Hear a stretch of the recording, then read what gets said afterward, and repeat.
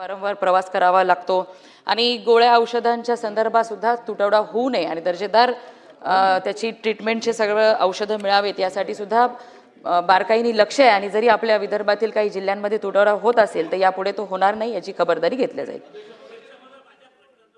थांबा थांबा, आता प्रत्येकाला संधी मिळते. कोण बोललं नाहीये? चला राहुल पाटील बोला. अध्यक्ष महाराज, थॅलेसिमियाच्या संदर्भामध्ये मंत्री महोदय मॅडमला माझी एवढी लेखी विनंती पाठवतो. आहे बसा. की जे प्रेग्नंट महिला आहेत, जसं आपण त्यांना थायरॉइड टेस्ट कंपल्सरी करतो किंवा HIV तशा प्रकारचं थायरॉइडची पाठवतो आपण लेखी. थॅलेसिमियाची टेस्ट जर आपण कंपल्सरी केली तर निश्चितच थॅलेसिमिया मुक्त महाराष्ट्र ही जी आपली घोषणा आहे ती घोषणा राहणार नाही, तर ते खऱ्या अर्थानं अंमलात येईल. परभणीमध्ये आम्ही हे केलेलं आहे, त्यामध्ये आम्ही 9 बालके यापासून आम्ही रोखलेले आहेत. त्याच्यामुळे मंत्री महोदय मॅडमला माझी एवढीच विनंती आहे की आपण जशा प्रकारचं HIV टेस्ट आपण कंपल्सरी केलेली आहे, जशा प्रकारची थायरॉइडची केलेली आहे, तसे आपण थॅलेसिमियाची टेस्ट कंपल्सरी करणार का? ज्यामुळं जन्माला येणारे मुलं असे जन्मालाच येणार नाहीत, अशा प्रकारची उपाययोजना आपण करणार का? सन्माननीय सदस्यांनी ज्या पद्धतीने सांगितलं तर हा 8 मे थॅलेसिमिया एक पाऊल थॅलेसिमिया मुक्तीकडे हा अभियान आम्ही परभणीतले मला या ठिकाणी आवर्जून त्यांचं नाव उल्लेख करावं वाटतं की पिंपळगावकर म्हणून आहेत जे नॉन मेडिको आहेत आणि त्यांनी ह्यावरती खूप चांगलं काम केलं आणि 9 मुलांना थॅलेसिमिया बाधित होण्यापासून रोखण्यामध्ये यश आलेलं आहे. तीच SOP आम्ही पुढे महाराष्ट्र राज्यामध्ये पूर्ण अवलंबवणार आहोत. ती SOP अंमलात ऑलरेडी आणलेली आहे. त्याच्यावरती कामसुद्धा 8 मे पासून मोठ्या प्रमाणामध्ये चालू आहे आणि येणाऱ्या दिवसांमध्ये थॅलेसिमियाचे पेशंटची संख्या कमी झालेली आपल्याला दिसेल. सन्मान्य सदस्य मोनिका राजवे. धन्यवाद अध्यक्ष महोदय. आता साईडला ना लेखी 8 मे पाठवतो. रोजी बसा. राज्याचे मुख्यमंत्री यांनी एक पाऊल थॅलेसिमिया मुक्तीकडे हा जो उपक्रम अभियान या ठिकाणी राबवलेला आहे त्याचं तर मनापासून स्वागतच केलं पाहिजे.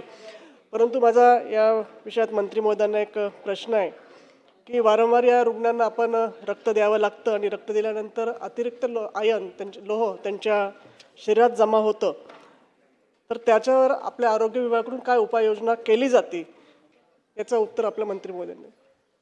अध्यक्ष महोदय, दर महिन्याला ह्या पेशंटला रक्तपुरवठा करावा लागतो म्हणून त्यांच्या लिव्हरवर किडनीवरती परिणाम होऊ शकतो. यासाठी लोह जमा झाल्यामुळे ह्या परिणाम होतो. आपण आयन किलेशनच्या ट्रीटमेंट ह्या रुग्णांना देतो आणि त्यासाठी औषध पुरवठा करणार. धन्यवाद अध्यक्ष महोदय. अध्यक्ष महोदय, याचा प्रतिबंधात्मक उपाय अध्यक्ष महोदय करण्याचे गरजेचं आहे. माननीय मंत्री महोदय, आपण या संदर्भामध्ये जेव्हा एखादी भगिनी एखादी तरुणी हे सगर्भ अवस्थेत येते तेव्हा त्यांचे प्रेग्नन्सी टेस्ट सुरू होतात आणि हे टेस्ट सुरू झाल्यावरती आपण त्याची सगळी तपासणी वेगवेगळ्या LFT, KFT, CBC याच्या मार्फते करतो. माझी सरकारला अध्यक्ष महोदय अशी सूचना आहेत, आपण ती सूचना स्वीकारा असं मी प्रश्नाच्या माध्यमातून विचारणार आहे की जेव्हा त्या भगिनी किंवा महिला सगर्भ अवस्थेत आहेत, ज्या रुग्णालयामध्ये मग प्रायव्हेट खाजगीमध्ये असो नर्सिंग याचं डिलिव्हरीसाठी जाणार किंवा सरकारी रुग्णालयामध्ये त्याची जेव्हा टेस्ट होईल त्यावेळेला त्याची मिस्टरांची सुद्धा तशी टेस्ट करण्यात यावी, जेणेकरून त्या दोघांचा ब्लडच्या माध्यमातून अशी मुलं होण्याची शक्यता असेल तर त्यांना त्याची सूचना देण्यात यावी आणि त्यांना त्या पद्धतीने समुपदेशन केलं तरच त्याचा उपयोग आहे. अन्यथा आपल्याकडे आपण महिलेचा करतो पण पुरुषांचा करत नाही, तर तीही व्यवस्था जर सगळीकडे सक्तीने लागू केली खाजगी मॅटर्निटी होमला आणि सरकारी ज्या रुग्णालय असतील तिकडे सुद्धा, तर ह्याचा कंट्रोल करता येईल आणि पुढे समुपदेशन तुमचा आसान होईल. अन्यथा सगळ्यांना समुपदेशन करणार आणि लागण 100 पैकी 3 लोकांना होणार आहे, तर बाकीचे 97 मग प्रसार करतात. काय फायदा नाही, काय उपयोग नाही. तर सगळ्यांच्या कंपल्सरी करून पुरुषांचा आणि महिलांचा जेव्हा सगर्भावस्थेत असेल त्याचे जे मिस्टर असतील किंवा ज्यांच्याशी संबंधित असतील त्यांना बोलवून हे करणार का आणि करणार तर किती दिवसात याचा ऑर्डर आपण निर्गमित करणार. अध्यक्ष महोदय, आपण काउन्सिलर्स आपले सिकल सेल अनिमियासाठी असतील किंवा HIV साठी असतील जे काउन्सिलर त्यांना सुद्धा ह्या थॅलेसिमियाबद्दल आपण एक SOP ठरवून दिलेली आहे आणि काउन्सिलिंग प्रत्येक येणाऱ्या पती पत्नीचं काउन्सिलिंग आपण करणार आहोत आणि त्यांचे टेस्टिंग आपण करणार आहोत, ब्लड टेस्टिंग करणार आहोत आपण. ठीक आहे, पुढे जा. दटके साहेब, शेवटचा प्रश्न घ्या. दटके साहेब. माननीय अध्यक्ष महोदय, एका पिढीकडनं दुसऱ्या पिढीकडे जाणारा हा आजार आहे. विदर्भ आणि नागपुरात दुर्दैवाने याचा आकडा नित्य वाढतो आहे. माझे 2 स्पेसिफिक प्रश्न आहेत की नागपूर मेयो आणि नागपूर मेडिकलने एकत्रितपणे 1,38,000 चाचण्या केल्यात, पण या फार कमी आहेत. या चाचण्या आपण अधिक वेगाने वाढवणार आहोत का? नंबर 1. नंबर 2, याच्याकरता आपण एक आरोग्य संस्था तयार केली होती. ती संस्था सुरू आहे का बंद आहे? कोणाला याचं काम दिलं आहे आपण? नागपूर महानगरपालिकेने पण एक याचं रुग्णालय सुरू केलं होतं. त्यात मशीन्स आल्या होत्या. त्याचं पुढे काय झालं याची माहिती आपल्याकडे असेल तर ती द्यावी. तिसरा प्रश्न की थॅलेसेमिया रुग्णांना आवश्यक औषधं, रक्त, त्यांची नित्यनियमाने तपासणी, आपण याच्याकरता कुठली उपाययोजना, कुठली SOP तयार करणार आहोत का? आणि ती असेल तर याच्यात विदर्भात आपण विशेष लक्ष देणार आहोत का? महोदय, 8 मे रोजी थॅलेसेमिया डे असतो, इंटरनॅशनल थॅलेसेमिया डे. त्या दिवशी आपण महाराष्ट्र एक पाऊल थॅलेसेमिया मुक्तीकडे असं अभियान चालू केलेलं आहे. आणि जे सन्माननीय आमचे परभणीचे सदस्यांनी सांगितलं, डॉक्टर राहुल पाटलांनी, की आम्ही परभणीमध्ये ह्याच्यावरती काम करत 9 बालकं थॅलेसेमिया मुक्त करून जन्माला आलेले आहेत. त्याच पद्धतीची SOP पूर्ण महाराष्ट्रामध्ये आपण लागू केलेली आहे. जास्तीत जास्त ह्याबद्दल जनजागृती झाली पाहिजे, कारण की जे मायनर्स असतात, पती पत्नी, ते मेजर झाल्यानंतर हा थॅलेसेमिया होतो. आणि मग जनजागृती करून योग्य वेळेत ब्लड टेस्ट करून ह्या थॅलेसेमिया पेशंट जन्मालाच येऊ नये अशा पद्धतीची प्रक्रिया चालू आहे. त्याच्यासाठी सर्व यंत्रणा आपण या ठिकाणी सज्ज केलेली आहे. अमित देशमुख जी. अध्यक्ष महोदय, हा अतिशय गंभीर रोग आहे. थॅलेसेमिया आपल्याला जी कल्पना आहे की सभागृहामध्ये सुद्धा अतिशय गांभीर्यपूर्वक या संदर्भामध्ये चर्चा होते आहे. मंत्री महोदयांनी आणि सरकारनं थॅलेसेमिया बसा च्या साठी जे काही एक पाऊल आपण उचललेलं आहे त्याबद्दल मी आपलं कौतुक करतो, पण आपल्याला अनेक पावलं याच्यामध्ये टाकावी लागतील. मंत्री महोदयांना माझा थेट प्रश्न आहे की थॅलेसेमियाच्या संदर्भामध्ये महाराष्ट्र भारतातल्या इतर राज्याच्या तुलनेमध्ये हा कितव्या क्रमांकाला आहे आणि महाराष्ट्रामध्ये थॅलेसेमियाचे जे रुग्ण आहेत ते कोणत्या जिल्ह्यांमध्ये अधिक आहेत? आणि लातूरमध्ये देखील, आणि मला असं वाटतं थॅलेसेमियाचे रुग्ण महाराष्ट्रातल्या प्रत्येक जिल्ह्यामध्ये आपल्याला आढळतात. रुग्ण आणि त्याच्यापेक्षा त्याचे पालक ह्यांची फार हेळसांड होते आणि मग त्यांना कुठं जावं हे सुद्धा लक्षात येत नाही. आणि म्हणून माझा तिसरा आपल्याला असा प्रश्न आहे की जिल्हा रुग्णालय जे आहेत इथं आपण एक विशेष सेल थॅलेसेमियासाठी करणार आहात का? आणि त्याच्यासाठी काही बेड्स राखीव राखणार आहात का? असे 3 प्रश्न माझे आहेत की थॅलेसेमियाच्या संदर्भामध्ये महाराष्ट्रात कुठल्या जिल्ह्यामध्ये याचा प्रादुर्भाव सर्वाधिक आहे आणि प्रत्येक जिल्ह्यामध्ये याची काही व्यवस्था आपण करणार आहात का? अध्यक्ष महोदय, महाराष्ट्रामध्ये असा कुठला एका जिल्ह्यामध्ये प्रादुर्भाव जास्त आहे असं नाही. आणि देशामध्ये सुद्धा 10व्या 11व्या क्रमांकावरती आपला राज्य आहे. आणि ह्यासाठी आपण जे काही रुग्णांना मदत लागते, मग त्यांना दर महिन्याला ब्लड ट्रान्सफ्युजन करावं लागतं, त्यासाठी मोफत आपण रक्त पुरवठा करतो. आणि त्यांना एक कार्डसुद्धा आपण या ठिकाणी दिलेलं आहे, ज्याच्या अंतर्गत त्यांना प्रायव्हेट रक्तपेढ्यांमधून सुद्धा मोफत रक्त दिल्या जाईल अशा पद्धतीने. बाकी ट्रीटमेंटसाठी आपण सांगितलं आरक्षित बेड करणार का, तर निश्चितच त्यासाठी आपण आरक्षित बेड करण्याची उपाययोजना करूया.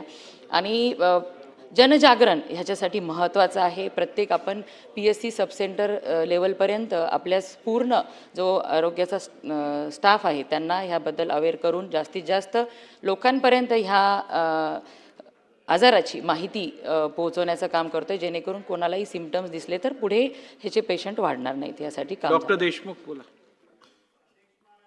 थॅलेसेमिया आजाराबाबत राज्यातील सर्व DHO, सिव्हिल सर्जन आणि काउन्सिलर राज्य आरोग्य संस्था नागपूर यांच्यामार्फत प्रशिक्षण घेण्याबाबत सूचना केव्हा देण्यात आल्या आणि त्या अनुषंगाने राज्य आरोग्य संस्था नागपूर यांच्याकडून आज तागायत कोणत्या कोणत्या ठिकाणी आणि किती प्रशिक्षण घेण्यात आले याबद्दल आपल्या आरोग्यमंत्र्यांकडून उत्तर हवं.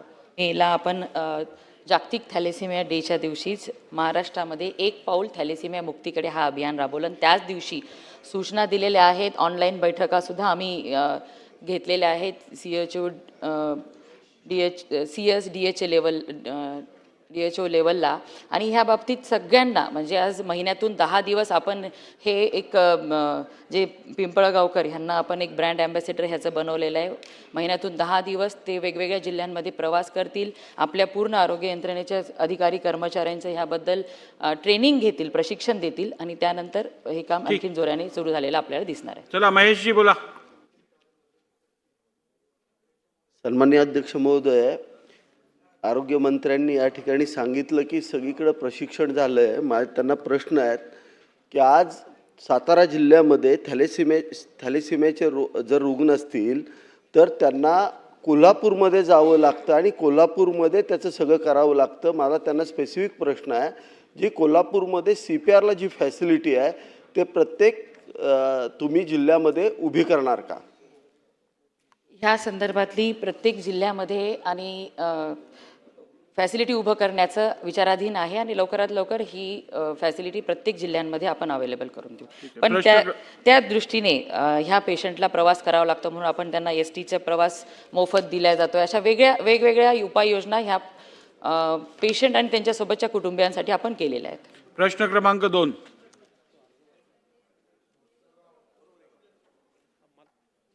सन्माननीय अध्यक्ष महोदय, प्रश्न क्रमांक 7307. छापल्याप्रमाणे. अध्यक्ष महोदय, सन्माननीय मंत्री महोदयांनी या ठिकाणी जवळजवळ 4 कोटी रुपयाचं सरकारचं नुकसान, पर्यायानं 4 कोटी रुपयाचा भ्रष्टाचार झाल्याचा आरोप नाकारलेला आहे. परंतु अध्यक्ष महोदय, माझ्या हातामध्ये या ठिकाणी या कंपनीला म्हणजे भारत बेंच कंपनीला ही वाहनं खरेदी करण्याचं आणि इन्स्ट्रुमेंट खरेदी करण्याचं जे त्यांना या ठिकाणी ऑर्डर दिली त्याची एकूण एका वाहनाची किंमत होते 99 लाख रुपये. आणि जर आपण स्पर्धात्मक निविदा मागितल्या तर स्पर्धात्मक निविदेमध्ये टाटा कंपनीसारखी अत्यंत रेप्युटेड कंपनी जी आहे आणि विशेष करून या वाहनामध्ये नावाजलेली कंपनी आहे त्या कंपनीचा सगळा इन्स्ट्रुमेंटसह वाहनासह 45 लाख रुपये खर्च येतो. आणि या ज्या कंपनीची वाहनं घेतली त्यांचा 99 लाख रुपये पर वाहनाच्या मागे खर्च येतो. आणि म्हणून सरळ 50% याच्यामध्ये फरक आहे मंत्री महोदय. आणि हे सगळं लिखित स्वरूपामध्ये माझ्या हातामध्ये आहे. तरी देखील आपण पूर्णपणे हा सगळा व्यवहार पारदर्शक झालेला आहे, नियमानुसार झालेला आहे, स्पर्धात्मक झालेला असं आपण लेखी उत्तर दिलेलं आहे. या स्पर्धा आपण कोणाकोणाबरोबर केल्या, कशा पद्धतीने केल्या, टाटा कंपनीच्या संदर्भामध्ये आपण टाटा कंपनीकडून सुद्धा कोटेशन मागवलं होतं का, ते स्पर्धेमध्ये उतरले होते का, आपण 0.90% बिलो रेटने आम्ही हे सगळं घेतलंय. सरळ हे सगळं मॅनेज आहे, हे काय नाकारायचं काही कारण नाही. आणि म्हणून आपण ह्या माझ्या 3 प्रश्नांची उत्तरं द्यावी की आपण स्पर्धात्मक निविदा कुठल्या कंपनीच्या मागितल्या होत्या, कधी मागितल्या होत्या, त्याच्यामध्ये टाटा कंपनी देखील होती की नव्हती हे मला सांगावं. आणि जर त्यातून माझं समाधान झालं तर अध्यक्ष महोदय मी पुढचा प्रश्न विचारणार, त्यापेक्षा एखादा प्रश्न विचारला संधी द्यावी अशी माझी विनंती आहे. अध्यक्ष महोदय, सन्माननीय सदस्यांनी जो प्रश्न मांडलेला आहे त्यामध्ये आपण केंद्र शासनाच्या गव्हर्नमेंट मार्केट प्लेस GM पोर्टलद्वारे ह्या साठी आपण टेंडर फ्लोट केलं होतं. सगळ्या अटी आणि शर्तीनुसार ज्या कंपन्यांनी ह्याच्यात सहभाग घेतला आणि जे लोएस्ट होतं अंदाजपत्रकापेक्षा 0.94% जे लोवेस्ट होतं अशा कंपनीला आपण हे काम ह्यामध्ये देण्यात आलेलं आहे. आणि अध्यक्ष महोदय, ह्या वाहन खरेदी 45 लाखाची आणि वेगवेगळ्या 45 यंत्र सामग्री त्यामध्ये लावलेली आहे. त्यात वाहन कस्टमायझेशन हा वेगळा आणि असं मिळून ह्याची किंमत ही 90 लाखाच्या आसपास यांनी देण्यात आलेली आहे. आणि मग एक फेअर असं कॉम्पिटिशन होऊन जो ह्या कॉम्पिटिशनमध्ये पात्र ठरला त्यांनाच ह्या वाहनांची ऑर्डर देण्यात आलेली आहे. अध्यक्ष महोदय, सन्माननीय मंत्री महोदया, जे लिखित उत्तर आहे तेच मला पुन्हा वाचून दाखवत आहेत. मी ते वाचलेलं आहे. त्याच्या अनुषंगानं मी लिखित उत्तराच्या व्यतिरिक्त 3 प्रश्न विचारलेत. त्याचं आपण उत्तरच देत नाही मंत्री महोदया. जिथं मी संशय व्यक्त केलाय माझ्या प्रश्नामध्ये तिथं हीच जागा आहे. की आपण लिखित स्वरूपामध्ये मला उत्तर देताय, त्याच्या व्यतिरिक्त मी जे काही मौखिक म्हणजे तोंडी जे प्रश्न विचारलेत त्याचं मला उत्तर द्या की या ठिकाणी कुठल्या कुठल्या कंपन्या या कॉम्पिटिशनमध्ये आल्या होत्या. हो, टाटा कंपनी सुद्धा त्या या सगळ्या कॉम्पिटिशनमध्ये उतरली होती का? ह्या सगळ्या गोष्टी जे 3 प्रश्न माझे आहेत त्या प्रश्नाची उत्तर द्या. लिखित स्वरूपामध्ये आपण दिलेलं उत्तर माझ्या हातामध्ये आहे, ते वाचल्यानंतर त्याच्या व्यतिरिक्तच मी प्रश्न विचारलेले आहेत. अध्यक्ष महोदय, टाटा कंपनी ह्यामध्ये नव्हती. Medium health care company L1 होती, त्यानंतर एक MLS हेल्थ केअर होती आणि मेडिऑन हेल्थ केअर, अशा 3 कंपन्या ह्यामध्ये सहभागी झाल्या होत्या. आणि तरी देखील लोकप्रतिनिधींच्या तक्रारी प्राप्त झाल्यानंतर ह्याच्यावरती तपास चालू आहे. आयुक्तांच्या लेवलवर ह्याची चौकशी चालू आहे. चौकशी अंती जर आढळलं तर दोषींवर कारवाई केल्या जाईल. प्रश्न सन्माननीय सदस्य भास्कर जाधव साहेबांनी अगदी क्लिअर विचारलं आहे. अध्यक्षमध्ये जेम वगैरे सगळं होतं, आपल्याला सगळ्या माहिती आहे. कोणाला जेममध्ये काय कंडिशन अटी शर्ती ज्या काय घालतो आपण त्या टेंडरच्या, त्यामुळे त्याला ते फेवरला करून आणतात. आता सगळं सर्रास चाललेलं आहे. 0.94% हे जे काही बिलो दाखवलं आहे त्यामुळे ते कळतं. मला अध्यक्ष महोदय, चेचिस आणि इक्विपमेंट त्यात बसवलेले. तुम्ही अध्यक्ष महोदय या सभागृहाच्या 3 सदस्यांची, याची माहिती सगळी आहे म्हणून सांगतो, 3 सदस्यांची एक समिती नेमा, एखादा शासकीय अधिकारी नेमा, एक गाडी बोलवा, त्यातील असलेल्या इक्विपमेंटची आत्ताची माहिती सांगतो तुम्हाला, 12 लाख रुपयाच्या पलीकडे नाही. 12 लाख रुपयाच्या 1 रुपया असेल तर तुम्ही सांगाल ते सगळं आम्ही घेऊ. हे झालं त्यातल्या इक्विपमेंटचा खर्च. चेचिसचा खर्च धरल्यानंतर ही गाडी चेचिस 2930 GSTचा परतावा मिळतो सगळं गव्हर्नमेंट, कारण चांगल्या कंपनीची गाडी घेतली तर.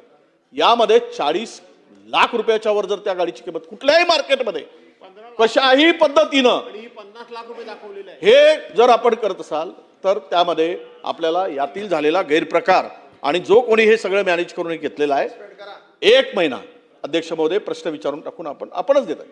त्यामध्ये आत्ता चौकशीसाठी पाठवलाय. आतापर्यंत चौकशीचा अहवाल यायला पाहिजे होता आणि तो सांगायला पाहिजे होता की यामध्ये अजिबात गैरप्रकार झाला नाही, भ्रष्टाचार झालेला नाही कुठलाही, हे सांगण्याची गरज होती. पण माझा स्पेसिफिक प्रश्न असा आहे की आपण हे आरोग्याशी संबंधित प्रश्न आहे आणि तोही कॅन्सर सारख्या गंभीर आजाराशी संबंधित आहे. तिथे जे काही आता अनेक या व्हॅनमध्ये 90 लाखामध्ये अर्ली डिटेक्शनचं सुद्धा इक्विपमेंट बसवता आलं असतं. यामध्ये 10-20 लाख रुपये जर जास्त घातले असते तर म्हणजे कॅन्सर होण्याच्या पूर्वीचे लक्षणं शोधता आले असते. याच्यामध्ये आहे काय? याच्यामध्ये तकलादू काहीच उपयोग नाही. मी सांगतो, आपल्याला जबाबदारीने सांगतो अध्यक्ष. म्हणून या संदर्भात आपल्याकडून निर्देश द्यावेत आणि हे चौकशी अधिवेशन आणि हे बंद पडलंय, चौकशी अधिवेशन संपायच्या पूर्वी करून यामध्ये स्पष्टपणे या सभागृहाला कळवावं अशी आपल्याकडून अपेक्षा आहे. ठीक आहे, 1 मिनिट थांबा. या संदर्भात मंत्री महोदयांनी उत्तर दिलेलं आहे. उत्तरात आपण 3 प्रश्न विचारलेले. सर्वप्रथम ह्यात कोणी कोणी सहभाग घेतला याबद्दलचं सुस्पष्टता त्यांनी या सभागृहात दिलेली आहे. त्यानंतर आपण ह्यात कोणती अनियमितता झाली आहे का हा विचारला प्रश्न, त्याचं पण उत्तर आलेलं आहे की अनियमितता झाली नाही आहे. 3 बिडर्सनी बिड केलेलं, त्यानंतर L1 जो होता त्याला अवॉर्ड केलं गेलं. त्यानंतर मंत्री महोदयांनी स्वतः इकडे उत्तर दिलेलं आहे की लोकप्रतिनिधींकडनं तक्रारी आल्या, तक्रारींच्या अनुषंगाने या संदर्भात सखोल चौकशी करण्यात येत आहे. मंत्री महोदया, या संदर्भातली सखोल चौकशी लवकरात लवकर संपवून हे अधिवेशन संपण्यापूर्वी या संदर्भातला अहवाल सभागृहासमोर आपण सादर करावा. पुढे प्रश्न क्रमांक 3. ठीक आहे ना, आता सांगितलं, याच्यापेक्षा जास्त काय सांगणार?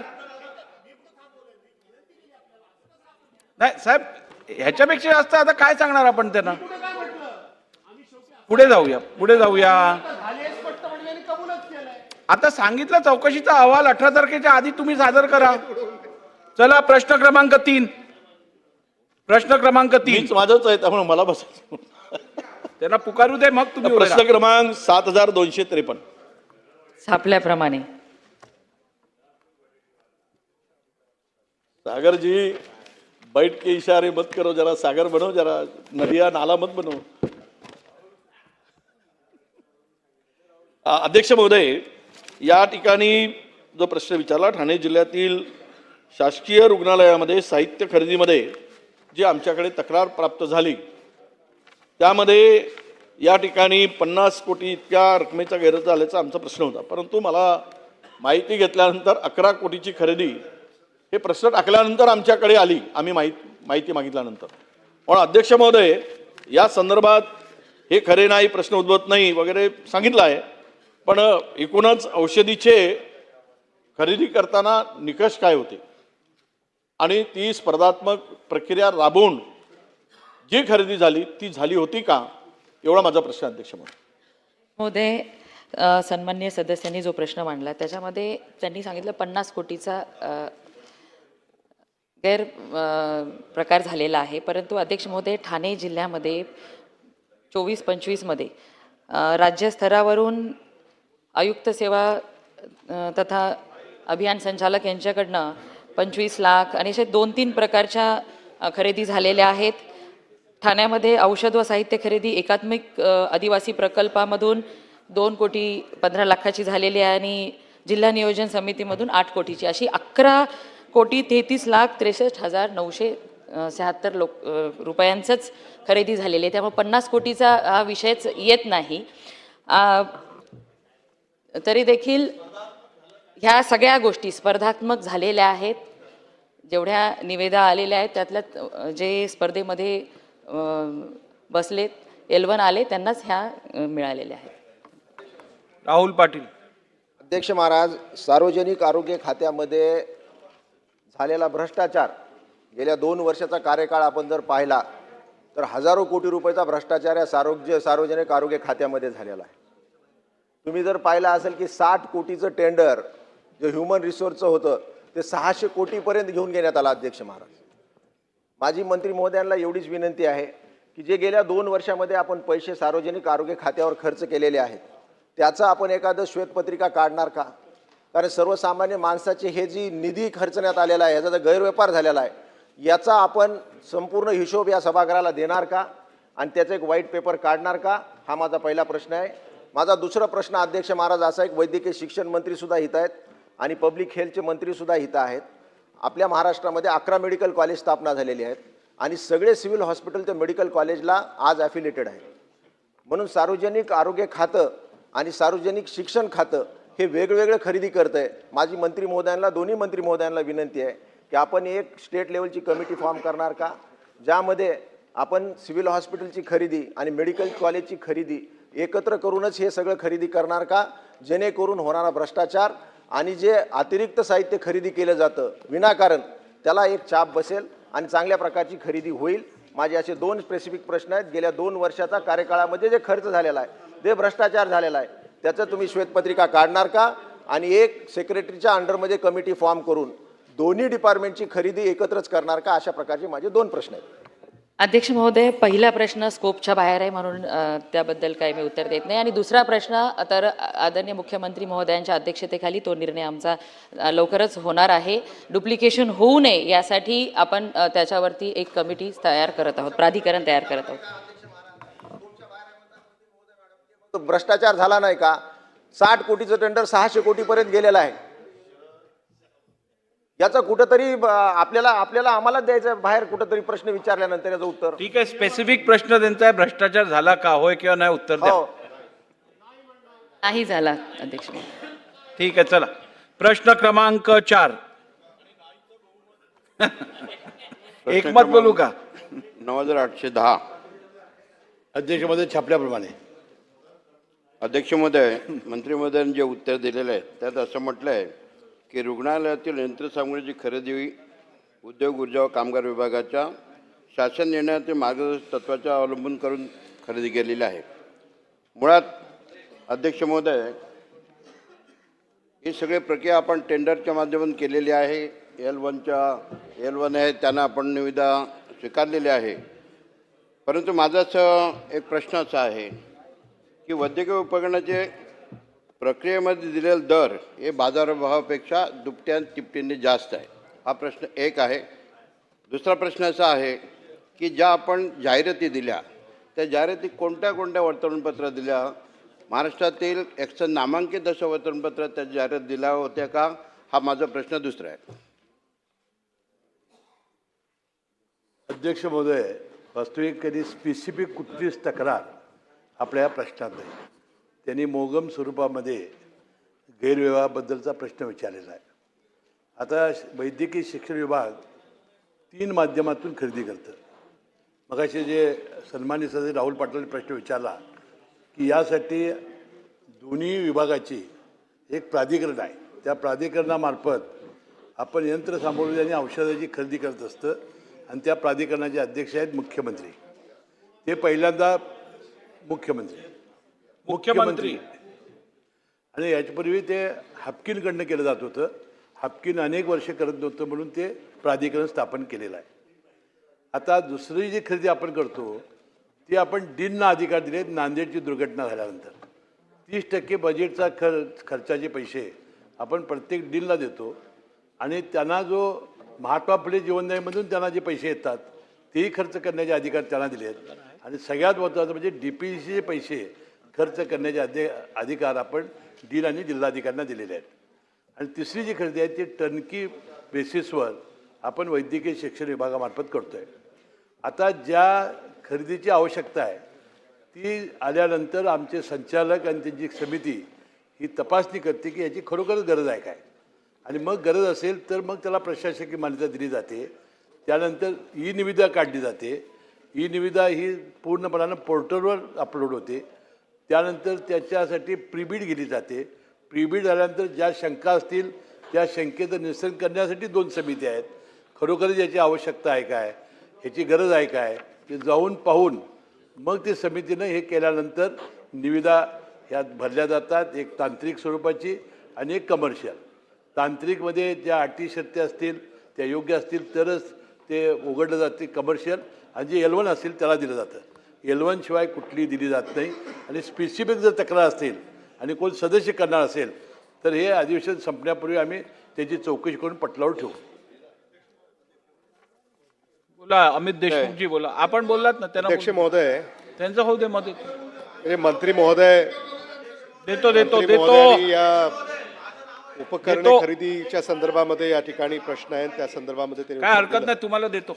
पण यालाच अनुसरून उपकरणे खरेदी करण्याच्या संदर्भाने आता उपकरणे खाजगी भागीदारीद्वारे घेण्याच्या संदर्भामध्ये विभागानं काही धोरण स्वीकारलेलं आहे. आता लातूरच्या वैद्यकीय महाविद्यालय व रुग्णालय इथे MRI आणि CT स्कॅन 2.5 वर्षापासून बंद आहे. 2.5 वर्ष. अध्यक्ष महोदय, जिल्ह्याच्या ठिकाणी एखाद्या वैद्यकीय महाविद्यालय रुग्णालयामध्ये जर MRI आणि CT स्कॅन 2.5 वर्षापासून बंद असेल तर तुम्ही ती अवस्था काय असू शकते याची कल्पनासुद्धा करू शकत नाही. आणि म्हणून मंत्री महोदयांना माझी अशी विनंती आहे की आम्हाला असं कळतं आहे की MRI आणि CT स्कॅन मशीन आता हे खाजगी भागीदारीद्वारे ते आता घेण्याचं विभागानं ठरवलेलं आहे. तर त्यामध्ये किती सत्यता आहे आणि असं करण्याचं कारण काय? विभागाकडं काही निधी नाही आहे का? शासनाकडं या बाबींवर खर्च करण्यासाठी पैसा नाही आहे का? म्हणून आपण खाजगी भागीदारीद्वारे हे सगळं घेतो आहे. आणि मंत्री महोदयांना, अध्यक्ष महोदय, आपल्या माध्यमातून माझी अशी विनंती आहे की लातूर वैद्यकीय महाविद्यालय व रुग्णालय येथे CT स्कॅन आणि MRI मशीन त्वरित आपण मंजूर करावी अशी माझी विनंती आहे. अध्यक्ष महोदय, खरं आहे की PPP तत्वावर आपण CT स्कॅन आणि MRI खरेदी करण्याची निविदा काढलेली आहे. आता हे करत असताना आपण जे दर आकारणार आहोत ते आपले सरकारी दर आहेत. आपण काय जादा दर आकारणार नाही. जो एखादी कंपनी तयार होईल त्याला जागा द्यायची, त्यांना आपलं भांडवल लावायचं आणि ते करायचं असं आहे काय.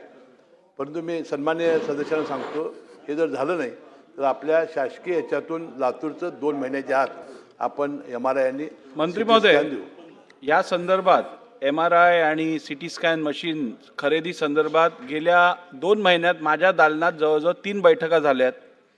आपल्या विभागाचे मुख्य सचिव जे आहेत, अतिरिक्त मुख्य सचिव, ते पण आलेले. परंतु मुंबईसारख्या ठिकाणी सेंट जॉर्ज, GT, कामा आणि JJ हे प्रमुख हॉस्पिटल्स आहेत जिकडे राज्यभरातले पेशंट्स येतात. इकडे पण मोठ्या प्रमाणात CT स्कॅन आणि MRI मशीनची कमतरता आहे. 2 महिन्यापासून मी स्वतः पाठपुरावा करतो आहे, तरीही या CT स्कॅन आणि MRI मशीन जेवढ्या आवश्यक आहेत तेवढ्या देण्यात आल्या नाही आहेत. त्यामुळे दादा, सन्मान्य उपमुख्यमंत्री महोदय, या संदर्भात मला वाटतं शासनाने गंभीर दखल घ्यायची गरज आहे. आपल्याकडे फायनान्स पण आहे.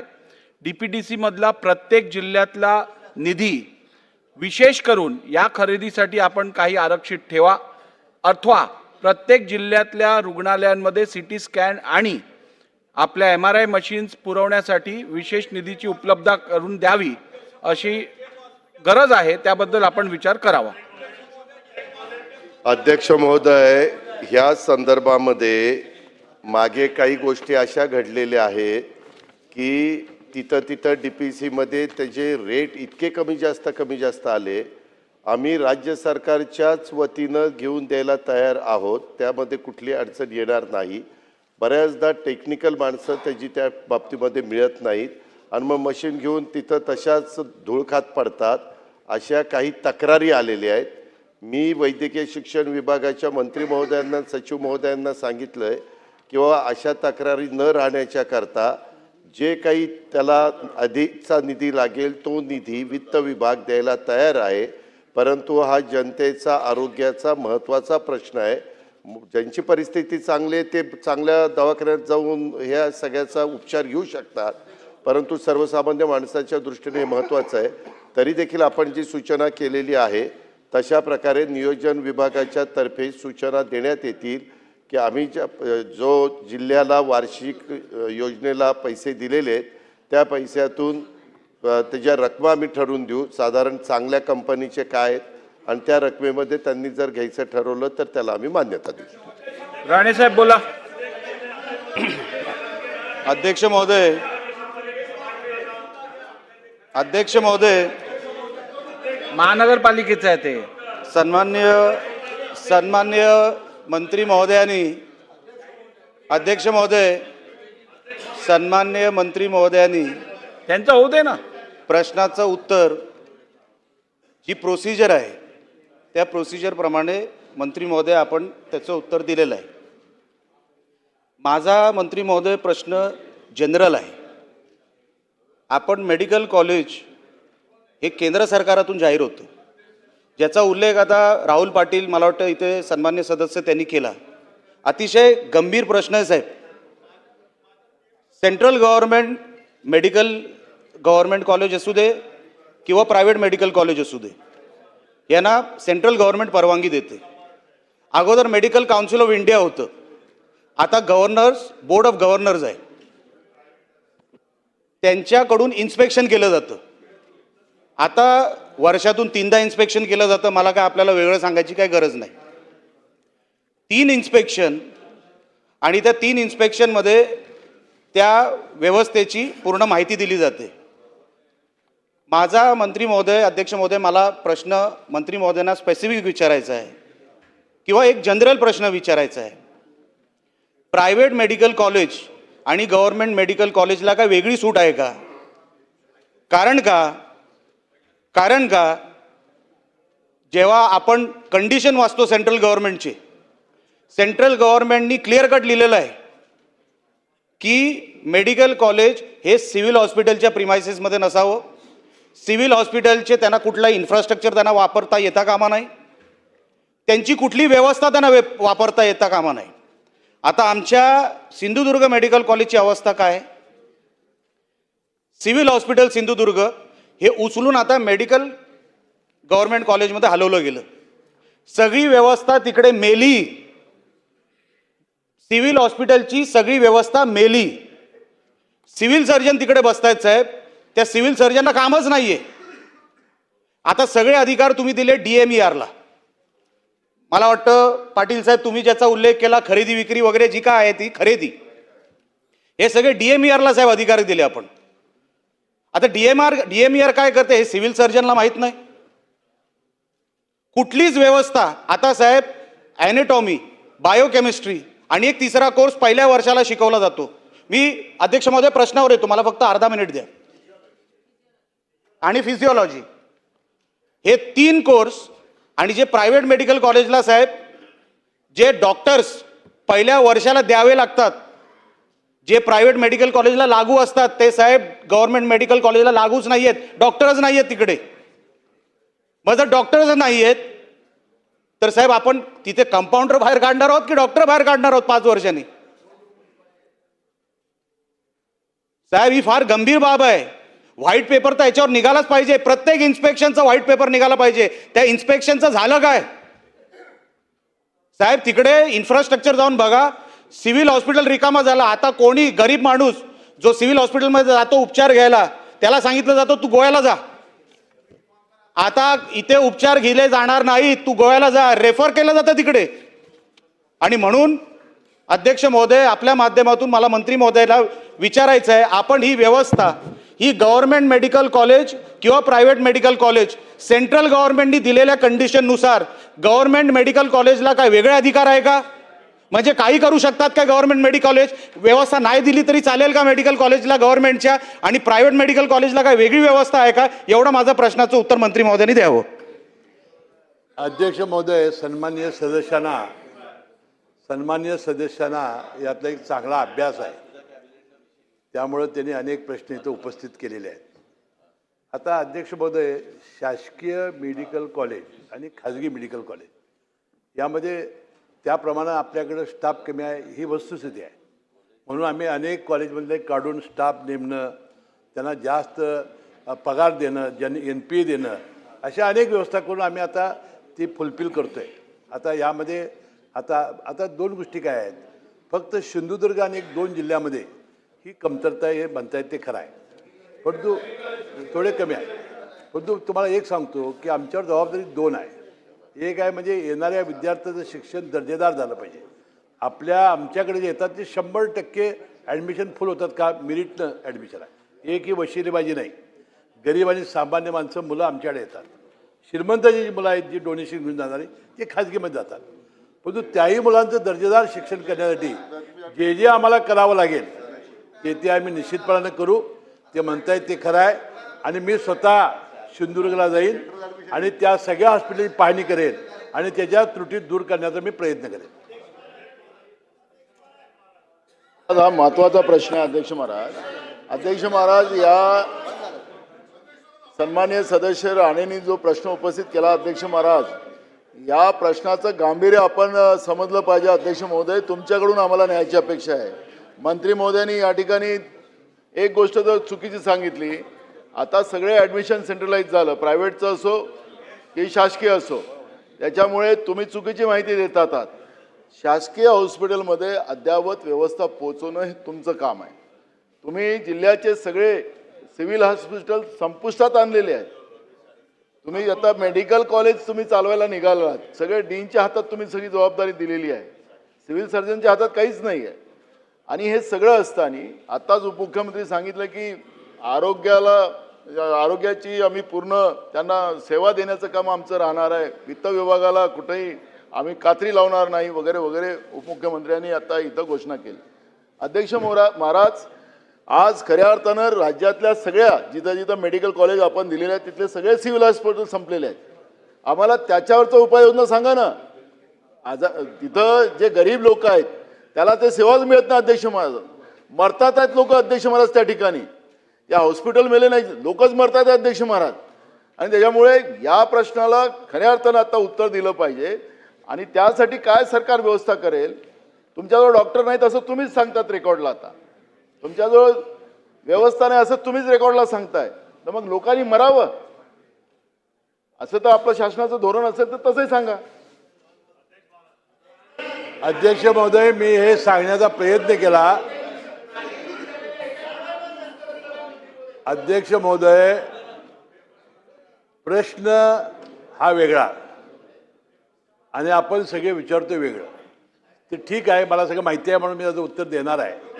आपण आता हे आपले प्राध्यापक, doctors, associate professor, assistant professor भरण्यासाठी आपण चांगली योजना आणलेली आहे. MPSCकडनं ही पदं भरली जात आहेत. MPSCला आम्ही सातत्याने सांगतोय, यावेळेला MPSCला जवळजवळ 2000 प्राध्यापक आम्हाला दिलेले आहेत. आता आमचे जे आता आयुक्त होते ते स्वतःच आता MPSC सदस्य झालेले आहेत. आणि मला वाटतं हे थोड्या दिवसात ही गोष्ट, आणि जिथे जिथं सन्मान्य सदस्यांनी सिव्हिल हॉस्पिटल तक्रार केली स्पेसिफिक द्यावी, त्याची चौकशी लावू आणि योग्य प्रकारे चौकशी. आता भंडारासाठी भंडाराची चौकशी करू. मी स्वतः सिंधुदुर्गला जाईन, आणि भंडाऱ्याला जाईल आणि तिथली सगळी व्यवस्था दुरुस्त करून दाखवेन. चला पुढे जाऊया. शेवटचा प्रश्न साजिद खान पठाण. हाँ, थैंक यू सर. अध्यक्ष महाराज, पिछले मार्च में जो अधिवेशन हुआ था, यही हाउस था, आप ही सभापति थे और हसन मुशर्रफ साहब यही मंत्री थे और विषय भी यही था. और आपने जो आज घोषणा की यहाँ से कि पिछले 2 महीने से मैं लगातार MRI मशीनों को लेकर लगातार मीटिंग लगा रहा हूँ, उस पर आपने, जब मैंने ये प्रश्न उठाया था कि अकोला में MRI मशीन नहीं है, गरीब लोगों को बड़ी परेशानी होती है, तो मंत्री महोदय ने वादा किया था कि तुरंत आपके यहाँ मशीन लगाई जाएंगी, उसकी खरीदी की जाएंगी.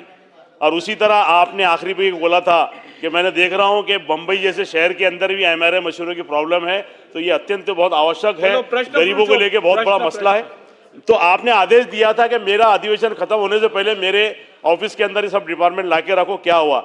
अध्यक्ष महोदय, मैं आपको बताना चाहता हूँ, उस दिन का दिन है, आज का दिन है, मेरे यहाँ के मरीज प्राइवेट में जाके फिर MRI करा रहे हैं. ये हाउस के अंदर अगर बात रखने के बाद में उस पर इम्प्लीमेंट नहीं होता है तो ये हाउस की गरिमा गिर रही है. इस बात का ध्यान भी अध्यक्ष महाराज रखना चाहिए.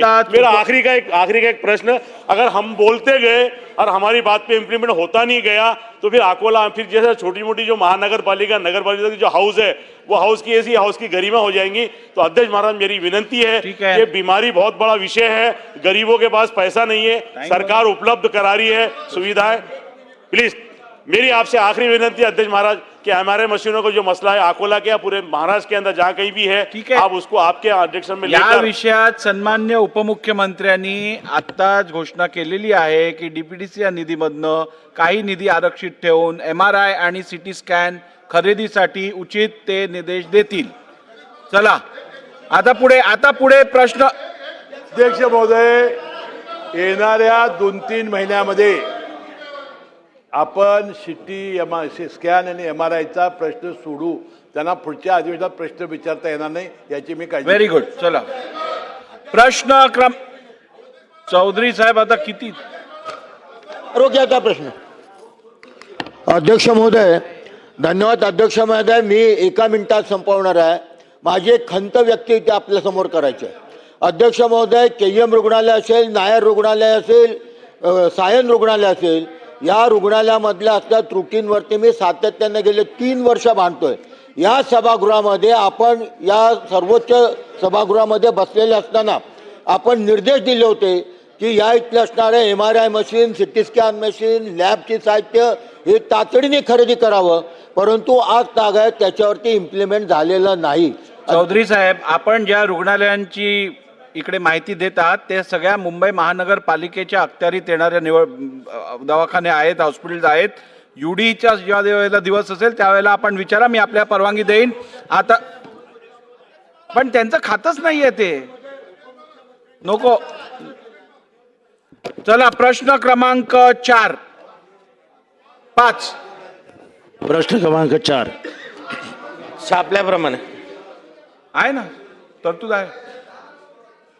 हो, आम्ही मुंबईत दिली आहे, 2 दिल्या मी. अध्यक्ष महोदय,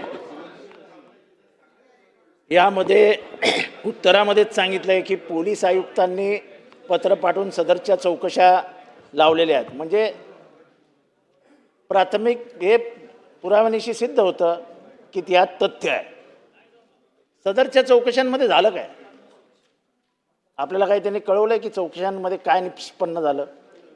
पण सर्रास सुरक्षा रक्षकांच्या माध्यमातून लुटालूट चालू असते. 1,500, 2,000, 10,000, 8,000 असा पगार देऊन सुरक्षा रक्षकांना नोकऱ्या द्यायच्या, अधिकचा पगार घ्यायचा, तो स्वतःच्या खिशात टाकायचे. हे सर्रास महाराष्ट्रात चालू असतं. यावरती प्रतिबंध लावण्यासाठी आपण काही उपाययोजना करणार आहात का? कारण का कॉन्ट्रॅक्ट लेबरच्या माध्यमातून, हे कॉन्ट्रॅक्ट सिस्टीममध्ये जे सगळं चालतं, पूर्ण महाराष्ट्रातली कामगार व्यवस्था उद्ध्वस्त होते. कॉन्ट्रॅक्ट लेबर स्वस्तात पडतं आणि त्याच्यामुळेच ह्या प्रथेला अधिकचा जोर मिळतोय. तो हे सगळं प्रकरण दिसायला सोपं आहे. सुरक्षा रक्षक म्हणजे आपल्या दृष्टीने क्षुल्लक बाब आहे. सो सर्वसामान्यांची घरं चालवण्यासाठी हा आता चांगला रोजगार आहे. तर ह्या रोजगाराला जिवंत ठेवण्यासाठी, त्याला व्यवस्थित ठेवण्यासाठी आपण काही कायदे करून हे जे गैरकारभार आहेत गैर म्हणजे जे काही गैरप्रकार चालू आहेत त्याला प्रतिबंध करणार आहात का? अध्यक्ष महोदय, सन्मान्य सदस्यांनी जो प्रश्न विचारला आहे या प्रश्नाच्या निमित्तानं खरोखर एक मोठा विषय आज सभागृहासमोर आलेला आहे. खरं तर ही जी काही तक्रार झाली होती ही संबंधित एका सुरक्षा रक्षकाबद्दल झाली होती. कल्याणचे जे डोंबिवलीचे जे पोलीस उपायुक्त आहे यांना जी तक्रार प्राप्त झाली त्यानंतर सर्व पोलीस ठाण्यांना त्यांनी आदेश दिले. आदेश दिल्यानंतर जे एक सुरक्षा रक्षक आहेत शंकर उत्तेकर, तर त्यांच्या जो पगार दिला गेला नव्हता तो आपण तात्काळ पगार द्यायला लावलेला आहे. त्यामध्ये पहिला पगाराचा हप्ता त्यांना मिळालेला आहे आणि तात्काळ 10-12 दिवसात त्यांना उर्वरित पगार सुद्धा मिळणार आहे. पण या अनुषंगानं मी आज सभागृहाला सांगू इच्छितो की आपल्या महाराष्ट्र राज्यामध्ये सुरक्षा रक्षकांच्या निमित्तानं आज 3-4 यंत्रणा ह्या सुरक्षा रक्षकांना हाताळतात. विशेष करून महाराष्ट्र खाजगी सुरक्षा रक्षक नोकरीचे नियमन व कल्याण अधिनियम 1981च्या अंतर्गत बृहन्मुंबई म्हणजे सुरक्षा रक्षक मंडळ, महाराष्ट्र सुरक्षा बल हे गृह विभागाच्या अंतर्गत येते. गृह विभागातर्फेच पसारा कायद्याअंतर्गत जे प्रायव्हेट छोट्या सिक्युरिटी एजन्सी आहे यांना परवाने दिल्या जातात. माजी सैनिक कल्याण मंडळ मेस्को हे सुद्धा कार्यरत आहे आणि अनोंदणीकृत व विना परवाना कार्यरत करणारे खाजगी सुरक्षा एजन्सी आज कार्यरत आहे. आपण जो प्रश्न मांडला तो खरा आहे. आज आपण पाहतोय की मोठ्या प्रमाणात आज आपण जो हाऊसिंग सोसायटीच्या बाबतीत मांडला अशाच पद्धतीनं बऱ्याच ज्या खाजगी छोट्या सोसायटीज आहेत, छोट्या आस्थापना आहेत, इथे हे ज्या यंत्रणांद्वारे जे दिल्या जाणारे सुरक्षा रक्षक आहेत हे घेतल्या जात नाही. कारण याच्यामध्ये मूळ वेतन दर जो आहे तो द्यावा लागत असतो आणि मग त्यांना कमी वेतन देऊन त्यांना तिथे लावल्या जातं.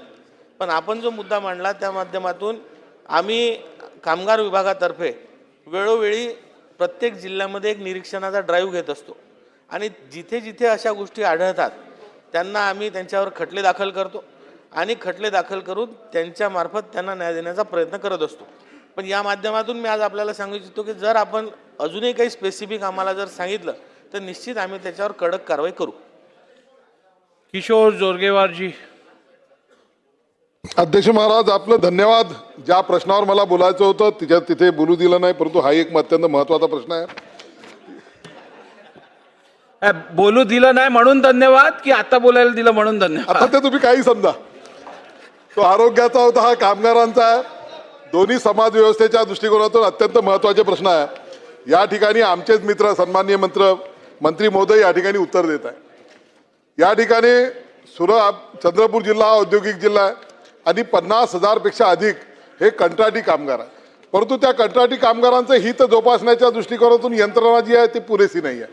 मी एक स्पेसिफिक प्रश्न एवढाच विचारतो आहे मंत्री महोदयांना की चंद्रपूरमध्ये अनेक आस्थापना आहे. त्या आस्थापनांनी आपल्या सुरक्षा रक्षकांची नोंद विभागाकडे केलेली आहे, परंतु हा कामगार विभाग हा सुरक्षा रक्षकांची नोंद घेत नाही, त्यामुळे त्यांना ती नोकरी मिळू शकत नाही. माझी एवढी एक विनंती असणार आहे मंत्री महोदयांना की आपण एकदा चंद्रपूरला भेट द्यावी. सगळ्यात मोठे कामगार असलेला हा जिल्हा आहे, त्यांच्या हितांचं रक्षण करण्याच्या दृष्टिकोनातून एक बैठक लावावी. आणि दुसरं, सुरक्षा रक्षक जे आहे त्यांची नोंद पुन्हा सुरू करणार आहेत का? अध्यक्ष महोदय, सन्मान्य सदस्यांनी जो प्रश्न विचारला आहे हे बरोबर आहे की बऱ्याच आस्थापना सुरक्षा रक्षक मंडळातले सुरक्षा रक्षक घेत नाही. पण त्यांनी जो सांगितला हाच विषय सुधीर भाऊंनी सुद्धा मागे मांडला होता. तर चंद्रपूरची विशेष बैठक मी अधिवेशन झाल्याच घेणार आहे आणि ज्या आस्थापना मंडळाकडे नोंदीत होत नसतील अशा आस्थापनांना सुद्धा आपण तिथे आमचे निरीक्षक पाठवणार आहे आणि नोंदीत होत नसतील तर त्यांच्यावर आम्ही कारवाई करू. प्रशांत बंबजी. अध्यक्ष महोदय, बघा काही राज्यामध्ये अशा गोष्टी ज्या आपण टॉलरेट नाही केल्या पाहिजे. हे अगदी गरीब आणि सामान्य मजुरांचा विषय आहे.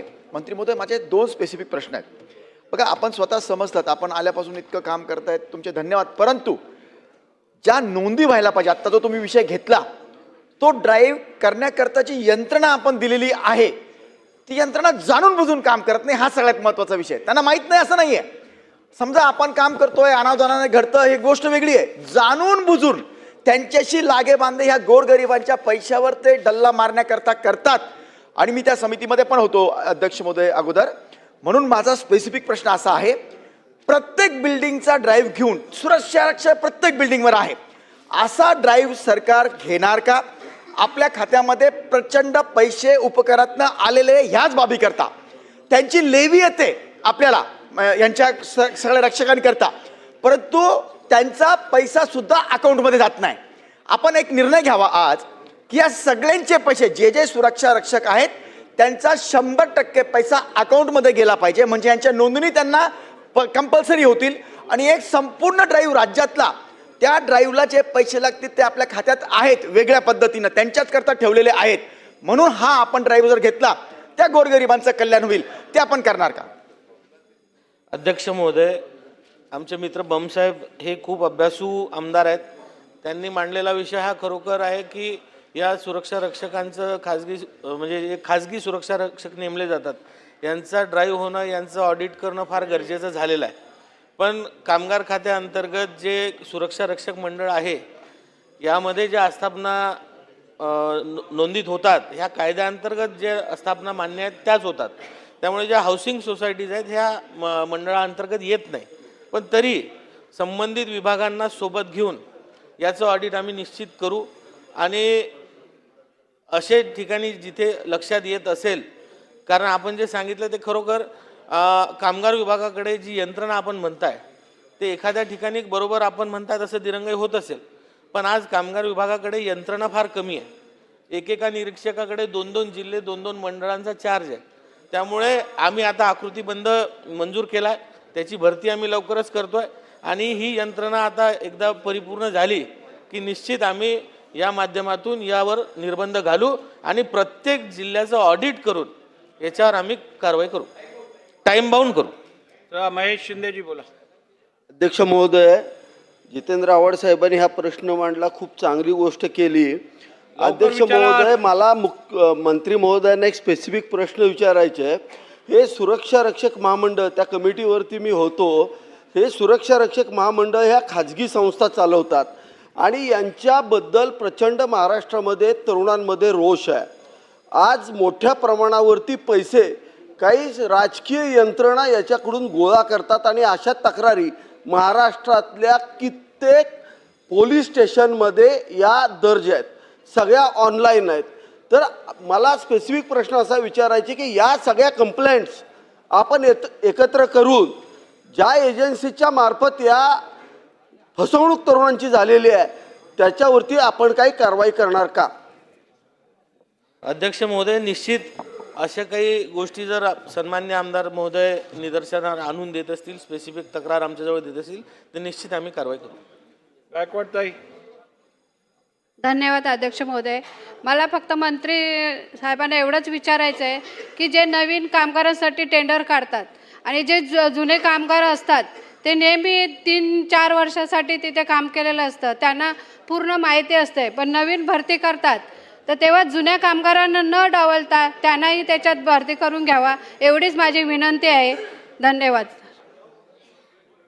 अध्यक्ष महोदय, स्कोपच्या बाहेरचा प्रश्न आहे पण नोंद घेण्यात येईल. प्रश्न उत्तराचा तास संपलेला आहे. कागदपत्र सभागृहाच्या पटलावर ठेवणे. माननीय मुख्यमंत्री महोदय. शेलार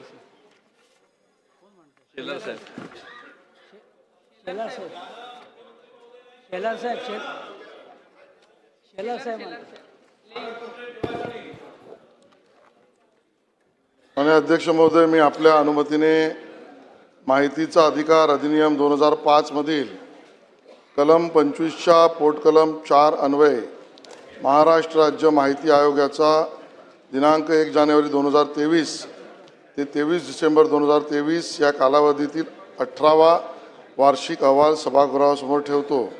सदर अहवाल विधानसभेच्या पटलावर ठेवण्यास झालेल्या विलंबाची कारणे सोबत जोडली आहेत. अहवाल सभागृहासमोर ठेवण्यात आला. सदर अहवाल विधिमंडळाच्या संकेतस्थळावर उपलब्ध करून देण्यात येईल. स्थगन प्रस्तावाच्या सूचना. आज प्राप्त झालेल्या सर्व स्थगन प्रस्तावांच्या सूचनांना मी दालनात अनुमती नाकारलेली आहे. चला औचित्य घ्या. औचित्याचे मुद्दे.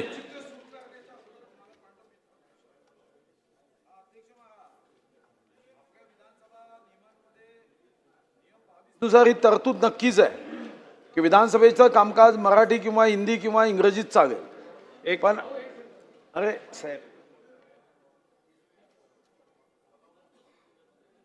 अध्यक्ष महाराज, ही महाराष्ट्र विधानसभा नियमात तरतूद नक्कीच आहे. पण अध्यक्ष महाराज, साधारणतः मीही 95 पासून आहे, इंग्रजीमध्ये आपली कार्यक्रम पत्रिका कधी मी तरी बघितली नाही. आता माझ्या प्रिझन वर्गमध्ये इंग्रजीत कार्यक्रम पत्रिका मी तुम्हाला देतोय. अध्यक्ष महाराज, ऐकून तर घ्या ना. पहिल्यापासून आहे म्हणजे IAS आपण मराठी शिकवायला गावतो, इकडे मराठी अभिजात भाषा करायची आणि मराठी ज्यांना बोलता येत नाही त्यांना हिंदीची संधी असताना जबरदस्तीने इंग्रजी, मग हिंदीत बोलावं, कार्यक्रम पत्रिका हिंदीत घ्यावी, हिंदीच्या सक्तीला विरोध ठेवायचा आणि इंग्रजीच्या सक्तीवर प्रेम दाखवत इंग्रजीला आलिंगन.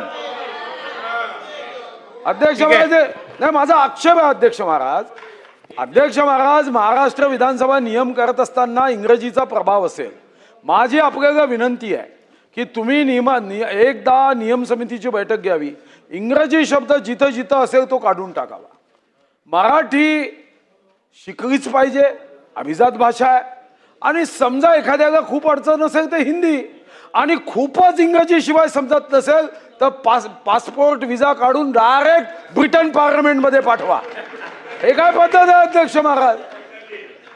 इंग्रजीमध्ये कामकाज पत्रिका दे साहेबांना. साहेबांच्या मागे कदाचित इंग्रजी जास्त चालताय की काय माहित नाही. सुधीर भाऊ, माध्यमांना हिंदी आणि मराठी बद्दल खूप लिहायला आहे. आता तुम्ही त्याच्यात इंग्रजीची ऍड करू नका. आता आपण पुढे जाऊया. ठीक आहे, या संदर्भातलं रुलिंग देऊ दे. आता थांबा. बघा, नियम 22 प्रमाणे आपल्या सर्वांना माहीत आहे या सभागृहातल्या कोणत्या भाषेत आपल्याला चर्चा करता येते, या सभागृहातलं कम्युनिकेशन कुठच्या भाषेत होऊ शकतं. त्याप्रमाणे आज नव्हे तर सुरुवातीपासून आपण इंग्रजी आणि मराठी या दोन्ही भाषांमध्ये आपण आपलं ऑर्डर ऑफ द डे हा नाही 100% मी सांगतोय. आणि त्याच्या व्यतिरिक्त माझ्याकडे प्राप्त 9 सदस्यांची विनंती आलेली आहे की इंग्रजीमध्ये ऑर्डर ऑफ द डे देण्यात यावा, कामकाज पत्रिका देण्यात यावी.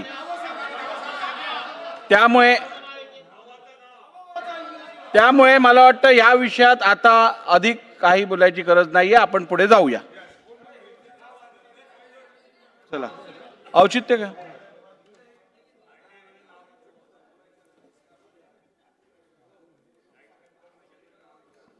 चला, औचित्याचे मुद्दे. एक, ज्ञानेश्वर उर्फ माऊली आबा कटके. अध्यक्ष महोदय, माझ्या मतदारसंघामध्ये लोणी काळभोर तालुका हवेली येथील श्री क्षेत्र रामदरा या तीर्थक्षेत्राला अनेक शतकांचा इतिहास असून प्रभू श्री रामचंद्रांच्या पदस्पर्शाने पावन झालेल्या या मंदिरात राम, लक्ष्मण, सीता, प्रभू दत्तात्रय, प्राचीन शिवलिंग अशा देवी देवतांची उपासना केली जाते. पंचक्रोशीतील तसेच राज्यातील हजारो राम भक्त दर्शनासाठी या पवित्र धार्मिक तीर्थक्षेत्राला दररोज भेट देत असतात. मागील काळात प्रशासनाकडून चुकीच्या पद्धतीने या धार्मिक तीर्थक्षेत्राची पर्यटन स्थळ म्हणून शासन दरबारी नोंद केली असल्यामुळे लाखो राम भक्तांच्या भावना दुखावल्या गेलेल्या आहेत.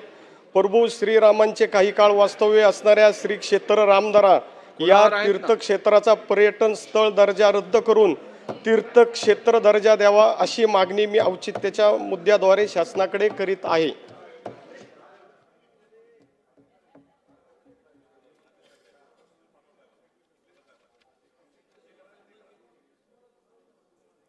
चला, अभिजित पाटील. अध्यक्ष महोदय, माढा एक मिनिट, मतदारसंघात मी पुढच्या 5 लोकांची नावं पुकारून ठेवतोय. आपण तयारी करून ठेवा. अभिजित पाटील नंतर केली आहेत का? लोड केलेली आहेत. अध्यक्ष महोदय, माढा तालुक्यामध्ये भेंड, पालवण, वरवडे, आकुंबे, होळे या ठिकाणी बिबट्याचा वास्तव्य 16 जूनपासून गेले 15 दिवस झालं त्या ठिकाणी सातत्यानं दिसतोय. आणि त्या वास्तव्यामुळं त्या भागातलं जनजीवन पूर्ण विस्कळीत झालंय. आणि त्या ठिकाणी आत्तापर्यंत 10 ते 12 या ठिकाणी लहान प्राण्यांचा जीव घेण्यात आलाय. आणि मग आत्ताची परिस्थिती अशी आहे की त्या ठिकाणी ड्रोनच्याद्वारे त्या ठिकाणी तपासणी करण्यात आली आणि पालवण या भागामध्ये ड्रोनमध्ये देखील बिबट्या दिसलाय आणि त्यासाठी पिंजरे लावलेत, गस्त चालू आहेत, परंतु आज देखील त्याच्यावर कुठलीही हे होत नाही. आज त्या भागातलं वातावरण इतकं भयभीत झालंय आणि त्या ठिकाणी शाळेची मुलं, लहान मुलं त्या ठिकाणी शेतात पाणी देण्यासाठी शेतकरी त्या ठिकाणी मोटर चालू करायला कुठेही जाऊ शकत नाही आणि आत्ताची परिस्थिती खूप विचित्र आहे. तर त्या ठिकाणी तात्काळ त्या ठिकाणी रेस्क्यू करून या भागातला हा बिबट्या लवकर जेरबंद करावा. आणि याचबरोबर एक विनंती अशी करतो की खालून दक्षिण भागातून हे त्या ठिकाणी तस्करी बिबट्याच्या बाबतीत होत असती आणि ती जात असताना टेंभुर्णी पुण्याच्या अलीकड पलीकड तपासणी होती आणि त्या ठिकाणी ते उचललं जातं आणि त्या ठिकाणी सोडून देतात आणि मग हे बिबटे आमच्या भागामध्ये फिरून त्या ठिकाणी लोकांमध्ये भयभीत होत आहेत. जीवितहानी आणि मनुष्यहानी होऊ नये म्हणून तात्काळ यावरती उपाययोजना करावी. चला, सन्माननीय सदस्य बापूसाहेब पठारे. आदरणीय अध्यक्ष, औचित्याच्या मुद्द्यामध्ये माझ्या मतदारसंघामध्ये येरवडा, शांतीनगर, विश्रांतवाडी परिसरामध्ये दरवर्षी घरं पाण्यामध्ये जात आहेत. अनेक वेळा आम्ही पुणे महानगरपालिकेकडे, शासनाकडे तक्रारी केल्या, परंतु अद्यापपर्यंत गेले 40-50 वर्षामध्ये ही घरं कायम पाण्यामध्ये जातात आणि दरवर्षी यांना शासनाच्या माध्यमातून मदत करावी लागते किंवा महानगरपालिकेच्या माध्यमातून मदत करावी लागते. अशा 650 घरांना कायमस्वरूपी त्या ठिकाणी निवाऱ्याची व्यवस्था करून हा गांभीर्याचा प्रश्न कायमस्वरूपी मिटवण्यासाठी शासनानं पुणे महानगरपालिकेला आदेश करावेत आणि त्या पद्धतीनं पुणे महानगरपालिका आणि शासनानं ती कायमस्वरूपी घरं त्यांना त्या ठिकाणून काढून त्या ठिकाणच्या ज्या जागा आहेत त्याला सुरक्षित करून त्या ठिकाणी गार्डन्स उभे करावेत आणि नदीच्या कडेने सीमाभिंत बांधून तो परिसर कायमस्वरूपी सुरक्षित करावा अशी औचित्याच्या मुद्द्यामातून विनंती करतो. त्यामध्ये येरवडा असेल, विश्रांतवाडी असेल, वडगाव शिरी असेल, या परिसरामध्ये हा प्रश्न कायमस्वरूपी निकाली काढण्यासाठी शासनानं त्यासाठी कायमस्वरूपी उपाययोजना करावी अशी मी शासनाला विनंती करतो. सन्माननीय सदस्य श्री सुनील राऊत. अध्यक्ष महोदय, माझ्या विक्रोळी, कन्नामार नगर व टागोर नगर भागात म्हाडाच्या वसाहती आहेत आणि या वसाहतीमध्ये 50 वर्षापूर्वीपासूनच्या जलवाहिन्या व मलनिसारण वाहिन्या अत्यंत जुन्या आणि जीर्ण झालेल्या आहेत. या जलवाहिन्या व मलनिसारण वाहिन्यांची वेळेवर दुरुस्ती म्हाडाकडून होत नसल्याने नागरिकांना जीर्ण जलवाहिन्यातून दूषित पाणी पुरवठा होत आहे. तसेच मलनिसारण वाहिन्या पूर्णपणे नादुरुस्त झालेल्या आहेत. सदर वाहिन्या दुरुस्तीबाबत व बदलण्याबाबत मी महानगरपालिकेकडे तसेच म्हाडाकडे अनेक वेळा पत्रव्यवहार केला, बैठकाही घेण्यात आल्या, परंतु कुठूनही प्रतिसाद मिळालेला नाही. माझी आपल्याद्वारे विनंती आहे की ह्या जलवाहिन्या व मलनिसारण वाहिन्यांची म्हाडाकडून देखभाल दुरुस्ती होत नसल्याने म्हाडाने तात्काळ या वाहिन्या मुंबई महानगरपालिकेकडे वर्ग करून कारवाई करावी, याकरिता मी या औचित्याद्वारे शासनास विनंती करीत आहे.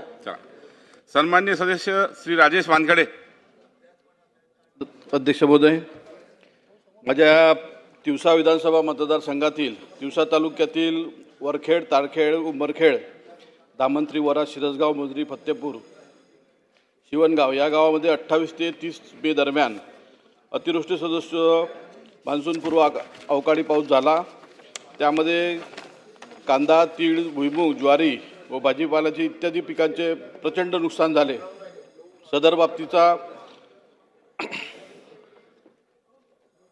प्रत्यक्ष पाणी अहवाल त्या कृषी विभागाद्वारे व महसूल विभागाद्वारे करण्यात आला. माझी शासनाला विनंती आहे की या पावसामुळे जो शेतकऱ्यांचं अतिशय नुकसान झालेलं आहे त्या नुकसान भरपाईकरता शासन मदत करणार आहे काय, आणि आपल्या औचित्याच्या मुद्द्याद्वारे सांगू इच्छितो की झालेल्या पीक नुकसानीची शेतकऱ्यांना शासनाने तातडीची मदत करावी आणि दिलासा देऊन आपल्या माध्यमातून शासनाला विनंती आहे की सर्व शेतकरी बांधवांना यामध्ये नुकसान भरपाई द्यावी. चला, सन्माननीय सदस्य श्री हरिश्चंद्र भोये. महोदय, माझ्या विधानसभा क्षेत्रातील एक अत्यंत गंभीर आणि वेदनादायक मुद्दा सभागृहाच्या निदर्शनास आणून इच्छितो. पालघर जिल्ह्यातील विक्रमगड तालुक्यातील मस्से गावातील 19 विद्यार्थी शेजारच्या वाकी गावातील शाळेत शिक्षणासाठी जातात. मात्र या मार्गावर असलेला पिंजाळ नदीवर पूल नसल्यामुळे हे सर्व विद्यार्थी दररोज टायर ट्यूबवर बसून नदी पार करतात. या विद्यार्थ्यांमध्ये तिसरी ते 10वीपर्यंतच्या विद्यार्थ्यांचा समावेश आहे. डोक्यावर दप्तर घेऊन ओले कपडे झालेल्या अवस्थेत ते शाळेत पोहोचतात.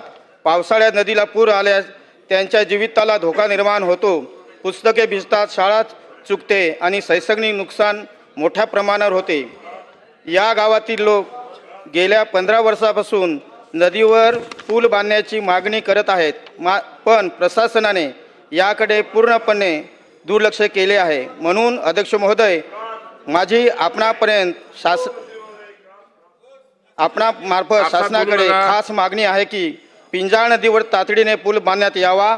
तोपर्यंत या विद्यार्थ्यांसाठी सुरक्षित वाहतुकीची व्यवस्था करण्यात यावी. संबंधित विभागाने या प्रकरणाची तपासणी करून त्वरित निर्णय घ्यावा अशी मी या औचित्याच्या मुद्द्याद्वारे शासनास विनंती करीत आहे. सन्माननीय सदस्य अनिल मांगुळकर. अध्यक्ष महाराज, माझ्या मतदारसंघात यवतमाळ नगर परिषदमध्ये 42 हायमार्क 3,14,00,000 रुपये, तसेच LED लाईट 9,98,000 असे 3,14,07,664 रुपये अशा 42 कामांच्या निविदा मॅनेज करून कुलकर्णी अँड सन्स यवतमाळ एजन्सीला 40 हायमार्कचे कामे मॅनेज करून बिना स्पर्धा देण्यात आला.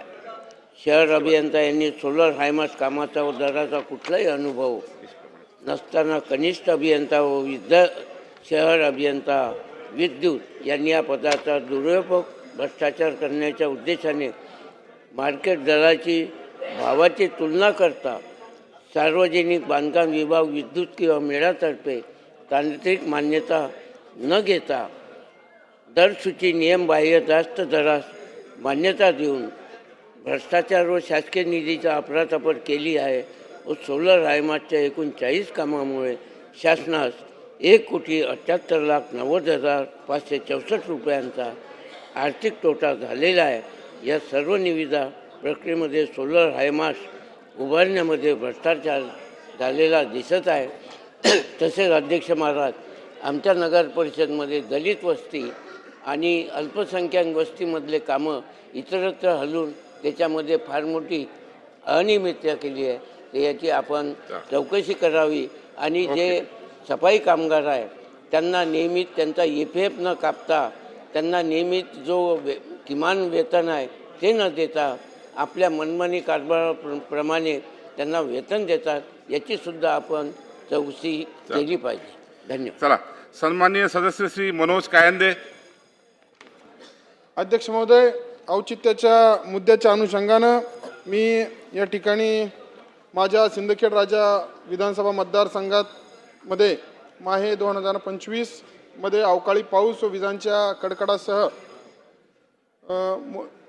वीज पडून अनेक शेतकऱ्यांचा आणि त्यांच्या पशु म्हणजे त्यांच्या जनावरांचा त्या ठिकाणी वीज पडून दुर्दैवी मृत्यू झाला.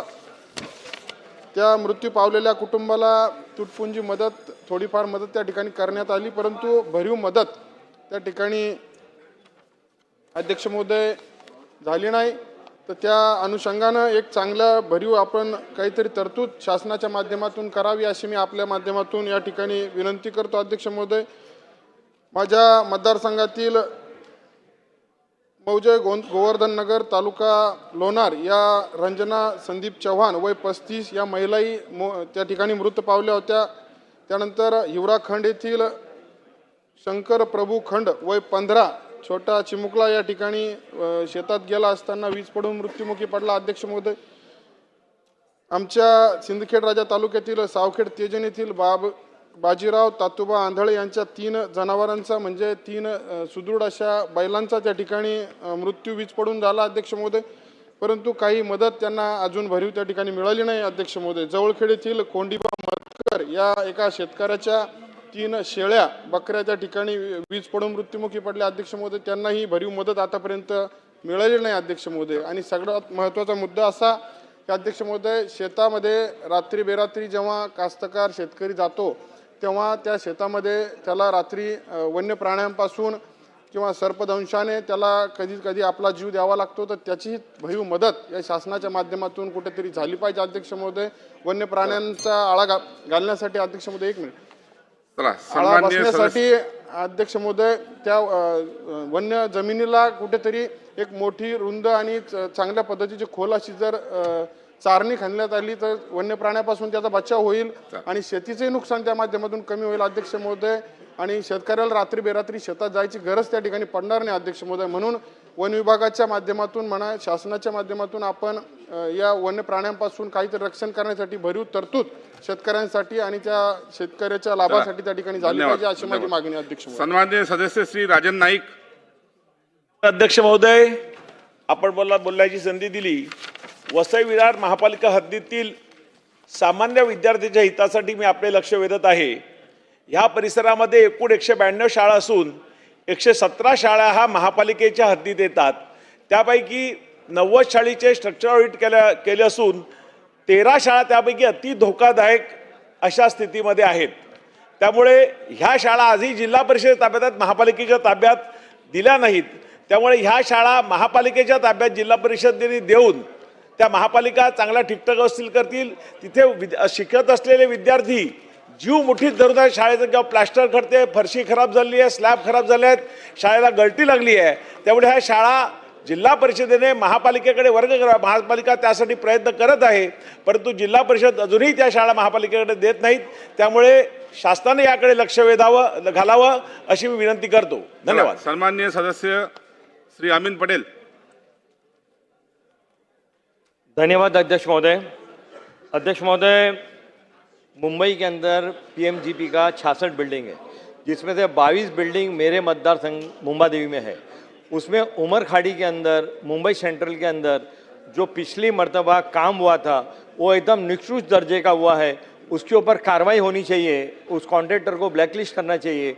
और दूसरा, अब जो काम पेंडिंग है जल्द से जल्द पीएमजीपी की बिल्डिंग खास करके उमर खाड़ी मुंबई सेंट्रल के अंदर है, उसको निधि देके उसका काम शुरू करना चाहिए. और इसके अलावा उमर खाड़ी के अंदर 20 बिल्डिंग का मुख्यमंत्री महोदय उमर खाड़ी के अंदर 20 बिल्डिंग जो पीएमजीपी का है उसका क्लस्टर रीडेवलपमेंट का एक प्रपोजल माडा में पेंडिंग है. मेरी आपसे इस औचित्य के मुद्दे से गुजारिश है कि उमर खाड़ी के अंदर जो 20 बिल्डिंग पीएमजीपी का क्लस्टर जल्द से जल्द शुरू करना चाहिए. धन्यवाद. सन्माननीय सदस्य, जो मुद्दा मांडलेला आहे जरूर तो तपासून पाहिला जाईल आणि त्याच्यावर उचित कारवाई केली जाईल. चला, सन्माननीय सदस्य श्री मनोज घोरपडे. धन्यवाद अध्यक्ष महोदय. महाराष्ट्र राज्यामध्ये बऱ्याच वेळा कृषी केंद्रामधून बनावट औषधे बी बियाण्यांची विक्री केली जाते, परंतु त्या ठिकाणी ज्या वेळेला कारवाई होते त्यावेळेला त्या कृषी सेवा केंद्रावर त्या ठिकाणी गुन्हे दाखल होतात. त्यामुळं कंपन्या सर्रास बनावट औषधं विक्री करत असतात. तर यामध्ये ते गुन्हे दाखल होताना संबंधित बनावट उत्पादक कंपन्यांना होणे गरजेचं आहे आणि त्या माध्यमातून शेतकऱ्यांची लूट थांबवणं गरजेचं आहे. तर त्या पद्धतीनं या ठिकाणी शासनानं त्यामध्ये इनिशिएटिव्ह घ्यावा. चला, सन्माननीय सदस्य श्री सिद्धार्थ शिरोळे. पुणे शहरात येताना अचानक तुटलेली केबल याच्यामुळे टू व्हीलरवाल्याच्या मानेला ती घासली आणि अपघात घटनेची घटना ही काही दिवसापूर्वी घडली. शहरातील बहुतांश रस्त्यावर अध्यक्ष महोदय इल्लीगल इंटरनेट आणि केबल टीव्हीच्या ज्या केबल टाकण्यात आल्या आहेत त्याच्यामुळे त्या कशाही पसरल्या आहेत आणि त्याच्यामुळे शहराचा चेहरामोहरा सुद्धा अतिशय कुरूप होतोय. आणि पाऊस वारा हे आल्यानंतर हे केबल तुटून नागरिकांना धोका निर्माण होण्याची घटना ही वारंवार घडायला लागली आहे. 2018 प्रशासनाने डक्ट पॉलिसीला मंजुरी दिली होती, पण ती अजूनही अंमलात आलेली नाही आहे. महापालिकेकडनं आपण अंडरग्राऊंड केबल टाकण्यासाठी खाजगी इंटरनेट कंपन्यांकडनं 12,000 रुपये प्रति रनिंग मीटर असा शुल्कसुद्धा घेतो. पण हा शुल्क टाळण्यासाठी खाजगी कंपन्या ह्या ओव्हरहेड केबल्स टाकून सुविधा पुरवतात आणि त्याच्यामुळे त्या कापण्याच्या नाद्यामध्ये बऱ्याच वेळेला आपल्या ज्या CCTVच्या केबल्स आहेत त्यासुद्धा कापल्या जातात. अध्यक्ष महोदय, उत्तम दर्जाची सुरक्षित इंटरनेट सेवा द्यायची असेल तर ही डक्ट पॉलिसी सक्तीची करणं गरजेची आहे. तसंच त्याच्यामध्ये इलेक्ट्रिक केबल, CCTV वगैरे हे सर्व केबल्स टाकता येईल. तर माझी प्रशासनाला विनंती आहे की आपण पुणे शहरातच नाही तर सर्व शहरांमध्ये डक्टिंगची पॉलिसी ही आता कंपल्सरी करावी. चला, सन्माननीय सदस्य श्री महेश सावंत.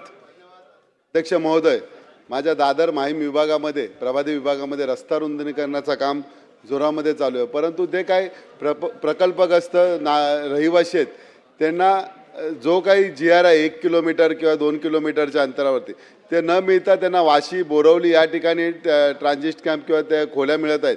तर माझी या मुद्द्याद्वारे तुम्हाला विनंती करतो आहे की ज्या ज्या बिल्डिंगी SRHच्या बिल्डिंगी असतील किंवा महानगरपालिकेच्या किंवा प्रायव्हेट बिल्डिंगी यामध्ये काहीतरी राखीव जागा त्यांना ठेवावी, शासनाच्या मार्फत त्यांना कंपल्सरी करावे की राखीव जागा ठेवावी, जेणेकरून रस्ता रुंदीकरणाच्या माध्यमातून जे प्रकल्प बाधित होतील घरं त्यांना त्या ठिकाणी तिथे बाधित लोकांना तिथे रहिवाशांची सोय होईल आणि त्यांच्या शाळा, कॉलेज, नोकरी, धंदा सगळे जवळपास असल्यामुळे त्यांना वाशी आणि बोरवलीवरनं येण्यासाठी खूप विलंब ते न घेता ते कुठेतरी भाड्याने राहतात आणि तो भूर्दंड त्या रहिवाशांना पडत असतो. तर कृपया शासनाने यामध्ये स्वतः लक्ष घालून त्या लोकांना त्यांची सोय करावी, योग्य ती सोय करावी अशी विनंती करतो.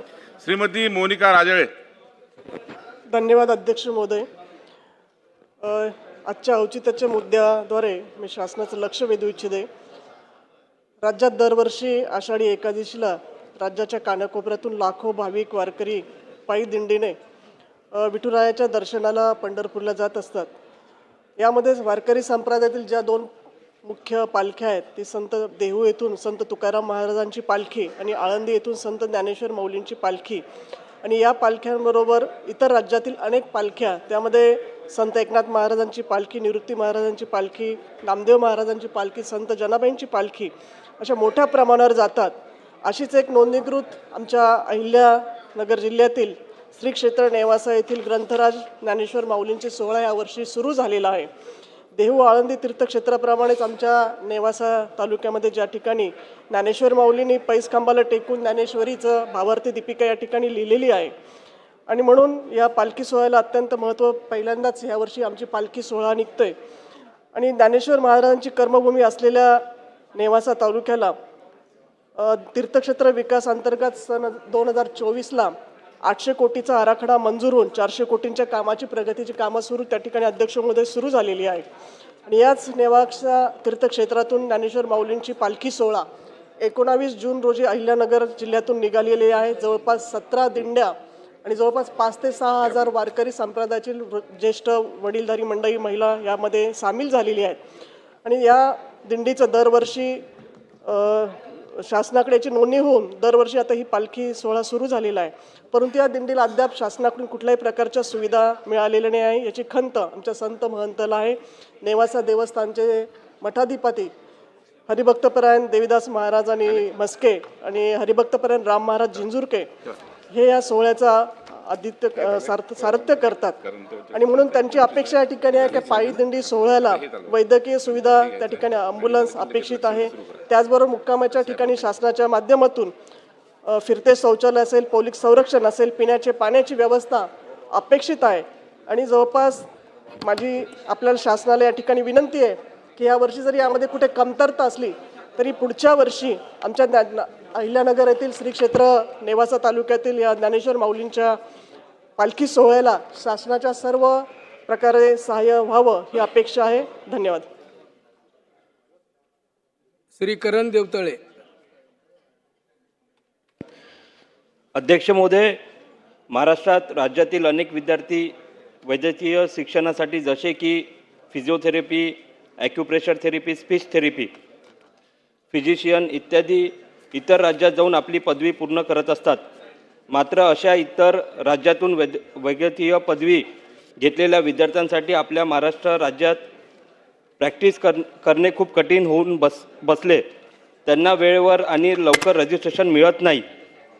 त्यामुळे शासनास विनंती आहे की सध्या येणाऱ्या रजिस्ट्रेशन प्रक्रियेत आवश्यक त्या सुधारणा करून अशा विद्यार्थ्यांना लवकरात लवकर प्रॅक्टिससाठी रजिस्ट्रेशन कसं देता येईल यावर गंभीर्याने विचार करावा. अनेक वेळा शासकीय रुग्णालयामध्ये जागा उपलब्ध असतानाही रजिस्ट्रेशन प्रक्रिया पूर्ण न झाल्यामुळे हे विद्यार्थी भरती प्रक्रियेपासून वंचित राहतात. त्यामुळे माझी शासनाला विनंती आहे की या प्रक्रियेमध्ये सुधारणा करून लवकरात लवकर त्यांना रजिस्ट्रेशन मिळवून देण्यात काय करता येईल यासाठी प्रयत्न करावा ही नम्र विनंती. रोहित पवार. अध्यक्ष महोदय, औचित्याच्या मुद्द्याच्या माध्यमातून अतिशय महत्त्वाच्या विषयाकडे मी सरकारचं लक्ष वेधण्याचा प्रयत्न करत आहे. राशीन तालुका, कर्जत जिल्हा, अहिल्यानगर येथे महावितरण कंपनीचे सोलारचे काम कंत्राटदार कंपनीच्या माध्यमातून सुरू आहे. अध्यक्ष महोदय, ही सरकारची स्कीम आहे. मुख्यमंत्री महोदय इथं उपस्थित आहेत. त्यांच्याच विभागाच्या अंतर्गत एक चांगली स्कीम सुरू आहे. सदरील ठिकाणी काम करणाऱ्या कंपनीकडून काही स्थानिक गुंड प्रवृत्तीच्या लोकांनी खंडणी मागितली. अध्यक्ष महोदय, खंडणी किती मागितली तर 12% खंडणी मागितली. 20 मेगावॉटचं काम चालू आहे. 150 कोटी रुपयाचं काम अध्यक्ष महोदय त्या ठिकाणी सुरू आहे. म्हणजे 15 कोटी रुपयाची खंडणी मागितली. बीड प्रकरणामध्ये 5 कोटीचा विषय होता अध्यक्ष महोदय, इथं 15 कोटीचा विषय आहे. परिणामी स्थानिक गुंडांकडून सदरील कंपनीच्या कर्मचाऱ्यांना मारहाण झाली. तसेच सदरील विकास काम बंद पाडण्याचा प्रयत्न अध्यक्ष महोदय तिथं झाला. मारहाणी विरोधात तसेच दमदाटी विरोधात पीडित कंपनीने पोलिसांकडे तक्रार केली असता अध्यक्ष महोदय तिथल्या पोलीस अधिकाऱ्यांनी अतिशय चांगल्या पद्धतीने लक्ष घालून तक्रार नोंदवली आणि या दोन्ही गुंडांवर अध्यक्ष महोदय त्या ठिकाणी कारवाई केली. खऱ्या अर्थाने या पोलीस कर्मचाऱ्यांवर, अधिकाऱ्यांवर दबाव होता. काही उच्च पदाच्या लोकांनी त्यांना फोन करून ही तक्रार नोंदवू नये असं सांगितलं, पण या पोलीस अधिकाऱ्यांना मानलं पाहिजे अध्यक्ष महोदय. त्यांनी त्या ठिकाणी ती तक्रार नोंदवली. अध्यक्ष महोदय, अशा पद्धतीने तिथं जर घटना घडत असेल, काही लोकांना मारलं जात असेल, सरकारी कामामध्ये व्यत्यय तिथं आणलं जात असेल, तर कुणी या पोलीस अधिकाऱ्याला फोन केला हे कुठेतरी शोधलं गेलं पाहिजे अध्यक्ष महोदय, असं आम्हाला वाटतं. त्याच्याचबरोबर अध्यक्ष महोदय, ज्याने पोलीस तक्रार दिली त्यांच्या विरोधात देखील कथित 776चा गुन्हा दाखल झालाय. अध्यक्ष महोदय, आमची विनंती की पुरावे बघण्यात यावे. शहानिशे अध्यक्ष महोदय याच्यामध्ये होणे. त्याच्याचबरोबर अध्यक्ष महोदय, ज्या पोलीस अधिकाऱ्यांनी ही तक्रार नोंदवली त्याच्यावर मोठ्या प्रमाणात दबाव वाढत चाललेला आहे. अध्यक्ष महोदय, मुख्यमंत्री साहेब इथे आहे, त्या पोलीस अधिकारी, चांगल्या पोलीस अधिकाऱ्याला प्रोटेक्शन मिळावं आणि कृपा करून बदली होऊ नये चांगल्या अधिकाऱ्याशी अशी विनंती करतो. बीडमध्ये गुंडांना अशाच प्रकारे संरक्षण दिल्याने एवढी अराजकता अध्यक्ष महोदय तिथं माजली आणि तसाच प्रकार आता जर अहिल्यानगरमध्ये होत असेल ही दुर्दैवाची गोष्ट आहे. पोलीस प्रशासनाने याच्यामध्ये अध्यक्ष महोदय लक्ष घालण्याची जरूरत आहे. तसंच अध्यक्ष महोदय, जामखेड तालुक्यामध्ये जो बलात्कार झाला त्याच्यामध्ये जो प्रमुख आरोपी आहे तो अजून सुद्धा फरार आहे. मी मुख्यमंत्री साहेबांना विनंती करतो की याच्यामध्ये लक्ष द्यावं आणि या चिमुकलेल्या न्याय मिळण्यासाठी पोलीस प्रशासनाच्या माध्यमातून अधिक ताकद लावून तो जो फरार आरोपी आहे त्याला पकडण्यात यावं असं मुख्यमंत्री साहेबांना विनंती करतो. कैलास गाडगे पाटील. अध्यक्ष महोदय, मी औचित्याच्या मुद्द्याद्वारे माझ्या मतदारसंघातील लोहटा पूर्व या गावाचा खूप महत्त्वाचा प्रश्न या ठिकाणी सन्माननीय महसूल मंत्री आहेत त्यांचे लक्ष वेधू इच्छितो. 1979 मांजरा धरणाच्या बुडीत क्षेत्रात मंत्री महोदय माझ्या मतदारसंघातील बोरगाव, केज, लोहटा, हिंगणगाव, सावरगाव, काळे आणि पिंपळगाव, टोणगे आणि करंजकल्ला या गावाचं पुनर्वसन झालं आणि लोहटा पूर्व हे नवीन गाव तयार झालं. गेल्या 45 वर्षापासून त्या गावाला महसुली गावाचा दर्जा मिळालेला नाही. त्या दर्जा न मिळाल्यामुळे त्यांना 15 वित्त आयोगाचा निधी वापरता येत नाही ग्रामपंचायतला. ॲग्रिस्टॅक, महाडीबीटी, पीक विमा या गोष्टीकडे वारंवार त्यांना अडचणी येतात शेतकऱ्यांना. तर माझी विनंती आहे महसूल मंत्र्यांनी या गावाला लोहटा पूर्व, तालुका कळंब, जिल्हा धाराशिव या गावाला महसुली दर्जा देऊन त्या ग्रामस्थांची गैरसोय दूर करावी. नारायण कुचे. माननीय अध्यक्ष महोदय, माननीय जो सदस्यांनी महसुली गाव गठीत करण्याबद्दल जे सांगितलं आहे 15 दिवसाच्या आत बैठक घेऊन कारवाई करू. नारायण कुचे.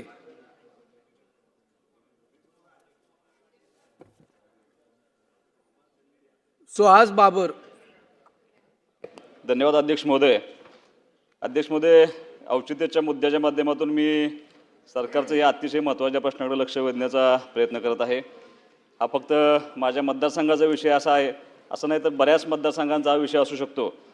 अध्यक्ष महोदय, महावितरण कंपनीच्या वीज वाहिन्यांच्या स्पार्किंगमुळे किंवा ज्यावेळेला वीज वाहिन्या तुटतात त्यावेळेला अनेक शेतकऱ्यांचं त्या ठिकाणी शेतीचं नुकसान होतं. माझ्या खानापूर विधानसभा मतदारसंघामध्ये 2018-19 पासून पीक जळीत झालेले 378 प्रस्ताव नुकसान भरपाईसाठी सादर केले आहेत. त्यापैकी फक्त 13 प्रस्तावांना नुकसान भरपाई मिळालेली आहे. सदर नुकसान भरपाई देण्याचे अधिकार गेल्या 5 ते 6 वर्षापासून प्रादेशिक संचालकास दिले गेले आहेत. त्यामुळं त्रुटीपूर्तता करणं या सगळ्या प्रक्रियेमध्ये प्रस्ताव प्रलंबित राहतात आणि त्या प्रस्तावाला मंजूर व्हायचा वेळ फार त्या ठिकाणी लागतो. त्यामुळे प्रस्ताव मंजूर करण्याचे अधिकार हे मंडल कार्यालयातील अधीक्षक अभियंत्यांना द्यावेत व खानापूर मतदारसंघातील प्रलंबित प्रस्ताव लवकरात लवकर मंजूर करून नुकसानग्रस्त शेतकऱ्यांना तातडीने मदत करावी अशी विनंती करणार आहे. कारण अध्यक्ष महोदय, श्रीकांत निवृत्ती भगत माझ्या आटपाडी तालुक्यातले उंबरगावचे शेतकरी आहेत. 2021 त्यांचा ऊस जळाला होता. ती नुकसान भरपाई मिळण्यापूर्वी आता 2025 परत त्यांचा ऊस पार्किंगमुळे जळाला आहे. तर माझी विनंती आहे की औचित्याच्या मुद्द्याच्या माध्यमातून या शेतकऱ्यांना त्वरित मदत करावी विनंती आहे. श्रीमती सना मलिक. अध्यक्ष महोदय, मुंबई पोर्ट ट्रस्ट MBPT यांनी टाटा पॉवर जेट्टी चेंबूर गव्हाणपाडा लागतची जागा एजिस कंपनीला भाड्या पद्धतीने दिली आहे. सदर कंपनीने या जागेचा पुढील समुद्राकडील किनारापट्टीजवळील जागेत केमिकल टाक्या बांधण्यासाठी काम सुरू केलेले आहे. परंतु एजिस कंपनी या जागेवर असलेली मँग्रोव्ह झाड तोडली असून मोठ्या प्रमाणात भराव टाकून केमिकल टाकीचे काम सुरू केले आहे. या प्रकरणी मुंबई पोर्ट ट्रस्ट आणि संबंधित पर्यावरण विभागातून तातडीने लक्ष घालून त्यांनी सखोल चौकशी करणे आवश्यक आहे. माझी सभागृहात मार्फत सरकारकडे अशी मागणी आहे की या अनधिकृतपणे सुरू असलेल्या कामांची तत्काळ चौकशी करण्यात यावी, तोडलेल्या मँग्रोव्हची भरपाई करण्यात यावी आणि पुढील असे प्रकारे पुन्हा घडणार नाहीत यासाठी कठोर उपाययोजना करण्यात यावी. पर्यावरणाचे रक्षण करणे ही आपली नैतिक जबाबदारी आहे. या गंभीर प्रकरणामुळे दुर्लक्ष केल्यास भविष्यात याचे गंभीर परिणाम आपल्यावर भोगावे लागेल. श्री प्रकाश सुर्वे.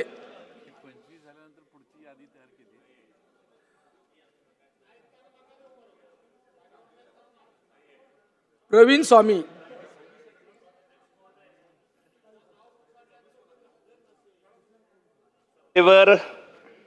1993 महाप्रलयंकारी भूकंप मराठवाड्यामध्ये झाला होता. त्या तालुक्यातील अनेक गावे क्षतिग्रस्त झाली. त्यापैकी 37 गावांचे पुनर्वसन शासन आणि इतर स्वयंसेवी संघटनांच्या वतीनं ऑर्गनायझेशनच्या वतीनं करण्यात आलेले होते. तसेच लोहारा तालुक्यातील माकणी धरण व उमरगा तालुक्यातील बेन्नीतुरा प्रकल्पांतर्गत बाधित झालेल्या अनेक गावांचे पुनर्वसन झालेले होते.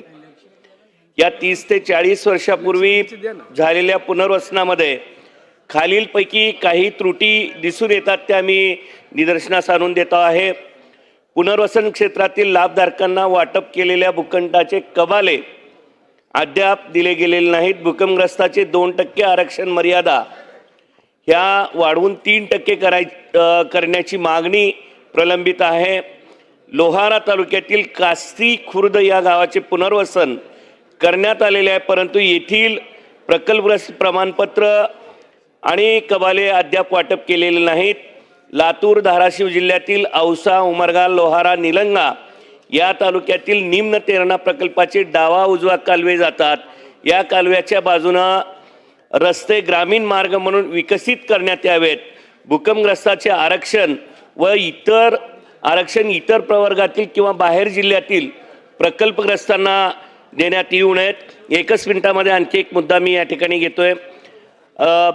उमरगा येथे 138 खाटाचे उपजिल्हा रुग्णालय असून 6 महिन्यापूर्वी CT scan MRI machine Krishna diagnostic या एजन्सीद्वारा त्या ठिकाणी पुरवण्यात आलेले आहेत, परंतु 200 किलोवॅट विद्युत अधिभार यासाठी आवश्यक असल्याने या मशिनरी कार्यान्वित झालेल्या नाहीत. या प्रकरणी महावितरण, जिल्हाधिकारी महोदय, जिल्हा शल्य चिकित्सक यांचा समन्वय दिसून येत नाही. विनंती आहे की या सर्व यंत्रणांचा समन्वय साधून उपजिल्हा रुग्णालय येथील MRI सिटी स्कॅन मशिनरी तात्काळ कार्यान्वित करून रुग्णांना या सुविधा उपलब्ध करून देण्यात याव्यात. धन्यवाद. श्री आमशा पाडवी. अध्यक्ष महोदय, दळगाव व अक्कलकुवा तालुक्यामध्ये 2000 मध्ये काम मंजूर झाले आहे. 36 काम आहे, पण आतापर्यंत कामे चालू केले नाही. असे जे ठेकेदार असेल त्यांच्यावर कारवाई करा आणि जे संबंधित इंजिनियर आहे त्याने दुर्लक्ष केलं असेल त्यांच्यावर सुद्धा कारवाई करण्यात यावं. याच्यात खास करून काला पाणी लेगा पाणीचा परवा व्हिडिओ आला होता. खांद्यावर एक चोकडली करून पेशंटला घेऊन जात होते. जर तेव्हा या भागात काम मंजूर असताना काम सुरू नाही केले असं ठेकेदारीवर फौजदारी गुन्हा दाखल करण्यात यावं. अक्कलकुवा तालुक्यामध्ये असे 5 कामे आहेत ज्या ठिकाणी कोटली ओगाणी इथे मंजूर असताना ते काम दुसरी ठिकाणी काम केले गेले आहे. ते कामे ताबडतोब चौकशी करून संबंधित ठेकेदार आणि इंजिनियरवर कारवाई करण्यात यावे. या उच्चत्याच्या माध्यमात माझी सरकारला विनंती आहे.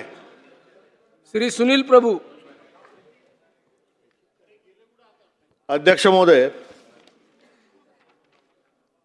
यावर्षी मे महिन्यामध्ये प्रचंड पाऊस झाला आणि त्यानंतरच्या काळामध्ये देखील जून महिना जेव्हा सुरू झाला तेव्हा 16 जूनला मुंबई शहरामध्ये जी अतिवृष्टी झाली त्या अतिवृष्टीमध्ये मालाड पूर्व दिंडोशी येथील शिवशाही पुनर्वसन प्रकल्प वसाहतीतील इमारत क्रमांक 30 आणि 33च्या शांतिदूत कॉपरेटिव्ह हाऊसिंग सोसायटी येथील इमारतीलगत असलेली संरक्षक भिंत कोसळली. अध्यक्ष महोदय, ही भिंत कोसळल्यानंतर त्या ठिकाणी आपण आपत्कालीन व्यवस्था मुंबई महानगरपालिकेची जी आहे त्यांना पाठवलं. भिंत जी पडली होती त्याचं डेब्रिज काढलं, अर्धवट तिथे पडलं आहे, पण ती पूर्ण भिंत जी आहे ती कधीही पडू शकते आणि तिथे मनुष्यहानी होऊ शकते, वित्तहानी होऊ शकते.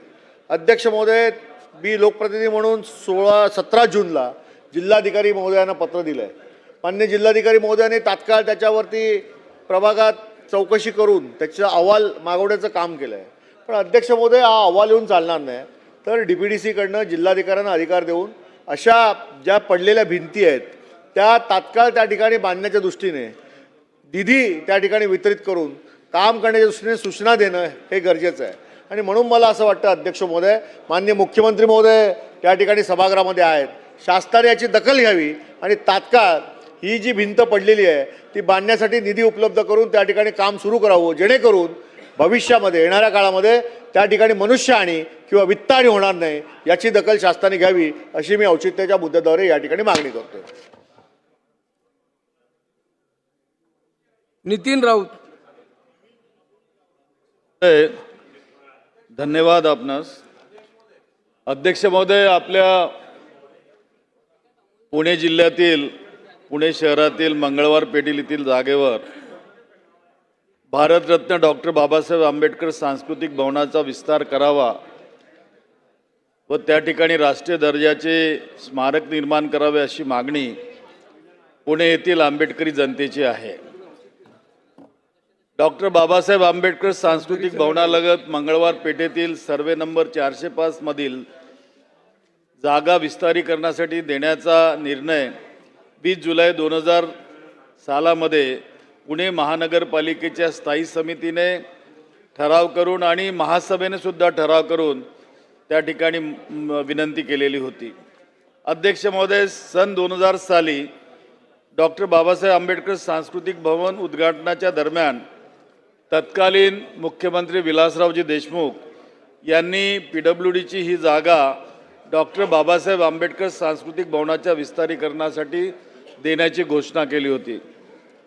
सन 2016 मध्ये आताचे आपले विद्यमान मुख्यमंत्री आदरणीय देवेंद्रजी फडणवीस हे मुख्यमंत्री असताना त्यांनी देखील ही जागा डॉक्टर आंबेडकर स्मारकासाठी देण्याचा आदेश काढला होता.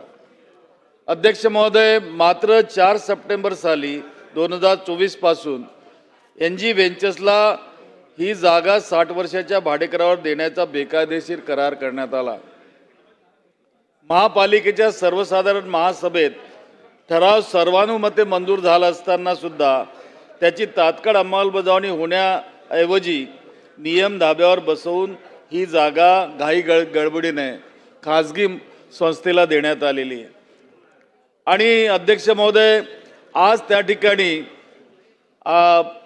कर्करोग रुग्णालयासाठी ती जागा देण्यात येतल्याचं जाहीर केलं गेलं आणि त्याच संबंधी तिथली पुण्यातली आंबेडकरी जनता ही रस्त्यावर उतरली आहे, आंदोलन करते आहे. काल परवा त्यांनी जबाब दो आंदोलनाची सुद्धा त्या ठिकाणी घोषणा केली. अध्यक्ष महोदय, आजच्या परिस्थितीत मुख्यमंत्री देवेंद्र फडणवीस साहेब या ठिकाणी आहेत, उपमुख्यमंत्री अजित पवारजी यांना सगळ्यांना त्या लोकांनी निवेदनं दिलेत आणि ती जागा पुन्हा या ठिकाणी द्यावी अशी आंबेडकरी जनतेची तीव्र भावना आहे. त्या ठिकाणी माझी या ठिकाणी सन्मान्य मुख्यमंत्री महोदय स्वतः इथं आहेत, त्यांनीच मागे आदेश काढलेला होता. आपल्या माध्यमातून माझी त्यांना विनंती आहे की त्यांनी या संबंधीचं निवेदन करून भारतरत्न परमपूज्य डॉक्टर बाबासाहेब आंबेडकर सांस्कृतिक भवन विस्तारीकरणासाठी सदर जागा उपलब्ध करून देण्यात येईल अशी घोषणा करावी अशी विनंती आपल्या माध्यमातून माननीय मुख्यमंत्री देवेंद्रजींना माझी आहे. अमोल जावळे.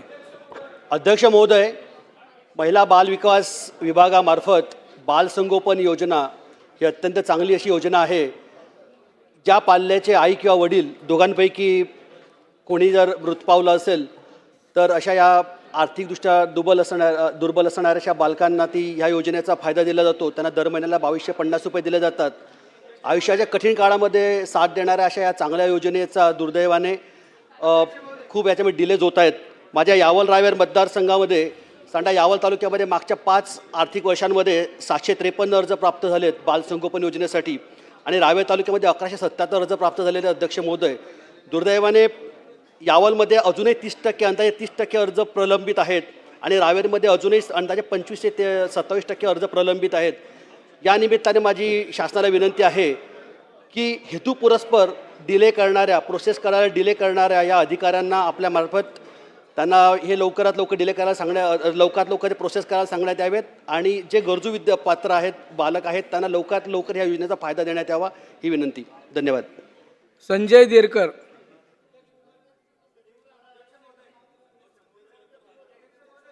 अध्यक्ष महोदय. असलम शेख. सर मी आव एक मिनिट. माननीय अध्यक्ष महोदय, मी आपल्या माध्यमातून अत्यंत गंभीर असा जिव्हाळ्याचा मुद्दा या सभागृहासमोर मांडत आहोत.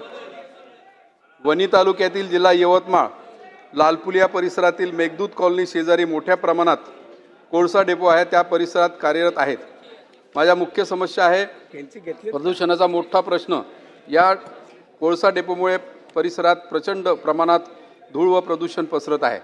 त्यामुळे स्थानिक रहिवाशांना श्वासोच्छवासाचा विकार, चर्मरोग, डोळ्याचे आजार होत आहे. त्या ठिकाणी वाहतुकीचा बेजबाबदारपणा कारभार आहे. डेपो शेजारी मोठ्या प्रमाणावर ट्रक उभे राहतात, त्यामुळे वाहतुकीची कोंडी निर्माण होते. कोळसा वाहतुकीमुळे अपघात वाढले आहेत, ज्यात निष्पाप लोकांचा मृत्यू झाला आहे. कायदा व्यवस्थेत धोका, बाहेर राज्यातील गुन्हेगारी प्रवृत्तीचे लोक या ठिकाणी कायम करत असल्याचे निदर्शनास आले आहे. त्यामुळे कायदा व्यवस्थेचा प्रश्न निर्माण झाला आहे. या ठिकाणी परवानग्याबाबत प्रश्नचिन्ह आहे. या डेपो धारकाकडे कोणकोणत्या शासकीय विभागाकडून परवानग्या घेतल्या आहेत? पर्यावरण, प्रदूषण नियंत्रण मंडळ, खनिज विभाग, ग्रामपंचायत, नगरपालिका, वाहतूक विभाग सर्व संबंधित यंत्रणाकडून परवानगी घेतली आहे का? शासन यंत्रणेचे या ठिकाणी दुर्लक्ष. आजपर्यंत खनिज विभागाकडून कुठलीही तपासणी अथवा कारवाई न झाल्यामुळे डेपोधारकाची मुजोरी वाढली आहे. माझी मागणी आहे की माननीय अध्यक्ष महोदय, शासनाने तातडीने चौकशी समिती गठीत करावी. सदर डेपोधारकाकडून प्रदूषण नियंत्रण नियमाचे पालन होते का हे तपासावे. जर कोणत्याही नियमभंग आढळल्यास त्या कोळसा डेपोवर संबंधित अधिकाऱ्यावर कठोर कारवाई करण्यात यावी.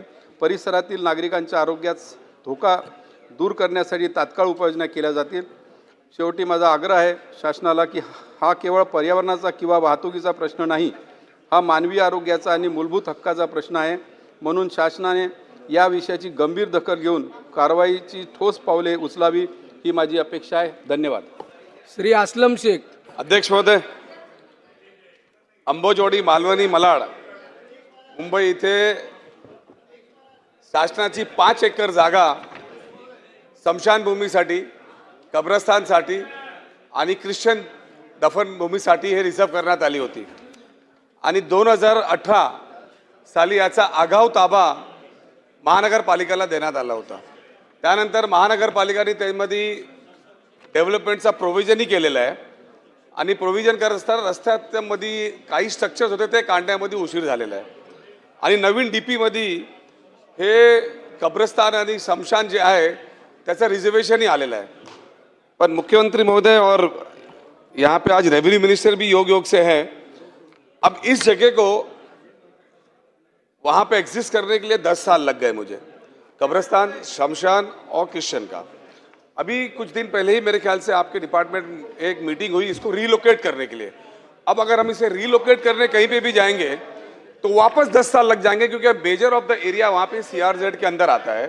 तो मेरी आपसे ये विनती है कि आप एक मीटिंग विद इन 10-15 दिन के अंदर बुलाइए और ये जहाँ पे था, ये तीनों शमशान भूमि जहाँ पे थी एग्जिस्टिंग वहीं होनी चाहिए.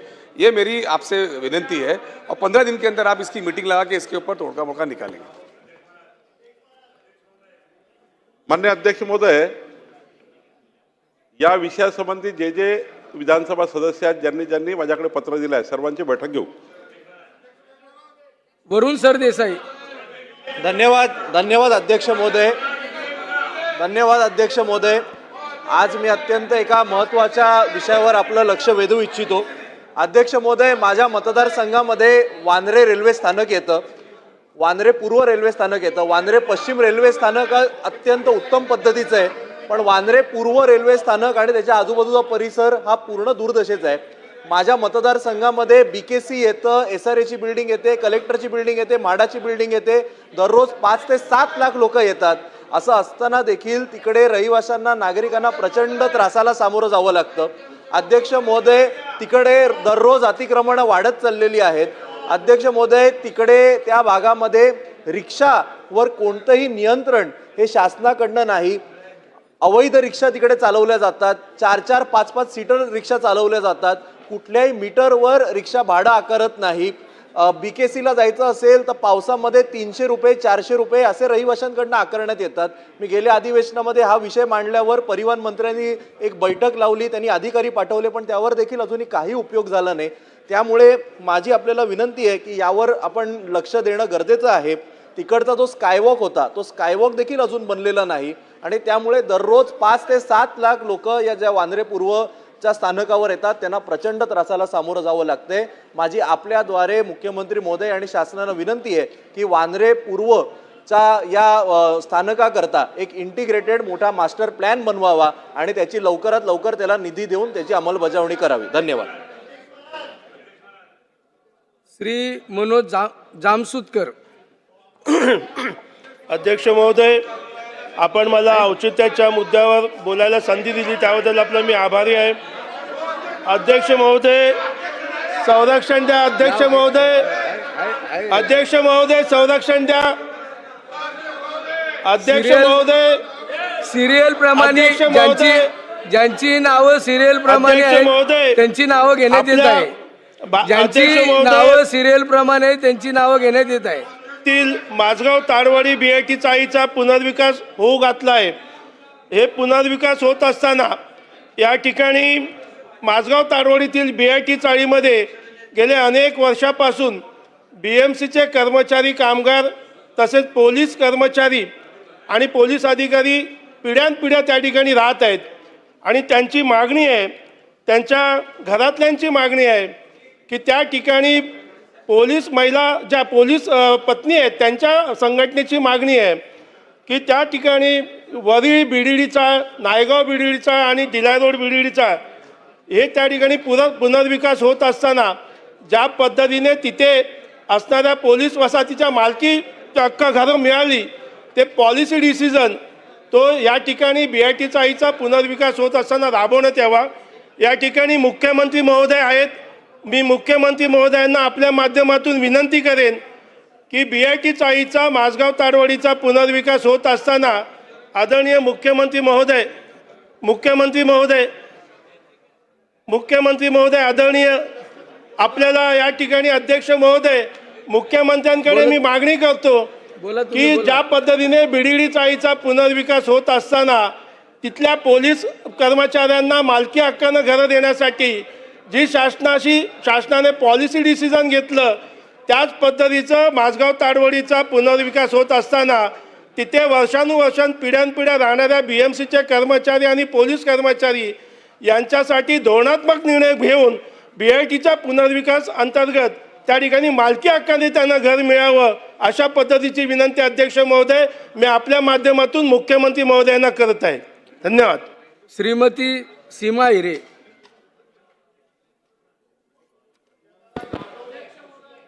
अध्यक्ष महोदय, नाशिक शहरामध्ये सध्या स्थितीत विडी कामगार येथील एका एकरपेक्षा अधिक जागेवर 68 प्रकल्पांचं काम सुरू आहे. त्यातील बहुतांश प्रकल्पावर सुरक्षाविषयक योजनांबाबत पुरेशी दक्षता घेण्यात येत आलेली नाही आहे.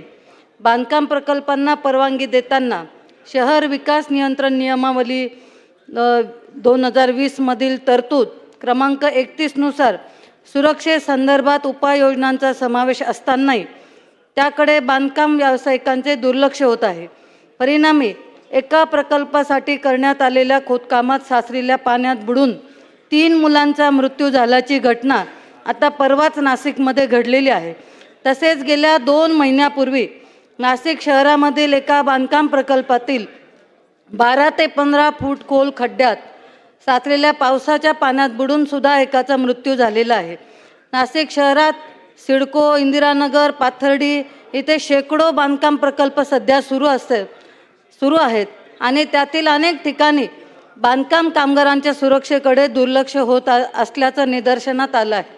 गत वर्षभरात 10 पेक्षा अधिक बांधकाम कामगारांना आपला जीव गमवावा लागलेला असून या दुर्घटनेची नोंद अंबड आणि इंदिरानगर पोलीस ठाण्यांमध्ये झालेली असतानाही बांधकाम व्यावसायिकांवर अद्याप कोणतीच कारवाई झालेली नाही आहे.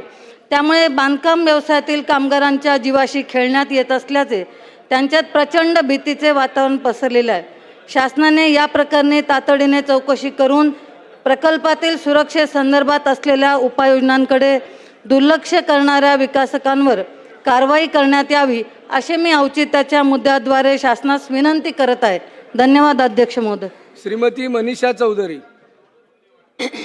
अध्यक्ष महोदय, मी औचित्याच्या मुद्द्यामार्फत एक महत्त्वाच्या विषयावर सरकारचं लक्ष वेधू इच्छिते की अध्यक्ष महोदय, मुंबई शहरात पाण्याचे वाटप लोकसंख्येच्या आधारावर करणे आवश्यक असताना मुंबई सिटी व मुंबई उपनगर ह्याच्यामध्ये पाणी पुरवठा जो होतोय त्यामध्ये उपनगराकडे दुर्लक्ष केलं जात आहे. अध्यक्ष महोदय, मुंबईकरांना दररोज 4,500 दशलक्ष लिटर पाण्याची गरज असताना मुंबई शहरात दररोज 3,800 दशलक्ष लिटर पाणी पुरवठा करत आहेत. अध्यक्ष महोदय, माझं मतदारसंघ दहिसर हा मुंबईच्या शेवटच्या टोकाचा मतदारसंघ असून माझ्या मतदारसंघामध्ये टनेल आणि रिझर्वायरच्या माध्यमातून पाणी पुरवठा होत आहे. अध्यक्ष महोदय, टनेलने पाणी पुरवठा करत असताना त्याचं प्रेशर हे 55 पाऊंड असायला पाहिजे, पण टनेलचं प्रेशर हे 45 असल्यामुळे माझ्या दहिसरमध्ये होत असलेला पाणी पुरवठा हा कमी दाबाने होत आहे आणि त्यामुळे प्रेशरने लोकांना पाणी मिळत नाही आहे. अध्यक्ष महोदय, माझ्या मतदारसंघात असलेल्या LIC कॉलनी असेल, IC कॉलनी असेल, NL कॉम्प्लेक्स असेल, त्याचप्रमाणे आमच्या म्हात्रेवाडी असेल किंवा जयवंत सावंत रोड असेल, पूर्वेला आमचं रतननगर असेल, आंबावाडी असेल, ह्या सर्व ठिकाणी कमी दाबाचं पाणी मिळतं आणि लोकांना पाण्याचे हाल होत आहेत. अध्यक्ष महोदय, मुंबई महानगरपालिकेला मिळणाऱ्या पाणी पुरवठ्यामध्ये जवळजवळ 790 दशलक्ष पाण्याची कमतरता कमी असल्याचं, वाया जात असल्याचं मुंबई प्रशासनाने कबूल केलं आहे. अध्यक्ष महोदय, एका बाजूला पाणी मिळत नाही आणि दुसऱ्या बाजूला टँकरने सोसायट्यांना एक टँकरला 4,000 रुपये द्यावे लागत आहेत आणि ह्या 4,000 रुपयामुळे एकेका सोसायटीला 4 टँकर 5 टँकर पाणी पुरवावं लागतो. जर पाणी मिळत नाही मग टँकर कुठल्या नळ जोडणीतून पाणी आणतायत आणि त्याचप्रमाणे जर ते मुंबई महानगरपालिकेचं पाणी नसेल तर बोरिंगचं पाणी जर सोसायट्यांना ते पुरवठा करत असतील तर त्या लोकांच्या आरोग्याशी हे टँकरवाले खेळतायत असं मला वाटतं. त्यामुळे मी अध्यक्ष महोदय आपल्यामार्फत सरकारचं लक्ष वेधू इच्छितं की दहिसर भागामध्ये होणारा पाणी पुरवठा जे 55 आम्हाला पाऊंड प्रेशर आहे ते कमीत कमी 50 ते 52 पाऊंड प्रेशर मिळावं, जेणेकरून आमच्या भागातील लोकांना पाणी पुरवठा मिळेल ही सरकारने नोंद घ्यावी. शेखर निकम. अध्यक्ष महोदय, ग्रामीण भागातील विशेषतः 11वीच्या प्रवेशासंबंधी होणारी ग्रामीण विद्यालयांची नुकसानीच्या बाबतीत या औचित्याच्या द्वारे मारतो. या शैक्षणिक वर्षापासून 11वी प्रवेश प्रक्रिया ऑनलाईन पद्धतीने राबवली जात असून यापूर्वी केवळ जात प्रमाणपत्रावर प्रवेश दिला जात होता, परंतु चालू वर्षी नॉन क्रिमिलेअर प्रमाणपत्र अनिवार्य केल्यामुळे ही प्रक्रिया ग्रामीण भागात राबवणे खूप कठीण होते. तरी या नवीन अटीची पूर्वकल्पना नसल्यामुळे अनेक विद्यार्थ्यांकडे नॉन क्रिमिनेल सर्टिफिकेट अद्याप उपलब्ध नाहीत. विशेषतः OBC, NT, SBC, SBC प्रवर्गातले विद्यार्थी यामुळे 11वी पहिल्या प्रवेश फेरीत अपात्र होत आहेत. ग्रामीण भागात एकच तलाट्याकडे 2-2, 3-3 गावं असतात, त्यामुळे उत्पन्न प्रमाणपत्र मिळवण्यास विलंब होतोय. परिणामी नॉन क्रिमी लेअर प्रमाणपत्र मिळण्यास किमान 15 दिवसाचा कालावधी लागतो. तर या प्रक्रियेमुळे अनेक विद्यार्थ्यांना वेळेत कागदपत्र सादर करू शकत नाहीत. म्हणून आपल्याद्वारे माझी विनंती आहे की चालू शैक्षणिक वर्षाकरता विद्यार्थ्यांना नॉन क्रिमिनेल सर्टिफिकेटच्या अटीतून शिथिलता द्यावी. पूर्वीप्रमाणे जात प्रमाणपत्र प्रवेश देण्याची मुभा देण्यात यावी. त्याचबरोबरीने त्या तहसीलदारांना जात प्रमाणपत्र व नॉन क्रिमिनेल देण्याबाबतची तातडीने निर्देश द्यावेत, जेणेकरून ग्रामीण भागातील मुलांना प्रवेश घेणं सोयीचं होईल. धन्यवाद. श्री नाना पाटोले. अध्यक्ष महाराज, मी या औचित्याच्या मुद्द्यावर एका महत्त्वपूर्ण विषयावर या ठिकाणी मी लक्ष घालू इच्छितो. अध्यक्ष महाराज, धारावी पुनर्विकास प्रकल्पात जे लोक अपात्र ठरणार आहेत त्यांना रेंटल हाऊसिंगमध्ये ठेवले जाणार आहे. त्यासाठी Adani Dharavi redevelopment project private limited 50,000 घरे बांधणार आहे. अध्यक्ष महाराज, यासाठी देवनार डम्पिंग ग्राउंडवर खाली करण्याचा प्रस्ताव ऑक्टोबर 2024 मध्ये मंजूर करण्यात आला. अध्यक्ष महाराज, त्यावेळेचे मुख्यमंत्री तत्कालीन एकनाथ शिंदे साहेब होते. अध्यक्ष महाराज, आणि जवळपास अध्यक्ष महाराज त्या ठिकाणी अदानी घरं बांधणार आहेत, ज्यांना जागा मिळणार आहे ती 185 लाख मेट्रिक टन कचरा मुंबई महानगरपालिकेने साफ करून द्यायचा आहे.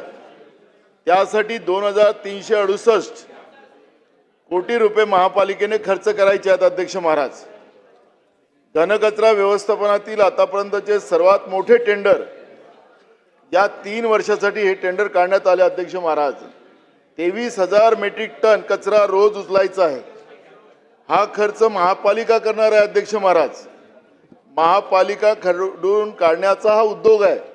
पहिलेच महानगरपालिकेमध्ये पैसे नाहीत आणि अध्यक्ष महाराज त्या पद्धतीनं 2,368 कोटी रुपये यामध्ये महापालिका खर्च करणार. अध्यक्ष महाराज, देवनार डम्पिंग ग्राउंडवरील कचरा उचलण्यासाठी मुंबई महापालिकेने 2,368 कोटी निविदा काढली. देवनार ही मुंबईतील सर्वात जुनी डम्पिंग ग्राउंड आहे. 1927 पासून इथे कचरा टाकला जातो. धारावती 311 एकर जमीन अदानीला दिली जात आहे.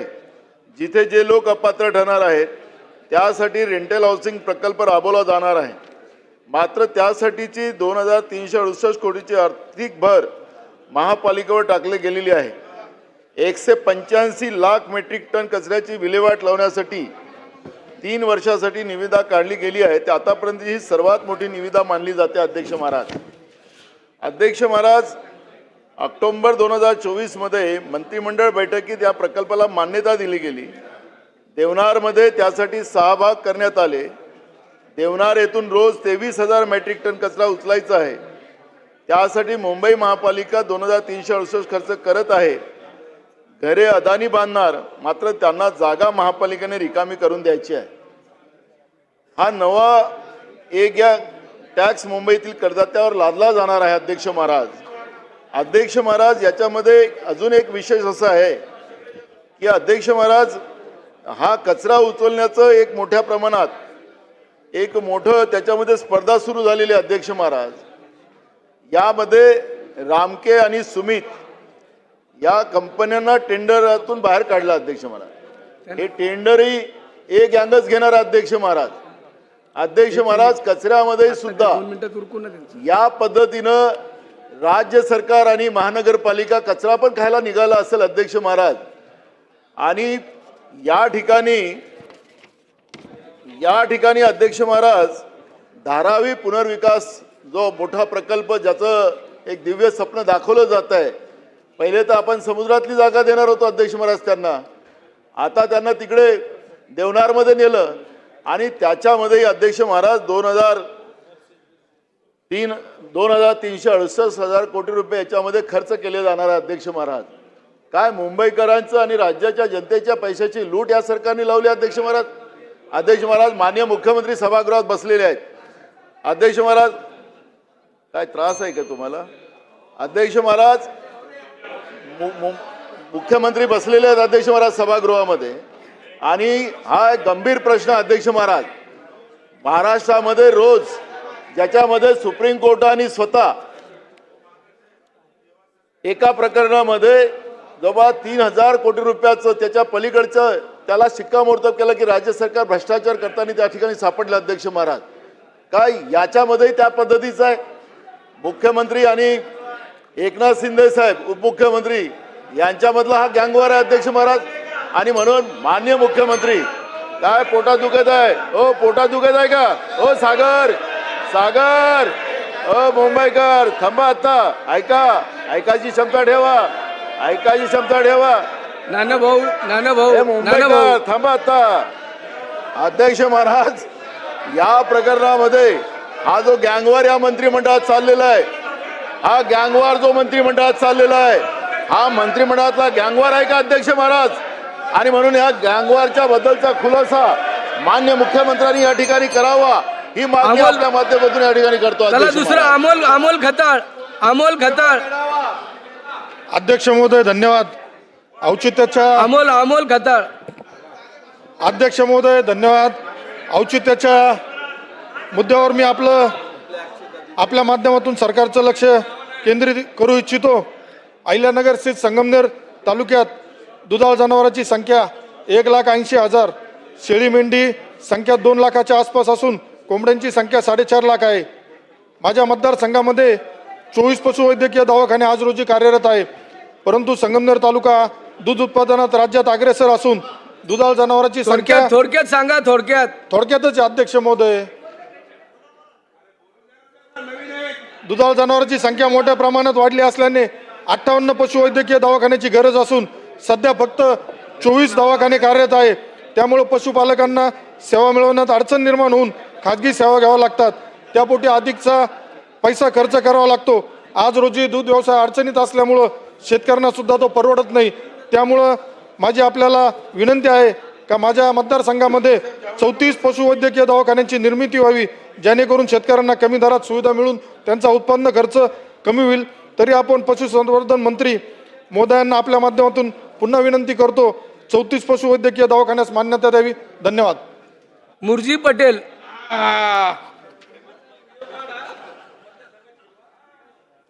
अध्यक्ष महोदय धन्यवाद.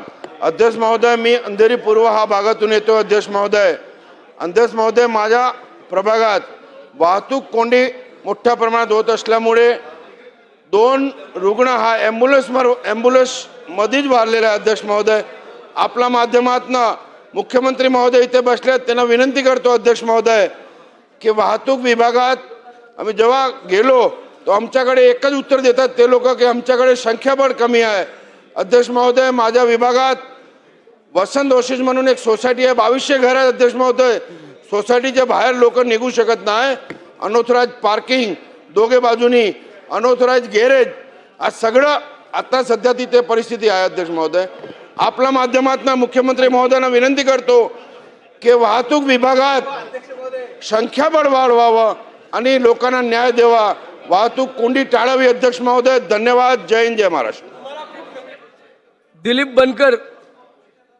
अध्यक्ष महोदय, ओझर नगर परिषद, तालुका निफाड, जिल्हा नाशिक या नगर परिषदेमध्ये मी औचित्याच्या मुद्द्याद्वारे या ठिकाणी लक्ष वेधतो. माझ्या मतदारसंघामध्ये नवीन ही नगरपालिका त्या ठिकाणी झालीत आणि त्या ठिकाणी जवळजवळ आजमध्ये 85,000 ते 90,000 इतकी लोकसंख्या आहेत.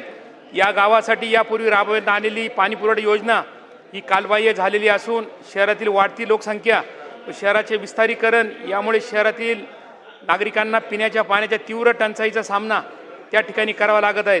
नगर परिषद प्रशासनास देखील नागरिकांना पाणी पुरवठा करताना मोठी कसरत त्या ठिकाणी करावी लागते. जवळपास 3 ते 4 दिवसाआड पाणी पुरवठा करावा लागत असल्याने या शहरासाठी नवीन पाणी पुरवठा योजना ही नगरोत्थान महाअभियानाअंतर्गत प्रस्तावित केलेली आहे, परंतु अद्यापही या प्रस्तावित पाणी पुरवठा योजनेस शासनाने मान्यता दिलेली नाहीत. माझी या माध्यमातून ओझर शहरात नागरिकांना पिण्याच्या पाण्याचा प्रश्न निर्माण होत असलेला गंभीर प्रश्न लक्षात घेता तातडीने या पाणी पुरवठा योजनेस शासनाने मान्यता द्यावी ही आपल्या माध्यमातून या ठिकाणी विनंती करतो. श्री भास्कर जाधव. सन्माननीय अध्यक्ष महोदय, कोकणच्या विकासासाठी कोकण रेल्वेला कोकणातील जनतेने आपल्या जमिनी दिल्या.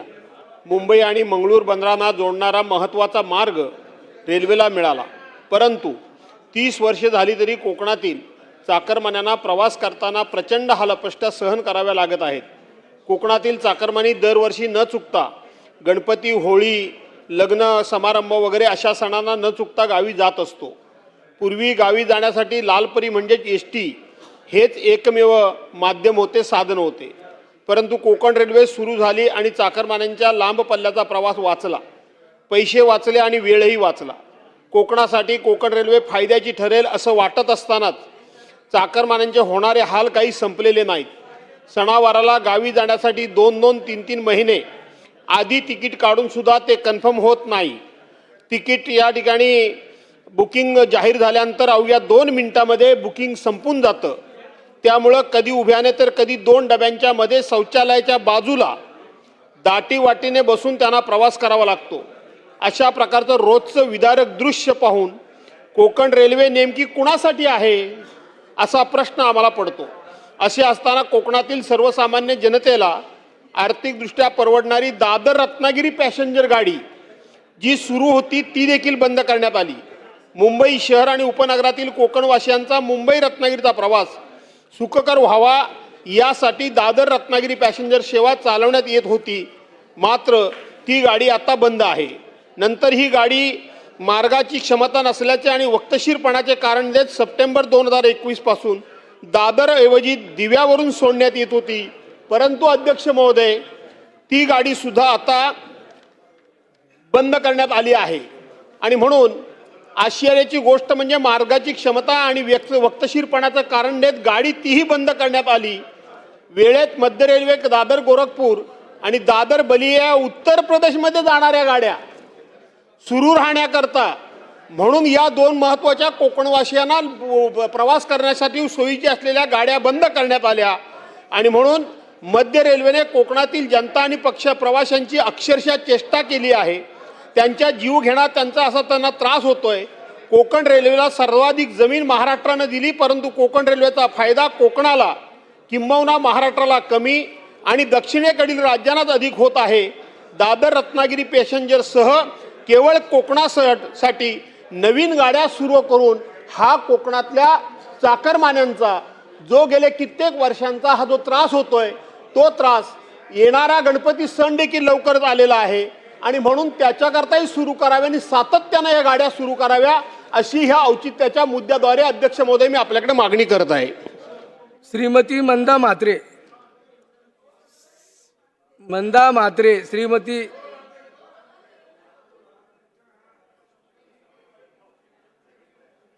अध्यक्ष महोदय धन्यवाद. अध्यक्ष महोदय, नवी मुंबई येथील प्लॉट क्रमांक 15A सेक्टर 38 नेरूळ येथील नवी मुंबईतील पत्रकारांचे हक्काचे असे पत्रकार भवन सिडकोच्या माध्यमातून उभारण्यात आले आहे. परंतु राज्य शासनाच्या अंतर्गत कार्यरत असणाऱ्या कोकण विभागाचे उपसंचालक कार्यालयातील अधिकाऱ्यांच्या निष्काळजीपणामुळे सिडकोच्या अखत्यारीत असलेले पत्रकार भवन राज्य शासनाकडे 11 वर्षासाठी करार अंतर्गत सुपूर्द करण्यात आले असून ते अद्यापपर्यंत बंद असणे, तसेच बंद इमारतीत अंतर्गत पडझड होणे आणि तिथे आजूबाजूला गर्दुले फिरणे नवी मुंबईतील नागरिकांच्या निधीरूपी पैशाचा अप्रत्यक्षपणे का होईना चुराडा होत आहे.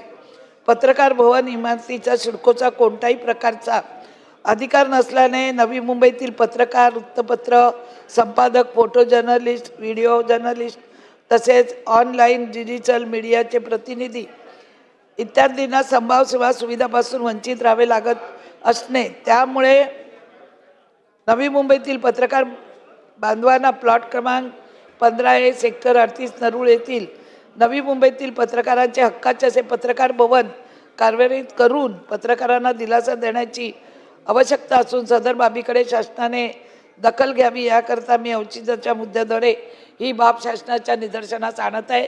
साहेब, आपण याच्यावर निर्णय द्यावा. बरेच वर्ष झाले ते भवन पडून आहे. तसंच अनेकांनी प्रयत्न केले पण अजूनही भवन पत्रकारांच्या ताब्यात दिले नाही. धन्यवाद. काशीनाथ दाते. अध्यक्ष महोदय, मी आपल्या मार्फत अतिशय महत्त्वाच्या मुद्द्यावर शासनाचं लक्ष वेधू इच्छितो. राज्यातल्या मालवाहतूक संघटनांनी एक आक्रमक पवित्रा घेतलेला आहे. शासनाकडून त्यांच्या काही मागण्या असल्यामुळे त्या मागण्यांच्या संदर्भामध्ये 1 जुलैपासून राज्यातील सर्व मालवाहतूक संघटना संपावर गेलेल्या आहेत. अत्यावश्यक वस्तूंचा पुरवठा करणारे वाहनधारक संपावर गेल्यामुळे वस्तूंच्या पुरवठ्यावर देखील परिणाम आज झालेला आहे. गेल्या अनेक वर्षापासून मालवाहतूक क्षेत्रामध्ये उद्भवणाऱ्या समस्यांकडे सरकारकडून दुर्लक्ष होत असल्याचा त्यांचा आरोप आहे. यामध्ये वाहतूक पोलिसांकडून होणारी अकारण कारवाई, CCTV, वेब रीडर व GPS यासारख्या सुविधांमधून या ठिकाणी ई-चलनाद्वारे होणारी दंडात्मक कारवाई, क्लिनर नसल्यामुळं मालवाहतूक करणाऱ्या वाहनांवर आकारला जाणारा दंड, क्लिनरची सक्ती असणे, क्लिनर मिळत नाहीत अशा परिस्थितीमध्ये क्लिनरची सक्ती, अशा अनेक अन्यायकारक या कायद्याच्या विरोधात हा संप या वाहतूकदारांनी पुकारलेला आहे. अन्यायकारक दंड वसुली थांबली पाहिजे. यापूर्वी ई-चलनाद्वारे लावलेले सर्व दंड माफ करणे, ई-चलनाबाबत शासनाकडे केलेल्या तक्रारींची दखल घेणे इत्यादी वाहतूकदारांच्या मागण्या या ठिकाणी मान्य करण्यासंदर्भामध्ये वाहतूकदार संघटना आग्रही आहे. हा संप जर या नंतरही अजून काही दिवस जर चालला तर फार मोठी अडचण, कारण हे सगळे माल वाहतूकदार त्या ठिकाणी JNPTमध्ये गाड्या पार्किंग करण्यासाठी अधिकृतपणे जागा नाही आणि मग रस्त्याच्या कडेला जर त्या गाड्या लावल्या तर त्याच्यावर वाहतूक पोलीस मोठ्या प्रमाणावर दंड आकारणी त्या ठिकाणी करतायत आणि ही बाब आपल्यामार्फत शासनानं गांभीर्याने घ्यावी अशा पद्धतीची मी विनंती आपल्याला या औचित्याच्या मुद्द्याद्वारे करतो. आणि याच्यामध्ये तातडीने या ठिकाणी परिवहन मंत्री आदरणीय प्रतापजी सरनाईक साहेब आहेत, मी त्यांना मनापासून धन्यवाद देईल की एक बैठक त्यांनी त्यांच्याबरोबर या ठिकाणी केलेली आहे आणि दुसरी बैठक घेऊन याच्यावर तातडीने निर्णय व्हावा अशा पद्धतीची या औचित्याच्या मुद्द्याद्वारे मी श्रीमती सरोज आहिरे. विनंती करतो. धन्यवाद अध्यक्ष महोदय. राज्यातील तमाम शेतकऱ्यांच्या वतीने व विशेष करून देवळाली मतदारसंघातील मौजे विहितगाव, मौजे मनोली व मौजे बेलत गव्हाण यांच्या वतीने, सर्व शेतकऱ्यांच्या वतीने मी हा औचित्याचा मुद्दा उपस्थित करीत आहेत. इथे सन्माननीय महसूल मंत्री देखील उपस्थित आहेत. जर त्यांनी ह्या औचित्याच्या मुद्द्याकडे लक्ष दिलं तर लवकरात लवकर आमच्या शेतकऱ्यांना न्याय मिळेल अशी विनंती मी त्यांना करते. राज्यातील देवस्थानच्या जमिनी तपासणी तसेच या जमिनी बेकायदेशीर हस्तांतरित झाले असल्यास पूर्व देवस्थानच्या नावे करण्याबाबत शासन स्तरावरून महसूल व वनविभाग यांच्याकडील शासन परिपत्रक क्रमांक DEV/2010 प्रकरण क्रमांक 9/L4 अन्वये दिनांक 30 जुलै 2010 रोजी निर्णय पारित करण्यात आला होता. तदनंतर सदर निर्णयाचे शुद्धीपत्रक क्रमांक DEV/2010 प्रकरण क्रमांक 9 L4 दिनांक 29 जून 2011 रोजी पारित करण्यात आले आहे. परिणामी सदर शासन परिपत्रकावर व्यथित होऊन राज्यातील काही बाधित शेतकऱ्यांनी माननीय उच्च न्यायालयामध्ये रिट पिटिशन क्रमांक 2759/2011 व 13353/2016 तसेच रिट याचिका क्रमांक 35866/2018 तसेच रिट याचिका क्रमांक 13488/2017 दाखल करण्यात आल्या होत्या. सदर सर्व रिट याचिकांवर माननीय उच्च न्यायालय यांनी दिनांक 22 जानेवारी 2020 रोजी निर्णय पारित केलेला असून सदर निर्णयातील पॅरा क्रमांक 11 मध्ये देवस्थान महसूल इनाम जमिनीचे हस्तांतरणास सदरचे महसूल व वनविभाग यांच्याकडील सन 2010 व 2011 परिपत्रक लागू नसल्याबाबतचा खुलासा करून घोषित केलेले आहे. हा उल्लेख करणं गरजेचं आहे अध्यक्ष महोदय.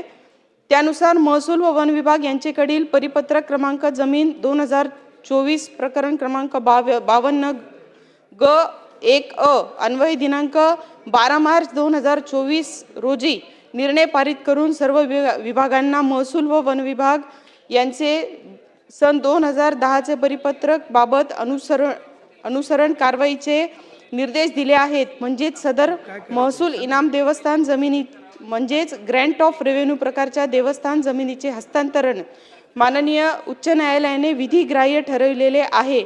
असे असताना नोंदणी महानिरीक्षक मुख्यालय महाराष्ट्र राज्य पुणे यांचे दिनांक 13 मे 2025 रोजीचे निर्णय क्रमांक 4/2025/920 अन्वय देवस्थान वतन जमिनीच्या हस्तांतरणाचे दस्तऐवजांचे नोंदणीबाबत त्यांचे अधिस्थान दुय्यम निबंधक यांना सक्षम प्राधिकाऱ्याचे विक्री परवानगी आदेश असतील ते खैरेज करून किंवा माननीय न्यायालयाचे आदेश असतील तर ते खेरीज करून राज्यातील कोणत्याही देवस्थान मिळकतीचे खरेदी विक्रीचे दस्त स्वीकारू नये.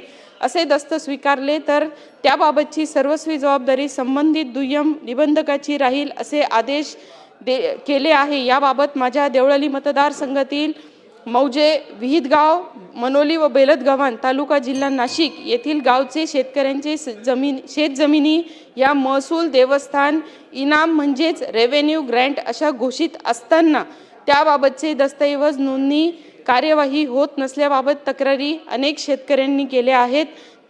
त्याशिवाय सदर नोंदणी महानिरीक्षक यांनी 12 मार्च 2024 रोजीचे शासन परिपत्रक माननीय उच्च न्यायालय मुंबई यांनी पारित केलेल्या निर्णयाकडे देखील दुर्लक्षित केले आहे.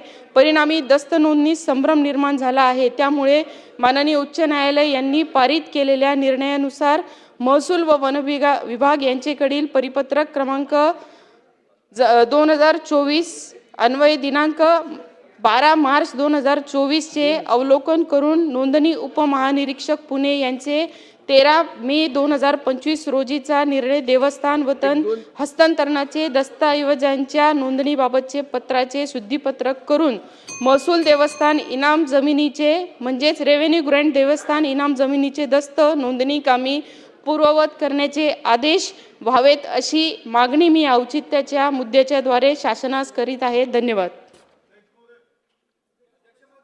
अध्यक्ष महोदय, मंत्री महोदय माननीय आमदार विधानसभा सदस्य सर्वस्ता अय्यरे यांचा जो प्रश्न आहे तो उच्च न्यायालयाने देवस्थान इनाम जमिनीबद्दल दिलेला एक आदेश आहे. मी स्वतः बैठक घेतलेली आहे. यामध्ये आपण एक कायदा आणतो आहे सभागृहात देवस्थान इनाम जमिनीबद्दल.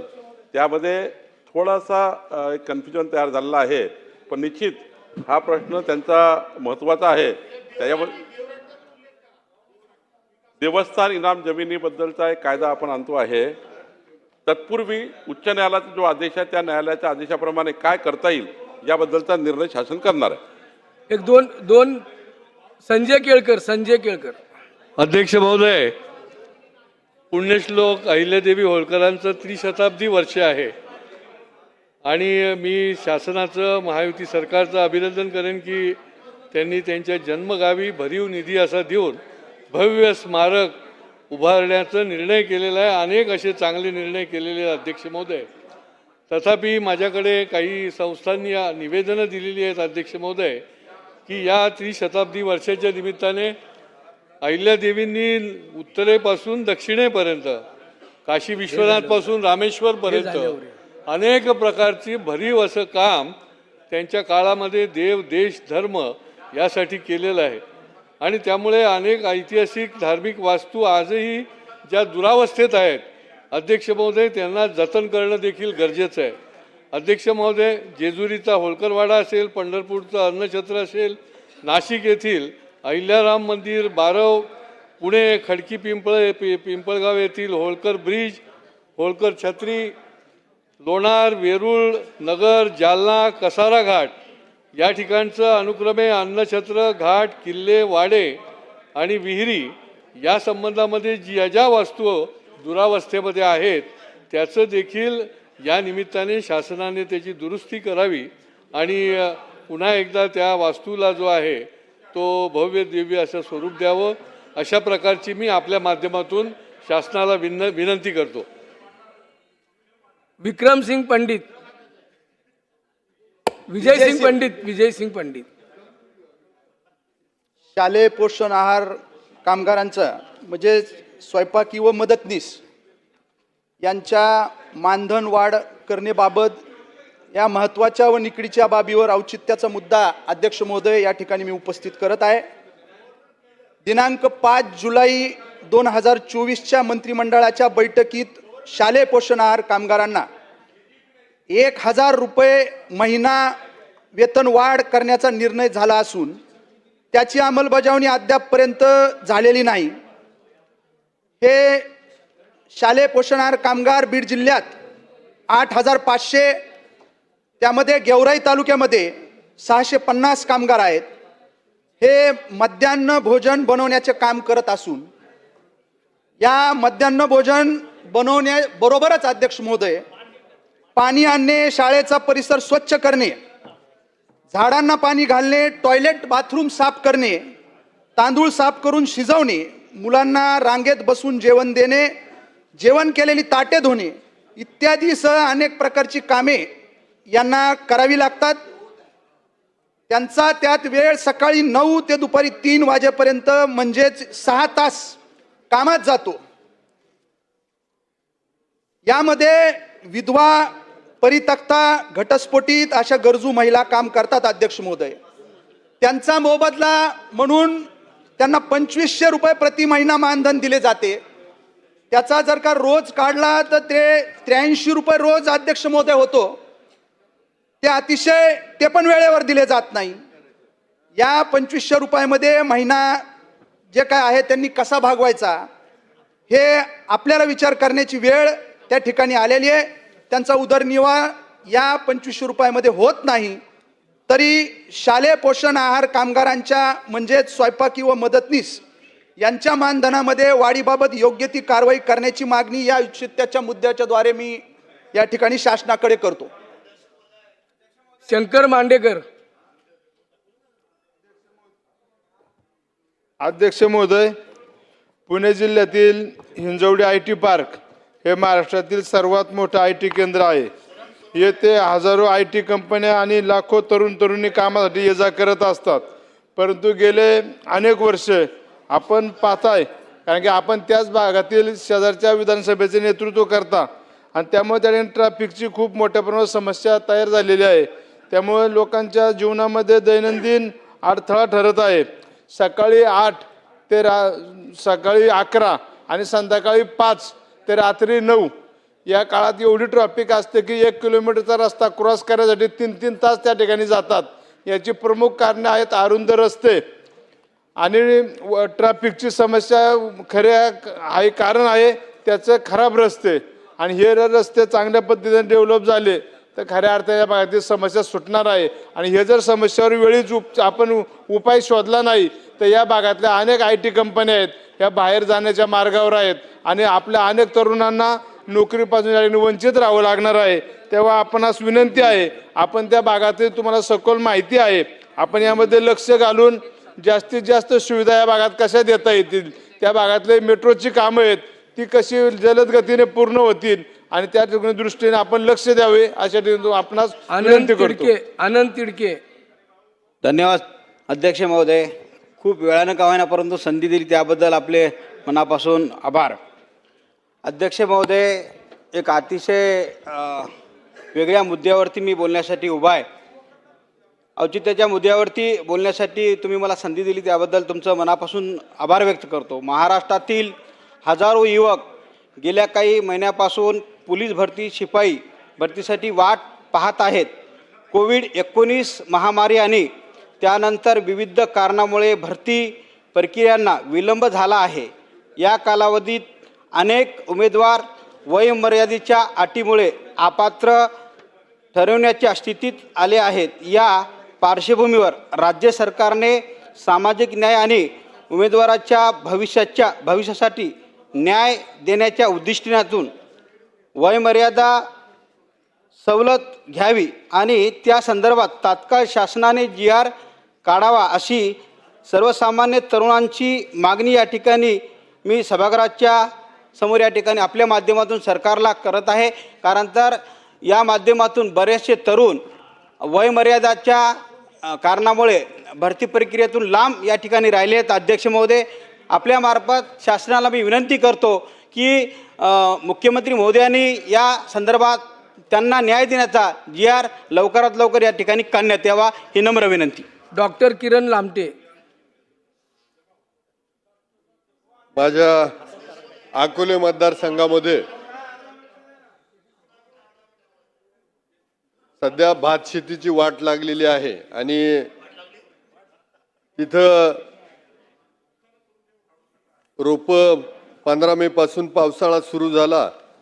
रोपं शेतकऱ्यांना टाकता येत नाहीयेत आणि टाकलेली रोपं नीटशी येत नाही, म्हणून तिथं युरिया खताची मोठी गरज आहे.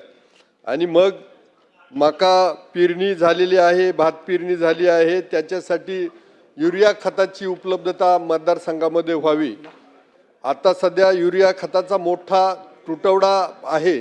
या निमित्तानं कृषी मंत्र्यांच्या निदर्शनास आणून देतो की जो बफर स्टॉक आहे तर तो पण खुला केला जावा आणि जवळजवळ 1000 मेट्रिक टनची या विभागाला खताची गरज आहे.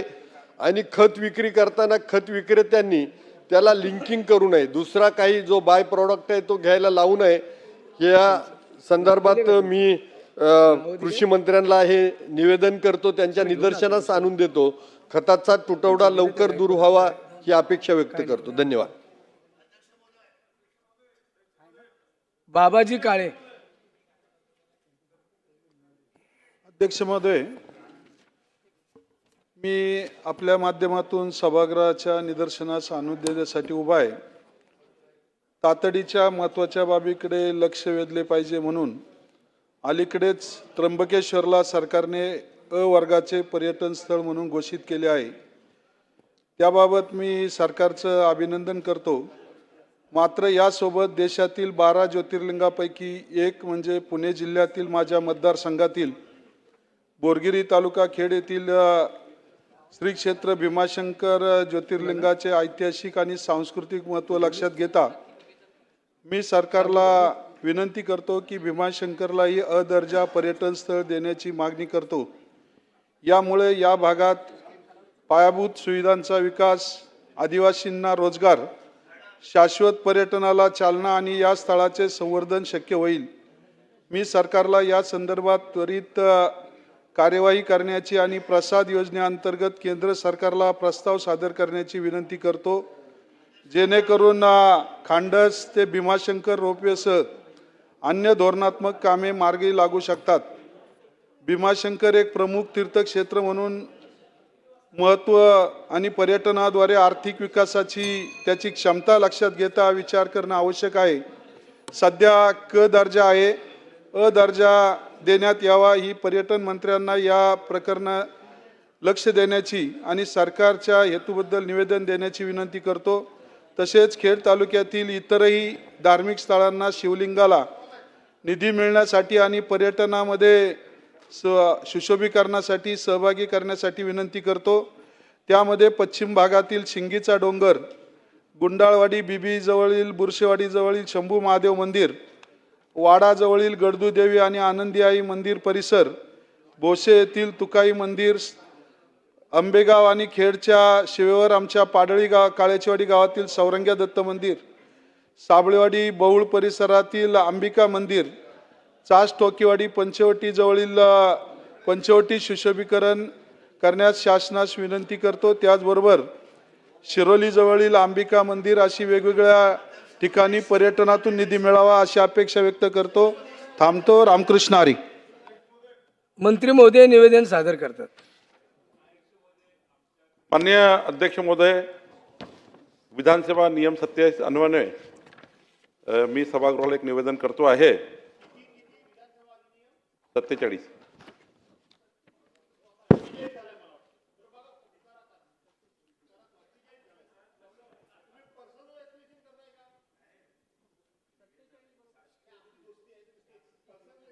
पर्सनल नाही.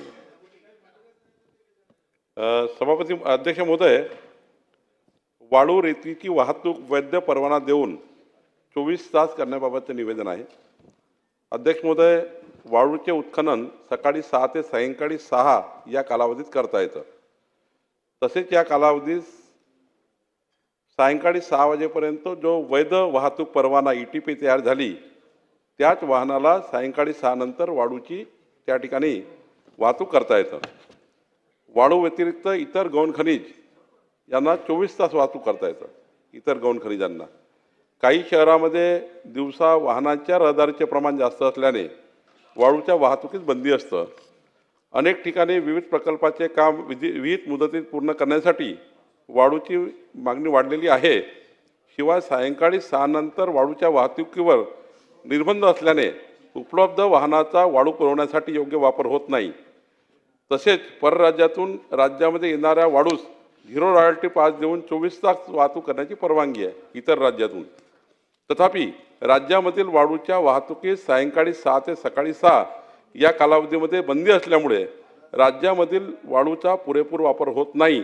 त्यामुळे सकाळी 6 ते सायंकाळी 6 या कालावधीत उत्खनन करून ठेवलेली रेतीची वाहतूक वैध वाहतूक परवाना देऊन काही अटी शर्तीच्या अधीन राहून 24 तास वाहतूक करण्याबद्दलचा निर्णय शासन घेते आहे. वाळूसाठी वाहतूक परवाना ETP तयार करण्यासाठी 24 तास सुविधा ही महाखनिजवर उपलब्ध करून देण्यात आलेली आहे. याकरता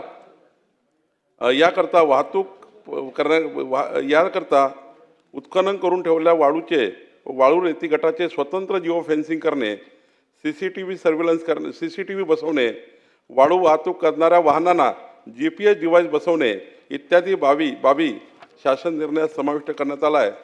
अध्यक्ष महोदय, यामध्ये सभागृहाला एवढीच या ठिकाणी कल्पना असावी की सकाळी 6 ते सायंकाळी 6 या काळात जे उत्खनन होतं ते दिवसानीच उत्खनन राहणार, रात्री उत्खनन करता येणार नाही. पण दिवसभरात जो साठा तयार होतो तो साठा रात्री उचलता येत नाही. त्यामुळं मोठ्या प्रमाणावर राज्यामध्ये अवैध वाहतूक, त्यांना ETP नसतं, मग मोठ्या प्रमाणावर त्यांना पोलीस थांबवतात.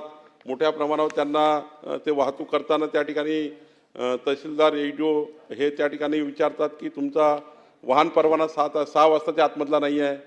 त्यामुळं दिवसभरात साठा झालेली वाळू ही ETPद्वारे महाखनिजच्या पोर्टलवर जाऊन CCTV सर्व्हिलन्स GPSच्या आधारावर 24 तास वाहतूक करण्याची परवानगी आपण देतो आहे. हा शासन निर्णय निर्गमित करतो आहे. एखाद्या सन्मान्य मंत्री महोदयांनी निवेदन केलं तर त्याच्यावर प्रश्न विचारता येत नाही, मला माहिती आहे. मी त्याच्या संदर्भात प्रश्न विचारण्याकरता उभा नाही. मला फक्त एवढंच जाणून घ्यायचं की आपण नवीन वाळू धोरण आणलेलं आहे जे मागपासून चर्चेपासून, त्या धोरणावर काही सभागृहामध्ये चर्चा होणार आहे का? कारण ती चर्चा होणं आवश्यक आहे. ते धोरण जर बघितलं आपण तर ते विभागाला ते समान धोरण लागू पडण्यासारखं नाही आहे किंवा ते फिजिबल नाही आहे आणि व्हायबल पण नाही आहे. आणि म्हणून या धोरणावर सभागृहात चर्चा होईल का? मान्य अध्यक्ष महोदय, आपण राज्यामध्ये जुनं डेपोचं धोरण बंद करून नवीन धोरण आणलं. हे पब्लिक डोमेनवर 1 महिना होतं. 1200च्या वर सूचना सुधारणा राज्यातल्या जनतेने दिल्या. आमच्या सर्व जिल्हाधिकाऱ्यांनी त्यावर विभागीय आयुक्तांनी आपापल्या सुधारणा दिल्या, त्यावर अंतिम करण्यात आलं. माननीय भास्कर जाधव साहेब, कधीही कोणत्याही वेळी तुम्ही या धोरणावर चर्चा लावा, शासन या धोरणावर चर्चा करेल, परंतु राज्यातल्या 1200 लोकांनी सुधारणा सुचवल्या, त्यावर आपण केला आहे. काही ठिकाणी नैसर्गिक वाळू आहे, काही ठिकाणी नैसर्गिक वाळू नाही आहे. त्या ठिकाणी एमसँड धोरण आणलेलं आपण. एमसँड म्हणजे कृत्रिम वाळू तयार करण्याचं धोरण. एका जिल्ह्यामध्ये आपण 50 क्रेशर देतो आहे आणि त्याची काल SOP आपण तेही मी सभागृहात देतो आहे.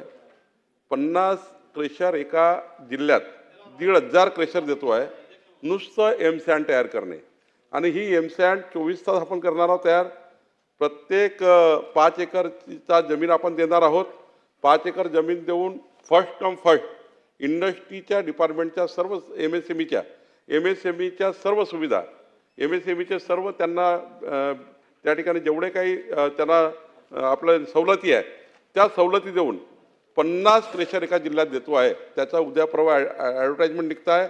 या राज्यात फर्स्ट कम फर्स्ट 1,500 क्रेशर सुरू करायचे आहेत, जेणेकरून पुढच्या काळामध्ये नैसर्गिक वाढीवर आपल्याला काही गरज राहणार नाही. कृत्रिम वाढीवर आपण राज्य शिफ्ट करतो आहे. आणि जो 5 एकरचा आपण त्यांना 5 एकरचा आपण जो त्या ठिकाणी जमीन देणार आहे, एक प्रायव्हेट जमिनी अलाव करणार आहे.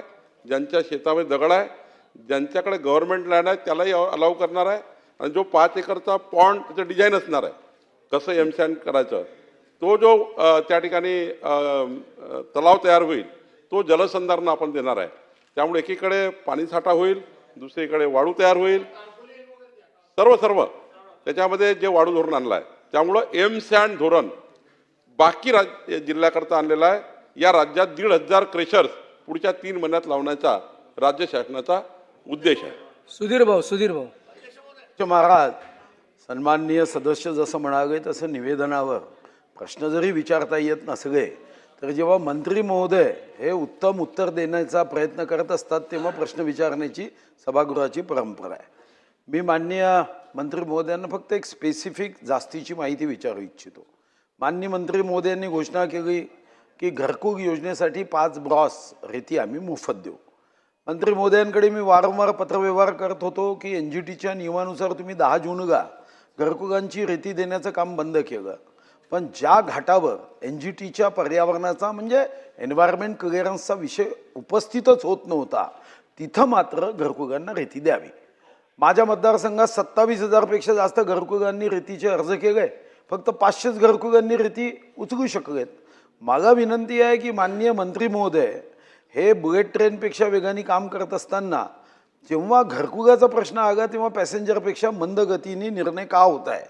माझी स्पेसिफिक आपल्याला विनंती आहे की आता तुम्ही 24 तास रेतीचा साधारणतः पुरवठा व्हावा, इन्फ्रास्ट्रक्चरसाठी व्हावा, हा विचार करत असताना इन्फ्रास्ट्रक्चर ज्या गरिबांसाठी आहे, ज्या गरिबांच्या कष्टावर हा महाराष्ट्र आणि महाराष्ट्राची प्रगती उभी आहे, तर त्यामध्ये सुस्पष्टता आणा ना की त्यांना सुद्धा यानंतर कोणत्याही घाटावर अटकवल्या जाणार नाही.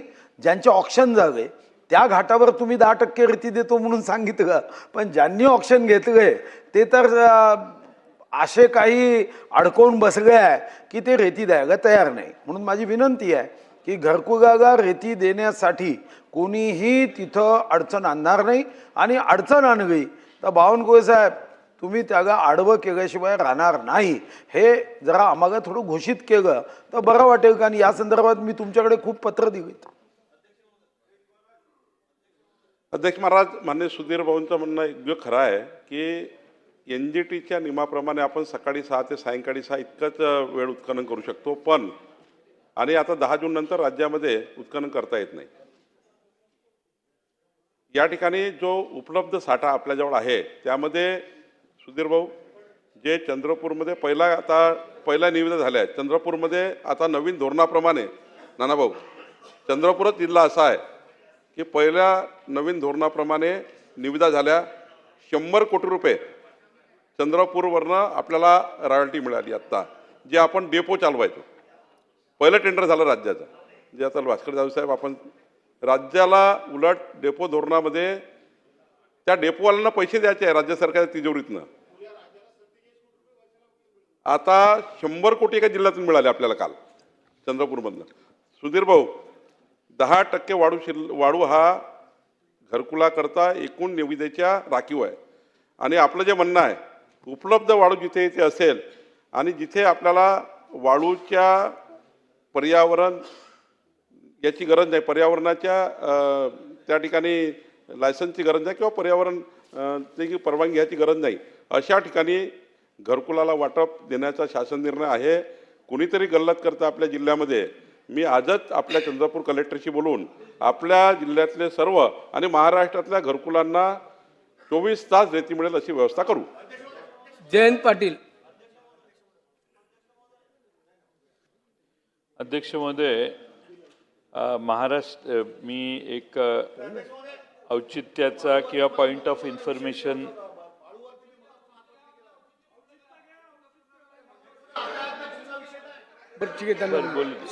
बोला बोला. सुनील प्रभू. एक मत मंत्री महोदय सकारात्मक उत्तर देत आहे म्हणून मी आपल्या निदर्शनास आणतो. सिंधुदुर्ग जिल्ह्यातील जी कर्ली नदी आहे त्याच्यामध्ये करंजे परुळे भागामध्ये मागील 2 वर्षापासून वाळू उपसी होते आणि डॉक्टर नितीन सरंगे हे सातत्याने त्या ठिकाणी तक्रार करतायत. जिल्हाधिकारी, तहसीलदार, तलाठी एकही माणूस त्यांच्या तक्रारीची दखल घ्यायला तयार नाही. शेवटी कोर्टात जाऊन रिटिपिशन दाखल करावं लागलं. याची आपण चौकशी करणार काय? आणि मागील 2 वर्षामध्ये अनाधिकृतपणे वाळू जे कोण उपसा करतायत त्यांच्यावर तुम्ही कारवाई करणार काय? एवढी माहिती सभागृहाला द्या. माननीय सुनील प्रभू साहेबांनी जे सांगितलं आहे त्यावर तातडीनं कारवाई करू. अध्यक्ष महोदय, मी आपल्या एक पॉइंट ऑफ इन्फॉर्मेशन मांडतो. महाराष्ट्र शासनाच्या अंतर्गत असलेल्या महाट्रान्सको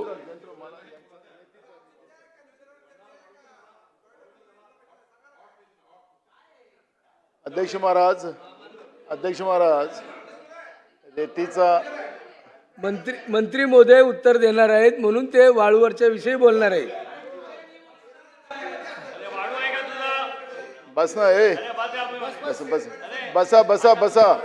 ओ पवार बसा. अभिमन्यू पवार बसा. नवीन आहात अरे तुम्ही. आतापर्यंत बोलून झालं असतं.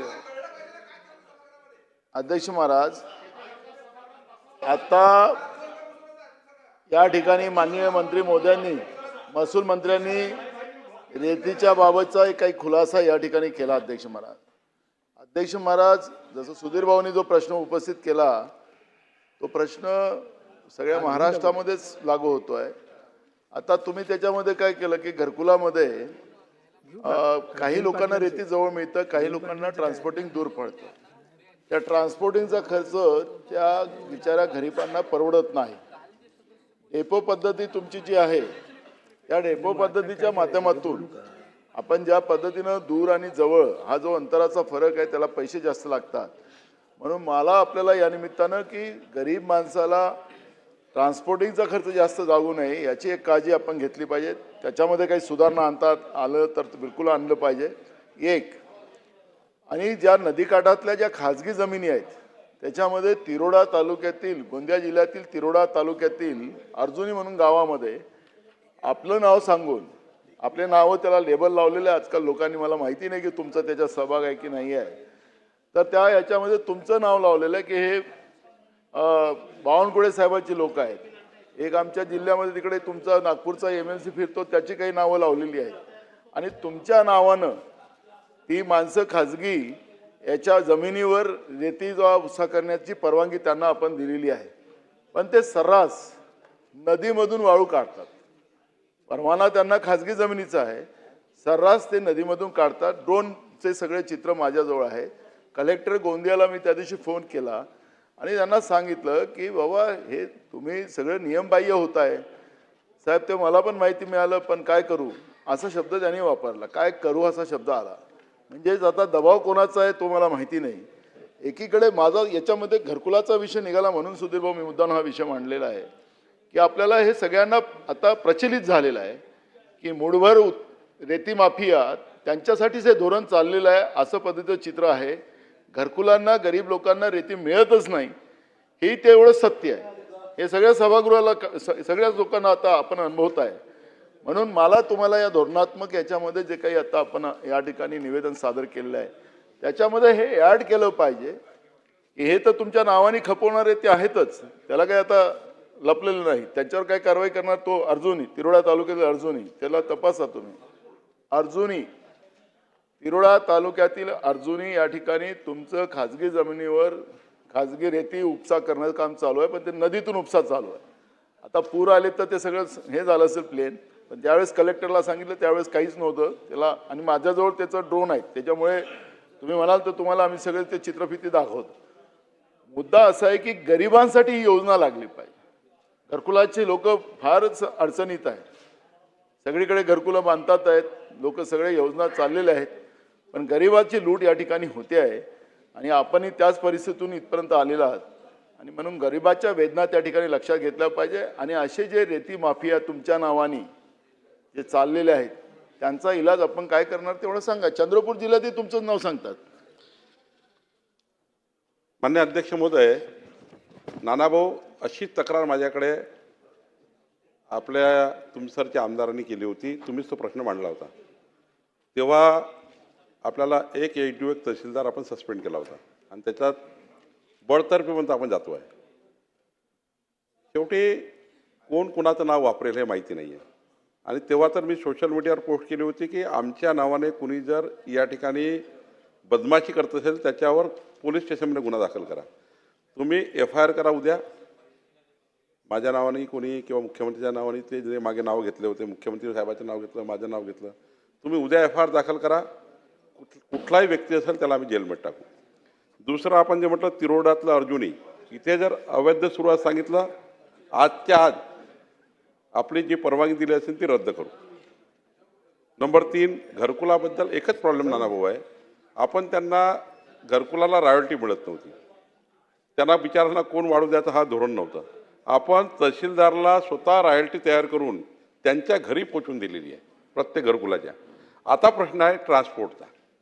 त्या घरकुलाच्या रेतीचा आपण रॉयल्टी तर दिली जयंत पाटील साहेब, पण आता ट्रान्सपोर्ट त्याला करावं लागतं. जवळ वाढून असेल दुरून दुरून करावं लागतं, त्याला 30,000 40,000 रुपये खर्च येतं. त्यामुळं जे आता याच्यामध्ये जे काही आता आपल्याकडे पैसे येतील MDFमधनं, माननीय मुख्यमंत्री चर्चा करेल की वाळूला आपण रॉयल्टी दिली आहे, पण ती घरपोच करण्याकरता काही मार्ग काढता येईल का? कारण दूर आहे, 30 किलोमीटर आहे, 40 किलोमीटर आहे, 50 किलोमीटर आहे, तर याच्यामध्ये ते धोरण नाही आहे घरपोच पोचवण्याचं. आपण धोरण केलं आहे त्यांना 5 ब्रास रॉयल्टी जी कधीच मिळत नव्हती घरकुलांना, ती घरपोच देण्याचा. आता वाहतूक त्यांनी करायची आहे. तर माझी या ठिकाणी थोडा आता याच्यामध्ये किवास आहे की त्याच्या घरी रेती कोण पोचवून देणार, त्याला ट्रान्सपोर्ट कोण करणार, ट्रान्सपोर्टरला पैसे कोण देणार, त्याच्याकरता कुठून पैसे आणायचे. त्यामुळं याच्याबद्दल केवळ घरकुलाबद्दल काही नवीन धोरण आणता येईल का, याच्याबद्दल मी अधिवेशन संपण्यापूर्वी तुम्हाला या ठिकाणी सभागृहासमोर येईल. आदित्य ठाकरे. अध्यक्ष महोदय, औचित्याच्या मुद्द्यावर बोलत असताना एक महत्त्वाचा विषय आपल्या समोर आणू इच्छितो. अच्छा, मगाशी यांचं होतं, सॉरी, आपण बोला मग औचित्याच्याच मुद्द्यावर. आता ठीक आहे. जयंत पाटील. मी आपल्या सरळ मार्गाने म्हणेल त्याच्यासाठी खाली बसायला लागल्यावर सगळे सुटायला लागले. करायचं काय नाही. अध्यक्ष महोदय, महाराष्ट्र शासनाच्या अंतर्गत असलेल्या बावनकुळे साहेब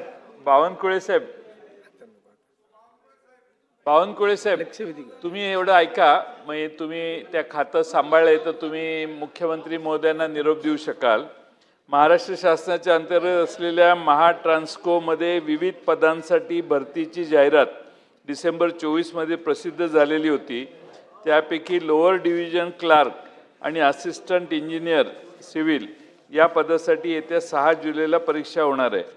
60,000 उमेदवार परीक्षा देणार आहेत. या परीक्षेसाठी असणारी बरीच परीक्षा केंद्र ही अधिकृत नसून अत्यंत सुमार दर्जाची व्यवस्था असणारी आणि अपारदर्शी आहेत. तसेच बऱ्याच विद्यार्थ्यांना अतिशय दुर्गम भागातील परीक्षा केंद्रे देण्यात आलेली आहेत. आमच्याकडच्या लोकांना रत्नागिरी केंद्र दिलेलं आहे, म्हणजे सांगलीच्या लोकांना, त्यामुळे परीक्षेला जाणे कठीण होऊन बसले आहे. मागील काही विभागांच्या भरती परीक्षातील परीक्षा केंद्रावरील अधिकाऱ्यांमध्ये असणाऱ्या संगनमतातून झालेले गैरप्रकार आणि त्यामुळे उमेदवारांना झालेला नाहक मानसिक त्रास व पारदर्शकतेचा मुद्दा लक्षात घेता या परीक्षा TCS ION च्या अधिकृत केंद्रावरच झाल्या पाहिजेत अशी या मुलांची मागणी आहे. शिवाय ज्या दिवशी परीक्षा आहेत त्या दिवशी आषाढी एकादशी आहे. त्यामुळे अनेक विद्यार्थ्यांना वाहतूक कोंडीची समस्या उद्भवू शकते. त्यामुळे या सर्व गोष्टी ग्राह्य धरून सदर परीक्षा पुढे ढकलण्याचे निर्देश शासनाला द्यावेत आणि भरती परीक्षा TCS ION या अधिकृत केंद्रावरच आयोजित करून पारदर्शकता आणि विश्वासार्ह भरती प्रक्रिया आयोजित करून त्या उमेदवारांना दिलासा द्यावा. माननीय अध्यक्ष महोदय, माननीय मुख्यमंत्री महोदय ही चर्चा करून यावर आजच निर्णय माननीय मुख्यमंत्री महोदयांना विनंती करतो. औचित्याच्या मुद्द्यातून एक महत्त्वाचा मुद्दा मांडायचा आहे. एक म्हणजे आपल्या मुंबई लवकर महत्त्वाचा विषय नाही लवकर नाही होऊ शकणार. मुंबईचा विषय मराठी माणसाचा विषय. नुसतं कोणीतरी विचारते म्हणून अध्यक्ष महोदय असं नाही होऊ शकत. ससून डॉक इथे मुंबई पोर्ट ट्रस्ट याची जागा आहे. तिथेच MFDC म्हणजे महाराष्ट्र फिशरीज डेव्हलपमेंट कॉर्पोरेशन ह्यांनी टेनंट म्हणून ती जागा घेतलेली आहे आणि ती सबलेट केली आहे. तिथे हजारो कोळी बांधवांना असेल, फिशरीजमध्ये असेल, पॅकेजिंगमध्ये असेल, एक्सपोर्टमध्ये असेल. झालं असं की 10 वर्षापूर्वी एक कोर्टाचा निर्णय लागला जिथे MBPTनी सांगितलं की MFDC आम्हाला आमचं रेंट देत नाही, भाडं देत नाही आणि म्हणून आता ह्या सगळ्या लोकांना तुम्ही इथून एविक्ट करा. तेव्हा गडकरी साहेबांनी बैठक घेतली होती, मध्ये हे सगळा विषय थांबला होता. पण पुन्हा एकदा आत्ता आपण पाहतोय की तिथे सगळ्याच त्या कोळी बांधवांना असेल, मग तिकडे फिशरी इंडस्ट्रीमधले वेगळे लोक आहेत, पॅकेजिंग एक्सपोर्ट वगैरे लोक, त्यांना एविक्शनची नोटीस मिळाली. हा अन्याय कशासाठी होतोय? हे सगळे लोक जे मासेमारीमध्ये आहेत किंवा ह्या धंद्यात आहेत ते MFDCला आपले जे काही भाडे ते देतात. आता वाद हा MFDC आणि MBPTमध्ये म्हणजे राज्य सरकार आणि केंद्र सरकारमध्ये. माझी हीच इच्छा राहील की सरकारने ह्याची तातडीने नोंद घेऊन हा वाद मिटवावा आणि कोळी बांधवांवर असेल किंवा मासेमारी जे पूर्ण व्यवसायात आहेत त्यांच्यावर जो अन्याय होतोय तो रोकावा. कारण एका बाजूला हे होतंय, तसंच छत्रपती शिवाजी महाराज मंडईमधून मुंबई महानगरपालिकेने आता तिकडच्या कोळी बांधवांना सांगितलं की तुम्ही इथून निघून जा. हा अन्याय नेमका कशासाठी होतोय? ह्याच्यात लाखो मराठी लोक आहेत, अमराठी देखील लोक आहेत. मुंबईचा व्यवसाय आहे महत्त्वाचा आणि ह्या अन्याय तातडीने सरकारने रोखावा. ह्याच्यावर मंत्री महोदय जर कोणी इथे असतील त्यांनी भाष्य करावं. धन्यवाद. आज अशासकीय कामकाजाची घोषणा.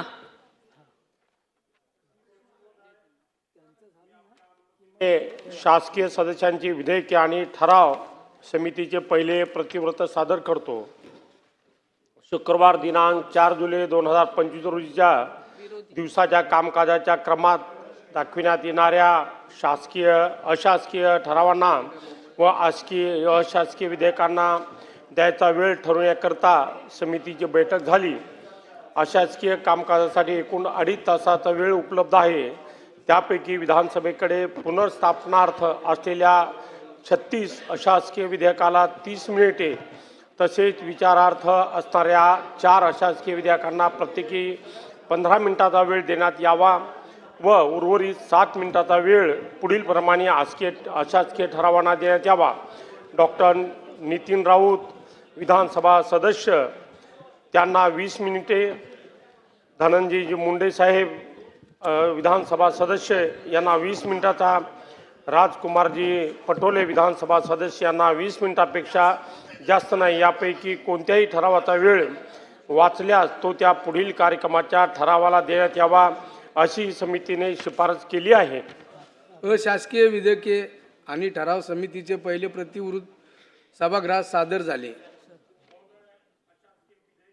आणि ठराव समितीचे पहिले प्रतिवृत्त सभागृहाला संमत आहे असा मी आपल्या अनुमतीने प्रस्ताव मांडतो. प्रस्ताव असा आहे की अशासकीय विधेयके आणि ठराव समितीचे पहिले प्रतिवृत्त सभागृहात संमत आहे. प्रश्न असा आहे की अशासकीय विधेयके आणि ठराव समितीचे पहिले प्रतिवृत्त सभागृहात संमत आहे काय? अनुकूल असतील तर होय म्हणावे, प्रतिकूल असतील तर नाही म्हणावे. होयचे बहुमत आहे, होयचे बहुमत आहे. प्रतिकूल संमत आहे, प्रतिवृत्त संमत आहे. नाहीचे बहुमत आहे, नाहीचे बहुमत आहे. प्रतिकूल असंमत आहे.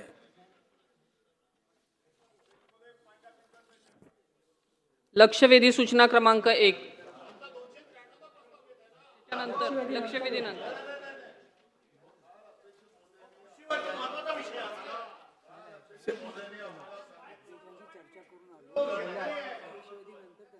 नानाभाऊ अध्यक्षांशी चर्चा केलेली आहे. लक्षवेधी झाल्यानंतर स्थगन.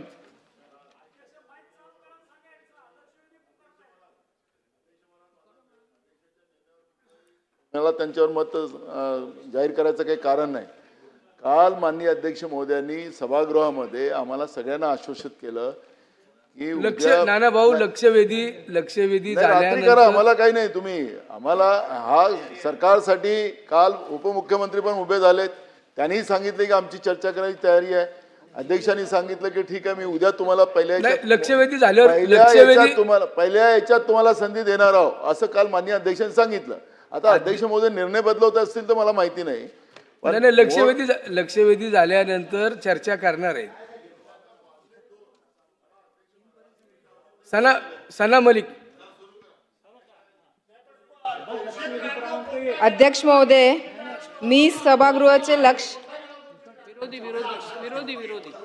लक्षवेधी क्रमांक 1. मी सभागृहाचे लक्ष एका अत्यंत गंभीर आणि संवेदनशील विषयाकडे वेधू इच्छितो. आपल्या राज्यात अनेक धर्मादाय रुग्णालय चॅरिटेबल हॉस्पिटल आहेत, ज्यांना शासनाकडून विविध सवलत, अनुदान आणि भूखंड अगदी नाममात्र दरात मिळालेला आहेत. या सवलत्या बदला या रुग्णालयांना गरीब व गरजू रुग्णांना इकॉनॉमिकली वीकर सेक्शन्स क्षुल्लक उपचार देणे बंधनकारक आहे. याचा रिप्लाय आपल्याला खूप विस्तारमध्ये दिलेला गेला आहे आणि पुण्याचाच एक घटना घडली होती, त्याच्या पण काय कारवाई केली आहे मंत्री महोदयांनी पूर्ण माहिती आपल्याला दिली आहे. परंतु इंडिया CSRच्या माध्यमातून विकास चॅरिटेबल ग्लोबल विकास ट्रस्ट यांनी 2023 पासून आतापर्यंत एक सर्वे केलेलं होतं. त्यामध्ये 70% बेड जे आहे त्याची ऑक्युपन्सी झाली नाही. ते फक्त निर्धर रुग्णाकरिता 92% दुर्बल लोकांसाठी जे राखीव आहे आणि 2% जे IPF फंड्स आहे त्याच्या कदाचित मिसयूज किंवा अंडर युटिलायझेशनचं त्यांनी म्हटलेलं आहे. मुंबईमध्ये अनऑक्युपन्सीचा रेट मी सांगते. भाटिया जनरल हॉस्पिटल जे ग्रँट रोडला आहे त्यामध्ये 57.62% जे ऑक्युपन्सी फक्त BPL लोकांसाठी ते अनऑक्युपाईड आहे. 94.48% दुर्बल लोकांसाठी. प्रश्न विचारा ना लवकर. आकडे दिले तर प्रश्न विचारता. फक्त एक आकडे मला देऊ द्या. सोमया हॉस्पिटलमध्ये 99.3% दुर्बल लोकांसाठी non occupied, 100% non occupancy of दुर्बल लोकांना. SL Raheja, Saifi hospital, Breach Candy hospital, Holy Family आणि मसिना हॉस्पिटल दुर्बल लोकांसाठी 95% अनऑक्युपन्सी. 2024मध्ये तेव्हाचे आपले आताचे मुख्यमंत्री देवेंद्र फडणवीस साहेब आणि जेव्हा ते उपमुख्यमंत्री त्यांनी एक ऑनलाईन पोर्टलचं उद्घाटन केलं होतं. त्यामध्ये ते पोर्टल फक्त आणि फक्त medical college, charitable hospital, district collector आणि स्टेट लेवलचे जे असिस्टंट डेस्क आहे त्यासाठी आहे. तर हे जे आपण आकडे बघताय त्यामध्ये मला विचारायचं आहे का हे जे ऑनलाईन पोर्टल अवेलेबल केलं गेलं आहे ते पब्लिकसाठी आपण उपलब्ध करू शकत का? सरकार जे यावर विचार करत आहे का? कारण आकडेवारी जे दिली गेले आहे त्यानुसार लोकांना हे सगळे रुग्णालयाचं माहीत नाही. आणखी एक बातमी होती ज्यामध्ये लिहिलेला होता की सरकार स्वतःचा खर्च करून फलक लावणार. ते हॉस्पिटलच्या नावाखाली सरकार फलक लावणार का की हे दिनादायक रुग्णालय आहे, यामध्ये तुम्ही 10% उपचार BPLसाठी आपण राखीव ठेवलेला आहे. दुसरा, लोकांना माहीत नाही तर अवेअरनेससाठी सरकार काय करणार, हे पण एक प्रश्न आहे. आणखी प्रश्न असा आहे, रिक्त खाट या संदर्भात शासन स्तरावर लक्ष घालून योग्य निर्णय घेणार आहे का? रुग्णांना रुग्णालयामध्ये बेड मिळण्यासाठी सर्वसाधारणपणे प्रवेश मिळावा म्हणून काही शासनतर्फे एखादी सुविधा पुरवली जाणार आहे का? ज्या रुग्णांना डिजिटल ऑनलाईन सुविधांचा लाभ घेता येणार नाही अशा सर्व रुग्णांसाठी शासनातर्फे काही दुसरी सेवा उपलब्ध करून देण्यात येणार आहे का? लास्ट अनुदानित व राखीव बेडच्या गैरवापर रोखण्यासाठी शासनातर्फे धर्मदाय रुग्णालयावर कोणती कारवाई करण्यात येणार आहे? सन्माननीय अध्यक्ष महोदय, अतिशय महत्त्वाच्या एका विषयावर सन्मान्य सदस्यांनी ही लक्षवेधी सूचना मांडलेली आहे. मी सर्वप्रथम सर्व सभागृहाच्या सन्मान्य सदस्याला या संदर्भामध्ये विस्तृत माहिती देऊ इच्छितो की हे जे धर्मदाय रुग्णालय आहे, या रुग्णालयाच्या संदर्भामध्ये माननीय उच्च न्यायालयाने एका याचिकेवर निर्णय देताना 2004च्या याचिकेला निर्णय देताना 10% बेड हे निर्धनसाठी राखून ठेवावे आणि 10% बेड हे दुर्बल घटकासाठी राखून ठेवावे. आता निर्धन कोण? ज्याचा इन्कम 1,80,000 पेक्षा कमी आहे ते निर्धन, आणि ज्यांचे 1,80,000 ते 3,60,000 पर्यंत आहे ते दुर्बल. प्रश्न असा अध्यक्ष महोदय की हे नियमावली झाल्यानंतर महाराष्ट्रामध्ये या संदर्भामध्ये माननीय देवेंद्रजी मुख्यमंत्री असताना आणि आता या संदर्भामध्ये खूप सुधारणा झाल्या. ही योजनेची प्रभावी अंमलबजावणी झाली पाहिजे, त्यासाठी नवीन नवीन कार्यपद्धती अवलंबण्यात आली, टेक्नॉलॉजीचा वापर या ठिकाणी करण्यात आला. स्वतः माननीय मुख्यमंत्री कार्यालयाला मॉनिटर करत आहे.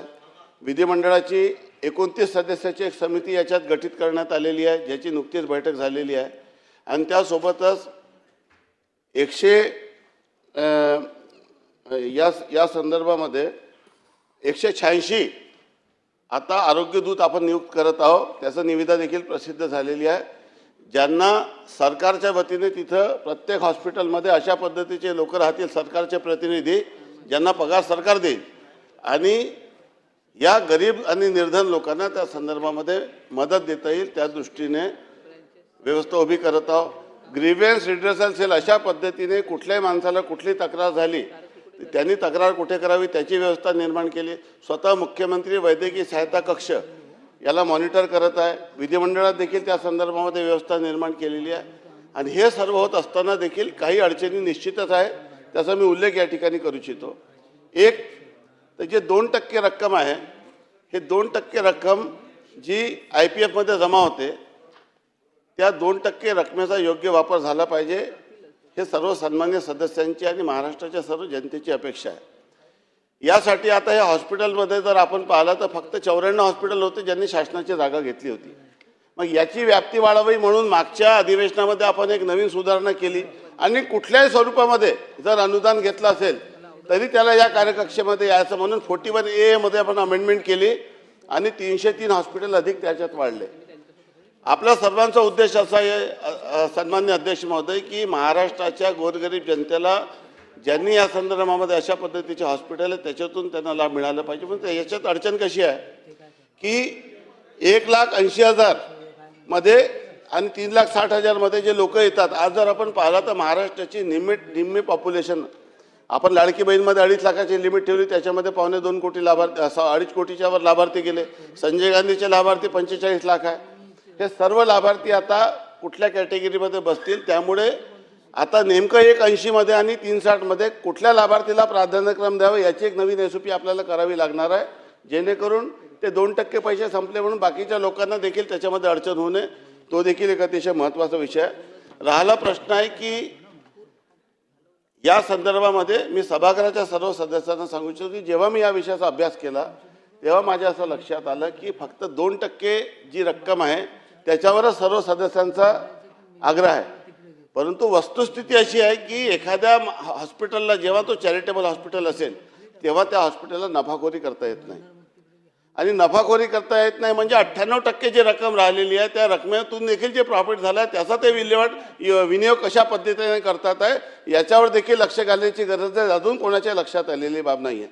या संदर्भामध्ये विभागाला सूचना दिलेल्या आहे की एकंदरीत समजा उदाहरणाच्या स्वरूपामध्ये एखाद्या हॉस्पिटलमध्ये जर 100 कोटी रुपये जर प्रॉफिट झाला तर ते 100 कोटी रुपये प्रॉफिट हे काही हापसात वाटून घेऊ शकत नाही.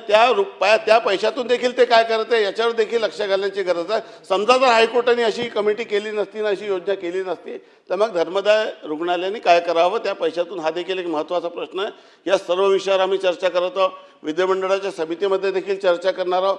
सर्व सन्मान्य सदस्यांच्या भावनेसंदर्भात घेणार आहोत, विचारात घेणार आहे आणि यात अधिक प्रभावीपणे ही योजना कशा पद्धतीने राबवता येईल त्यासाठी प्रयत्न करणार आहोत. दुसरा विषय महत्त्वाचा जे पुण्याच्या दीनानाथ मंगेशकर हॉस्पिटलच्या संदर्भामध्ये जो मुद्दा उपस्थित केला त्या संदर्भात देखील मी सभागृहाला, कारण की तो विषय अतिशय मनाला वेदना देणारा आहे, तो विषय पूर्ण महाराष्ट्रामध्ये त्याची चर्चा झाली. त्या संदर्भामध्ये देखील जे उत्तरात मी नमूद केलेलं मी आज सांगू इच्छितो की त्याच्यामध्ये सार्वजनिक आरोग्य विभागाने चौकशी केलेली आहे, धर्मदाय रुग्णालयाच्या आपल्या कमिटीने देखील चौकशी केली आहे, त्याचा अहवाल आलेला आहे आणि अहवालामध्ये जी माहिती आली ती माहिती देखील अतिशय वेदनादायी आहे. मी सर्व सन्मान्य सदस्याला पुन्हा एकदा ही बाब सांगू इच्छितो की यामध्ये कारवाई कुठल्या कुठल्या पद्धतीने करता येईल ते देखील मी आपल्याला सांगतो. सर्वात पहिले जे सार्वजनिक आरोग्याचा बॉम्बे नर्सिंग ॲक्ट 1949ची 14/1/2000ची जी अधिसूचना आहे त्याच्यामध्ये कलम 11 नुसार जी तरतूद आहे त्याच्यामध्ये मॅक्झिमम फाईनची तरतूद फक्त 5,000 रुपये आहे. तर ती 5,000 रुपयेचा दंड त्यांना केलेला आहे, परंतु त्या 5,000 रुपयाच्या दंडाला कशा पद्धतीने वाढ करता येईल त्या दृष्टीने आम्ही सार्वजनिक आरोग्य विभागावर प्रयत्न करू. दुसरा महत्त्वाचा विषय आहे की या हॉस्पिटलमध्ये ही जी घटना घडली होती त्यामध्ये डॉक्टर सुश्रुत घातास हे रिस्पॉन्सिबल आहे, त्यांची चूक आहे. त्यामुळे महाराष्ट्र मेडिकल काउन्सिल ॲक्ट 1965च्या सेक्शन 22 प्रमाणे त्याची देखील आपण कारवाई सुरू केलेली आहे आणि मेडिकल काउन्सिलला त्यांचं रजिस्ट्रेशन देखील त्यांना डॉक्टरचा रद्द करण्याची त्यांना मुभा आहे, त्यांनी सुनावणी घेतलेली आहे आणि त्यांच्यावर त्या सेक्शनखाली देखील कारवाई करण्यात येईल. तिसरा महत्त्वाचा विषय की त्या रुग्णांच्या कुटुंबाला आपण मुख्यमंत्री सहायता निधीतून पहिल्या बाळाला 10 लाख, दुसऱ्या बाळाला 14 लाख रुपयाची मदत केलेली आहे. चौथा महत्त्वाचा विषय की 5-5 लाख रुपये दोघंही मुलांच्या नावाने जमा करण्यासाठी FD करण्याचे चा निर्णय घेण्यात आला आणि ते देखील करण्यात आलेले आहे. आणि त्यापेक्षा जास्त महत्त्वाचं जे सर्व सन्मान्य सदस्याला सांगू इच्छितो की कलम 66 ख नुसार जे चॅरिटेबल हॉस्पिटलचे जी ॲक्ट आपला जो आहे त्याच्यानुसार जी कारवाई करायची आहे, ज्यामध्ये जे हायकोर्टाने फ्रेम केलेलं आहे त्याची देखील आपण त्यांना नोटीस दिलेली आहे आणि त्या सेक्शन देखील त्याच्यामध्ये खटला दाखल करण्याची कारवाई आपल्याला करायची आहे. तो देखील एक महत्त्वाचा विषय. चौथा अजून एक महत्त्वाचा की डॉक्टर ढेसास यांच्यावर एक कलम 106 भारतीय न्याय संहिता जे BNS कायदा 2023 आहे त्याच्यामध्ये कलम 106 नुसार त्यांच्यावर देखील FIR करण्यात आलेलं आहे. म्हणजे या घटनेची शासनाने गांभीर्याने दखल घेतलेली आहे, ती कारवाई केलेली आहे. या सर्व रुग्णाला सभागृहाचा वेळ जास्तीचा जाऊ नये म्हणून मी सर्व गोष्टी अतिशय विस्तृतपणे सभागृहाला सांगितल्या आहे की स्वतः मी या समितीचा अध्यक्ष आहे, स्वतः माननीय मुख्यमंत्री महोदयाच्याकडे लक्ष घालत आहे आणि महाराष्ट्राच्या सर्व जनतेला आणि सर्व लोकप्रतिनिधीला सांगू इच्छितो की या संदर्भामध्ये जे जे आपल्याला आवश्यक कृती आहे ती सरकार करत आहे. आपल्या सर्व सदस्यांच्या महत्त्वाच्या सूचना आम्ही विचारात घेऊ आणि विचारात घेऊन त्यानुसार कृती करण्यात येईल. अतुल भातखळकर. अध्यक्ष महोदय, दीनानाथ मंगेशकर रुग्णालयाच्या घटनेच्या संदर्भातली अत्यंत महत्त्वपूर्ण विषयावरची लक्षवेधी आहे. माननीय मंत्री महोदयांना मी धन्यवाद देईन की त्यांनी अत्यंत विस्तृत आणि सकारात्मक उत्तर त्या घटनेच्या संदर्भात दिलेलं आहे आणि सरकारने तातडीने काय काय कारवाई केली आहे याचा सुद्धा विस्तृतपणे आपण या ठिकाणी आता आढावा घेतलेला आहे. या प्रश्नाच्या निमित्ताने माझे 2-3 स्पेसिफिक प्रश्न आहेत. आपण उत्तरामध्ये या संदर्भामध्ये ज्या आरक्षित खाटा असतात त्याचा गरजू रुग्णांना 100% लाभ मिळावा याच्याकरता शासन प्रयत्न करत आहे. पण याची ऑनलाईन रिअल टाईम एक डॅशबोर्ड महाराष्ट्रातल्या सर्व या चॅरिटेबल रुग्णालयांचा ऑनलाईन रिअल टाईम डॅशबोर्ड हा लोकांकरता उपलब्ध आपण करणार आहोत का, अशा पद्धतीची घोषणा मागे आपण केली होती. आता सॉफ्टवेअर्स आहेत, जर का आपण सॉफ्टवेअर तयार केलं आणि या सगळ्या रुग्णालयांना ते सॉफ्टवेअर बसवणं मॅन्डेटरी केलं तर खरोखर त्यांच्याकडे किती खाटा रिकाम्या आहेत या संदर्भातल्या हे आपल्याला इथे मंत्रालयात बसून कळू शकेल. आणि त्यामुळे अशी काही योजना आपली आहे का, असेल तर ती कधीपर्यंत अंमलात आणणार, हा माझा पहिला प्रश्न आहे. उत्तरामध्ये आपण असं म्हटलंय की महात्मा फुले जनआरोग्य योजना आणि PM जन आरोग्य योजना याच्यातल्या रुग्णालयांची संख्या आपण वाढवण्याच्या प्रयत्नामध्ये आहात. तर हे कधीपर्यंत वाढणार आहेत? विशेषतः मुंबई शहरामध्ये, उपनगरामध्ये रुग्णालयांची संख्या कमी आहे आणि या संदर्भातले जे रेट्स आहेत हे आपण ठरवलेत, केंद्र सरकारने ठरवलेत, ते अत्यंत कॉम्पिटिटिव्ह रेट्स आहेत, चांगली गोष्ट आहे. पण मुंबईसारख्या शहरामधल्या रुग्णालयांना ते रेट परवडत नाही आहेत आणि त्यामुळे रुग्णालय याच्यामध्ये यायला टाळाटाळ करतात आणि त्यामुळे रुग्णालयांना आपण या संदर्भात आणण्याकरता या प्रक्रियेला किती गती देणार आहात, असे माझे 2-3 स्पेसिफिक प्रश्न आहेत. सन्माननीय सदस्य श्री अतुल भातखळकर यांना मी सांगू इच्छितो की आपण ही जी ऑनलाईन व्यवस्था आहे त्याची पूर्ण रिअल टाईम माहिती देणारा सॉफ्टवेअर पण ऑलरेडी अपलोड केलेला आहे आणि बहुतांश हॉस्पिटल त्याच्यात आलेले आहे. जे हॉस्पिटल आलेले नाही आहे त्यांना आपण नोटीस दिलेली आहे की तुम्ही तात्काळ याच्या खाली यावं, अन्यथा तुमच्यावर आम्ही कलम 66 नुसार कारवाई करू, अशा पद्धतीची नोटीस देखील देण्यात आलेली आहे. आणि त्यामुळे या संदर्भामध्ये यापेक्षा अधिक जी टेक्नॉलॉजी आपल्याला वापरता येईल जेणेकरून ऑन टाईम डेटा हा पब्लिकला देखील, पब्लिक डोमेनमध्ये देखील आपल्याला ठेवता येईल आणि हॉस्पिटलमध्ये देखील आपण आरोग्यदूत या ठिकाणी नियुक्त करत आहोत. त्यामुळे ही बाब आपण अतिशय सकारात्मक दृष्ट्या करत आहोत. दुसरा महत्त्वाचा प्रश्न जो आपण उपस्थित केला आहे त्या संदर्भामध्ये 21/4/2025 आता असा आपण निर्णय घेतला आहे की या सर्व चॅरिटेबल हॉस्पिटलमध्ये महात्मा फुले आणि आयुष्यमान भारत याचा लाभ त्यांना द्या, मॅन्डेटरी करत आहोत. त्याची प्रक्रिया सुरू झालेली आहे. बहुतांश हॉस्पिटल त्याच्यामध्ये सकारात्मक आहे. याच्या दोन्ही बाजू समजून घेणं आवश्यक आहे. सन्माननीय अध्यक्ष महोदय, एक जे जेन्युइनली हॉस्पिटल आहे, जे चॅरिटेबल काम करत आहे त्यांना कशा पद्धतीने सुविधा देता येईल. जे हॉस्पिटल नवीन आता रजिस्टर्ड होऊ शकतात किंवा जे खऱ्या अर्थाने लोकांना सेवाभावी वृत्तीने काम करत आहे त्यांना अधिक इन्सेंटिव्ह देऊन कशा याच्यात आणता येईल. शेवटी प्रत्येकाला दंड किंवा इन्स्पेक्टर राजच्या माध्यमातून त्रास देऊनच नाही, तर जे ऑनेस्टली काम करत आहेत त्यांना याच्यामध्ये कशा पद्धतीने अंतर्भूत करता येईल हा एक विषय आहे. दुसरं, जे करत नाही आहे, जे याचा फायदा घेत आहे त्यांच्या संदर्भामध्ये पूर्ण बारकाईने त्यांची चौकशी करून ज्या तक्रारी आपल्या संदर्भात प्राप्त होतील त्या सर्व तक्रारीची दखल घेण्यासाठी व्यवस्था ग्रीव्हन्स रिडर्सल निर्माण करण्यात आलेला आहे. स्वतः मुख्यमंत्री कार्यालय आणि विधिमंडळ दोन्ही याला वॉच करत आहे. त्यामुळे भविष्यामध्ये अशा पद्धतीची कुठलाही प्रश्न उद्भवला तर आपल्या दृष्टीने सर्व तक्रारीची दखल घेऊन योग्य ती कारवाई करण्यात येईल, मी सभागृहाला आश्वस्त करतो. अजय चौधरी. अध्यक्ष महोदय, मी सकाळपासून विविध विषयांवरती सातत्याने हात वर करतोय, परंतु आपण आता माझ्याकडे लक्ष दिलं नाही, संधी दिली त्याबद्दल मी आपले खूप खूप आभार मानतो. अध्यक्ष महोदय, ह्या समितीवरती मी गेले 10 वर्ष काम करतोय. या समितीचे मंत्री महोदय आपण जे काय सांगतात विस्तृतपणे ते कागदावरती योजना अतिशय चांगली आहे, गोरगरिबांच्या हिताची आहे, परंतु अंमलबजावणी होत नाही. सर्वात जास्त भ्रष्टाचार असेल तो ह्या योजनेमध्ये आहे. अध्यक्ष महोदय, थोडा वेळ द्या मला. याच्यामध्ये अध्यक्ष महोदय, मी ज्यावेळी अनेक हॉस्पिटलवरती आम्ही पाहणी करता गेलो तरी काय निदर्शनात येते, त्यांना कोणीतरी अगोदर खबर देते आणि या सगळ्या बातम्या जातात त्या 4D कमिशनर ऑफिसमधनं जातात. कलेक्टर ज्यावेळी व्हिजिट द्यायला जातो, आरोग्य संचालकांबरोबर आम्ही ज्यावेळी जातो त्यावेळी आम्ही जाऊन काय करतो, सर्वात पहिला ते जे बोर्ड लावलेले असतात निर्धनांकरता किंवा ज्यांच्या दुर्बलांकरता, मी सर्वात जाऊन पहिला तर अध्यक्ष महोदय बोर्डावरती हात लावतो. ते बोर्ड त्या दिवशी रंगवून लावलेले असतात, त्याचा कलर देखील ओला असतो. एवढा भ्रष्टाचार याच्यामध्ये आहे. हॉस्पिटलचे जे काही कामगारांबरोबर जे करारनामे असतात, या करारनाम्यामध्ये त्या हॉस्पिटलमध्ये काम करणाऱ्या कामगाराच्या ब्लड रिलेशनमधल्या असणाऱ्या नातेवाईकांना फुकट उपचार केला जातो. असे सगळे कामगारांचे नातेवाईक या योजनेमध्ये ॲडमिट केले जातात आणि तो खर्च त्याच्यावरती केला जातो. इतकंच नव्हे तर अनेक वेळेला गरजवंत रुग्णांना अजिबात प्रवेश दिला जात नाही. अध्यक्ष महोदय, याच्या पलीकडे जाऊन सांगतो, मी ज्यावेळी त्या समितीवरती काम करत होतो, आदरणीय आदित्य तटकरे त्याच्या अध्यक्ष होत्या, त्यावेळी एक निर्णय घेतला गेला.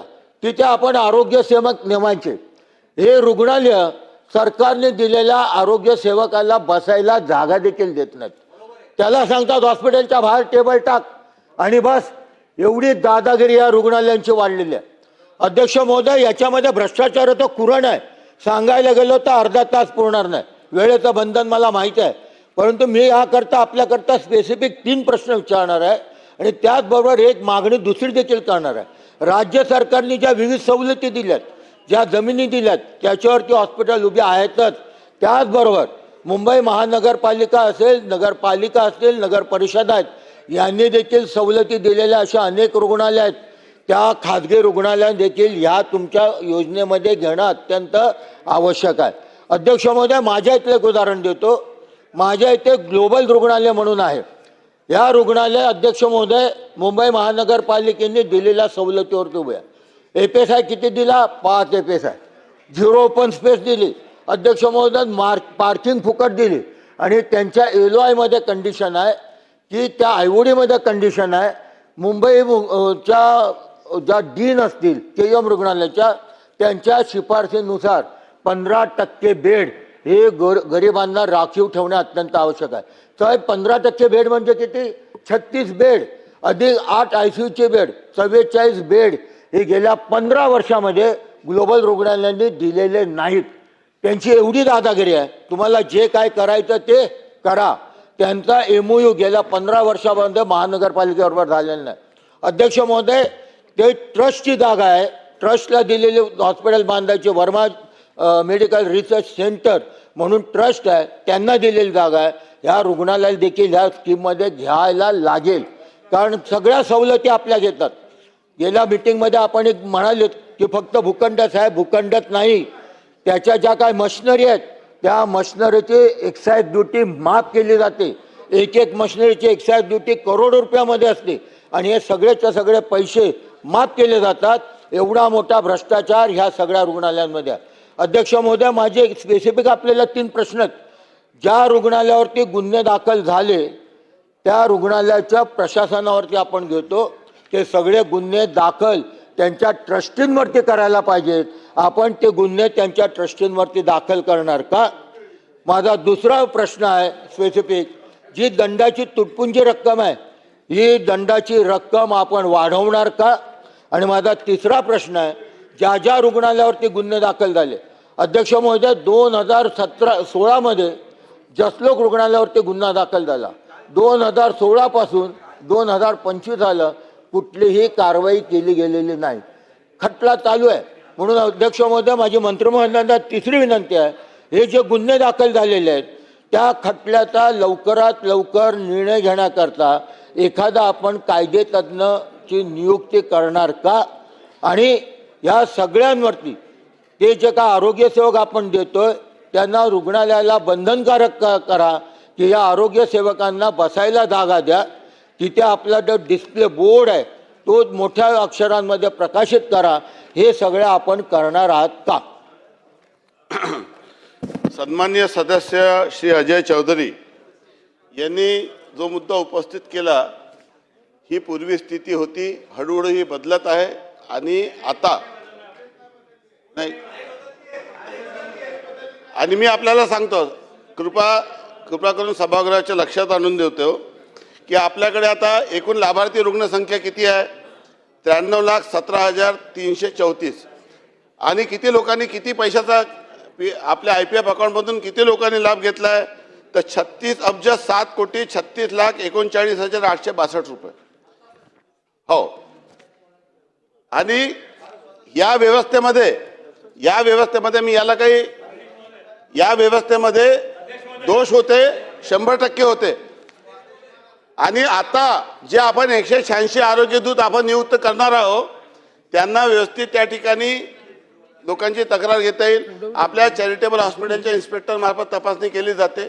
मी सन्माननीय सदस्य अजय चौधरी साहेब आणि इतर सर्व सदस्यांना सांगू इच्छितो की आपल्याकडे व्यवस्था आहे. कुठलं हॉस्पिटल कुठल्याही पेशंटला जर अशा पद्धतीने छळत असेल आणि त्याला लाभ देत नसेल तर अध्यक्ष महोदय, प्रत्येक प्रकरणाची जर स्वतंत्र तक्रार केली तर त्या तक्रारीची नोंद घेऊन त्याची इन्क्वायरी करून कारवाई करता येईल. सभागृहात हा विषय उपस्थित करण्यापेक्षा जर आपण इंडिव्हिज्युअल तक्रार दिली, आपण त्या समितीचे सदस्य, आता आपणही त्या समितीमध्ये ती तक्रार करा. आपल्या अध्यक्षतेखाली आपण परत त्याची चौकशी करू या संदर्भामध्ये.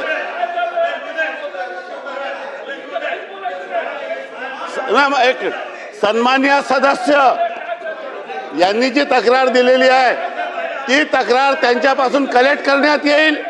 त्या तक्रारीवर स्पेशल चौकशी बसवण्यात येईल आणि त्या चौकशी अहवालावर जे अहवाल येईल त्यानुसार कारवाई करण्यात येईल.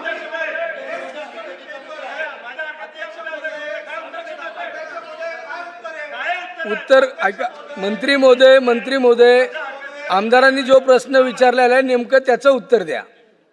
मी त्यांचंच उत्तर दिलेलं आहे की आपण स्पेसिफिक घटना तारीख वेळची तक्रार करावी, त्याच्याशिवाय तक्रारीची चौकशी होणार नाही. आणि त्या तक्रारीवर चौकशी समिती बसवण्यात येईल आणि चौकशीच्या अहवालानुसार कारवाई करण्यात येईल.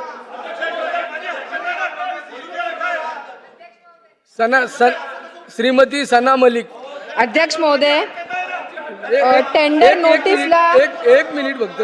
अध्यक्ष महोदय, रिप्लायमध्ये 1/10/2024 शासन निर्णयाचा मान्यता देण्यात आला होता आणि टेंडर नोटीस पण निघाला होता, पण काही तांत्रिक अडचणामुळे ते रद्द झालेलं आहे. तुम्ही असं रिप्लायमध्ये लिहिलं आहे. पण 2/7/2025 म्हणजे कालचा दिवस ला ते टेंडर महाटेंडरच्या तिने प्रसिद्ध करण्यात आली आहे. पण हे 9 महिन्या ते काय कोणत्या रिझनमध्ये नाही करण्यात आली याचा प्लीज उत्तर द्या आम्हाला. अध्यक्ष महोदय, ते जे 186 लोकांना आपण नियुक्त करत आहोत त्यांना जे वेजेस द्यायचे आहे ते वेजेस अनस्किल म्हणून पकडण्यात आले होते. त्याला स्किल म्हणून किंवा स्किल म्हणून आता पकडण्यात येईल. त्यामुळे ते रिवाईज करण्यात आलेलं आहे आणि पुढील 1 महिन्यामध्ये टेंडर प्रक्रिया करून कुठल्याही परिस्थितीमध्ये तात्काळ त्या सर्व आरोग्य सेवकाची नियुक्ती त्या संदर्भात करण्यात येईल. अमीन पटेल. अध्यक्ष महोदय, मंत्री महोदय मंत्री बोल के उत्तर दे रहे, आमदार बोल के उत्तर दिए. अध्यक्ष महोदय सब बोगस है.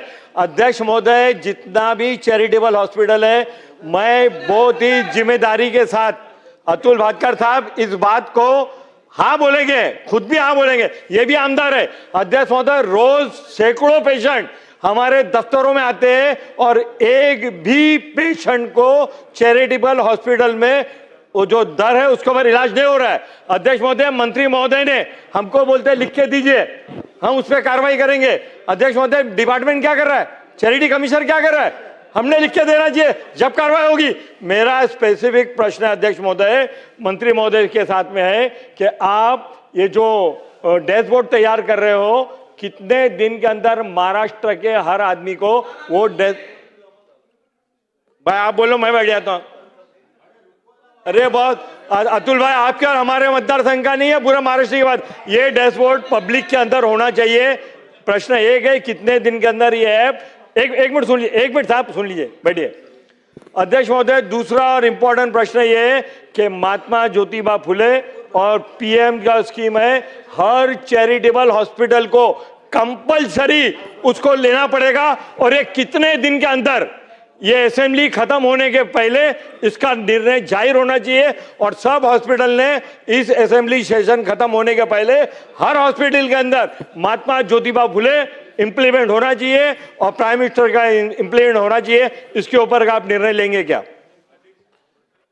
सन्माननीय अमीन पटेल साहेबांना मी सांगू इच्छितो की आपली देखील भावना जी आहे ती योग्य आहे. ती सर्व सन्मान्य सदस्य आहे की गरीब माणसाला, दुर्बल माणसाला त्याचा लाभ मिळाला पाहिजे. याबद्दल कोणाच्याही मनात शंका असण्याचं काही कारण नाही आहे. मुद्दा असा आहे की व्यवस्था नाही आहे का? आजपासून नाही, जेव्हापासून माननीय उच्च न्यायालयाने निर्देश दिलेले तेव्हापासून व्यवस्था आहे. ही सर्व व्यवस्था असूनही दीनानाथ मंगेशकरची घटना घडली, ही वस्तुस्थिती कोणी नाकारू शकत नाही. चुकीची प्रक्रिया करणारे लोक, चुकीचं काम करणारे लोक आणि प्रत्येक योजनेमध्ये अशा पद्धतीचे एस्केप करून पडबाड करणारे लोक असतात. ज्या रुग्णाला लाभ द्यायचा आहे ते रुग्णालय, त्यांच्या स्टाफचे लोक, त्यांचे घरचे लोक, या सर्व लोकांना देऊन आपला जो काही 2% जो IPF अकाउंट आहे तो फिनिश करायचा आणि इतर लोकांना लाभ द्यायचा नाही, ही मानसिकता काही लोकांची असू शकते, हे मी नाकारत नाही. अशा लोकांवर नियंत्रण करण्यासाठी पूर्ण व्यवस्था निर्माण केलेली आहे. आपले इन्स्पेक्टर तपासत आहे.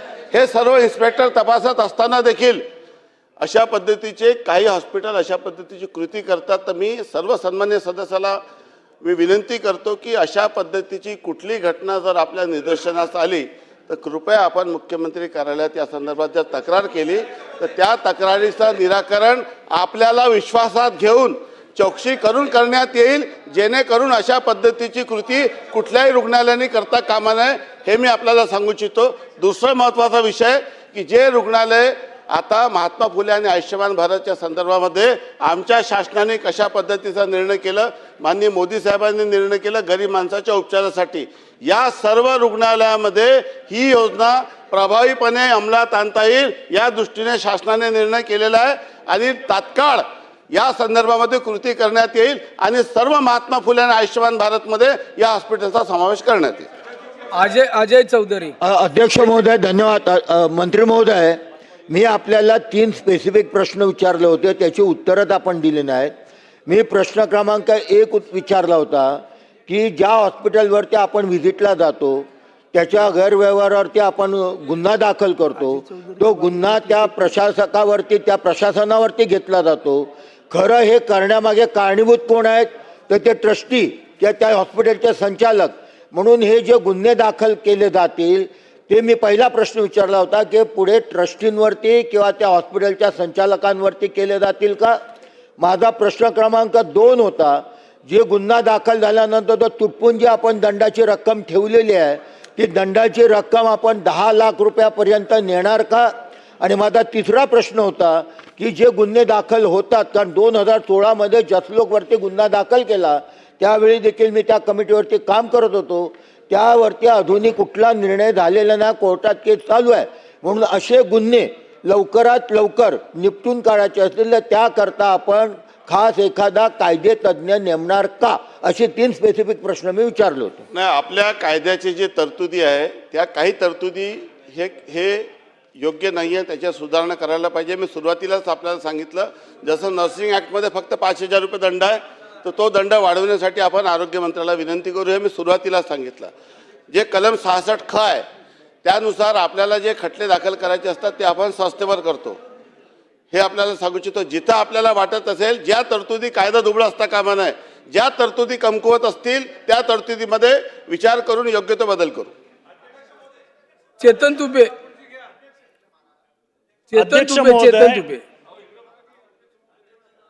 महाराष्ट्र सार्वजनिक विश्वस्त अधिनियम 1950 अन्वये आपण हे सगळं राबवतोय आणि सरकार अतिशय संवेदनशील आहे रुग्णांच्या बाबतीत आणि मंत्री महोदय सुद्धा अतिशय पोटतिडकीनं संपूर्ण माहिती देत आहेत.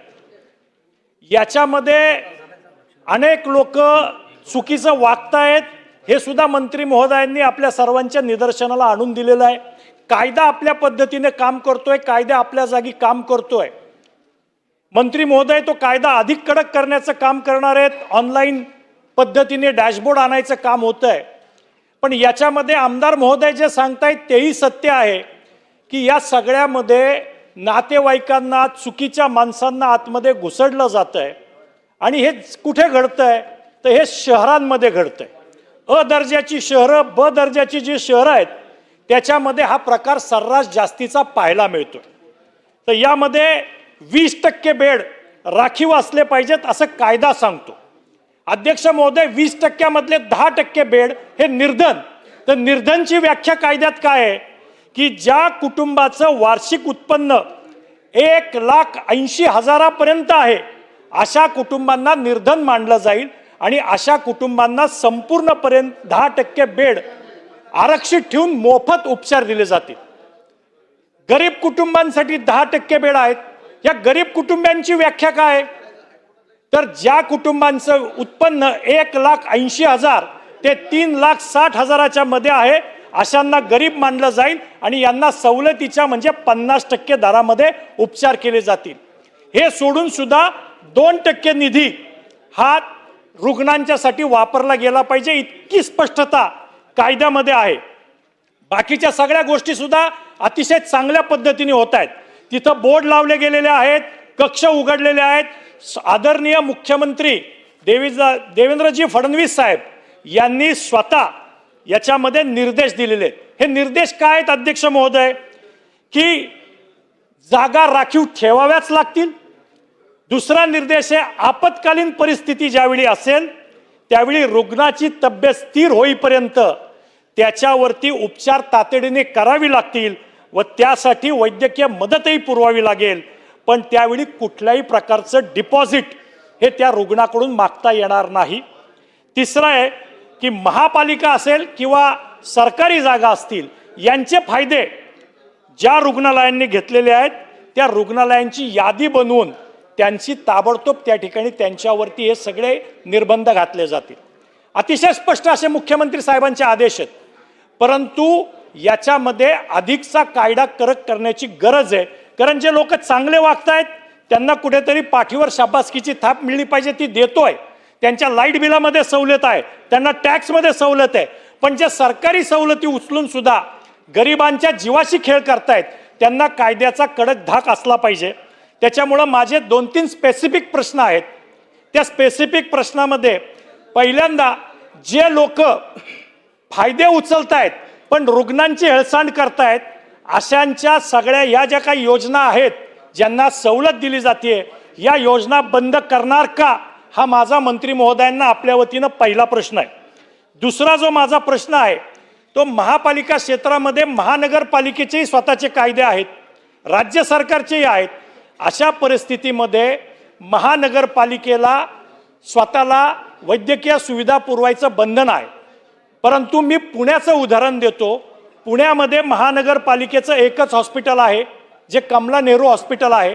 बाकीच्या सगळ्या OPD तत्वावरती चालतात, छोटी मोठी मॅटर्निटी हॉस्पिटल आहेत. आपल्या पिंपरी चिंचवड शहरामध्ये अध्यक्ष तीच परिस्थिती आहे.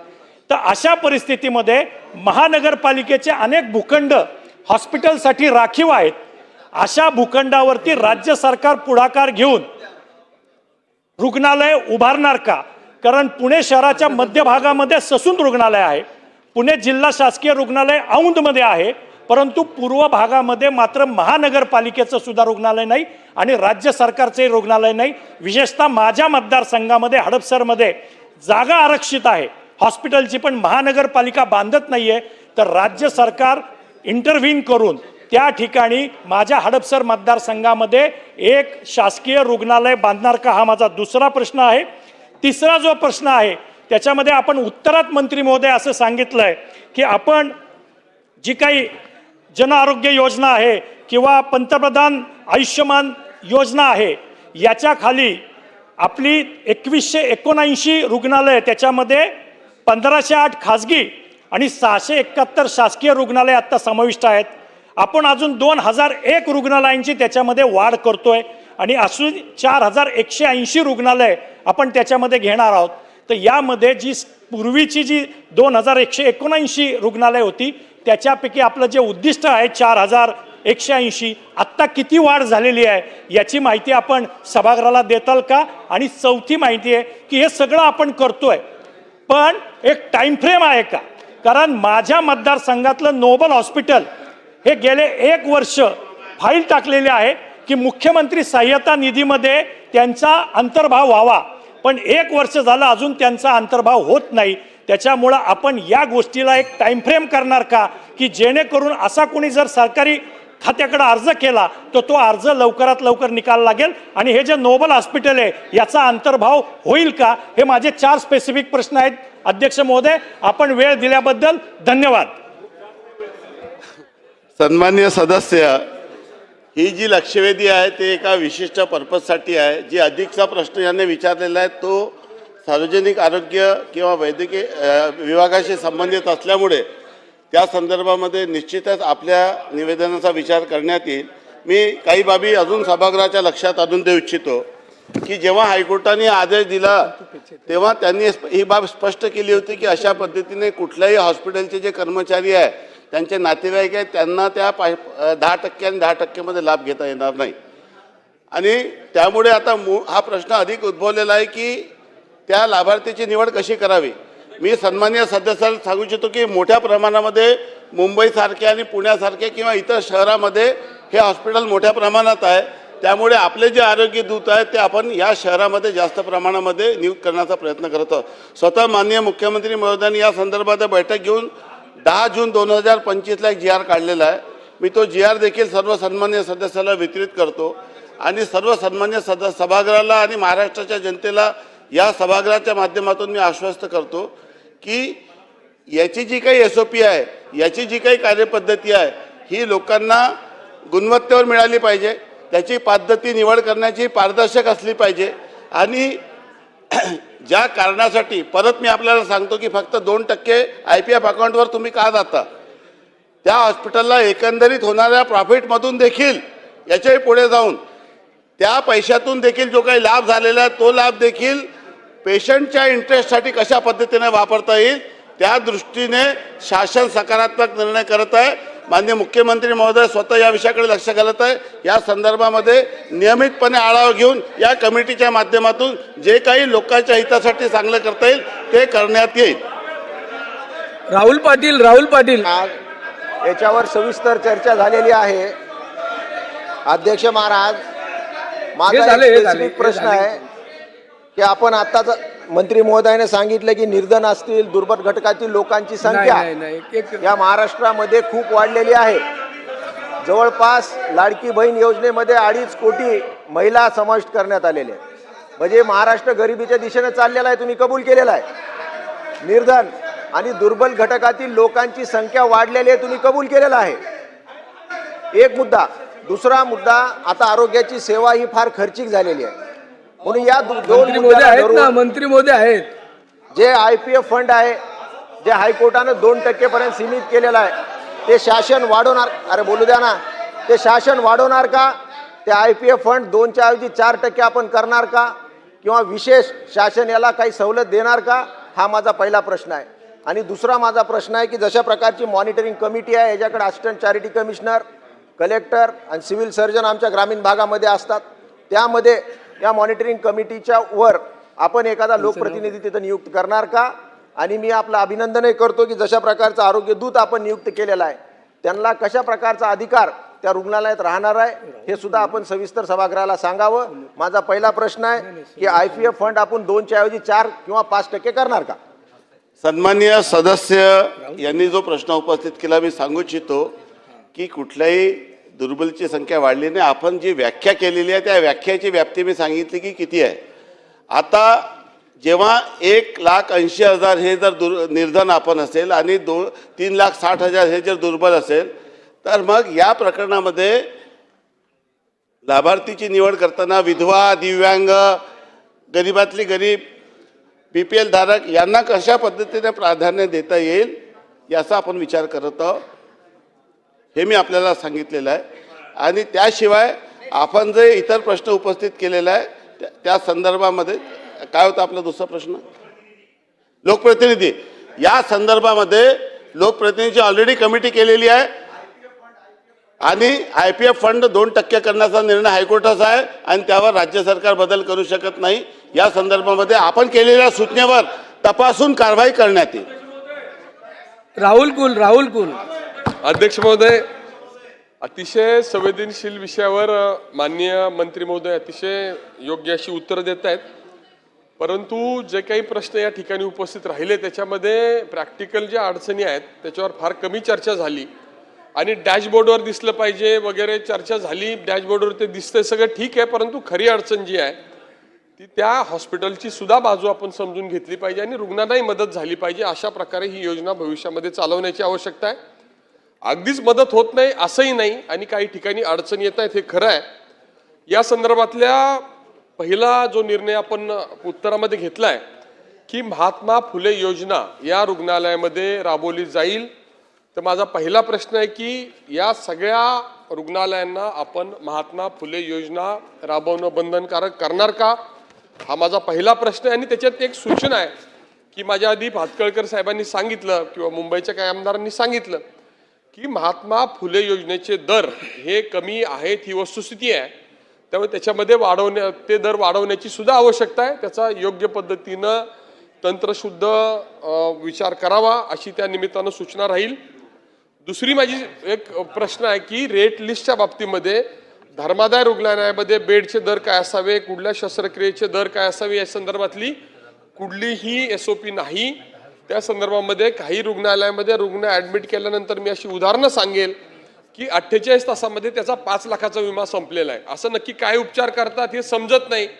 या संदर्भामध्ये उपचार पद्धती संदर्भात दरासंदर्भामध्ये शासनाने इंटरव्हेन करण्याची आवश्यकता आहे. अन्यथा सर्वसामान्य लोकांना रुग्णालयामध्ये जाणं अशक्य होईल.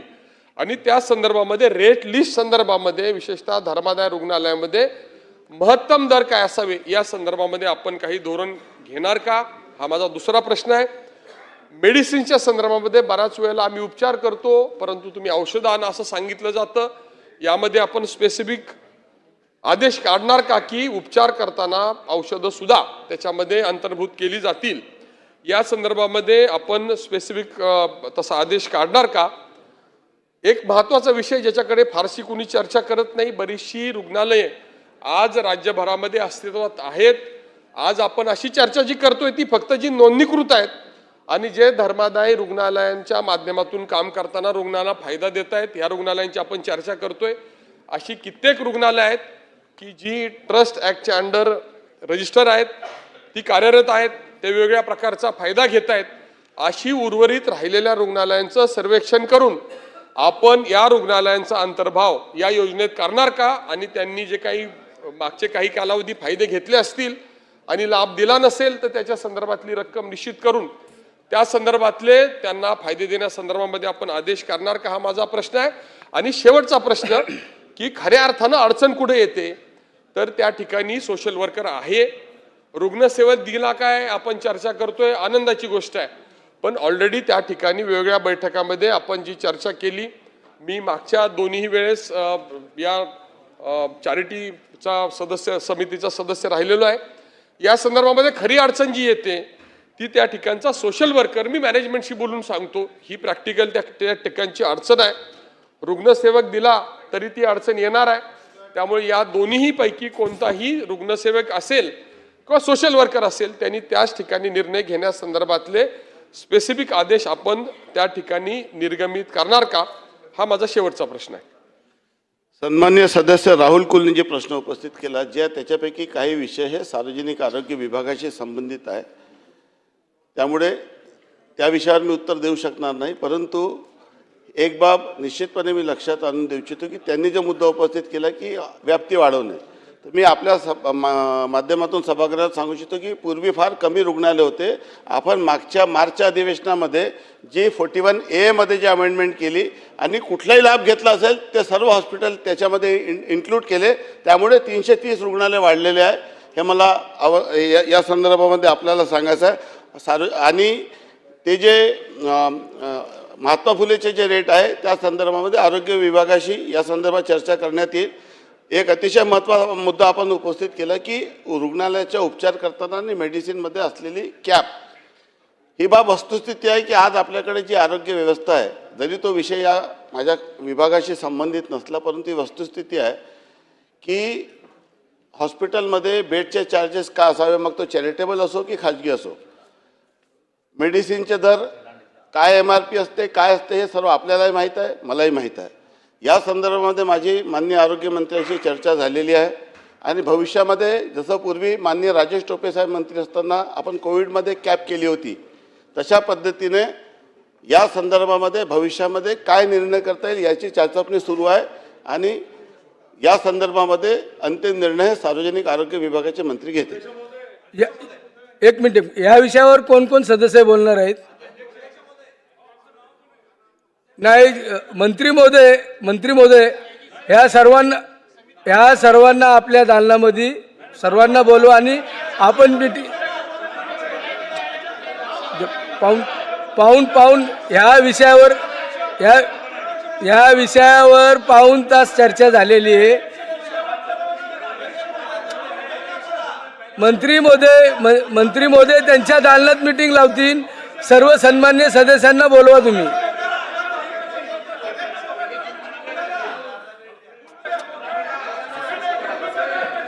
लक्षवेधी क्रमांक 2. एक मिनिट, मी प्रत्येक प्रश्नाचं उत्तर दिलेलं आहे.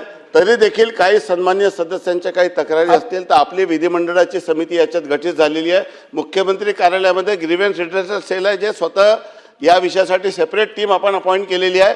कुठलीही तक्रार असेल तर आमचे दार आपल्यासाठी सदैव ओपन आहे. आपण सांगावं, आपल्या तक्रारीची निश्चितपणे दखल घेतली जाईल, आपलं समाधान करण्यात येईल. लक्षवेधी क्रमांक 2. लक्षवेधी क्रमांक 2. माननीय अध्यक्ष महोदय, वितरित केल्याप्रमाणे.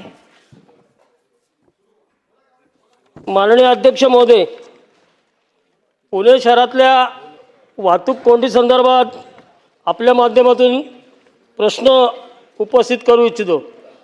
अध्यक्ष महोदय, पुणे शहरात अत्यंत भयानक असं वाहतूक कोंडीला पुणेकर नागरिकांना सामोरं जावं लागतं.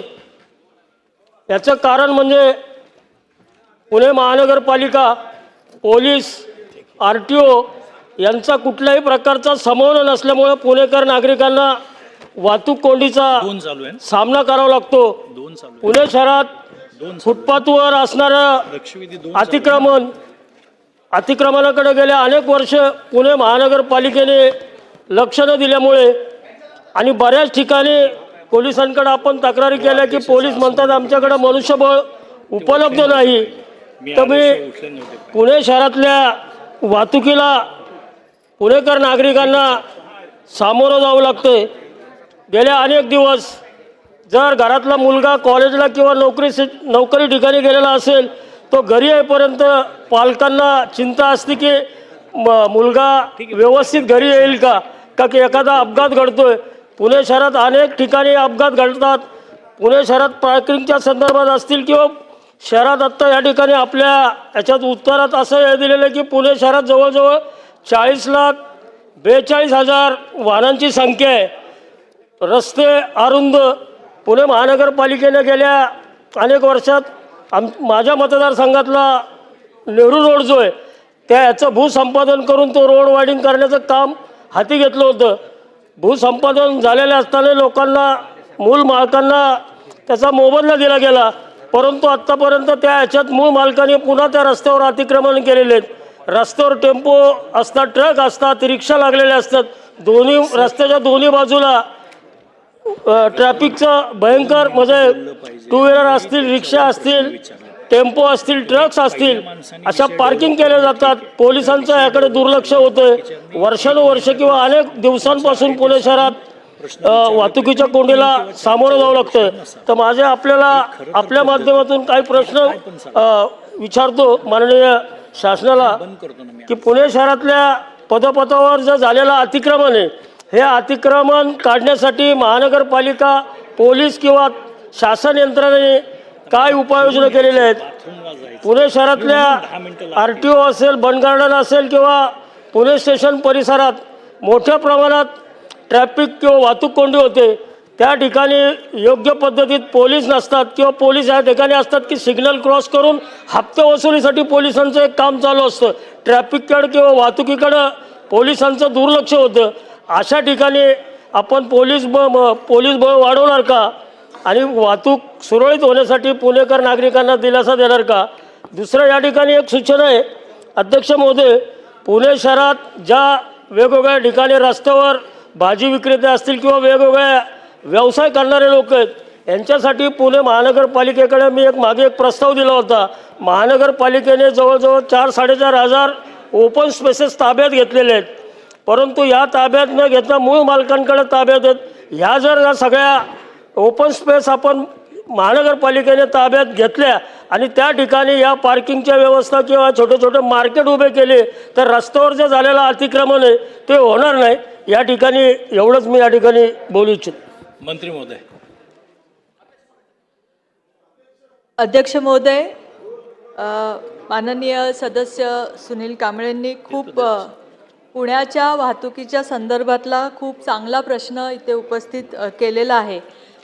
अध्यक्ष महोदय, या संदर्भामध्ये म्हणजे पुण्याची वाहतूक आणि ती वाहतूक सुरळीत करणं, कारण अध्यक्ष महोदय जशी पुण्याची लोकसंख्या वाढते त्या प्रमाणामध्ये आपण वाहतुकीचं नियोजन आणि वाहतुकीचा आराखडा करणं आत्ता सुरू केलेलं आहे. अध्यक्ष महोदय, ट्रॅफिक डिपार्टमेंट, महानगरपालिका आणि वाहतूक नियोजन असे सगळ्यांचा एक आराखडा आपण या बाबतीमधला तयार केलेला अध्यक्ष महोदय, ज्याच्यामध्ये त्यांनी मांडलेले जे उपस्थित केलेले प्रश्न आहेत अध्यक्ष महोदय, की रस्त्याचे रुंदीकरण असतील, त्याच्यावर झालेलं अतिक्रमण असेल, फेरीवाल्यांची संख्या जेव्हा आपण रुंदी करतो त्यावेळेस त्या फुटपाथवर फेरीवाल्यांची संख्या वाढणं असेल, या सगळ्या गोष्टीच्या उपाययोजना आत्ताच सुरू केलेल्या आहेत अध्यक्ष महोदय. आणि त्याच्यामध्ये सर्वात महत्त्वाची गोष्ट जी आज सुनील कांबळेंनी निदर्शनास आणली आहे, की कितीही रस्ता मोठा केला तरी अतिक्रमण,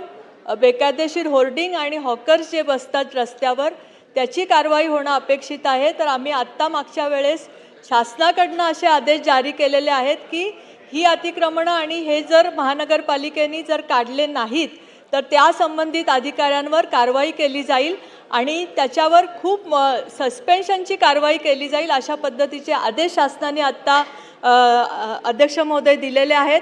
आणि बाकी संदर्भामध्ये जेव्हा पुणे शहराची वाहतूक आपण बघतो त्यावेळेस उड्डाणपूल असतील, ग्रेड सेपरेटर असतील, मेट्रोच्या ए आणि बी म्हणजे पहिली आणि दुसऱ्या फेजच्या मेट्रो लाईन असतील, या सगळ्याची कारवाई सुरू आहे अध्यक्ष. एक मिनटं फक्त, आपण सर्वजण थोडंसं काम चांगल्या पद्धतीने करूयात. खूप लोकांना याच्यावर बोलायचं हात वर करतायत.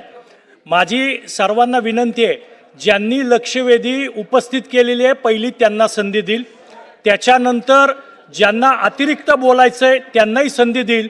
फक्त एकच गोष्ट आहे याच्यामध्ये की आता पहिल्या माणसांनी विषय डेव्हलप केलेला आहे, पुढच्या सर्व सभासदांना सूचना आहे की विषय डेव्हलप करू नये, पॉइंटेड प्रश्न विचारावेत. तुम्हाला 2 मिनिटाचाच वेळ दिला जाईल जेणेकरून आपण जास्तीत जास्त लोकांना याच्यामध्ये संधी देऊ शकू.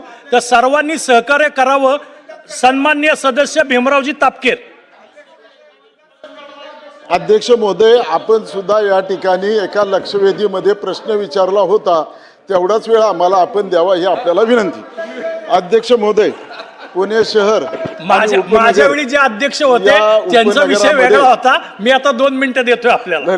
अध्यक्ष महोदय, पुणे शहर आणि उपनगरामध्ये वाहतुकीचा प्रश्न खऱ्या अर्थाने दिवसेंदिवस या ठिकाणी वाढत आहे.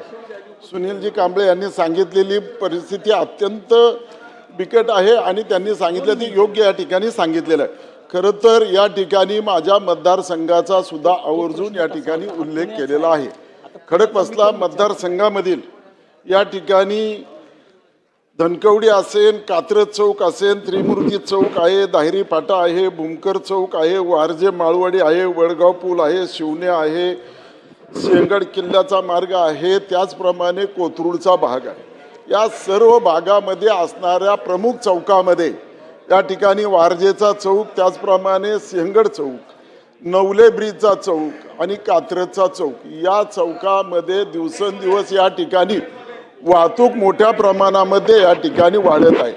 या ठिकाणी कित्येक वेळ त्या ठिकाणी वाहतुकी एक मिनिट, गॅलरीत कोणीतरी रेकॉर्ड करते असं पटेल साहेबांनी आता तक्रार केली आहे.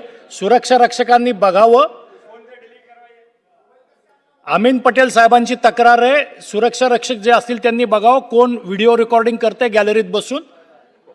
अध्यक्ष महोदय, खरं तर या प्रत्येक चौकामध्ये वाहतुकीची कोंडी ही रोजच त्या ठिकाणी होत असते आणि ही कोंडी सोडवण्यासाठी संबंधित अधिकाऱ्यांच्या बरोबर कित्येक वेळेस चर्चा होऊनही या ठिकाणी ही कोंडी सुटलेली नाही. या ठिकाणी आपण खरं तर उत्तर अत्यंत चांगल्या प्रकारे देण्याचा या ठिकाणी प्रयत्न केलेला आहे.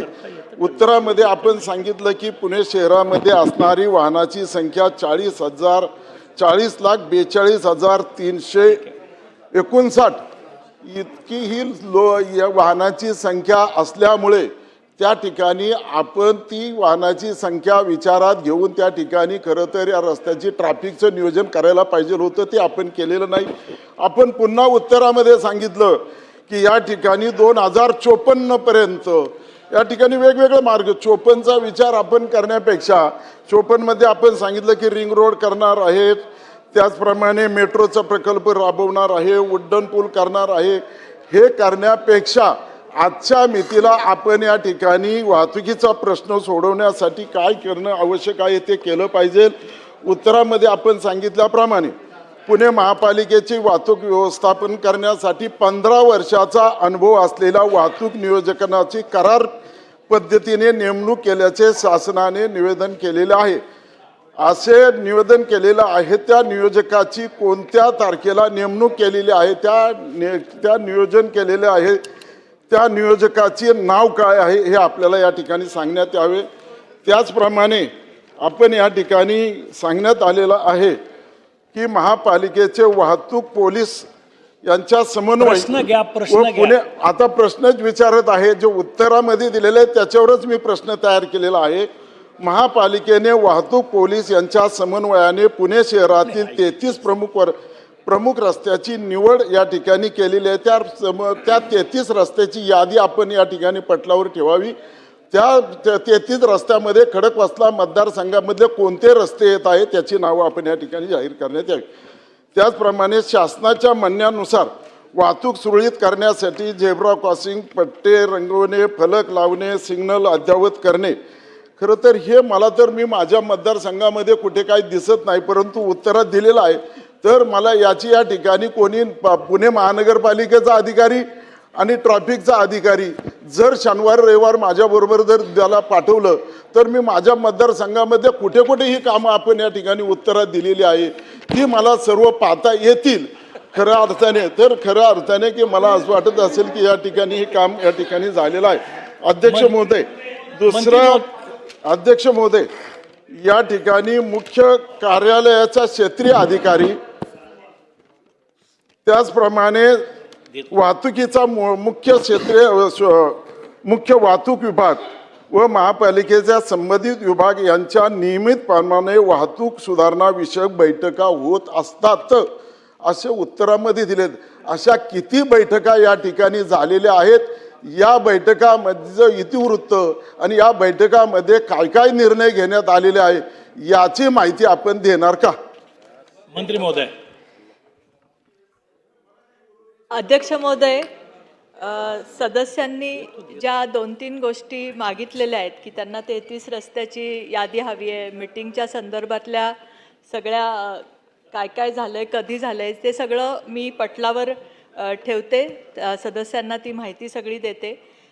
अध्यक्ष महोदय, त्यांनी त्यांच्या भागातला जो प्रश्न मांडलेला आहे, अध्यक्ष महोदय, मी तिथलीच सदस्य, तिथलीच आमदार असल्या कारणाने त्यांचा मतदारसंघ आणि माझा लागून आहे, त्यामुळे त्यांच्याबरोबरच आम्ही त्या पूर्ण भागाची मला वाटतं पाहणी ऑलरेडी केलेली आहे. त्यांच्या सदस्यांसाठी आम्ही परत एकदा ती पाहणी करू.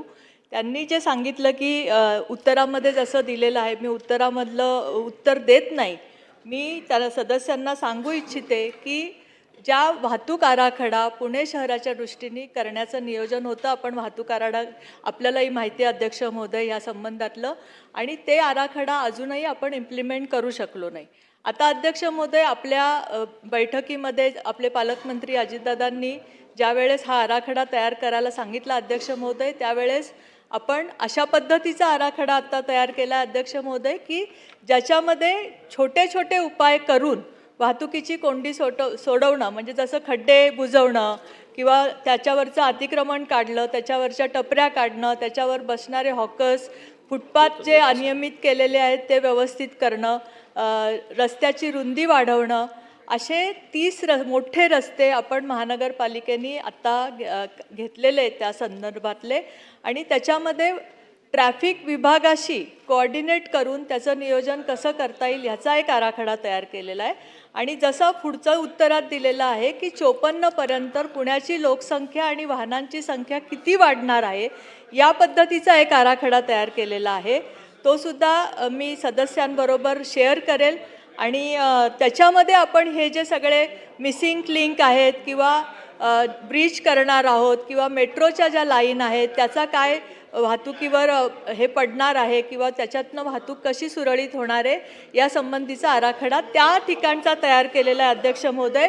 आणि सदस्यांचा एक मुद्दा त्याच्यामध्ये खूप चांगला आहे की त्यांच्या सगळ्या भागामध्ये ज्या पद्धतीचं अतिक्रमण आणि ज्या पद्धतीचे फेरीवाले बसतात त्याच्यामुळे आम्ही पाहणी केली असताना जी वाहनं लागतात, RTOला पण आम्ही ह्या सूचना केलेल्या आहेत की RTOच्या ह्याच्यातल्या ज्या खाजगी बस आहेत अध्यक्ष महोदय, त्या बससुद्धा रस्त्यावर लागल्या जातात, तर त्यासंबंधीचे पण निर्देश आम्ही RTOला दिलेले आहेत.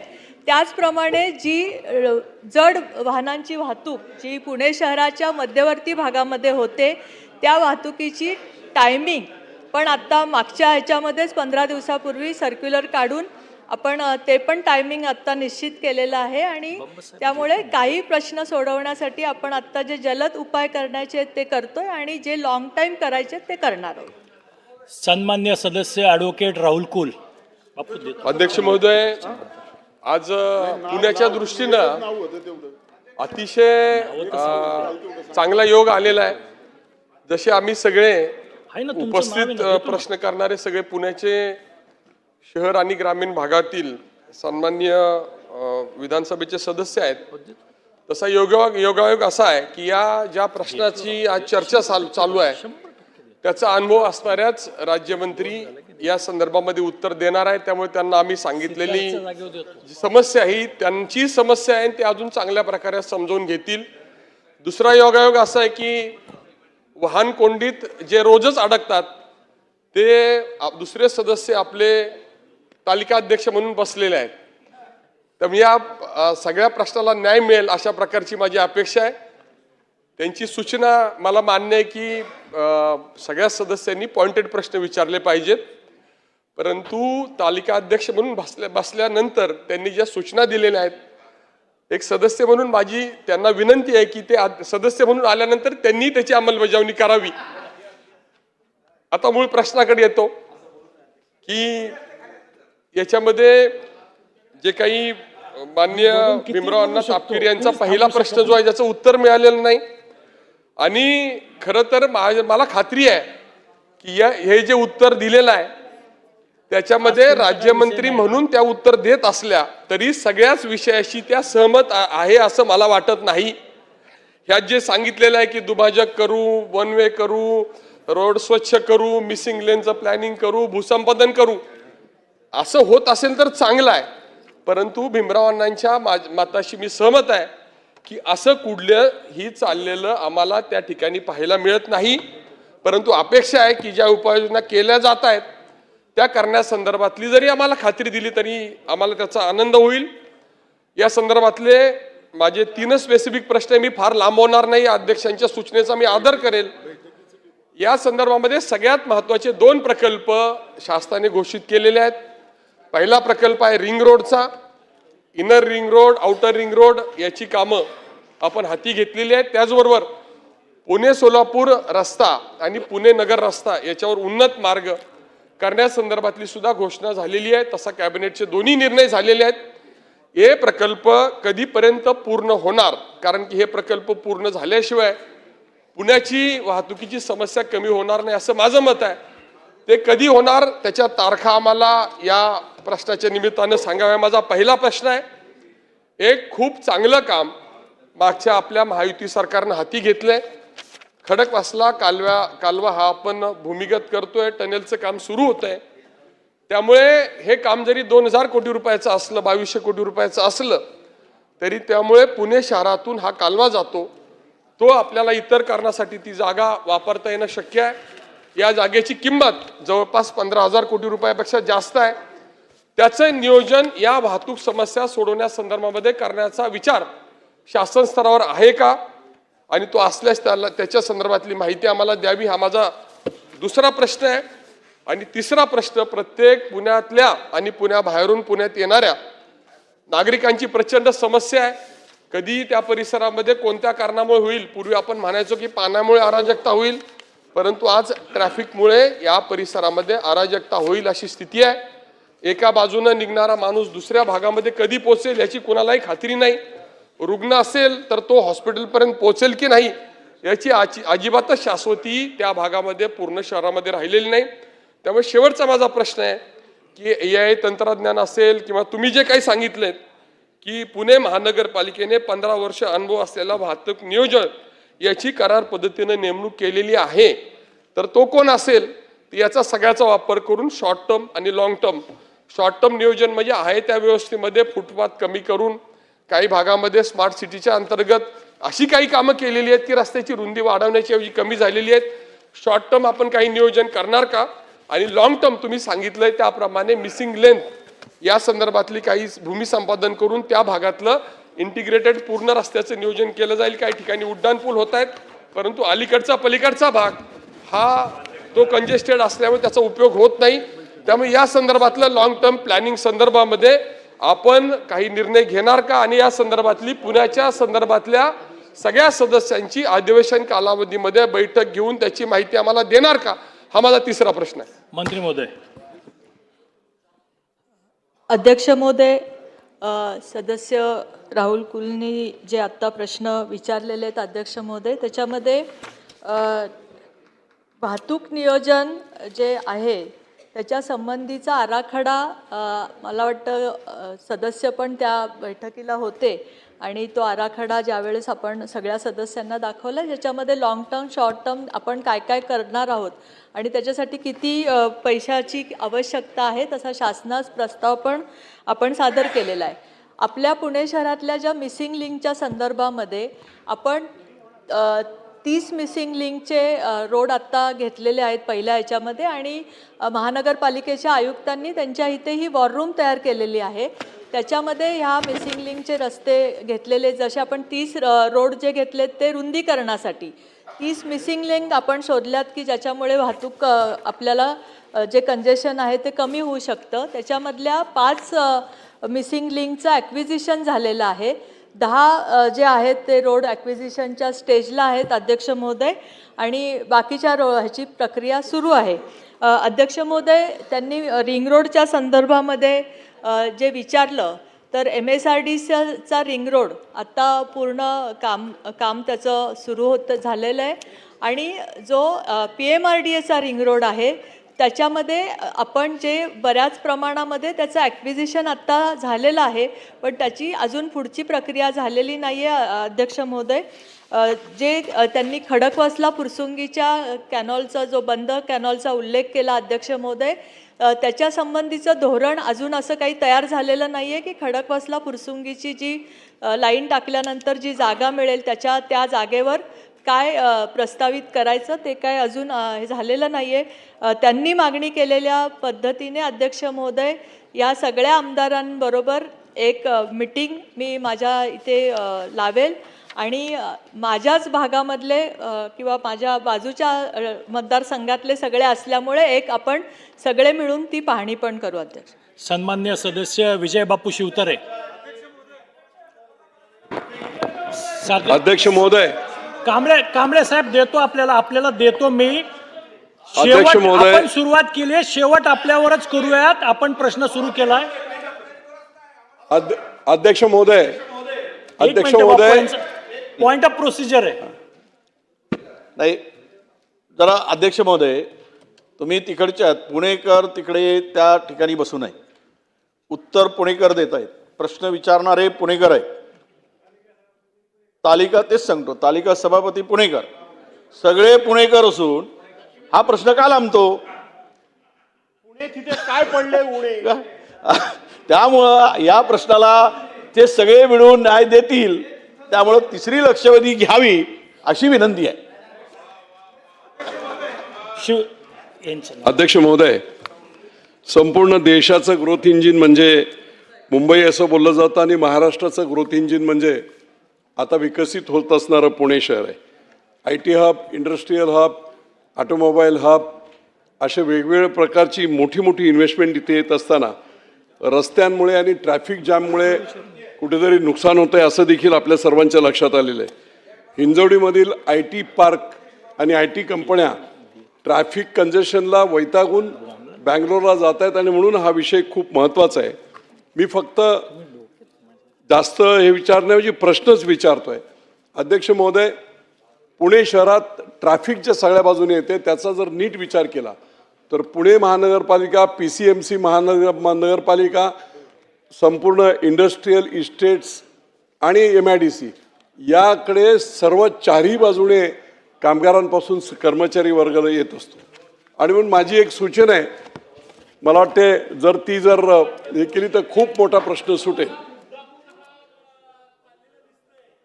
जरा ऐका हो. जाधव साहेब, हो जाधव साहेब, मी फक्त प्रश्न विचार. जाधव साहेब जरा आपण बोला. तर एक की पुणे राजेवाडी जेजुरी नीरा ही लोकल सेवा जर सुरू केली. आपण बोला. हो, तुम्ही चर्चा करताना मग डिस्टर्ब करू, लक्षात घ्या. मग बघणार नाही जरा सुद्धा. थोडं शांत राहा. स्पेसिफिक प्रश्न आहेत त्याच्यात मध्ये हे करू नका. आणि म्हणून पुणे शहरापासून अध्यक्ष महोदय लोकल सेवा जर वर फलटणपर्यंत सुरू केली तर निश्चितपणे त्याच्यातून 10 ते 20-25 हजार लोक ते पुण्याच्या आजूबाजूने दौंड असेल, पुरंदर असेल, यवत असेल या भागातून येणारे जे सगळे कर्मचारी आहेत त्यांच्यासाठीची चांगली सोय होईल. ती लोकल सेवा सुरू करण्यासाठी महाराष्ट्र शासन रेल्वे प्रशासनाकडे विनंती करेल का? नंबर 1. नंबर 2, लोणावळा ते पुणा ही देखील लोकल आहे, परंतु मंत्री महोदय त्याच्या फेऱ्या जर वाढवल्या तर देखील मोठ्या प्रमाणामध्ये त्याच्यात फरक पडणार आहे. तिसरं एक महत्त्वाचं आहे की सगळे पुणे शहरामध्ये असणारे रोड्स हे अगदी छोटे छोटे रोड आहेत. आता ते रुंद करायचं तर कसं करायचं? तर त्याला जसं मुंबई आणि ठाण्यामध्ये क्लस्टर योजना मान्य केलेली आहे तसं जर 8-10 बिल्डिंग एकत्र करून जर क्लस्टर योजना केली तर पुणे शहरातले इंटरनल रोड रुंद करू आपण शकतोय. आणि मग अशा प्रकारची क्लस्टर योजना एकत्रितपणे पुण्यासाठी लागू करण्यासाठी शासन धोरण घेईल काय? मुळा मुठा नदी, अध्यक्ष महोदय आपण सुद्धा जाणता यांची व्याप्ती या दोन्ही नद्यांची कशी ती पूर्ण पूर्व पश्चिम आहे. आणि म्हणून जर मुळा मुठा नदीच्या पात्राच्या बाजूने मुंबईमध्ये जशा लोकल अतिशय इफेक्टिव्ह आहेत, 70 लाख लोकांचं हे संपूर्ण मुंबईमध्ये लोकलमधून होते. इलेव्हेटेड मेट्रो आहेत, चांगलंच आहे, पण त्याच्याबरोबरीने मुळा आणि मुठा या नद्यांच्या पात्राच्या बाजूला मुंबईसारखी जर लोकलची व्यवस्था केली, नियोजन केलं तर कदाचित त्याच्यामध्ये खूप मोठा फरक पूर्व ते पश्चिम, दक्षिण, उत्तर असा निश्चितपणे फायदा होणार आहे. आणि चौथा एक महत्त्वाचा प्रश्न आहे मॅडम, आपण मेट्रो सुरू केल्या, मेट्रोमध्ये काय प्रश्न आहेत ह्याचं जरा मी माहिती घेतली मेट्रोच्या चीफकडून. आणि मेट्रोची जी स्टेशन आहेत त्याला लागून कनेक्टिव्हिटी जी लोकांना हवी आहे PMPची ती नाही आहे. ती जर अस्तित्वात आणली तर मेट्रोने समजा मी येरवड्यावरून कुठे वाकडला गेलो तर वाकडला गेल्यानंतर तिथून मला घरी जायचं असेल तर PMPLची कनेक्टिव्हिटी असायला हवी. आणि म्हणून PMPLचे मेट्रो बरोबर कनेक्टिव्हिटी आपण नियोजन करून त्याच्यावर अंमलबजावणी करणार. धन्यवाद. मंत्री महोदय. माननीय सदस्यांनी खूप चांगल्या सूचना केलेल्या आहेत. अनुभवी सदस्य आहेत, त्यांच्या सर्व सूचना विचारात घेण्यात येतील. सन्मान्य सदस्य बापूसाहेब पठारे. अध्यक्ष महोदय, बंबासाहेब देतो मी आपल्याला 5. अध्यक्ष महोदय, आपल्याला ज्ञात आहे की आपला मतदारसंघ आणि माझा मतदारसंघ लागून आहे आणि हडपसर आणि खराडीमध्ये मधल्या काळामध्ये किती ट्रॅफिक जाम होते आणि काय अडचणी येतात, हॉस्पिटलमध्ये लोकांना जाता येत नाही, अशी परिस्थिती असल्यामुळं हडपसर भागामध्ये रस्ता 80 फुटाचा आहे आणि नगर रोड भागामध्ये माझ्या मतदारसंघामध्ये 150 फुटाचा आहे. आणि त्यामुळं पलीकडच्या भागामध्ये ओव्हरब्रिज होण्याची अत्यंत महत्त्वाची गरज मंत्री महोदय त्या ठिकाणी आहे. आणि म्हणून येरवड्यामध्ये सुद्धा तीच परिस्थिती आहे. माझ्या मतदारसंघामध्ये एअरपोर्ट असल्यामुळं दर आठवड्यामध्ये 4-2 वेळा तरी ट्रॅफिक जामचा प्रश्न निर्माण होतो. त्या ठिकाणी VIP लोक सर्व पदाधिकारी येत असतात. आणि म्हणून माधव बिंदू चौकामध्ये जर ओव्हरब्रिज केला तर एअरपोर्टहून येणारा VIP थांबू शकत नाही, नागरिकांना ट्रॅफिक जाम होणार नाही. आणि त्या ब्रिजची सुद्धा फार गरज आहे. त्याचप्रमाणे जर आपण या ठिकाणी शासकीय विश्रामगृहाहून एअरपोर्टला जाणार असेल तर गुंजनच्या चौकामध्ये सुद्धा ग्रेट सेपरेटर केला तर त्याही ठिकाणी ट्रॅफिक जाम होणार नाही.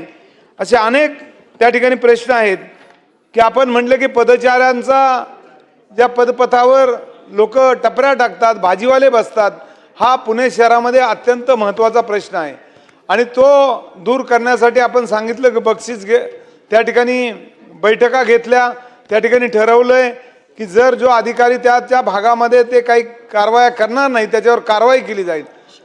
मंत्री महोदय, मला या ठिकाणी तो प्रश्न आहे की आपण आतापर्यंत कुठल्या अधिकाऱ्यावर पुणे शहरामध्ये कारवाई केली का आणि आपण या पुढच्या काळामध्ये कारवाई करणार का, हा एक माझा पहिला प्रश्न आहे.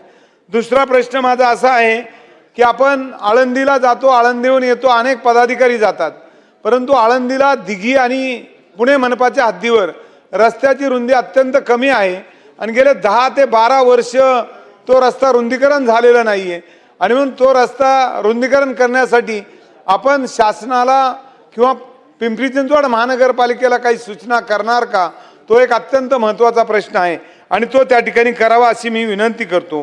PMRDचा रिंग रोड केल्यानंतर आपलं शहरातलं ट्रॉफिक काही कमी होणार आहे आणि म्हणून पुणे महानगरपालिकेला लागून आपण 2 रिंग रोड करतोय. तर पहिला रिंग रोड PMRD करणार आहे आणि पहिल्या रिंग रोडमधली काही जमीन ताब्यामध्ये घेण्याचं राहिलेलं आहे. त्या ठिकाणचे नागरिक शेतकरी जमीन ताब्यामध्ये देत नाही. त्याचं कारण शेजारीच रिंग रोड दुसरा आहे, त्याचा 5 पट बाजारभाव मिळतोय आणि या ठिकाणी मात्र त्यांना दुप्पट बाजारभाव मिळतोय. एकतर DP मान्य नाही आहे, त्यामुळे बाजारभाव कमी आहे आणि त्यामुळे शेतकरी जागा ताब्यात देत नाही आणि म्हणून हा ट्रॅफिकचा प्रश्न अत्यंत महत्त्वाचा आहे. ज्या ठिकाणी नगर रोडवर या ठिकाणी आपण पाहिलं की BRT आपण काढली, परंतु आळंदी रोडवर BRT तशीच ठेवलेली आहे. साधारणतः एक 3 किलोमीटरची BRT आहे, ती सुद्धा काढण्याची अत्यंत गरज आहे. कारण ज्या पद्धतीनं आज नागरिकांना नगर रोडवर येताना चांगल्या पद्धतीनं त्या ठिकाणी सोय झाली असं वाटतंय, ती सोय या ठिकाणी पिंपरी चिंचवड असेल किंवा पुणे महानगरपालिकेमध्ये होईल का, हा माझा दुसरा प्रश्न आहे. आणि या ठिकाणी ज्या ठिकाणी ओव्हरब्रिज किंवा ज्या ठिकाणी अंडरपास करण्याची गरज आहे ते शासन करणार का. तिसरा एक प्रश्न आहे की या ठिकाणी ज्या पद्धतीनं आता मान्य 2-3 सदस्यांनी सांगितलं की आपल्याकडं जो कालवा आहे त्या कालव्याच्या दोन्ही बाजूनी रस्ता केला तर तो सोयीचा ठरेल. कालवा तसाच ठेवला पाहिजे. भविष्यामध्ये कधी पूर आला काय आला तर कालवा बुडजू नये अशी माझी मागणी आहे. कालवा तसाच ठेवून दोन्ही बाजूला भरपूर जागा आहे, दोन्ही बाजूने आपण रस्ते करावा अशी विनंती करतो आणि आपण तातडीनं बैठक घेऊन या पुणे शहराच्या ट्रॅफिकचा प्रश्न मिटवण्यासाठी आदरणीय मुख्यमंत्री, पालकमंत्री, आपण आणि संबंधित आमदार यांची बैठक लवकरात लवकर बोलवणार का. माननीय मंत्री महोदय. माननीय अध्यक्ष महोदय, सदस्यांनी जे काही सांगितलं त्याचे उत्तरं पण सदस्यांनी ऑलरेडी दिलेली आहेत. त्यांनी ज्या सूचना केलेल्या आहेत त्या सगळ्या सूचना आम्ही विचारात घेऊ. त्याच्यामध्ये रस्ता रुंदीकरण जे आहे ते चालू आहे. आपण 30 रस्ते ज्याच्यामध्ये आत्ता घेतलेले आहेत. रिंग रोडची जी तुम्ही असं सांगितलं तशी कारवाई, पण MSRDCचा रिंग रोड सुरू होतो आहे आणि MSRDC आणि PMRDAचे रिंग रोड जिथे लॅप्स होत होते आपण तो भाग पूर्ण आता वगळलेला आहे. ॲक्विजिशनची प्रोसिजर त्याची चालू आहे. तुम्ही म्हणताय ते 100% खरं आहे की त्याच्यामध्ये हा जो आपण परतावा देतो त्याचा थोडासा प्रॉब्लेम आहे, पण त्याच्यावर पण सोल्युशन काढण्याची प्रक्रिया आत्ता सुरू आहे. त्याप्रमाणे त्यांनी नक्कीच मला असं वाटतं की अधिवेशन संपल्यानंतर हा सगळ्यांच्याच जिव्हाळ्याचा आणि गंभीर विषय असल्या कारणाने सगळ्या सदस्यांची एक बैठक मी बोलू. सन्मान्य सदस्य हेमंतजी रासने, बंबसाहेब देतो आपल्याला.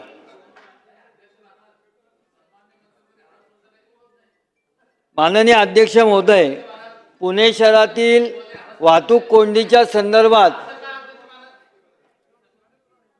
बोला आपण बोला. रासने साहेब माझ्याकडे बघून बोला. माननीय अध्यक्ष महोदय, पुणे शहराच्या वाहतूक कोंडी संदर्भात ही चर्चा चालली आहे. मी स्पेसिफिक प्रश्न विचारतो, तुम्ही जे दिलेले आदेश आहेत ते तंतोतंत पाळतो. दाट वस्तीमध्ये आत्ता अतिक्रमण विषयात सर्व सदस्यांनी केलेली मागणी, परंतु सगळे मुख्य रस्ते अतिक्रमण मुक्त करणार ही खूप दिवसाची असणारी मागणी ही पूर्ण होत नाही. पथारी धोरण हे त्याची अंमलबजावणी कधी करणार आणि सगळे मुख्य रस्ते कधी रिकामे करणार? दुसरा माझा स्पेसिफिक प्रश्न, जे नो एंट्री आत्ता मध्यवर्ती भागामध्ये आहेत त्या पाळल्या जात नाहीत, त्याकरता काय योग्य ती कारवाई केली जाणार? मध्यवर्ती भागातली असणारी पार्किंग त्याचे इन आऊट प्रॉपर नाही, त्या विषयात आपण काय नक्की अंमलबजावणी करणार? त्याचबरोबर रस्त्यामध्ये पहाड उभारलेले आहेत. आत्ता नवीन होल्डिंगच्या ऐवजी आपण सगळेजण त्या शहरातले आहात, पहाड उभारून रस्ते आधीच असणारे बारीक त्याच्यात अजून मोठ्या प्रमाणात अतिक्रमण केलेलं आहे. वारंवार सांगून सुद्धा त्या ठिकाणी महापालिकेचे अधिकारी कारवाई करत नाही. त्या अधिकाऱ्यांवर काय कारवाई करणार? आणि मध्यवर्ती भागात असणारी जी पार्किंग्स आहेत त्या पार्किंग्सला इन आऊटची प्रॉपर नीट रचना नसल्यामुळे त्या ठिकाणी मोठ्या प्रमाणात कोंडी होते. हे सगळे प्रश्न कशा पद्धतीने मार्गी लावणार? मंत्री महोदय. माननीय अध्यक्ष महोदय, सदस्यांनी उपस्थित केलेले सर्व जे प्रश्न आहेत ते सर्व प्रश्न खरे आहेत आणि गंभीर आहे. पुणे शहरातलं रस्त्यावरचं वाढतं अतिक्रमण, 8 दिवसापूर्वीच मी सदस्यांना सांगू इच्छिते की या संबंधीची बैठक महानगरपालिका आयुक्त आणि ट्रॅफिक पोलीस यांच्याबरोबर झालेली आहे. आणि अतिक्रमण मुक्त रस्ते आणि त्यांनी जे सांगितलं की होर्डिंगचं, अध्यक्ष महोदय मी आपल्या माध्यमातून खरंच हे निदर्शनास आणून मी पण देऊ इच्छिते की रस्त्यावर पहाड बांधून होर्डिंग जे लावण्याची जी पद्धत फक्त पुणे शहरामध्ये जी सुरू झालेली आहे त्या संबंधीच्या सूचना आयुक्तांना दिलेल्या आहेत. आणि जर त्यांनी ह्या सूचनांचं पालन करून रस्ते अतिक्रमण मुक्त आणि होर्डिंग मुक्त जर केले नाहीत तर अधिकाऱ्यांवर कारवाई करण्याच्या सक्त सूचना त्या बैठकीमध्ये दिलेल्या गेलेल्या आहेत. अध्यक्ष महोदय, बैठक 8च दिवसापूर्वी झालेली आहे. त्यामुळे तसं होईल. जसं ट्रॅफिक पोलिसांचं त्यांनी सांगितलं तर ट्रॅफिक पोलिसांची संख्या पुणे शहराला आत्ता जी मिळालेली आहे ती संख्या खूप कमी आहे. आम्ही मागणी केलेली आहे की ती संख्या पोलिसांची वाढवून मिळावी. आणि पार्किंगच्या ह्याच्यामध्ये आपण आत्ता 15 ठिकाणच्या जागा आयडेंटिफाय केलेल्या आहेत पार्किंगसाठी. पण एका दृष्टीने जिथे महानगरपालिकेला पण मी आत्ता ह्या माध्यमातून निर्देश देते की जिथे पार्किंग आपले पुणे शहराचे आहेत त्या पार्किंगची स्थिती पण जेव्हा आम्ही बघितली त्यावेळेस त्या पार्किंगमध्ये पण अतिक्रमण झालेले आहेत. गाड्या लावण्यासाठी जागा उपलब्ध नाही आहे. ते पार्किंगची अतिक्रमणं पण काढून घ्यावी. सन्मान्य सदस्य प्रशांतजी बंब. बघा, 1 मिनिट त्यांची हरकत आहे. हो, उत्तरावर याची हरकत आहे की मंत्री महोदय या मंत्री म्हणून उत्तर देतात असं आम्हाला सगळ्यांना वाटतं. पण ते म्हणाले की आम्ही पोलीस कमी आहेत त्याची मागणी आम्ही केली. आपण शासनात ताई आपण शासनात नाही नाना माझ्याशी इकडे नाना भाऊ माझ्या. अध्यक्ष महाराज आपण न्याय द्या. आता काही अजून म्हणाल्यात बसून की आम्ही त्या विभागाकडे मागणी केली. मला काय, मंत्री आपण शासन आहोत, आपल्याला आदेश द्यावा लागतं, मागणी नाही करता येत. म्हणून माझं तेवढीच हरकत आहे. आमची लहान बहीण असल्यामुळे मी तिला जास्त याच्यात घेण्यात नाही, दुसरं राहिलं असतं घेतलं असतं. पण मी तुम्हाला सांगतो की आदेश आम्ही ते सगळं करतोय, व्यवस्था बरोबर करतोय, अतिक्रमण काढतोय, पोलीस व्यवस्था आपण तिथं व्यवस्थित करतोय असं सांगायचं तर ते आम्ही मागणी केलेली असं सांगतात आहे. तर अध्यक्ष महाराज आपणच न्याय द्या आम्हाला. बंब साहेब. अध्यक्ष महोदय, मंत्री महोदयांनी उत्तरात सांगितलं की पुण्यामध्ये 40 लाख वाहनं आमच्या रस्त्यावर आहेत, त्यापेक्षा जास्त. आणि असं सांगतायत की आता आम्ही अशा व्यवस्था रस्ता सुरळीत किंवा काय म्हणतात ट्रॅफिक सुरळीत करण्याकरता करू, असं चालत नाही. जेव्हा आपण वाहन विक्री करतो त्याचे टॅक्सेस आपल्याकडे येतात वेगवेगळ्या माध्यमातनं, त्या सुविधा आपल्याला अगोदर द्यायला लागतात. म्हणजे आपण कुठेतरी मोठी चूक केलेली आहे. चूक कोणत्या 2-3 अध्यक्ष महोदय? नंबर 1, ज्या पार्किंग स्पेसेस बिल्डर्सला कंपल्सरी बांधायच्या असतात त्या महानगरपालिकेच्या संगनमताने विक्री झालेल्या आहेत कित्येक. त्या तुम्ही सर्व पार्किंग स्पेसेस त्याचा रिव्ह्यू घेऊन त्या तुम्ही त्यांच्याकडनं पुन्हा घेणार का? किंवा त्यांचे इतरत्र बांधकाम चालू असतील त्या ठिकाणी त्यांचे बांधकाम थांबवून त्यांच्याकडनं ती वसुली करणार का? नंबर 1. नंबर 2, रस्त्यावर थोडासा पाऊस झाला की केंबर बरोबर नसल्यामुळे प्रचंड लाईन लागतात सगळ्या. आणि म्हणून हे रस्ते ज्यांनी बरोबर बनवले नसतील स्पेसिफिकेशन प्रमाणे ते तुम्ही पुन्हा बरोबर बनवून घेणार का? आणि तिसरा आणि शेवटचा प्रश्न की कुणी कुठेही उभं राहतं मध्ये आणि मोबाईलवर बोलून चालतात, दंड फार कमी आहे, तो दंड तुम्ही किमान 10 पटीने वाढवणार का? मंत्री महोदय.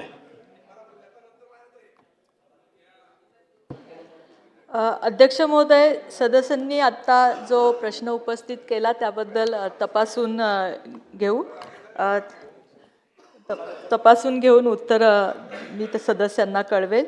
त्याचप्रमाणे अध्यक्ष महोदय, एक गोष्ट जी सांगायची होती की आपण ह्या सगळ्या वाहतूकच्या समस्येवर आत्ता आपण पुमटाची हे करणं कारवाई करण्यास पुमटाची स्थापना करण्याची कारवाई आत्ता सुरू आहे आणि त्याच्या हरकती मागवण्याची प्रक्रिया आता ह्या सुरू आहे आणि ह्या पुमटा जर आपण तिथे स्थापन करू शकलो तर मला असं वाटतं की ह्या संबंधीचं बरंचसं कोऑर्डिनेशन त्याच्यातर्फे आपल्याला करता येईल. सन्मान्य त्या म्हटल्या मंत्री महोदयांनी सांगितलं, मी याची माहिती घेते आणि आपल्याला कळवते. सन्मान्य सदस्य शंकर जगताप. अध्यक्ष महोदय, धन्यवाद. अध्यक्ष महोदय, वाहतुकीची समस्या ही फक्त पुणेकरांचीच नव्हे तर पिंपरी चिंचवडकरांची सुद्धा आहे आणि पुणे आणि पिंपरी चिंचवड हे ट्विन सिटी असल्यामुळे पिंपरी चिंचवडमधनं पुण्याकडे जाणाऱ्यांची संख्या आणि पुण्याकडनं पिंपरी चिंचवडकडे येणाऱ्यांची संख्या खूप आहे. यासाठी मी मंत्री महोदयांना एक 2-3 माझे स्पेसिफिक प्रश्न आहेत. हिंजवडी IT पार्ककडून भूमकर चौकाकडे चौक, डांगे चौक, लक्ष्मी चौक, ताथवडे मार्गे पुनावळे वाकड, क्रोमा शोरूम, विप्रो ते ॲम्स्टरडॅम कंपनी येथे दररोज वाहतूक कोंडी आणि नागरिकांचं तिथे जवळपास 3 ते 4 तास हे वाया जात असतात. अशा परिस्थितीमध्ये जर आपण होणाऱ्या आता नवीन DPमध्ये वाकडपासून तर हिंजवडी फेज 3 पर्यंत आपण 30 मीटरचा रिंग रोड करू शकणार आहात का? हा माझा एक स्पेसिफिक प्रश्न आहे. त्याचप्रमाणे PCMC, PMRDA, MIDC आणि NHI यांच्या कुणाचाही तिथे ताळमेळ नसल्यामुळे ही ट्रॅफिकची समस्या असेल, रस्ता नादुरुस्त असेल, ह्या अनेक गोष्टींना जनतेला सामोरे जावं लागत असताना आत्ता पिंपरी चिंचवडमध्ये म्हणजे विशेष करून हिंजवडी IT पार्कमध्ये सर्व जे त्रस्त झालेले नागरिक आहेत त्यांनी PIL दाखल केलेली आहे सरकारच्या विरोधात. ही खरं खूपच एक शोकांतिका आहे की आपल्या शासनाच्या विरुद्ध वाहतुकीच्या संदर्भात PIL दाखल होतीये. त्यासाठी आपण PCMC असेल, PMC असेल, PMRD असेल या सर्व यंत्रणांमध्ये समन्वय साधण्यासाठी एकत्रित एकच वाहतूक प्लॅनरची नियुक्ती करणार आहात का? करू शकतो का? आणि माझा तिसरा स्पेसिफिक प्रश्न आहे की सार्वजनिक वाहतूक व्यवस्था सक्षम करण्यासाठी शासनाकडून निधी घेऊन सक्षम पावले उचलणार आहात का? त्यासाठी आपण intelligent smart traffic signal system ही लागू करू शकतो का? आणि चौथा प्रश्न आहे की जो आपण अर्बन प्लॅन डेव्हलपमेंटच्या नावाखाली पिंपरी चिंचवड शहरामधील रस्ते म्हणजे रस्त्याचे रुंदीकरण म्हणजे 30 मीटरचा रस्ता जर असेल आणि त्याचे कॅरेज वे हे जर दोन्ही बाजूला 12-12 मीटर असेल तर ते कॅरेज वे कमी करून तिथे फुटपाथ, सायकल ट्रॅक, त्याच्यानंतर सुशोभीकरण याच्यासाठी जे काही फुटपाथ वाढवलेले आहेत, साईडच्या पट्ट्या वाढवलेल्या आहेत त्या कमी करून कॅरेज वे हे आपल्याला वाढवता येतील का? असे माझे हे 4 स्पेसिफिक प्रश्न मंत्री महोदयांना आहेत. धन्यवाद. मंत्री महोदय. अध्यक्ष महोदय, जसं मी पहिल्यापासून जे सांगते की सर्व सदस्यांबरोबरची एक बैठक मी या संबंधी लावेल अध्यक्ष महोदय, कारण याच्यामध्ये बरेच विभाग इन्क्लूड होतात. जसं आमचे महानगरपालिका आहे, ट्रॅफिक डिपार्टमेंट आहे, RTO आहे, परिवहन आहे, खूप विभाग आहे आणि टाउन प्लॅनिंगचे लोक आहेत. ह्या सगळे विभाग यांना बोलवायला लागतील. यांची एक मी बैठक नक्की घेईल. आणि आता बऱ्याचशा सूचना ज्या सदस्यांनी केल्या, आता PCMCचा DP प्रस्तावित आहे आणि तो हरकती सूचनाच्या स्टेजला आहे. मला असं अध्यक्ष महोदय आपल्या माध्यमातून सांगायचं आहे की त्यांच्या सूचना ज्या काही चांगल्या आहेत तर त्यांनी त्या आत्ता DPच्या ह्याच्यामध्ये द्याव्यात. अध्यक्ष महोदय त्यांनी जे विचारलं की ट्रॅफिक कंट्रोलिंगसाठी आणि ज्या पार्किंगच्या सोयीसुविधांसाठी अध्यक्ष महोदय आता पुण्यामध्ये एक पायलट प्रोजेक्ट म्हणून ट्रॅफिक डिपार्टमेंटतर्फे आपण AI तर्फे एक फर्ग्युसन रोड आत्ता घेतलेला आहे की जिथे आपण ह्या सगळ्यावर निरीक्षण करू शकतो किंवा एखादं वाहन 2 मिनिटाच्या वरती जर तिथे थांबलं तर त्याला डायरेक्ट चलन जातं. तर आपण पायलट बेसिसवर आत्ता फर्ग्युसन रोडला ते सुरू केलेलं आहे. तिथे जर आपल्याला त्याचा यश मिळालं तर आपण मला असं वाटतं की बाकीच्या ठिकाणी पण ते सुरू करू. आणि त्यांचं जे बाकी पार्किंगच्या संदर्भातलं जे सगळ्या सदस्यांचं जे म्हणणं होतं अध्यक्ष महोदय तर ते नक्की पार्किंगच्या बाबतीमधला पुणे शहराच्या बाबतीमध्ये एक महानगरपालिकेला निर्देश देऊन त्याचा सर्वे करता येईल. सन्मान्य सदस्य योगेश सागर. लांब वेळा प्रश्न चाललाय, सन्मान्य सदस्य याच्यावरती उत्तर देत आहेत. अध्यक्ष महोदय. अध्यक्ष महोदय, तुम्ही स्पष्टपणे हे जाहीर करून टाका की आम्हाला शेतकऱ्यांच्या बाबतीतली कुठलीही चर्चा सभागृहामध्ये घेऊ द्यायची नाहीये. पहिल्या दिवशी सन्मान्य सदस्य नानाभाऊंनी थोडे आक्रमक झाले, आपण त्यांना सस्पेंड केलं. काल आम्ही पुन्हा 97चा प्रस्ताव उपस्थित केला. काल माननीय अध्यक्ष महोदयांनी सांगितलं की आम्ही ताबडतोब या ठिकाणी उद्या चर्चेला प्राधान्याने देऊ. काय चाललंय काय? दुसरी लक्षवेधी 2.5 तास झाले, 2 लक्षवेधी चालू आहेत. कुठल्या नियमामध्ये बसता अध्यक्ष महोदय? काय चाललंय? 35 लक्षवेधी येऊ नये म्हणून आम्ही इथं आशिषजी बसलेत. आम्ही BSc मध्ये निर्णय केला 6 लक्षवेध्या घ्या, तास सव्वा तासामध्ये त्या संपवल्या पाहिजेत. 2.5 तास झाले 2 लक्षवेध्या. काय चाललंय काय अध्यक्ष महोदय? आणि प्रत्येक ठिकाणी भाषण. सन्मान्य सदस्य. नाही हे बरोबर नाही. तुम्ही जरी पुण्यात असला तरी तुम्ही जोपर्यंत आहात रात्री किती उशिरापर्यंत सभागृह चालवण्याची तयारी आहे, त्याच्यामुळं आपण सगळी चर्चा करणार आहोत. शेतकऱ्यांच्या प्रश्नावरती सरकार संवेदनशील आहे, त्यामुळं आपण काळजी करू नये. पूर्ण चर्चा होईल, सर्वांना संधी दिली जाईल. तुम्ही अजिबात त्याच्यात काळजी करू नये. सरकार चर्चा करायच्यासाठी ऐका जरा, सभागृहाचा वेळ 1 मिनिट सुद्धा वाया जात नाहीये. नियमाप्रमाणे सकाळी 11 वाजता सभागृह सुरू झालं तर 5 वाजता बंद केलं पाहिजे. रात्री कशा करता बसायचं 12-12, 1-1, 2-2 वाजेपर्यंत? कोणाकरता बसायचं? काय चालेल अध्यक्ष महोदय? ही पद्धत आपली प्रथा आणि परंपरा आहे. अनेक वेळा मी सुद्धा आमदार म्हणून रात्री 12 वाजता भाषण केलंय. जाधव साहेब रात्री 12 वाजता भाषण केली आहेत सदस्यांनी. त्यामुळे आपण सभागृहाचं. खोतकर साहेब बोला. सन्माननीय भास्कररावजी जाधव. एक मिनिट. सन्माननीय भास्करराव जाधव हे सिनियर सदस्य या सभागृहाचे अध्यक्ष महाराज. त्यांच्या भावना काय आहेत त्यांनी त्या व्यक्त केल्या पाहिजेत अध्यक्ष महोदय. पण अध्यक्ष महोदयावरती अशा प्रकारचा हेतू आरोप त्यांना करता येणार नाही अध्यक्ष महाराज. त्यामुळं त्यांचं तेवढ्या पुरतं जे वक्तव्य आहे ते रेकॉर्डवरून काढून टाकावं अध्यक्ष महाराज. नाही अध्यक्ष भास्करराव, अध्यक्षावरती हेतू आरोप अध्यक्षावरती हेतू आरोप तुम्हाला तुम्ही पुण्याचे आहात तुम्हाला भास्कररावला अध्यक्ष महोदय त्यांनी तुमचं नाव घेऊन तुमच्यावरती हेतू आरोप केला अध्यक्ष महाराज. तेवढं वाक्य तुम्ही रेकॉर्डवरून काढून टाकावं. आपण तपासून घेऊ आणि त्याच्यावर योग्य ती कारवाई करू.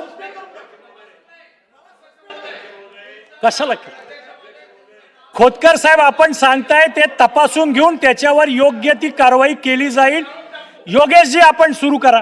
महोदय, मी कधीही विषयाला सोडून बोलत नाही, मुद्दे सोडून बोलत नाही.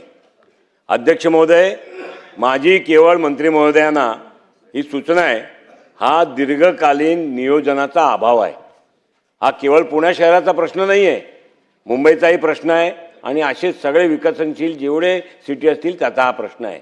जेव्हा आपण DP प्लॅन करतो तेव्हा आपल्या डोक्यात कधीच येत नाही की 40 लाख वाहन येणार. आपण किंवा अधिकारी, आपण तर अधिकाऱ्यांच्या म्हणजे कधी कधी सांगायला लाज वाटेल की या राज्यामध्ये किंवा अधिकारी राज्य करतात का आपण राज्य करते म्हणून आपण राज्य करतोय? 40 लाख वाहन जिथे येणार आहे ते काय एका दिवसात खरेदी नाही झाले. आपण ऑटोमोबाईल्स इंडस्ट्रीला चालना देतो, आपण सगळ्या विविध योजना आणतो, बँकेच्या लोनसाठी आपण सबसिडाईज करतो. एक तर हा नियोजनाचा अभाव आहे. आता 2054 पर्यंतचा प्लॅन केलाय, चांगलं केलाय, चांगले प्रयत्नही चालले आहेत, प्रशासनाचेही प्रयत्न चालले आहेत, शासनाही चालले आहेत, पोलिसांचेही चालले आहेत, महापालिकेही चालले आहेत. पण 2054चा आपण विषय काढून पुढच्या 5 वर्षात 3 वर्षात काय रिलीफ देता येईल त्याची विचार करण्याची आवश्यकता आहे. अध्यक्ष महोदय, आपण 15 वर्षाचा ट्रॅफिक नियोजकाचा तिकडे अपॉइंटमेंट केली आहे. आता तो कोण असेल अध्यक्ष महोदय? एखादा पोलीस अधिकारी किंवा वाहतूक खात्याचा जो सिनियर ऑफिसर असेल तोच रिटायरमेंट होऊन तो कंपनी स्थापन करतो किंवा त्या कंपनीला जॉईन करतो आणि तो आपल्याला सल्ला देतो. अध्यक्ष महोदय, आपण माननीय मंत्री महोदया, माझे स्पेसिफिक प्रश्न आहेत की आपण ट्रॅफिक मुंबईमध्ये आपण बोर्ड वाचतो अध्यक्ष महाराज, 14,000 टू व्हीलर्स व्हेकलना प्रत्येक दिवशी 14,000 चलन कापले जातात. वसुली किती लोकांची होती? दंडात्मक वसुली शासनाकडे किती लोकांची येते? आणि त्याची तपास करण्याची आवश्यकता आहे. कायद्याने देश चालतो पण कायद्याच्या भीतीने देश जास्त चांगला चालतो. ही भीती निर्माण करायची आवश्यकता आहे. भीती निघून गेली लोकांची, काही होत नाही म्हणे, गांधी दर्शन करा आणि कुठेही जा, नो एंट्रीमध्ये पार्क करा, नो एंट्रीमध्ये घुसा, डबल पार्किंग करा, 3 पार्किंग करा, काही करा. आणि म्हणून अध्यक्ष महाराज हे दंडात्मक कारवाई पूर्ण, अरे बाबा हे पहिला पॉइंट ऑफ ऑर्डर सभागृह ऑर्डरमध्ये चाललाय, सभागृह ऑर्डरमध्ये चाललाय. हरकतीचा मुद्दा असेल तर सांगा. सभागृह अध्यक्ष महाराज ऑर्डरमध्ये चाललाय. अध्यक्ष महोदय, भाषणाच्या ओघात त्यांच्या मनात नाही काही पाप, म्हणजे त्यांच्या मनात आहे असं मला म्हणायचं नाही, पण भाषणाच्या ओघात ते पटपण होऊन गेले की आजकाल गांधी दर्शन चालू आहे. गांधी दर्शन करो किधर भी जाओ. जरा हे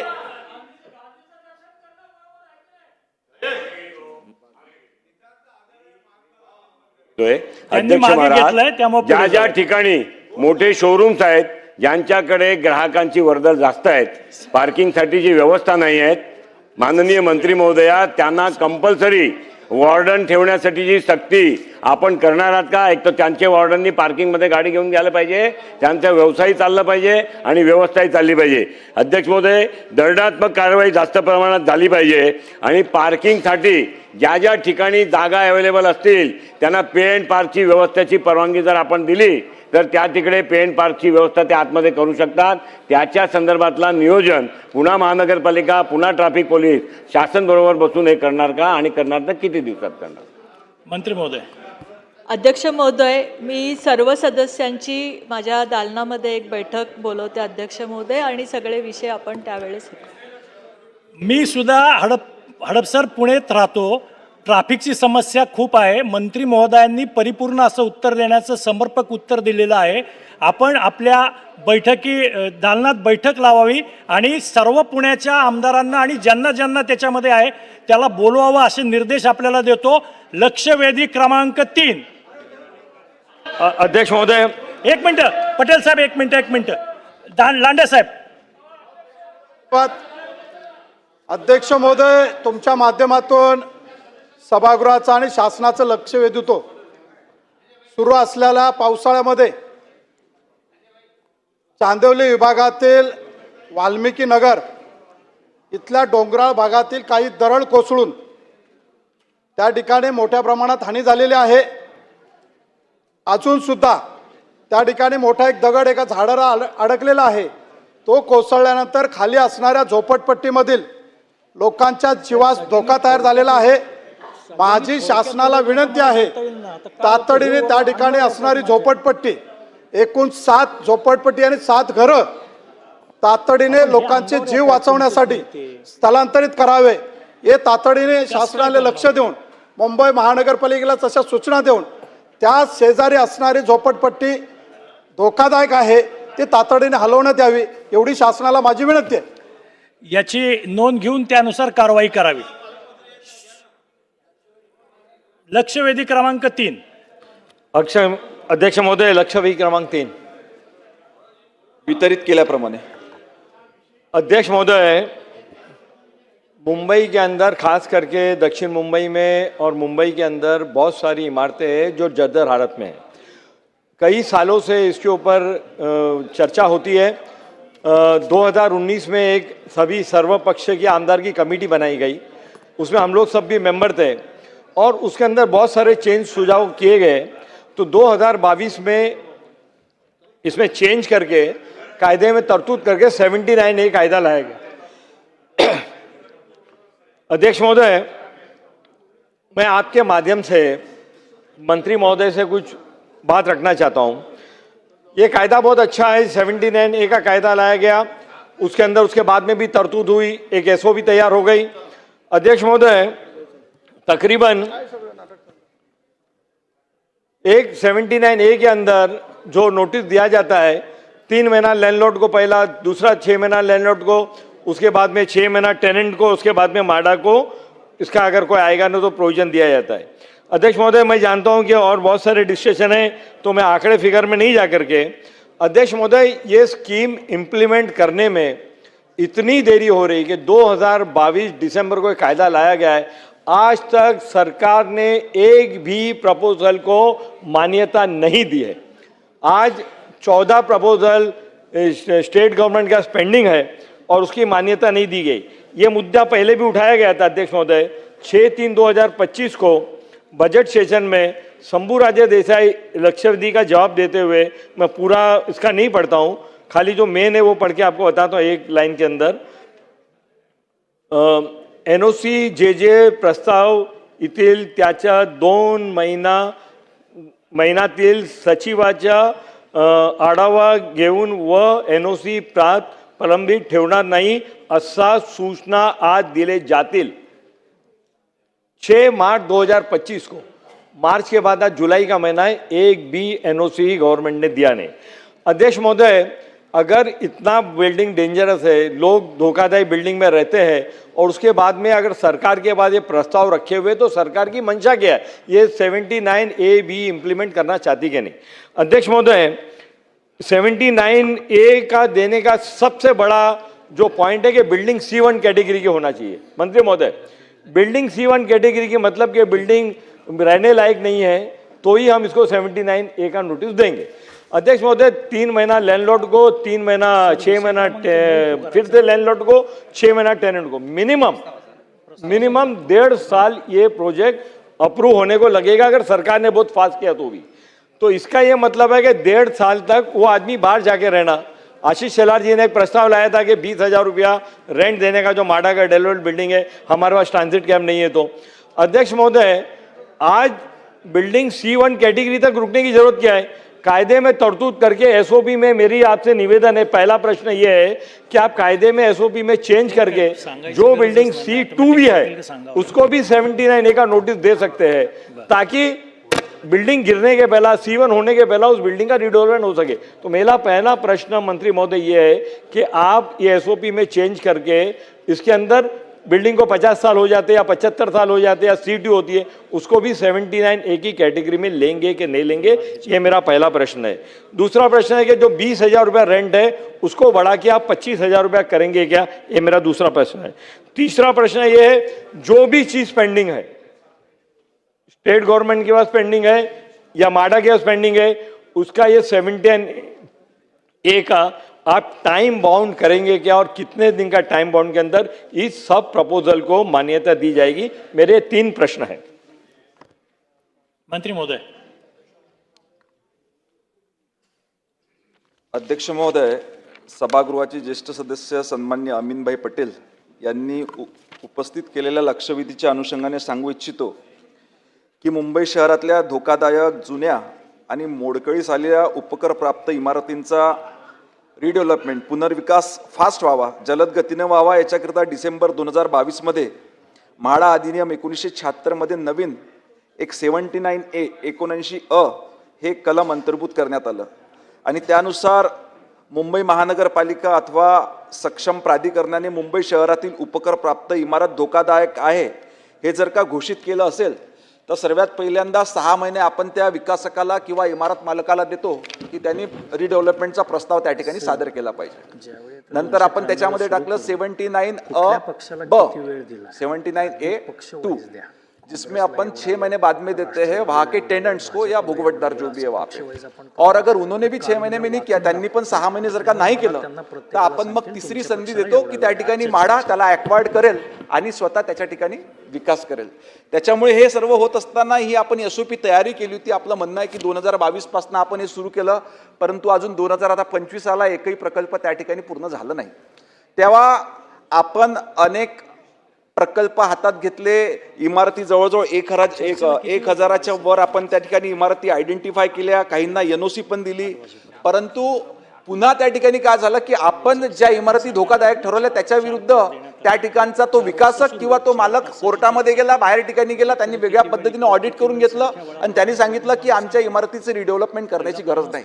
असे काही ठिकाणी लिटिगेशन त्याच्या ठिकाणी झाले, म्हणून आपल्याला त्या ठिकाणी वेळ लागला. परंतु येणाऱ्या काळामध्ये आपण जे काही आकडेवारी आपल्याजवळ या ठिकाणी उपलब्ध आहे की साधारणतः 79A मध्ये 340 रहिवाशांना प्रस्तावित गृहनिर्माण संस्थांना आपण त्या ठिकाणी नोटीस दिलेल्या आहे.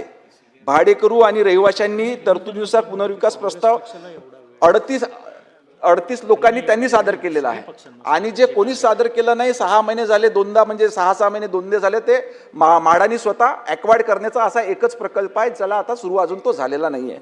परंतु लवकरात लवकर, जे मागे देखील चर्चेदरम्यान सांगण्यात आलं होतं, परंतु लवकरात लवकर मी स्वतः त्या ठिकाणी बैठक घेणार आणि आपल्या ह्या NOC त्याच पद्धतीनं ॲट ए टाइम ऑडिट लवकरात लवकर इतर त्रयस्थ पार्टींकडून देखील करतायत का याचा देखील प्रयत्न आपण त्या ठिकाणी करू. नंतर आपण अजून एक महत्त्वाचा प्रश्न त्या ठिकाणी मांडला की ह्या सर्व वेळ जात असताना त्या भाडेकरूंना कदाचित 1.5-2 वर्ष देखील बाहेर राहावं लागू शकते.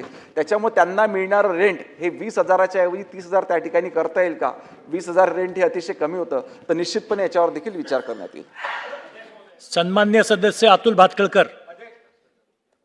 अध्यक्ष महोदय, मुंबई शहरातल्या उपकर प्राप्त इमारतींच्या संदर्भातली ही अत्यंत महत्त्वाची अशी लक्षवेधी सूचना आहे. सन्माननीय सदस्य अमीनभाई पटेल यांनी पोटतिडकीने अनेक विषय मांडले, पण अमीनभाई आपल्याला माहिती आहे की आपण या सदनामध्ये याच्याकरता सगळे प्रयत्न करतो आणि मला असं वाटलं होतं की आपण हे मान्य कराल की तत्कालीन आणि आत्ताचे मुख्यमंत्री देवेंद्रजींनी शहरातल्या आमदारांची समिती स्थापन याकरता केली.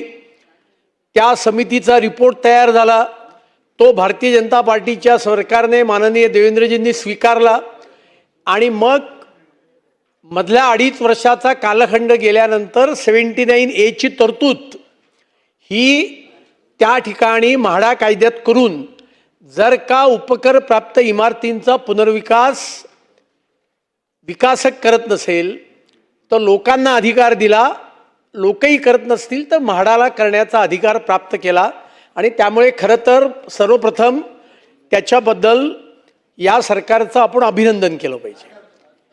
2 मिनिट. अरे बाबा, प्रश्न होऊ दे ना, आधी प्रश्न होऊ दे, मग हरकत घ्या. तुम्हाला माझा आधी बसा तुम्ही. हा, तुम्ही काय सांगणार ते मला माहिती आहे, पण ते खरं नाही, आत्ताच सांगतो मी तुम्हाला.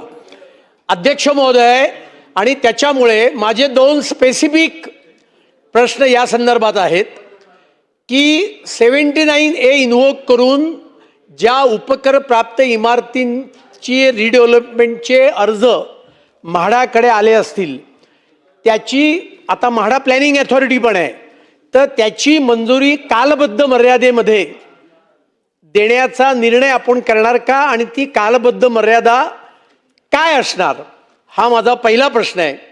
आणि या सदनामध्ये शहरातल्या उपकर प्राप्त इमारतींकरता जसे आम्ही संघर्ष करत होतो तसेच उपनगरातल्या ज्या भाडेकरू इमारती आहेत त्या ठिकाणी मालक अशाच पद्धतीने व्यवहार करत असतात.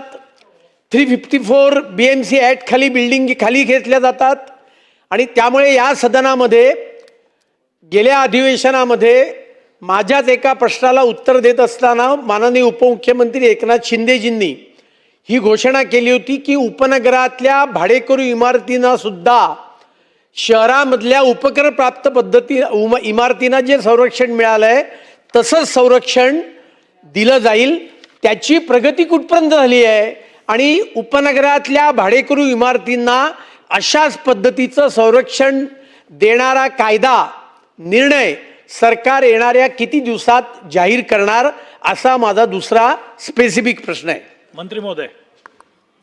अध्यक्ष महोदय, सन्माननीय अतुलजी भातखळकर यांनी उपस्थित केल्याप्रमाणे आपण किती दिवसामध्ये किती कालावधीमध्ये 79A ची प्रक्रिया पूर्ण करू आपण उपस्थित केलं.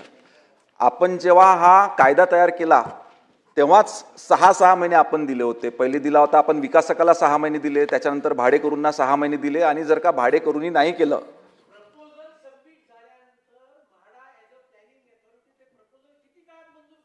त्याच्याकरिता देखील निश्चितपणे लवकरात लवकर किती कालावधी लागू शकतो याचं नियोजन करून किती कालावधी लागू शकतो. कारण अनेक मी सांगितल्याप्रमाणे की आपण ऑडिट केलेल्या इमारती याच्यावर देखील ऑब्जेक्शन त्या ठिकाणी विकासकांनी घेतलं, पुन्हा रिऑडिट करण्याचा प्रश्न त्या ठिकाणी समोर आला होता. परंतु आपण उपस्थित केला मुद्दा देखील अतिशय महत्त्वाचा आहे. निश्चितपणे याचा देखील एखादी NOC प्राप्त झाल्यानंतर तो किती दिवसात इमारत तयार किंवा प्रकल्प पूर्ण झाला पाहिजे याचा देखील कालावधी आपण निश्चित करू. दुसरा आपण प्रश्न उपस्थित केला की शहराच्या भाडेकरू इमारतीप्रमाणे उपनगरातल्या ज्या भाडेकरू इमारती आहेत त्यांच्याकरिता देखील असा काहीतरी एक नवीन कायदा झाला पाहिजे.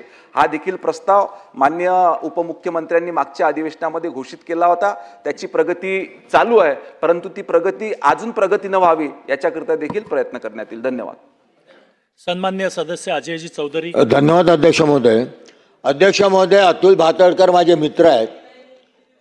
मी मगाशी जो उभा राहिलो तो याकरता उभा राहिलो की चुकीची वृत्त येऊ नये. हा जो म्हाडा सुधारणा विधेयक जे 41 नंबरचं पास झालं ते सर्व सभागृहांनी एकमताने जे झालं ते 2020 मध्ये केलं गेलं, ज्यावेळी जितेंद्र आव्हाड हे गृहनिर्माण मंत्री होते आणि उद्धव बाळासाहेब ठाकरे या महाराष्ट्राचे मुख्यमंत्री होते. आणि त्याच्यावरती राष्ट्रपतींची जी शेवटची सही झाली ती 2022 मध्ये झाली. पण जे विधेयक पास केले या सभागृहाने ते 2020 मध्ये केलं. म्हणून अध्यक्ष महाराज, मुंबईतल्या जवळजवळ 14,000 मोडकळीस आलेल्या इमारतीतील रहिवाशांचे पुनर्विकास व्हावा म्हणून इमारत मालकांची दादागिरी मोडून काढावी म्हणून हे म्हाडा सुधारणा विधेयक पास केलं गेलं. हा कायदा बनला आणि मुंबईकरांना वाटलं की 14,000 इमारतीतल्या लोकांना की आज आम्ही ह्यांच्या दातातनं मालकांच्या सुटलो. सरकारने चांगल्या हेतूने अध्यक्ष महोदय कायदा केला, परंतु त्या कायद्याची अंमलबजावणी म्हाडाच्या वतीने योग्य प्रकारे अध्यक्ष महोदय केली जात नाही. हे वास्तव आहे. मुंबईतल्या सगळ्या आमदारांना विचारलं तर सगळेजण हेच सांगतील. अध्यक्ष महोदय, या इमारतीतल्या धोकादायक इमारत असतील किंवा ज्यांचं वय वर्ष 30 वर्ष होऊन गेले आहेत, ज्या दुरुस्तीच्या पलीकडे गेल्या आहेत, अशा इमारतींच्या पुनर्विकासाकरता 79A दिलं जाते. 6 महिन्याची मुदत दिली जाते. 6 महिन्यामध्ये जर 79A मध्ये मालकाने प्रस्ताव सादर केला नाही तर 79B ही 6 महिन्याकरता रहिवाशांना दिली जाते. अध्यक्ष महोदय, माझा मंत्रिमंडळाला विनंती आहे, खरी मे किती आहे? खरी मे किती आहे? 79A ची मुदत 6 महिन्याची झाली, ओलांडली, मालक प्रस्ताव सादर करत नाहीत. मालक म्हाडाच्या अधिकाऱ्यांना स्थानिक पातळीवरती जातात, त्या वॉर्डच्या कार्यालयात जातात. वॉर्डच्या कार्यालयामधले अधिकारी मालकाला मदत करतात आणि 79B ही वेळ निघून गेला तरी पण देत नाही. माझ्या इथे एक इमारत आहे, त्या इमारतीला 79A दिली नोव्हेंबर 2024 मध्ये. जून 2025 पर्यंत 79B दिली गेली नाही. त्याची मुदत संपली नोव्हेंबर 2024 मध्ये. मी ज्यावेळी अधिकाऱ्यांना बोलवलं, खडसावलं की का नाही दिली, त्यावेळी लोकांनी असं सांगितलं की आम्हाला म्हाडाच्या कार्यालयात बोलवलं, त्या मालकाला बोलवलं आणि अधिकाऱ्यांनी एक पत्र लिहून घेतलं की आम्ही मालकाबरोबर पुनर्विकासाला जायला तयार आहोत आणि म्हणून 79B दिली ना. हा रहिवाशांवरती अन्याय आहे. याच्या अध्यक्ष झालं. अध्यक्ष महोदय, मेघ खरी इथे आहे. म्हाडाचे अधिकारी हे आजही मालकाच्या बरोबर साटेलोटे करतात आणि 79B देण्याकरता विलंब करतात. मग अध्यक्ष महोदय, माझे स्पेसिफिक 2 प्रश्न आहेत आपल्याला, आपल्या माध्यमातून मंत्री महोदयांना, की म्हाडाचे जे 79A ही दिल्यानंतर जर 79B देण्यात जर विलंब होत असेल तर आपण 79B ही 15 दिवसामध्ये 79A मुदत संपल्यानंतर त्या म्हाडाच्या एक्झिक्युटिव्ह इंजिनियरने 15 दिवसामध्ये 79B देणं आपण बंधनकारक करणार का? आणि माझा दुसरा प्रश्न आहे की दिरंगाई करणाऱ्या अधिकाऱ्यावरती कारवाई करण्याची नियमावली आपण तयार करणार का? असे 2 स्पेसिफिक माझे प्रश्न आहेत. सन्मान्य सदस्य अजयजी चौधरी यांनी जो मुद्दा उपस्थित केला की 79A कालावधी आटोपल्यानंतर 6 महिन्याचा कालावधी 79B करता जो आपण देतो त्या कालावधीत देखील त्या ठिकाणी म्हाडाचे अधिकारी हे संबंधित रहिवाशांना NOC मात्र देत नाही, प्रस्ताव मंजूर करत नाही. तर निश्चितपणे 79B हे प्रस्ताव आल्यानंतर आपण लगेचच प्रस्ताव भाडेकरूंनी प्रस्ताव सादर केल्यानंतर 2 महिन्याच्या आतमध्ये आपण त्याला मंजुरी देण्याकरता हे करू.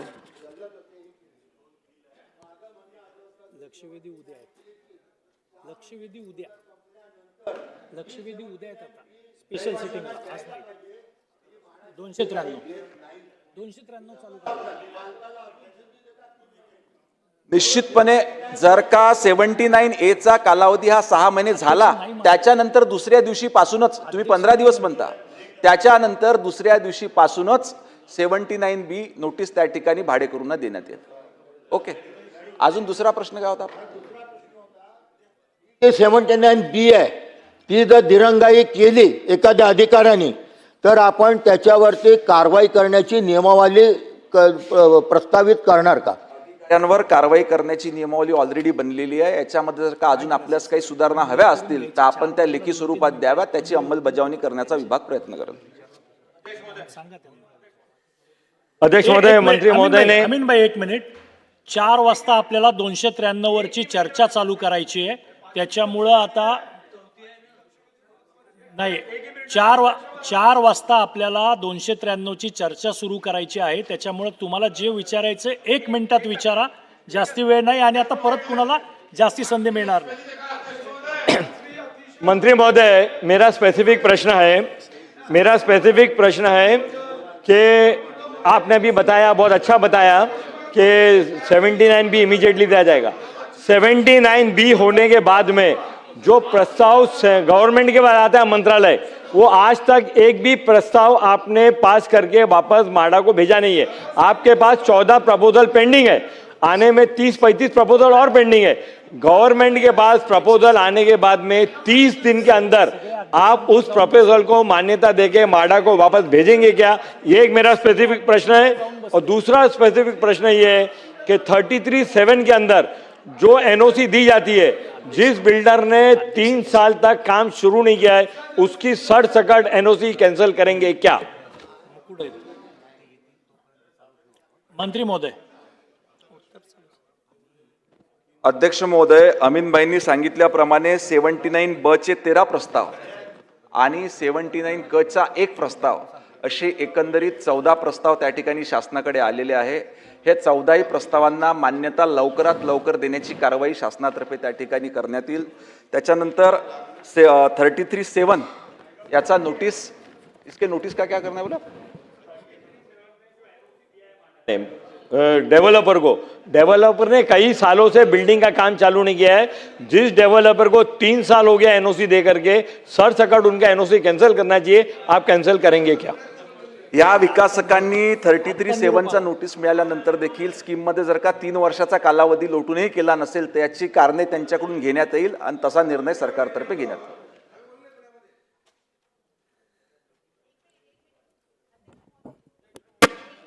पुढील लक्षवेधी उद्याच्या विशेष सत्रामध्ये घेण्यात येतील.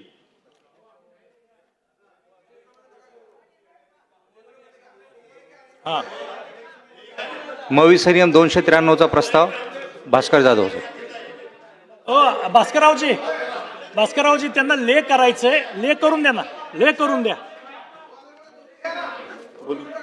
अध्यक्ष महोदय, विशेष सत्रामध्ये सन 2025 विधानसभा विधेयक क्रमांक 73 महाराष्ट्र वस्तू व सेवा कर सुधारणा विधेयक 2025 मांडण्यास मला सभागृहाची अनुमती मिळावी. मार्कर कुठे?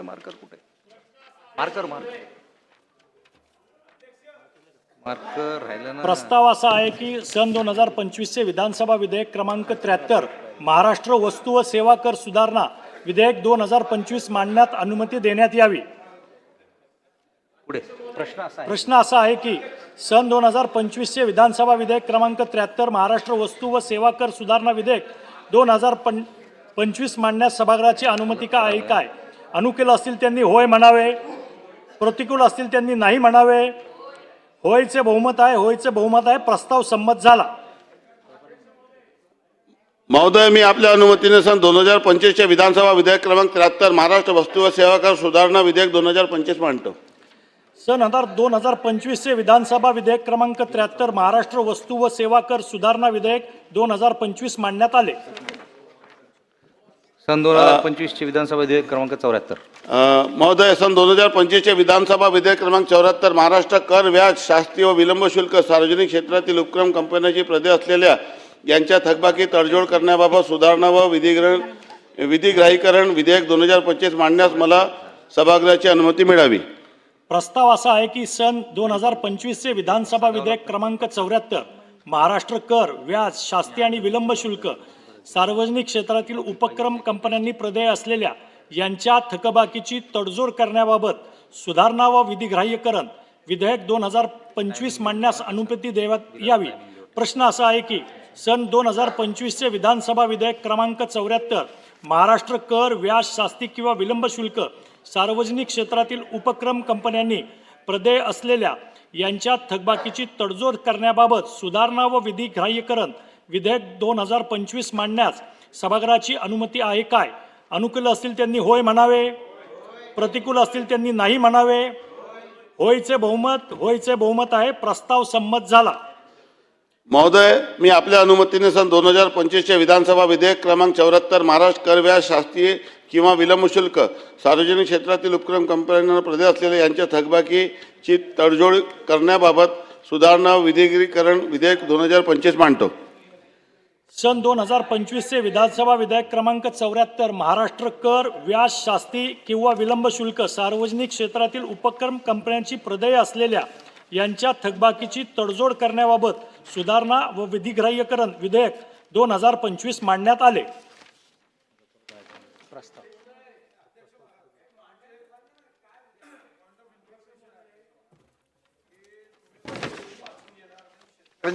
संदर्भात होती, पण सन्माननीय सदस्य भास्कररावांनी त्यांचे विषय मांडायचे आहे.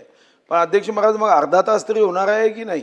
म्हणजे आम्ही सकाळपासून होतो, मग थांबायचं की नाही थांबायचं? शेतकऱ्यांचं भाषण ऐकू, पण भोजन न करता आम्ही मुद्दाम थांबलो की लक्षवेधी महत्त्वाची होती. उपसा जलसिंचन योजनेमध्ये 131 याची कर्जमुक्तीचा विषय लक्षवेधीचा महत्त्वाचा होता. लक्षवेधी घेणार नाही, पण पुढचं कामकाज घेणार आहात की नाही एवढं तरी सांगून ठेवा. आपण आता लक्षवेधी उद्याच्या विशेष सत्रामध्ये घेतलेल्या आहेत आणि या 293च्या विरोधी पक्षाच्या प्रस्तावासाठी 4 तासाची वेळ दिलेली आहे. आता 4 वाजल्यापासून 8 वाजेपर्यंतची वेळ आपण दिलेली आहे. 4 तास ते कामकाज होईल. त्यानंतर पुढे कामकाज आपण अध्यक्षांच्या ह्यांनी वाढवूयात. आपण करूयात ना मुनगंटीवार साहेब, करूयात आपण ते. नाना पटोले साहेब म्हणाले की एखादा मंत्री असं म्हणू शकत नाही मी मागणी करते, ते सरकार आहे. तसं तुम्ही अध्यक्ष आहात, तुम्ही का असं विचार करता की मी अध्यक्षांना 4 तासाची चर्चा आता आपण नाही, पण नाही सांगून द्या ना. त्याच्यापेक्षा अर्धा तास घेऊ नका. 4 तास नाही, 8 तास आपण ही चर्चा करू, त्याच्यावरही भाषण देऊ ना.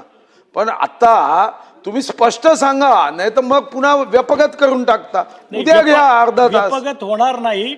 ज्यांच्या अर्ध्या तास चर्चा आजच्या कार्यपत्रिकेवर दर्शवलेल्या आहेत त्या व्यपगत होणार नाही. त्या जर आज त्या कामकाजात नाही झाल्या तर त्या पुढे घेण्यात येतील.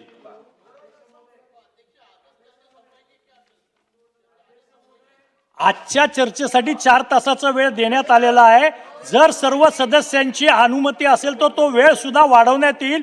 आपली सरकारची चर्चा करायची तयारी आहे. रात्र किती झाली तरी चर्चा करू, उद्याही चर्चा करू.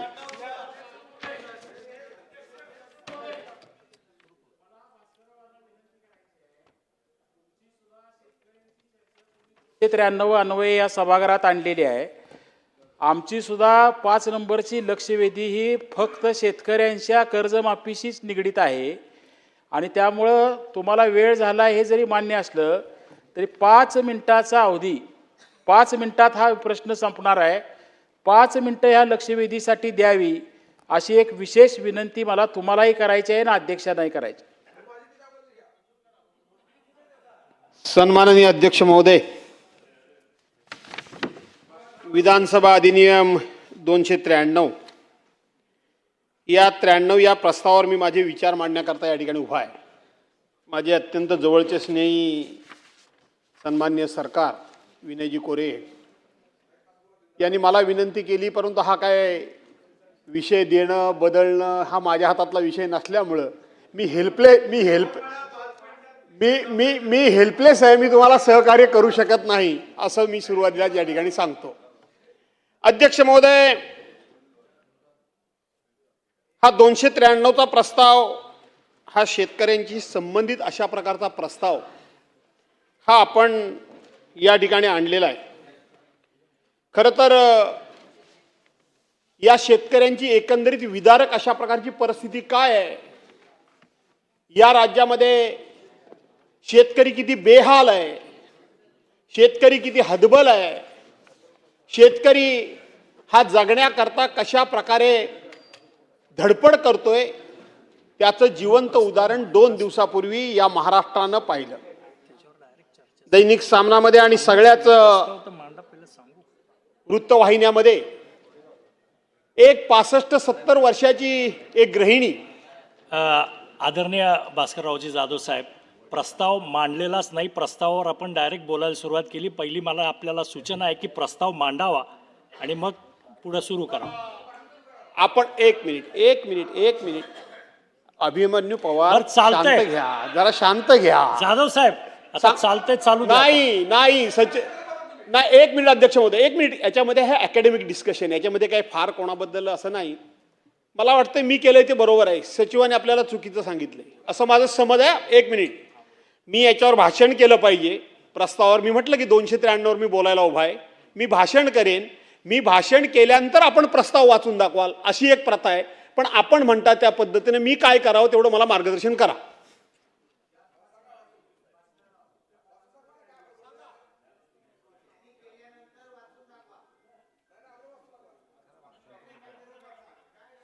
आपण कंटिन्यू करा. म्हणजे मी बोललो तेच बरोबर आहे अध्यक्ष महोदय. आपण त्याच्यानंतर हा प्रस्ताव वाचून दाखवायचा असतो. अध्यक्ष महोदय, 293वर आपण या ठिकाणी सभागृहामध्ये चर्चा करायला उभे आहोत आणि हा प्रस्ताव पूर्णपणे शेतकऱ्यांशी संबंधित अशा प्रकारचा प्रस्ताव आहे.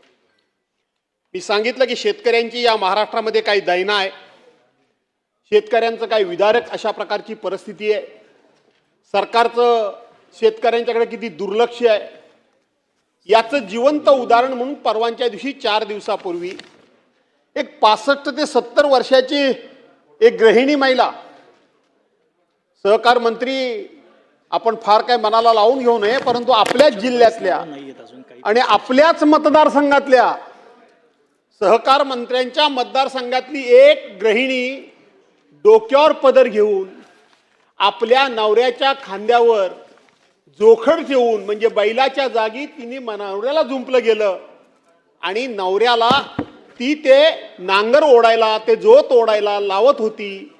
काय त्या माऊलीच्या मनाला काय वाटले असेल, किती वेदना झाल्या असतील, किती घरं पडली असतील. परंतु आमच्या सरकारला मात्र त्या संदर्भामध्ये काहीही देणं घेणं नाही. तो विषय गांभीर्यानं आमचे सहकारी नानाभाऊ पटोळे यांनी मांडला. मांडण्याची कदाचित पद्धत थोडी फारच आक्रमक होती. आपण त्यांना सस्पेंड केलं. दुसऱ्या दिवशी 97 अन्वये हा प्रस्ताव मी या ठिकाणी आणला.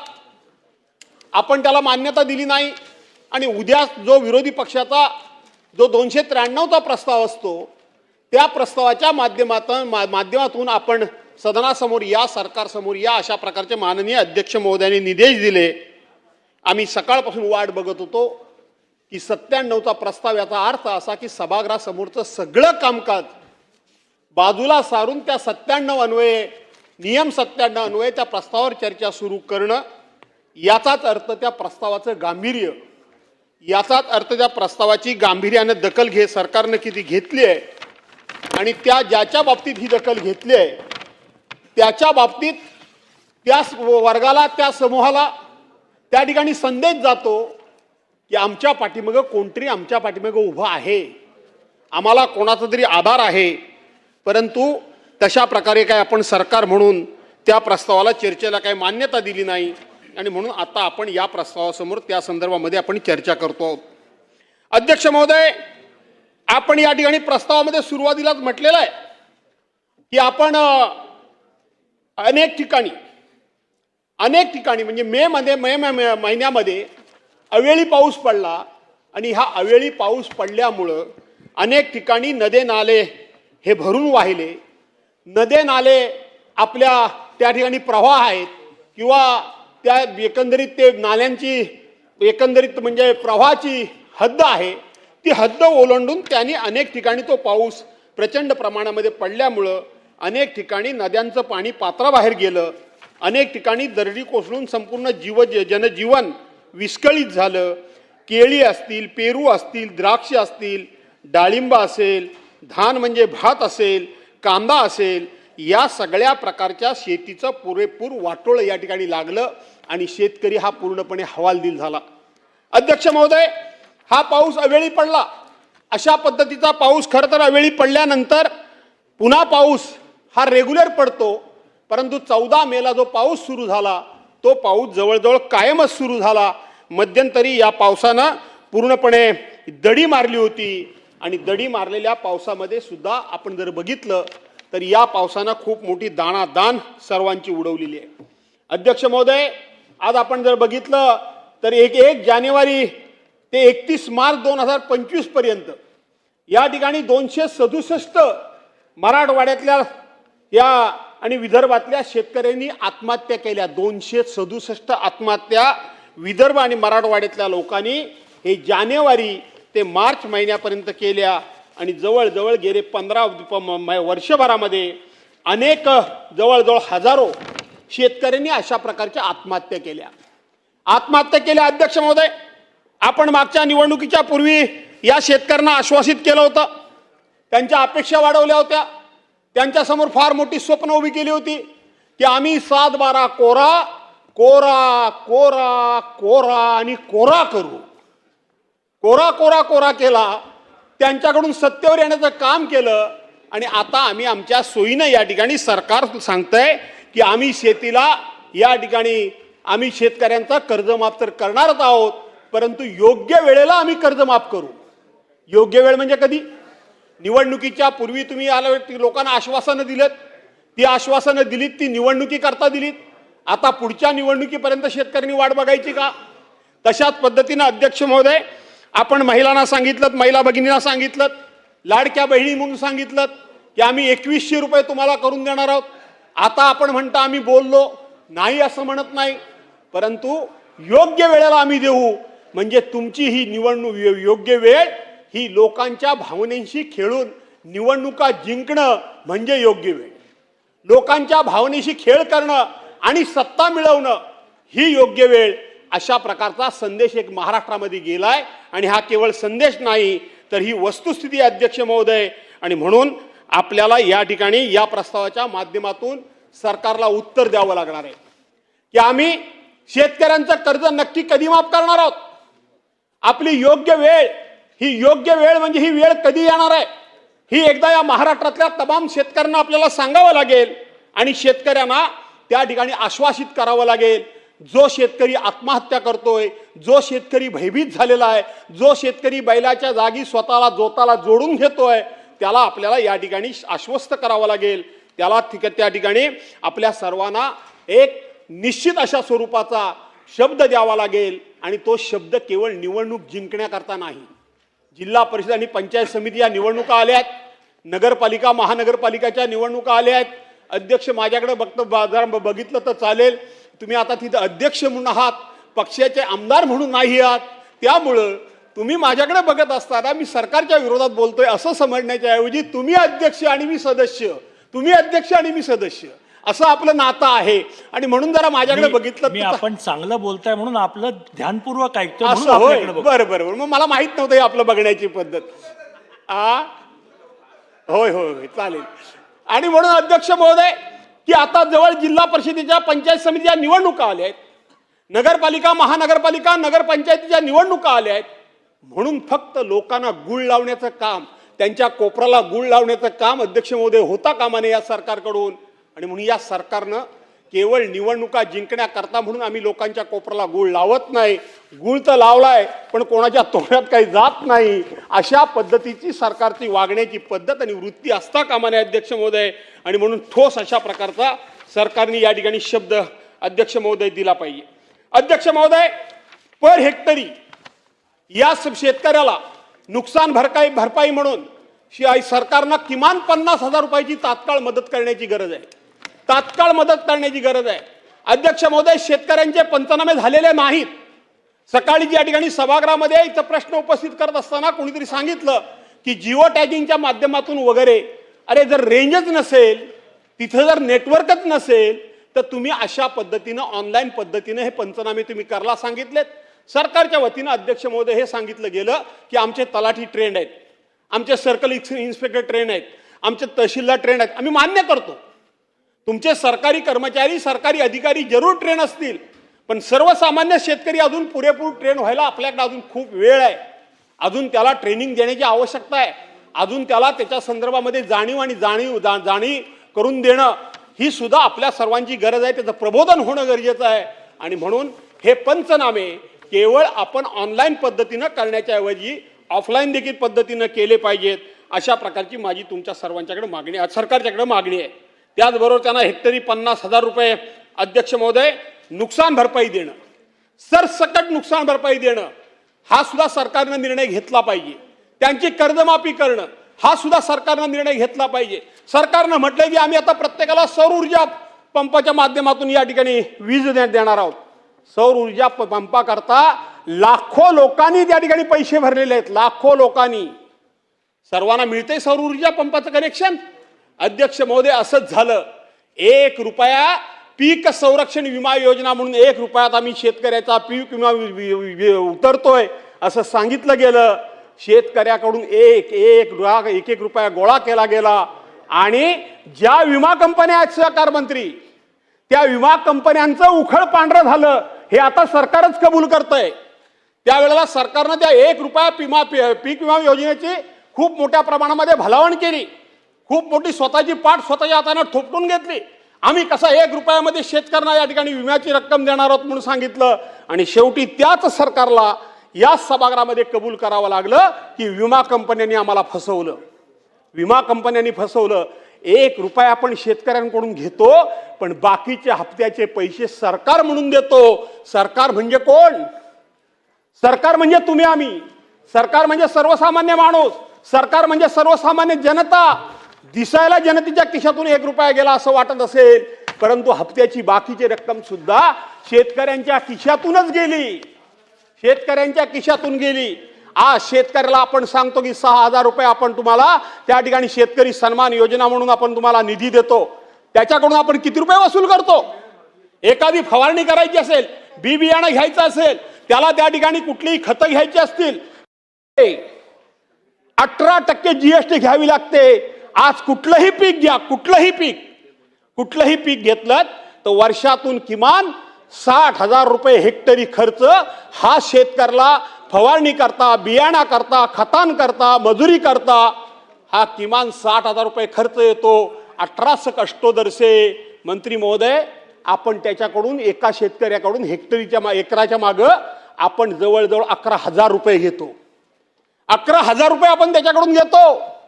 आपण काही त्याला फुकट देत नाही. आपण फक्त या ठिकाणी आव आणतो, आपण मोठमोठी प्रसिद्धी करतो, आपण मोठमोठे फलक लावतो. आता आपण तिथे बाहेर बोर्ड लावलाय, सगळीकडे अख्ख्या विधान भवनात बोर्ड आहेत. काय बोर्ड आहे अध्यक्ष महोदय? त्या ठिकाणी बोर्ड काय लावलेला आहे? चला घडवू विकसित महाराष्ट्र, विकसित महाराष्ट्र 2047 महाराष्ट्र व्हिजन डॉक्युमेंट. मला कळत नाही तुम्हाला की सगळ्या ठिकाणी ही जाहिरातबाजी करायची तुम्हाला काय एवढी गरज काय? एवढं चांगलं काम तुम्ही करता. कुठलंही वर्तमानपत्र हातामध्ये घेतलं ते 3-4 फोटो तेच. अरे नवीन तरी फोटो सेशन करा, जरा नवीन पद्धतीचे फोटो काहीतरी येऊ द्या. तेच फोटो, 3-4 फोटो, ती हातामध्ये कसली तरी घेतलेली ती पुस्तकं, खाली काहीतरी जाहिरात, प्रत्येक वर्तमानपत्राला लाखो करोड रुपयाच्या जाहिराती तुमच्या, त्याच्यानंतर तुम्ही त्या ठिकाणी योजना दूत निवडणुकीमध्ये नेमलेत. ह्या योजना तुम्हाला आपलं जे पब्लिसिटी डिपार्टमेंट आहे, त्या पब्लिसिटी डिपार्टमेंटचं हे काम आहे की सरकारी योजनांची पब्लिसिटी करणं, सरकारी योजनांची जाहिरातबाजी करणं, सरकारी योजना या सरकारच्या माध्यमातून सर्वसामान्य माणसाच्या घराघरापर्यंत पोहोचवणं, त्या डिपार्टमेंटचं काम आहे. ते डिपार्टमेंट असताना तुमच्या ह्या रोज जाहिरातबाजी असा एक दिवस नाही, असा टीव्हीचा एक चॅनल नाही की टीव्ही ऑन केला आणि तुमचे ते जाहिरातीचे फोटो दिसले नाहीत, असा एक दिवस नाही. ही जाहिरातबाजी पूर्वी सुद्धा काही कालावधी करता व्हायची, काही होत नव्हती असं मी म्हणणार नाही, पण त्याला काहीतरी टाइम लिमिट होतं, त्याला काहीतरी ठराविक एक कालमर्यादा होती. त्या जाहिरातबाजीला काही ना काहीतरी शेवटी मर्यादा असायच्या. रोज आता प्रत्येक वर्तमानपत्र प्रत्येक चॅनलवर तुमची जाहिरात आहे. आणि म्हणून तुमचं हे व्हिजन डॉक्युमेंट, एका शेतकऱ्यानं आपल्या खांद्यावर नांगर घ्यावा आणि नांगर घेऊन त्यांनी त्या ठिकाणी नांगर ओढावा आणि त्याच्या पत्नीनं तो नांगर हाकावा, हे तुमचं व्हिजन डॉक्युमेंट, हे तुमचं व्हिजन, ही तुमची शेतकऱ्यांबद्दलची कणावा, ही तुमची शेतकऱ्याबद्दलच्या कळवळा, हेच तुम्हाला शेतकऱ्याबद्दलचं प्रेम. अशा पद्धतीनं जाहिरातबाजीनं निवडणुका जिंकता येतात, परंतु राज्याची प्रगती, देशाची प्रगती अशा जाहिरातबाजीनं होत नसते. सर्वसामान्य माणसाच्या दुःखाच्या जाहिरातीबाजी करून चालत नाही, तर सर्वसामान्य माणसाच्या सुखदुःखाशी समरस व्हावं लागतं. आणि जो समरस होतो त्यालाच सर्वसामान्य माणसाच्या समस्या कळतात आणि तोच सर्वसामान्य माणसाच्या समस्या सोडवू शकतो. त्यामुळं पहिल्यांदा आपल्याला सर्वसामान्य माणसाच्या सुखदुःखाशी समरस व्हायला पाहिजे, ही माझी आपल्याला विनंती आहे. अध्यक्ष महोदय, मी कोकणातून आलो. कोकणाच्या बाबतीत बोलत असताना अध्यक्ष महोदय मला सांगितलं पाहिजे की यंदा 14 मेला पाऊस पडला. साधारणपणे अध्यक्ष महोदय 25 मेला इथं आमच्या ताई बसल्या आहेत, आपल्याकडे रोहिणी सुरू होते 25 मेला आणि 25 मेला आपल्या कोकणामध्ये पेरणी सुरू होते. पेरणी 25 मेला सुरू होते, मुहूर्त होतो. पण यंदा मुळातच पाऊस पडला तो 14 मेला पडला. 14 मेला अध्यक्ष महोदय पाऊसच इतका पडला की जिकडे तिकडे पाणी झालं. नदी नाल्या तमाम भरून गेले अध्यक्ष महोदय. नदी नाले. कोकणामध्ये एकच पिकी शेती आहे, दुबार शेती नाही. सरकारने जरी खतं दिली, बियाणं दिली, सरकारने कितीही मदत केली तरी दुसऱ्यांदा कोकणामध्ये पेरणी होत नाही. पेरणी करायला चान्सच नाही. सरकारने कितीही मदत करायचं म्हटलं तरी सुद्धा कर्ज कोकणातले लोक घेतच नाही. त्यामुळं त्यांच्या हप्त्यांचं रिशेड्युलिंग वगैरे होण्याचा प्रश्नच उद्भवत नाही. आणि म्हणून अध्यक्ष महोदय, यंदा कोकणामध्ये हे पाऊस अचानक पडला, नंतर 15 दिवस पाऊस गेला. थोडीशी पेरणी आम्ही केली नाही अशातला भाग नाही. माझी सुद्धा वेळेवर लावणी व्हायची, ती अजून लावणी झाली नाही. उद्यापासून मी जाणार आहे लावणीवर पुढचे 2-4 दिवस. हे नंतर अधिवेशन, नंतर बाकीचं सगळं, कारण मला माझी शेती केली पाहिजे. दुसरं खायचं काय, आणि शेतातलंच मी धान्य खातो हे सगळ्यांना माहिती आहे. आणि म्हणून अध्यक्ष महोदय, त्याला दुबार पेरणी करता म्हणून काहीही चान्स नाही, त्याला मदत करा. दुसरी गोष्ट अध्यक्ष महोदय, कोकणामधला आंबा, फणस, काजू हे साधारणपणे खऱ्या अर्थानं पूर्वी जो आंबा येतो तो काहीतरी कल्टार सारखं केमिकल वगैरे टाकून तो पिकवलेला आंबा असतो. पण जी पूर्वीची पिढीजात जी झाडं आहेत, वाडवडिलांनी पूर्वी जुनी लावलेली झाडं आहेत, या झाडांचा खरा ओरिजिनल आंबा कुठल्याही प्रकारचं खत न घालता, कुठल्याही प्रकारची फवारणी न करता जो आंबा पिकतो तो एप्रिलच्या शेवटच्या आठवड्यापासून आणि मेच्या पहिल्या आठवड्यापासून तो पिकायला लागतो. यंदा 14 मेलाच पाऊस पडला. आंबा जो होता नव्हता, मध्ये पाऊस पडला त्यामुळे त्याचा मोहर गेला, अतिउष्णता झाली म्हणून त्या मोहर करपला. आणि म्हणून अध्यक्ष महोदय, त्या आंबा बागायतदाराला सुद्धा आंबा मिळाला नाही. कोकणामध्ये पर्यटनाच्या माध्यमातून आम्हाला 4 पैसे मिळतात, परंतु मे महिन्यामध्ये संपूर्णपणे ही रस्त्यातली सगळी व्यवस्था विस्कळीत झाली. त्यामुळं पर्यटक सुद्धा कोकणामध्ये मोठ्या प्रमाणामध्ये जाऊ शकले नाही. तिथेही आमची अडचण झाली. अध्यक्ष महोदय, आणखीन एक अडचण मोठी झाली, ती मासेमारांची अडचण झाली. मासेमारी साधारणपणे आपण सरकारी नियमाप्रमाणे 1 जूनला बंद करतो, 1 जूनला बंद करतो. परंतु 14 मेलाच उधाण आल्यामुळं 14 मेलाच समुद्र खवळल्यामुळं, 14 मेलाच या ठिकाणी अवकाळी पाऊस पडल्यामुळं त्यांना त्यांच्या होड्या बाहेर काढाव्या लागल्या आणि अध्यक्ष महोदय त्यांची मासेमारी सुद्धा बंद पडली. म्हणजे पर्यटन अडचणीत आलं, बागायतदार अडचणीत आला, शेतकरी अडचणीत आला, मच्छीमार देखील अडचणीत आला आणि म्हणून त्याला पॅकेज दिलं पाहिजे. अध्यक्ष महोदय पॅकेज दिलं पाहिजे. अध्यक्ष महोदय रायगडमध्ये रब्बी पीक घेतलं जातं, रायगडमध्ये काही पावसाळी भात शेती होते. मी त्या एप्रिल मे महिन्यामध्ये त्या रस्त्यानं जात असताना डोळ्यातून पाणी आलं. सगळं शेत पिवळं धम्मक पिकलेलं होतं, सगळ्या शेतामध्ये भात तयार होतं. तुम्ही विदर्भातली मंडळी आमची धान म्हणते, आम्ही भात म्हणतो. हे सगळं भात तयार होतं, पिवळं धम्मक सगळी शेतं होती. वरून धो धो धो पाऊस पडला. अध्यक्ष महोदय ते तयार झालेलं भात घेऊन जाणार कुठं? ते बाहेर काढणार कसं? त्याची कापणी करणार कशी? ते खाली कोसळल्यानंतर तिसऱ्या दिवसाला भात रुजतं, त्याला रुजतं अक्षरशः भात ते तिसऱ्या दिवशी. आणि म्हणून शेतकऱ्यांनी केलेली मेहनत त्याच्या डोळ्या देखत त्या ठिकाणी पूर्णपणे नाश पावली. रायगडमध्ये सुद्धा ही परिस्थिती निर्माण झाली. आणि म्हणून मी मगाशी कांदा म्हटलं, पेरू म्हटलं, बाकी सगळं धान म्हटलं, हा जसा कांदा म्हटलं, असा जसा शेतकरी अडचणीत आलाय तशाच पद्धतीनं अध्यक्ष महोदय कोकणातला शेतकरी सुद्धा पार अडचणीत आलाय. त्याला या ठिकाणी पॅकेज देण्याची गरज आहे. मी धन्यवाद देतो सरकारला की सरकारनं मध्यंतरी एक घोषणा जाहीर केली की आम्ही या मत्स्यमारीला शेती व्यवसायाचा दर्जा दिला. गेली 10-15 वर्ष अनेक वेळेला सभागृहामध्ये आणि सभागृहाच्या बाहेर आणि स्वतः मत्स्य विकास राज्यमंत्री असताना सुद्धा आपण प्रयत्न हा करत होतो की या मत्स्य व्यवसायाला शेतीचा दर्जा द्यावा, शेतीचा दर्जा मिळावा, म्हणून आपण प्रयत्न करतो. तो सरकारने दिलं. मी सरकारचं अभिनंदन करतो. पण अजूनही त्याच्यामध्ये स्पष्टपणा नाही. अध्यक्ष महोदय तुम्ही त्या मत्स्य व्यवसायाला शेतीचा दर्जा दिला म्हणजे काय केलं? त्याची काय स्पष्टता अजून कुठे दिसत नाही. त्या संदर्भातला GR निघालेला कुठे वाचनामध्ये येत नाही. ज्याच्या नावानं तुम्ही हे सगळं जाहीर करता, ठीक आहे, दुसऱ्याला चांगलं म्हणण्याची आपल्याकडे प्रवृत्तीच नाही. श्रेय तुम्हाला जरूर घ्या.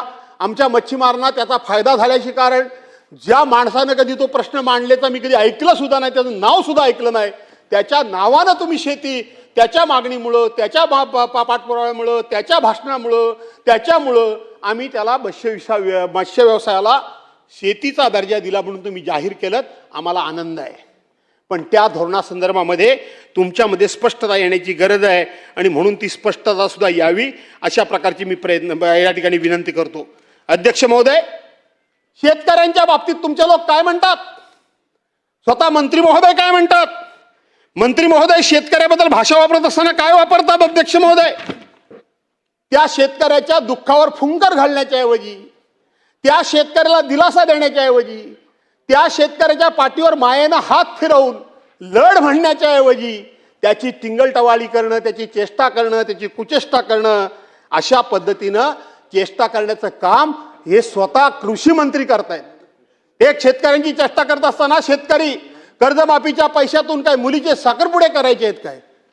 अरे शेतकऱ्यांना काय मुलीचे साखरपुडे करू नयेत का? शेतकऱ्यांना आपल्या मुलाबाळांचे मुलीबाळींच्या लग्नाची स्वप्न कधी बघू नयेत का? शेतकऱ्यांना कधी आपल्या मुलीबाळींचं लग्न हे विनाविघ्न पार पडलं, विना कर्ज पार पडलं, न आत्महत्या पार पडलं आणि ते पडावं अशा प्रकारचं शेतकऱ्यांना स्वप्न कधी बघू नये का? अध्यक्ष महोदय विचार केला पाहिजे. लग्न करतात आजकाल भिकारी. नाही तुम्हाला द्यायचं बोलायला सांगितलं अध्यक्षांच्याकडे आम्ही अशी परवानगी घेऊन आलो. 4ला प्रस्ताव सुरू करत असताना माझं झाल्यानंतर इकडून 2 जण बोलतील. कंटिन्यू आपण खात्री करून घ्या. आम्ही काय म्हणतो असं नाही, खात्री करून घ्या. म्हणजे स्वतः होते ना सेक्रेटरी. आणि म्हणून अध्यक्ष महोदय शेतकऱ्यांना ही स्वप्न कधी बघूच नाही का? अध्यक्ष महोदय सुखी संसाराची स्वप्न कधी शेतकऱ्यांना बघूच नाही. काय म्हणाले मंत्री? मंत्री म्हणाले आजकाल भिकारी सुद्धा 1 रुपया घेत नाही.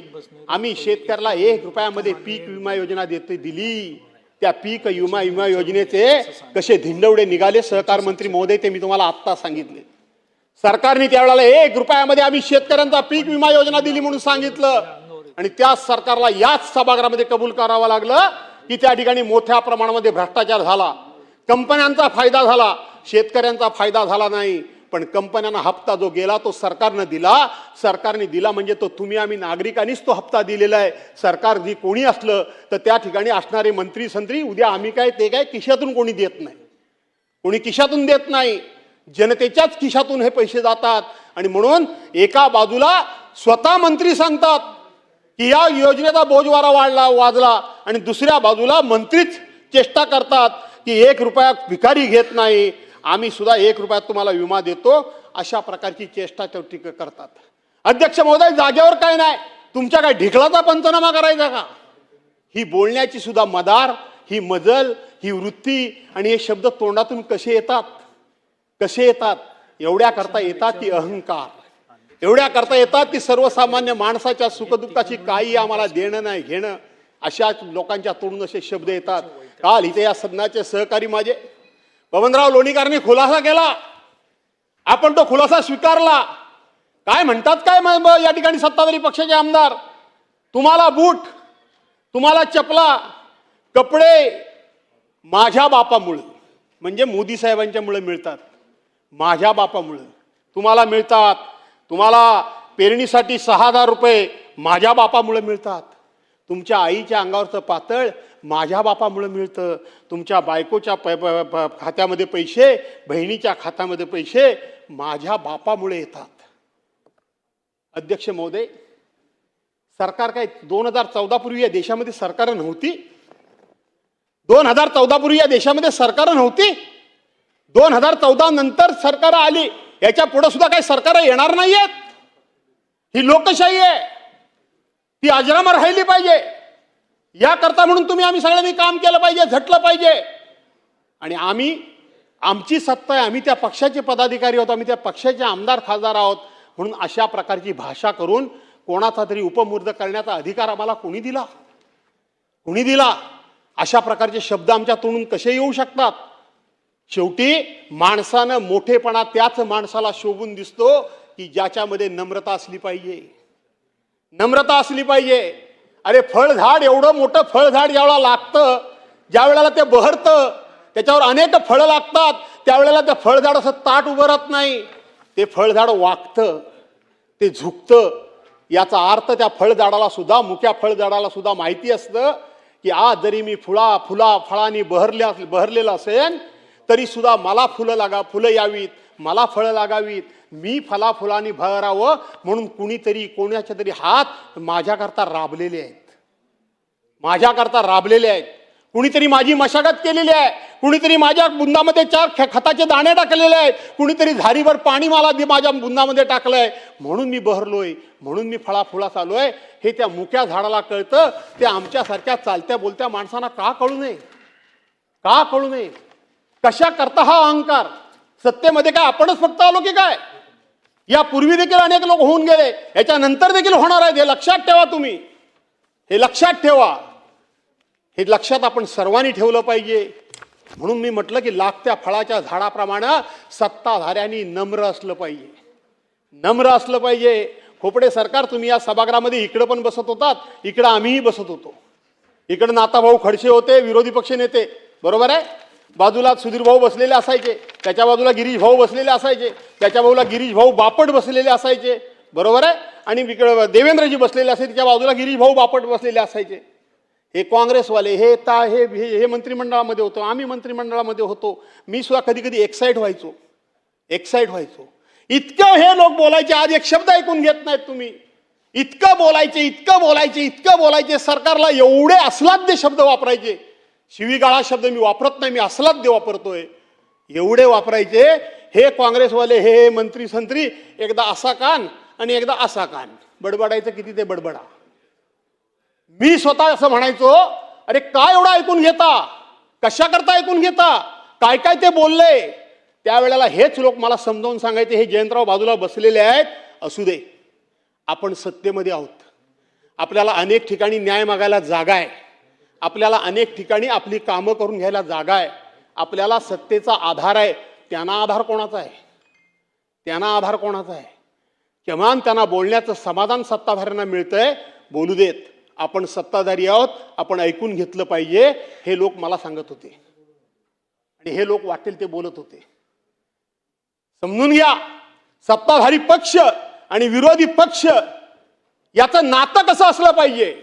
समीरजी, कुणाल, तुम्ही पण आपण एकत्रच काम केलेलं आहे. हसताय तुम्ही, ठीक आहे, परंतु आपण एकत्रच काम केलेलं आहे. हे सगळं आपण ऐकलंय. अनेक मंत्री आपण बघितले, अनेक मुख्यमंत्री बघितले, अनेक अध्यक्ष आम्ही बघितले. नाही अशातला भाग नाही. पण अशा प्रकारची भाषा वापरण्याचा अहंकार, आणि मला त्यांना कोणीतरी झापलं, त्यांना कोणीतरी बडबडलं, त्यांना कोणीतरी तंबी दिली, त्यांना कोणीतरी सस्पेंड केलं, असं कुठं ऐकायला मिळालं नाही. पण नाना भाऊ नुसते तिथं डायसवर गेले, 1 मिनिटात सस्पेंड. 1 मिनिटात सस्पेंड तुम्ही केलं. कधी केलं? अध्यक्ष सातत्यानं मी आता त्याच्यावर बोलणं बरोबर नाही. माननीय मुख्यमंत्री महोदय म्हणतात की नाना भाऊनी माफी मागितली पाहिजे, पण माफी मागण्याचा अवधी सुद्धा आपण त्यांना दिला नाही. माफी मागण्याचा अवधी सुद्धा दिला नाही. म्हणून अध्यक्ष महोदय, या ठिकाणी शेतकऱ्यांच्या बाबतीत फक्त आणि फक्त भाषण करून पोट भरणार नाही. अध्यक्ष महोदय, भाषण करून पोट भरणार नाही. एक माझ्या कोकणातला आणखीन एक विषय मला मांडला पाहिजे. इथं मंत्री महोदय कोकणातले बसलेत, किती गांभीर्याने घेतात मला माहित नाही, पण ऐकतात बऱ्यापैकी माझं.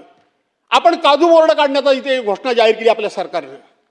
आपण गेल्या वर्षी काजू बिला प्रत्येक किलोच्या पाणीमागे 10 रुपये अनुदान द्यायचं घोषणा आपण केली. सहकार मंत्री, तुम्ही ऐकून घ्या, तुमच्या खात्याशी हा संबंधित विषय आहे. सभागृहामध्ये उत्तरामध्ये सांगा तुम्ही. ते 10 रुपये कोकणाला किलो मागे देण्याची घोषणा केली, पण प्रत्यक्षपणे त्या संदर्भातला GR, त्या संदर्भातली ऑर्डर कधी गेली? काय मंत्रिमंडळामध्ये बसून करताय? ऑर्डर गेली जुलै महिन्यामध्ये. योगेशजी, जुलै महिन्यामध्ये गेली. आपली काजू जून महिन्यामध्ये राहते का शिल्लक? मेच्या एंडलाच काजू संपून जातो ना. जुलै महिन्यामध्ये ऑर्डर गेली. ऑर्डर काय गेली? की आम्ही किलोला 10 रुपये तुम्हाला अनुदान देणार आहोत, पण आम्हाला जीएसटीचं बिल द्या. जीएसटीचं बिल? अरे किरकोळीमध्ये भैयाना काजू लोक देतात, जीएसटीचं बिल देणार कुठं? तुमचा GR गेला ह्याच्यामध्ये जुलैमध्ये, तुमची ऑर्डर गेली जुलैमध्ये. मे महिन्याच्या एंडलाच काजू सगळा संपला, आणि तो तुम्हाला बिल कुठलं देणार? आम्ही म्हटलं इकडचं तिकडचं बिल द्या, 2-10 पैसे तुम्हाला 4 पैसे मिळतील ते पदरात पाडा. ते म्हणले जीएसटीचं बिल पाहिजे. कुठून आणणार जीएसटीचं बिल? किती पैसे दिलेत ते जाहीर करा.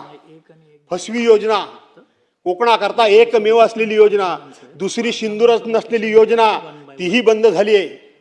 तीही बंद झाली आहे. आता मत्स्य विकास मंत्री इथं या ठिकाणी नाही आहेत. त्यांचं आणि माझे वैचारिक मतभेद जरूर असू शकतात, पण त्यांना मी भेटून सांगत असतो कोकणाकरता काय काय करा. तुम्ही मत्स्य शेती जाहीर केले, तुम्ही केलेत, तुम्हाला श्रेय देऊ द्या न देऊ दे तो भाग वेगळा, पण कोकणाकरता त्या मत्स्य शेती म्हणून त्याचं स्वरूप काय असणार त्या संदर्भामधली एकदा स्पष्टता या ठिकाणी येणं गरजेचं आहे. मच्छीमारांच्या घराखालच्या जमिनी नावावर करण्याकरता 10-11 वर्ष मीच घालवली. आता ती जी सुरुवात झालेली आहे त्याचीही पूर्तता करा. अध्यक्ष महोदय, ही तुम्हाला विनंती करतो.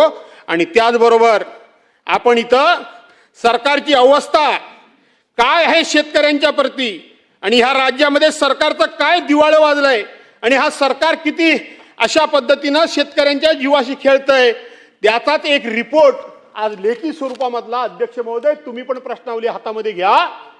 आजच्याच प्रश्नावलीमध्ये सरकारनं लिखित स्वरूपामध्ये या ठिकाणी प्रश्न क्रमांक 29 या विकास ठाकरे आणि बाकीचे सदस्य आहेत त्यांनी विचारलेल्या प्रश्नाला या ठिकाणी मंत्री महोदयांनी उत्तर दिलंय की होय होय राज्यात 1,82,433 कुपोषित बालकं आढळली. हे तुमच्या सरकारचं लिखित उत्तर आहे. ही तुमच्या सरकारची खरी खरी खरी वस्तुस्थिती आणि हे सरकारचं खरं रूप आणि स्वरूप आहे. रूप आणि स्वरूप आहे. तुम्ही बाहेर कितीही डांगोरा पिटा, कितीही मोठेपणा मारा, कितीही जाहिराती करा, कितीही कार्यक्रम करा, कितीही विरोधकांना अंडर एस्टिमेट करा, कितीही विरोधकांच्या योजना अडवून ठेवा, त्यांना विकासाला एकही रुपया देऊ नका, त्यांना ठाई ठाई वेटीस धरा, त्यांचं एकही काम देव करू नका, पण शेवटी ही बालकं जी आहेत ही राज्याची आहेत, ही तुमची आमची आहेत. तुम्ही राज्याचे ट्रस्टी आहात, तुम्ही राज्याचे मायबाप आहात. मायबाप सरकार म्हटलं जातं. मायबाप सरकारनं मायबाप या दोघांची भूमिका आणि जबाबदारी काय असते, ही समजून कर्तव्य काय असतात ही समजून घेण्याची गरज आहे. मी हे डिटेल्समध्ये सांगत नाही, परंतु आपण स्वतःहून कबूल केलंय की राज्यात 1,82,443 कुपोषित बालकं आढळली असून बाकीची गंभीर बालकं 30,800 आहेत. सकाळी इथं आरोग्याच्या विषयावर बरेच प्रश्न झाले.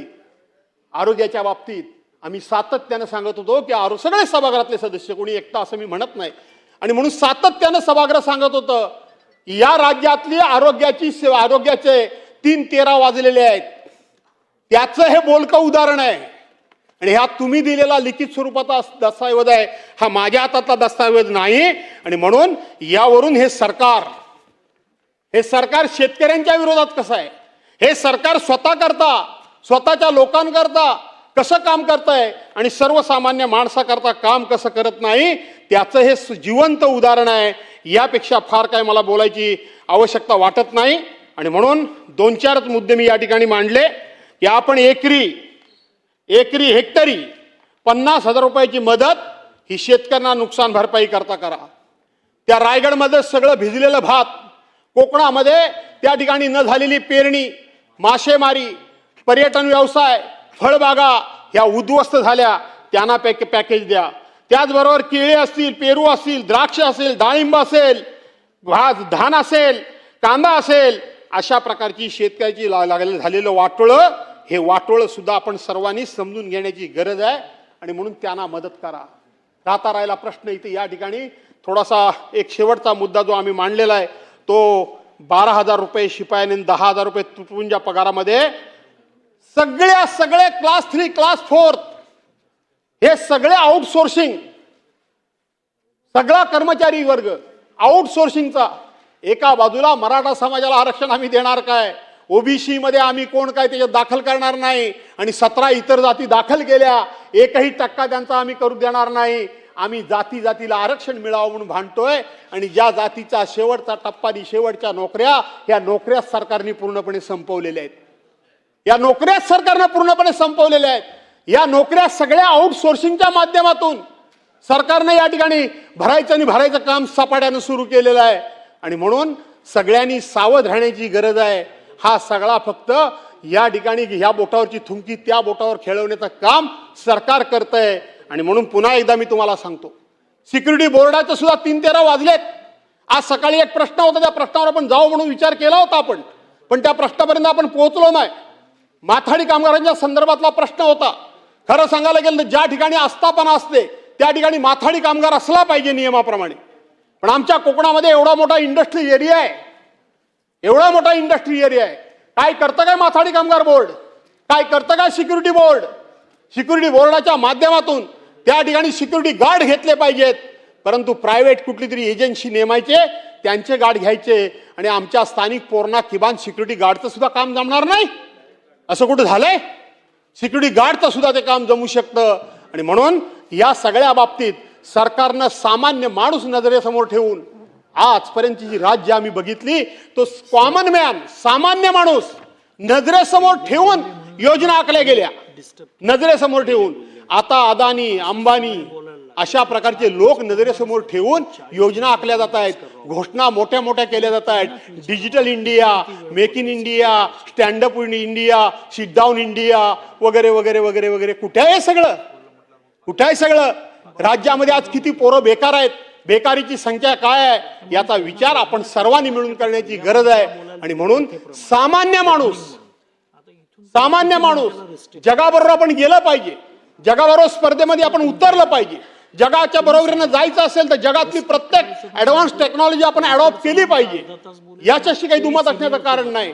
पण हे करत असताना सामान्य माणूस काय करणार, सामान्य माणसाचं काय होणार, सामान्य माणसाचा राडघाडगं, संसाराचं राडघाडगं कसं चालणार, याचा विचार जर करायचा असेल तर शेतकऱ्याच्या मागे तुम्हाला उभं राहावं लागेल, कामगाराच्या मागे तुम्हाला उभं राहावं लागेल.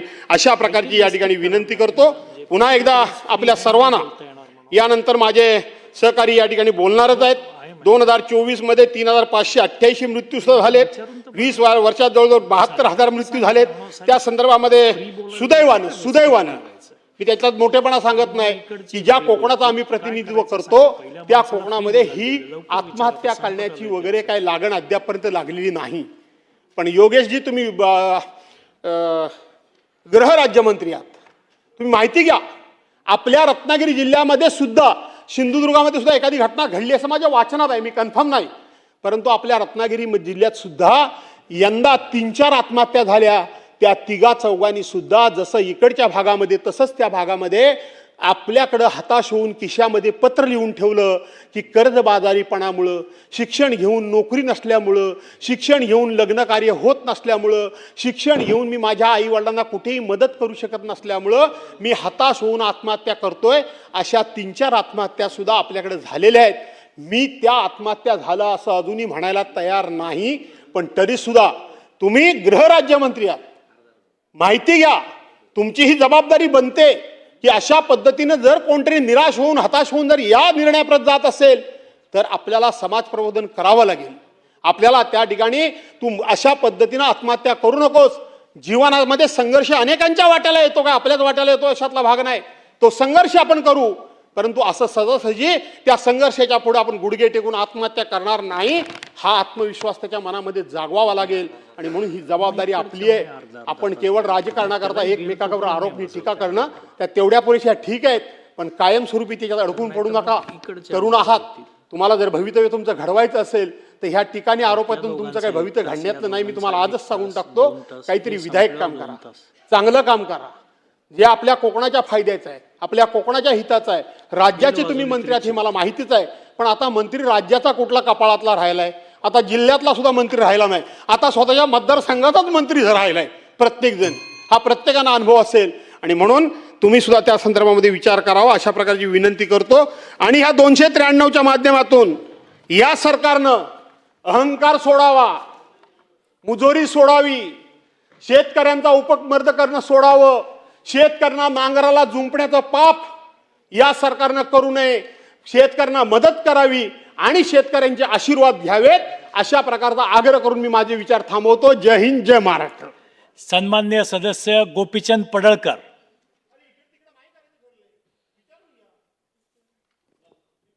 अध्यक्ष महोदय, 293च्या प्रस्तावावरती बोलण्याची मला संधी दिली त्याबद्दल मी आपलं मनापासून आभार व्यक्त करतो. अनेक विषय हे या 293च्या प्रस्तावामध्ये चर्चेला आणले गेले आहेत. महाराष्ट्रातील शेतकरी वेगवेगळ्या संकटांना सामोरे जात आहेत. कधी दुष्काळ, कधी ढगफुटी, कधी गारपीट, असे वेगवेगळे विषय सातत्यानं पुढे येत आहेत. आणि अशा परिस्थितीमध्ये शेतकऱ्यांच्या बाजूनं सरकार नेहमी ठाम राहतंय. शेतकऱ्यांना मदत देणं असेल किंवा शेतकऱ्यांच्या जीवनामध्ये आमूलाग्र बदल करणं असेल, याच्यावरती दूरदृष्टीपणानं सरकार काम करताना दिसतंय. मी ज्या विधानसभा मतदारसंघातून या सभागृहामध्ये प्रतिनिधित्व करतोय तो सातत्यानं निसर्गानं अन्याय केलेला मतदारसंघ आहे.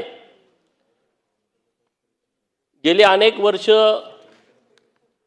जे काही दुष्काळी तालुके आहेत त्यामध्ये जत असेल, आटपाडी असेल, कवटेमंकाळ असेल, तासगाव, खानापूर, आटपाडी, कडेगाव, सांगोला, मंगळवेढा, माळशिरसचा दक्षिणेकडचा भाग, फलटण, मान, खटाव, कोरेगाव असे जे तालुके आहेत, अशा तालुक्यामध्ये बारमाही पाणी मिळावं शेतीसाठी, पिण्यासाठी. कारण परिस्थिती अशी होती, जनावराला चारा नाही, पिण्याला पाणी नाही आणि टँकरची मागणी प्रचंड प्रमाणात असायची. परंतु आत्ताची परिस्थिती पूर्णपणे बदललेली आहे.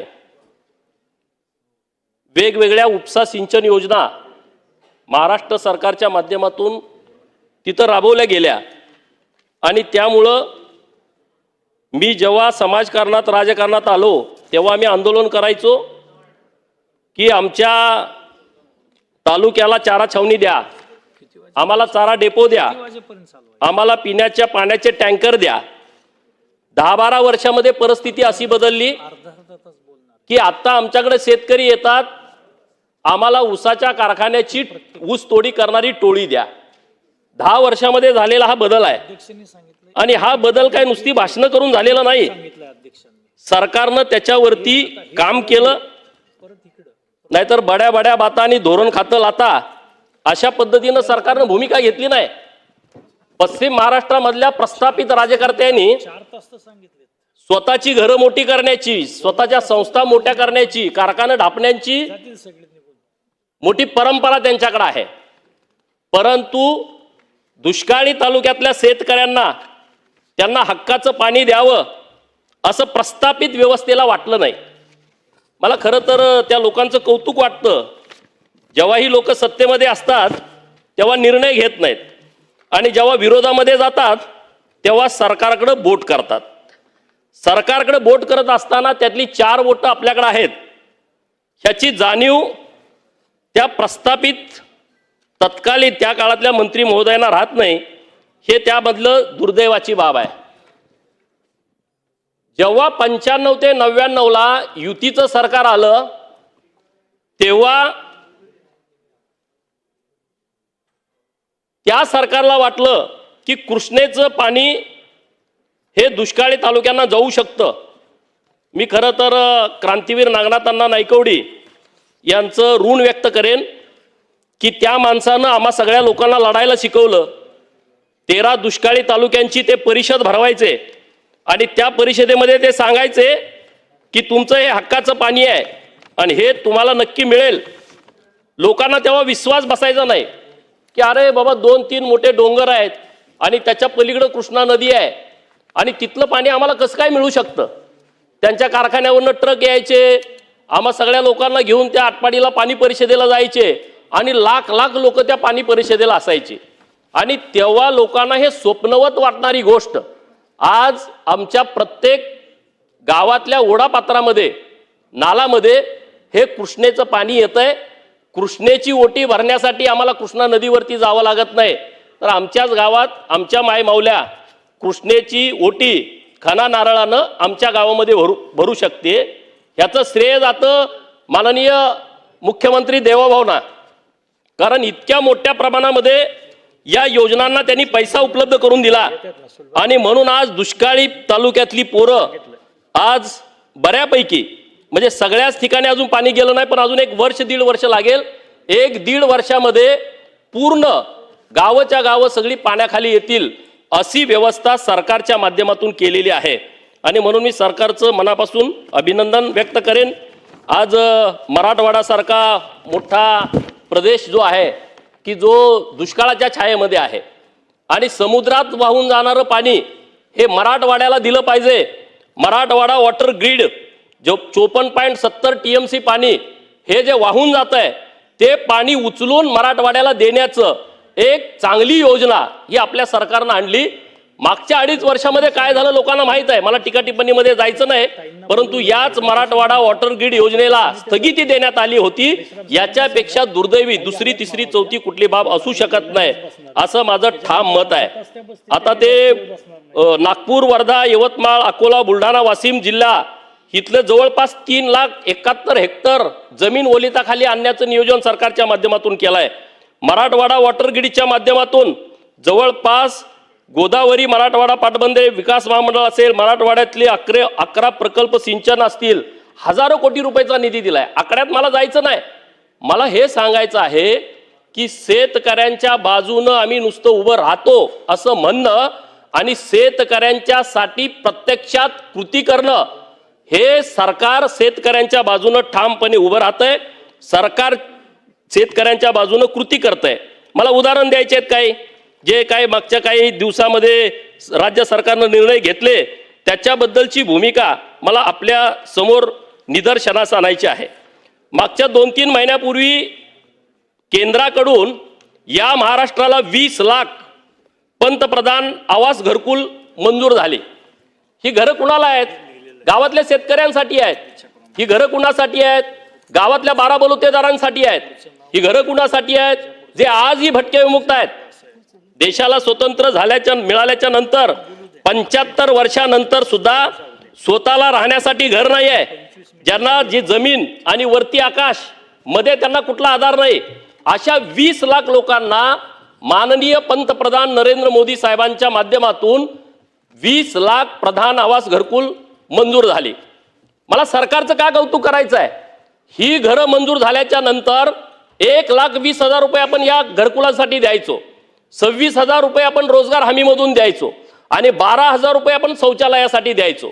असं जवळपास 1,58,000 रुपये आपण घरकुलासाठी द्यायचो. पण 1,58,000 मध्ये घर होत नाही. आज इथं आपण सगळे बसलोय, आपण बघतोय सगळं घर बांधतानाची परिस्थिती काय काय आहे. एखाद्याच्या घराची चौकटच 2-2, 3-3, 4-4, 5-5 लाख रुपयाची असते आणि त्यामध्ये घरकुल कसं होणार? हे सरकार शेतकऱ्यांच्या बाजून आहे. म्हणून राज्य सरकारनं निर्णय असा घेतला की जे पूर्वीचे 1,58,000 आहेत त्यामध्ये 50,000ची वाढ केली आणि सर्व ज्या घरकुल धारक लोक आहेत त्यांच्यासाठी मोठं योगदान दिलं. इतकंच केलं नाही तर त्याच्यावरती सोलर पॅनल, म्हणजे आज लाईट बिल आम्ही भरू शकत नाही गावाकडची लोक, तर त्या 20 लाख लोकांच्यासाठी घरकुलावरती सोलर पॅनल बसून कायमस्वरूपी त्यांना विजेची सोय करून दिलेली आहे की त्याला 0 रुपये बिल येईल. त्याच्या पुढे जाऊन घरकुलाच्या बाबतीमध्ये वाळू काढायला गेलं तर तहसीलदार, तलाठी, सर्कल यांच्या माध्यमातून त्यांना त्रास व्हायचा आणि म्हणून राज्य सरकारने क्रांतिकारी चांगला निर्णय घेतला की 5 ब्रास वाळू त्यांना मोफत देण्याचा निर्णय घेतलाय. मी आपल्या माध्यमातून महसूल मंत्री महोदयांच्याकडे इतकीच विनंती करेन की त्याच्याबद्दलच्या स्पष्ट सूचना माननीय तहसीलदार, माननीय प्रांत साहेब, कारण त्यांच्या तिथं वाळू कुठं आहे, कशी आहे, काय याचे पंचनामे झाले नाहीत, तर तात्काळ त्या सगळ्या लोकांना तुम्ही सूचना द्या आणि ते सगळे पंचनामे करून जिथं कुठं 10-12 गावाच्या आतमध्ये एखादा वाळूचं ठिकाण असेल तर तिथं वाळू उचलण्याची मुभा द्या. म्हणजे एवढा मोठा विषय करून टाकला. मागं जेव्हा सरकारनं आपला निर्णय घेतला, ओबीसी लोकांना मोदी आवास घरकुल योजना, भटक्या विमुक्तांना यशवंतराव चव्हाण मुक्त वसाहत योजना, अरे भटक्या विमुक्तांचा कोणी विचार केला नव्हता. 50,000 घरं एका वेळेस दिली. नुसत्या बाता मारून काय उपयोग आहे? 50,000 घरं देणारं हे सरकार आहे. आणि म्हणून आता धनगर समाजासाठी पुण्यश्लोक अहिल्यादेवी होळकर घरकुल योजना आली, इकडे शबरी आवास घरकुल योजना आहे, तिकडे मागासवर्गीय आमच्या भावांच्यासाठी रमाई घरकुल योजना आहे, यातून कोणी राहिलं पारधी आवास घरकुल योजना आहे आणि नंतर जे काही बांधकाम कामगार आहेत त्यांच्या माध्यमातून अटल आवास योजना कामगारांच्या मुलांच्यासाठी. आमचे शेतकरी कामगार पण आहेत ना, हे कष्टकरी सगळी लोक आहेत. या सगळ्या लोकांना बांधकाम विभागाच्या माध्यमातून मोठ्या प्रमाणात मदत करण्यात आली गेली. आता ते 50,000 रुपये वाढवल्याच्या नंतर आता 20 लाख घरकुलं होत आहेत. यावर्षी नव्यानं सर्वे झाला. आपण सगळे लोकप्रतिनिधी गावाकडे राहणारे आहोत. अनेक लोक आपल्याकडे यायची की बाबा आम्हाला घरकुल यादीमध्ये आमचं नाव नाही, डंप यादीमध्ये आमचं नाव नाही, आम्हाला घरकुल कधी मिळेल? त्यांच्यासाठीच आता सर्वे झाला. काही लोक त्यातून राहिली, परत त्या सर्वेला मुदतवाढ दिली. म्हणजे गावातल्या गोरगरिबांच्या बाजूनं सरकार ठामपणे उभा राहतंय. नुसतं उभा राहत नाही तर त्यांच्यासाठी निर्णय घेत आहे. नुसतं निर्णय घेत नाही तर ती अंमलबजावणी करण्याच्यासाठी राज्याच्या मुख्यमंत्र्यांच्या पासून मंत्रिमंडळातले सगळे मंत्री प्रयत्न करतायत. यासाठी मी सरकारचं विशेष अभिनंदन करतो. शेतकरी चळवळी आम्ही बघितले, आमचे अनेक सहकारी मित्र शेतकरी चळवळीमध्ये होते. माननीय सदाभाऊ खोत असतील, राजू शेट्टी साहेब असतील, आम्ही पूर्वी एकत्रित काम करायचो. एक मागणी त्यांची नेहमी असायची की या महाराष्ट्रातल्या शेतकऱ्याला वीज बिल माफ झाली पाहिजे. मागं 2.5 वर्ष सरकार आलं, वीज बिल माफ करता आलं नाही. तुम्ही कुठल्या मुद्द्यावरती बोलताय? तुम्ही निर्णय कुठला घेऊ शकला नाही आणि आज तुम्ही कसं काय अशी भूमिका घेऊ शकता? शेतकऱ्यांना वीज बिल माफ करा हे माननीय देवेंद्र फडणवीस साहेबांनी भाषण केलं होतं, त्याच्यावरती या सभागृहामध्ये तुम्ही बोलत होता. अरे आमचं सरकार बोले तैसा चाले, त्याची वंदावी पावले अशा पद्धतीनं चालताय आणि सरकारनं निर्णय करून टाकला की या महाराष्ट्रामध्ये 7.5 HP पर्यंत जे शेतकऱ्यांचे शेती पंप आहेत त्यांना वीज बिल माफ करून टाकलं. हे येड्या गाबाळ्याचं काम नाही आहे. हे शेतकऱ्यांच्या प्रति स्वच्छ भावना असावी लागते. शेतकऱ्यांच्या प्रति स्वच्छ भावना असावी. एखाद्या चुकून स्टेटमेंट त्याचं राजकारण तुम्ही करता, अरे पण तुम्ही कृती काय करताय हे तुमच्या उत्तरामध्ये आलं नाही. तुम्ही कृतीमध्ये तसं दाखवून दिलं नाही. 50,000 रुपये जे प्रोत्साहन अनुदान द्यायचं होतं ही कधीची घोषणा होती? का नाही तुम्ही 2.5 वर्षामध्ये दिलं? अरे आमचं सरकार त्या लोकांना मदत करताय. आज माझ्या बहिणींना 50% एसटी मध्ये सवलत आहे. अरे आम्ही शेतकऱ्याच्या बहिणी त्या एसटी मधून प्रवास करतो. हे आमच्या शेतकऱ्यांच्यासाठी केलेली योजना आहे. आमच्या सगळ्या बहिणी आज तालुक्याला जातात, आमच्या सगळ्या बहिणी आज जिल्ह्याला जातात. का जातात? 50% वाचतायत. आज एसटी सगळी तुम्ही बघितलं. मी आता एसटी कर्मचाऱ्यांच्या सोबत काम करतो. अगोदर एसटीला प्रवासी मिळत नव्हते, आता एसटी मध्ये बसायला जागा नाही. 70 80 90 प्रवासी त्या एसटी मधून प्रवास करतात. हे आमच्या शेतकरी बहिणींसाठी केलेलं आहे, गावगाड्यातल्या 12 बलुतेदारांसाठी केलाय, मागासवर्गीयांच्यासाठी केलंय, आदिवासी भावांच्यासाठी योजना केली आहे. अरे गाव म्हणजे कोण आहे? गाव म्हणजे आम्ही आहे ना. ही सगळी लोक गावात राहणारी आम्ही आहोत आणि त्याच्यासाठी हे सरकारनं निर्णय केलाय. नुसतं वीज बिल माफ केलं नाही, अरे आमच्या शेतकऱ्यांना रात्री पाणी पाजायला जावं लागतं. त्याला साप चावतो, विंचू चावतो, रात्री तिथं रात्र जागून काढावी लागते. आणि म्हणून सरकारनं निर्णय केला की शेतकऱ्यांचा जो फीडर आहे तो सोलर वरती आला पाहिजे. आणि सरकारनं भूमिका अशी घेतली, जे गायरान आहे, जे महाराष्ट्र शासन आहे किंवा जिथं शेतकरी भाड्यानं जमीन देऊ शकतात अशा सगळ्या शेतकऱ्यांची जमीन घेऊन आज गावामध्ये सोलारचं सर्वात मोठं काम सुरू आहे. त्याबद्दल मी शेतकऱ्याचं मनापासून अभिनंदन करतो. कारण 1 वर्षानंतर महाराष्ट्रामध्ये शेतकऱ्याला सकाळी 7 ते संध्याकाळी 7 लाईट येईल आणि माझा शेतकरी बाप रात्री घरी असेल, मुलाबाळामध्ये जेवल खाईल, तिथं त्याच्याबरोबर चर्चा करेल, त्याचा अभ्यास घेईल. हे काम सरकारच्या माध्यमातून झालंय. आणि म्हणून शेतकऱ्याच्या विरोधातलं सरकार आहे, शेतकऱ्याच्या बाजूने सरकार निर्णय घेत नाही. अरे हे सरकार शेतकरी असतील, कष्टकरी असतील, युवा असतील, गाववाड्यातली. अरे गाव म्हणजे कोण आहे? गाव म्हणजे पोलीस पाटील. गाव म्हणजे कोण आहे? गाव म्हणजे कोतवाल. गाव म्हणजे कोण आहे? ग्रामसेवक. गाव म्हणजे कोण आहे? जिल्हा परिषदच्या शाळेतला शिक्षक. गाव म्हणजे कोण आहे? रोजगार सेवक. गाव म्हणजे कोण आहे? आशाताई. गाव कोणावरती चालतंय? आमच्या अंगणवाडीताई. तुम्ही कधी त्यांच्याकडे ढुंकून पण बघितलं नाही? एवढी त्यांनी आंदोलन केली, त्यांचं पगारामध्ये मानधनामध्ये वाढ करा. अरे हे सरकार आहे कोतवालांचं 15,000 मानधन करणारं हे सरकार आहे, जो कोतवाल सन्मानानं आज जगतोय. हेच ते सरकार आहे. पोलीस पाटलांना 3,500 वरनं 6,500 आणि 6,500 वरनं डायरेक्ट 15,000, 8,500 रुपये मानधनात वाढ करणार हे सरकार आहे ना. पोलीस पाटलाकडे आमचं गावातला शेतकरी जातो ना, कुठली अडचण आली, पोलीस पाटील दादा आमचं काम करा. अरे पोलीस पाटील मध्ये आरक्षण आलं. पहिल्यासारखा पोलीस पाटील नाही, वाड्यावरचा पोलीस पाटील. आता गावगाड्यातला डॉक्टर बाबासाहेब आंबेडकर साहेबांच्या संविधानानं गावगाड्यातल्या पोलीस पाटलांना आरक्षणामधून काही आदिवासी भाऊ पोलीस पाटील झाले, काही मागासवर्गीय भाऊ पोलीस पाटील झाले, काही ओबीसी झाले, काही मायनर ओबीसी झाले, काही भटक्या विमुक्त झाले. त्यांच्याकडे जमीन नाही, त्यांच्याकडे जागा नाही, त्यांच्याकडे जनावरं नाहीत. मग पोलीस पाटील झाल्यानंतर तो दुसऱ्याच्या शेतात राबायला कसा जाणार? अरे तो म्हणायला लागला की पोलीस पाटील आमच्या घरी राबायला येतोय. त्याला अडचण झाली, इकडं जगणं मुश्किल झालं. त्या पोलीस पाटलाचा सन्मान वाढवण्याचं काम आमच्या सरकारनं केलंय. ते गावगाड्याशी संबंधित आहे. शिक्षकांचं शिक्षण सेवक आज आमच्या पोरांना शिकवतेत ना. आमची पोरं जिल्हा परिषदच्या शाळेमध्ये जात आहेत. इथं बोलायला काय मराठी शिकली पाहिजे, मराठी असं झालं पाहिजे. अरे त्या जिल्हा परिषद मध्ये मराठी शाळेमध्ये आमचे शिक्षण सेवक ते तुटपुंजा मानधनावरती काम करत होते. त्यांचा तुम्ही कधी विचार केला नाही? अरे त्या शिक्षकाची जर मानसिकता खराब असेल, त्याच्या घरी जर आर्थिक अडचण असेल तर तो घराकडे लक्ष देईल का शिकवण्याकडे लक्ष देईल?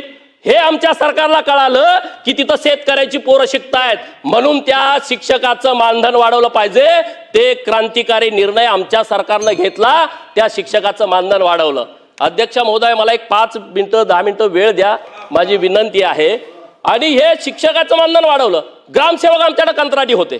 ग्रामसेवक म्हणजे ग्रामपंचायतचा मेन माणूस, सरपंचानंतर प्रशासनातला प्रमुख माणूस.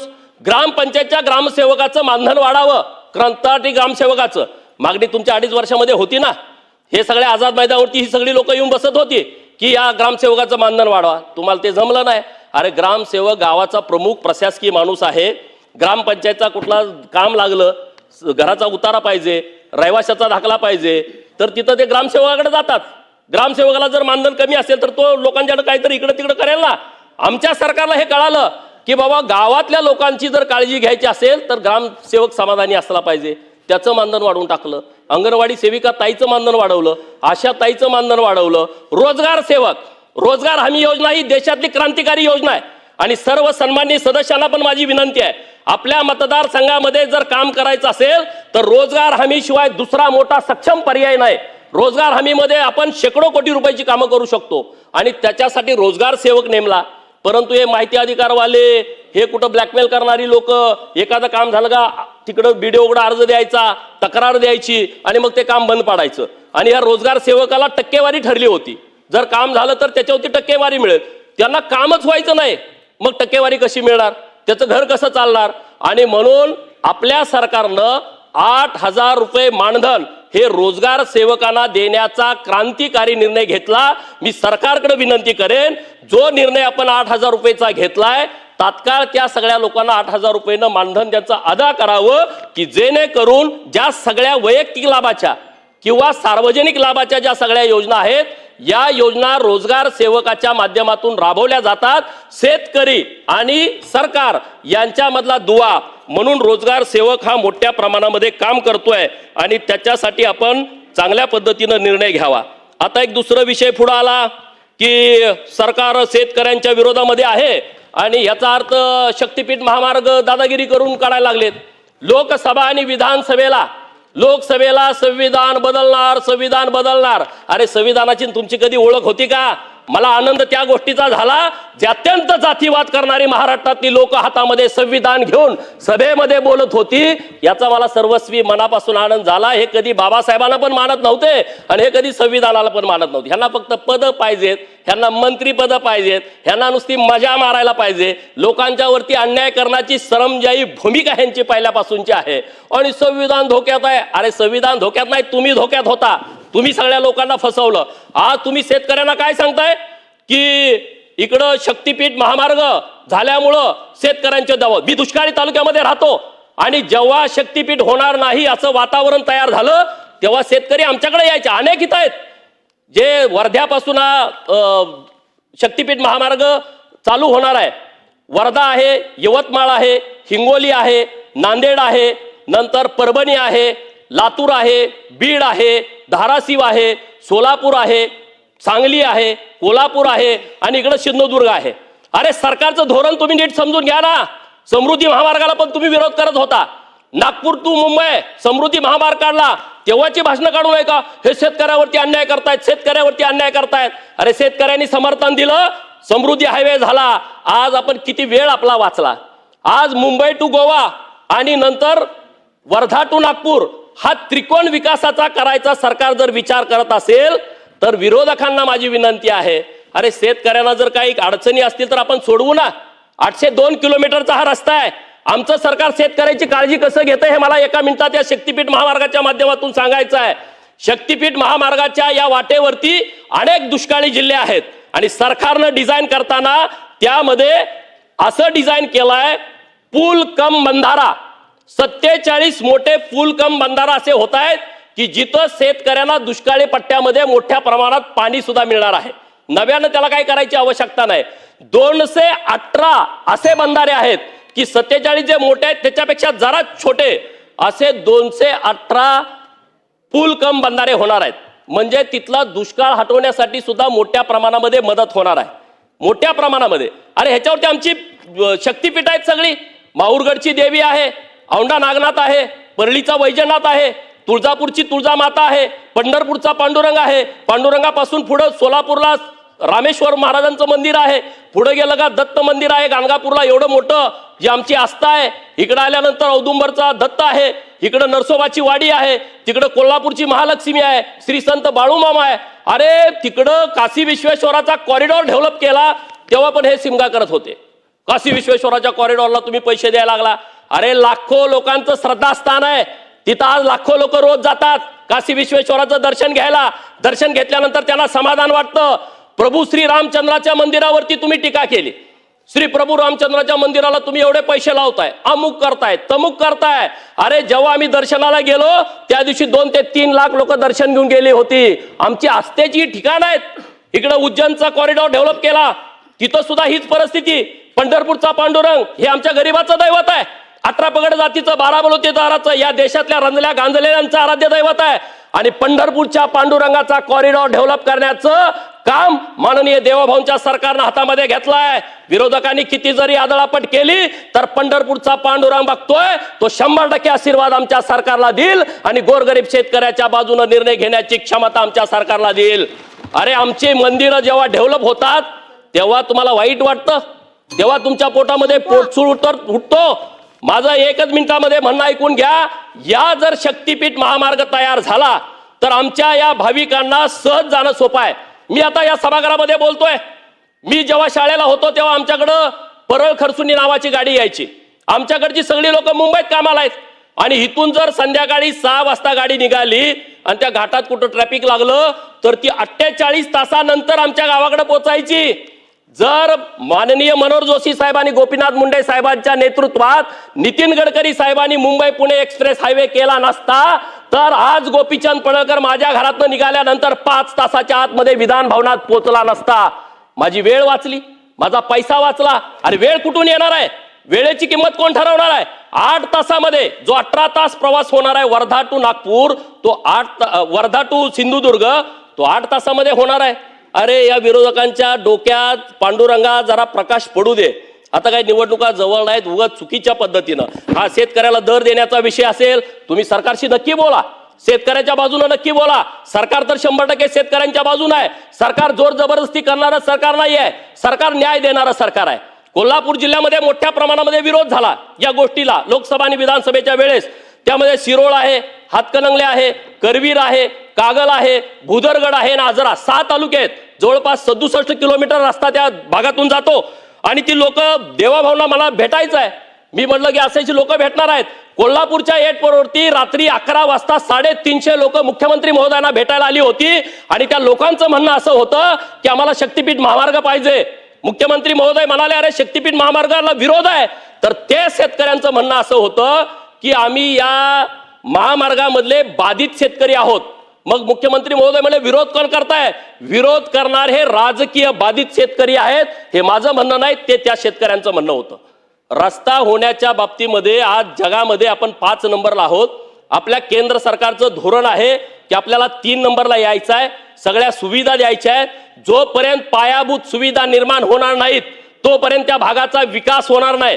जोपर्यंत पायाभूत सुविधा होणार नाहीत त्या भागामध्ये उद्योजक येणार नाहीत. म्हणजे आम्ही नुसतं खेड्यातच राहू का? आम्ही नुसत्या पानपट्ट्या, आम्ही नुसतं वडापाव सेंटरचं हॉटेल असंच करत बसू का? तर माझी विनंती अशी आहे की सरकारनं खूप चांगल्या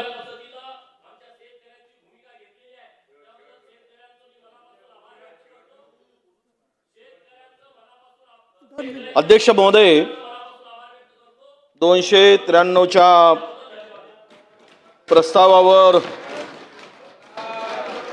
बोलण्यासाठी मी उभा आहे. अध्यक्ष महोदय, एकूणच राज्यातील बळीराजा अन्नदाता संकटात सापडल्याची परिस्थिती या राज्यामध्ये अनेक वेळा निर्माण झाली आणि मागील 3 महिन्यामध्ये एकूण झालेल्या आत्महत्या लक्षात घेता राज्य कुठे चाललंय आणि शेतकऱ्याची व्यथा, शेतकऱ्याची अवस्था काय आहे हे या ठिकाणी प्रकर्षानं अध्यक्ष महोदय आपल्याला दिसून येईल.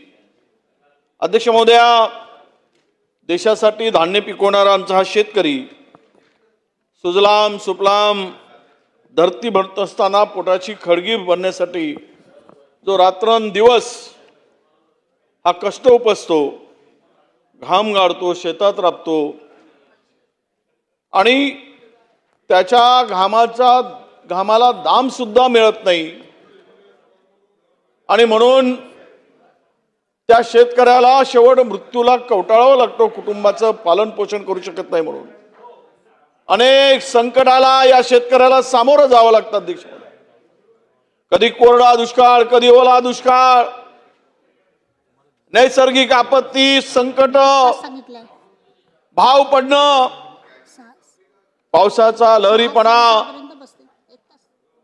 शासनाचा बेजबाबदारपणा आणि म्हणून बळीराजांच्या स्वप्नाची वारंवार राख रांगोळी होताना आपण सगळ्यांनी पाहिलंय. अध्यक्ष महोदय, शेतकऱ्यांच्या जीवनात सुधारणा आणण्यासाठी करण्यासाठी एक अत्यंत आधुनिक आणि संपन्न शेतीचा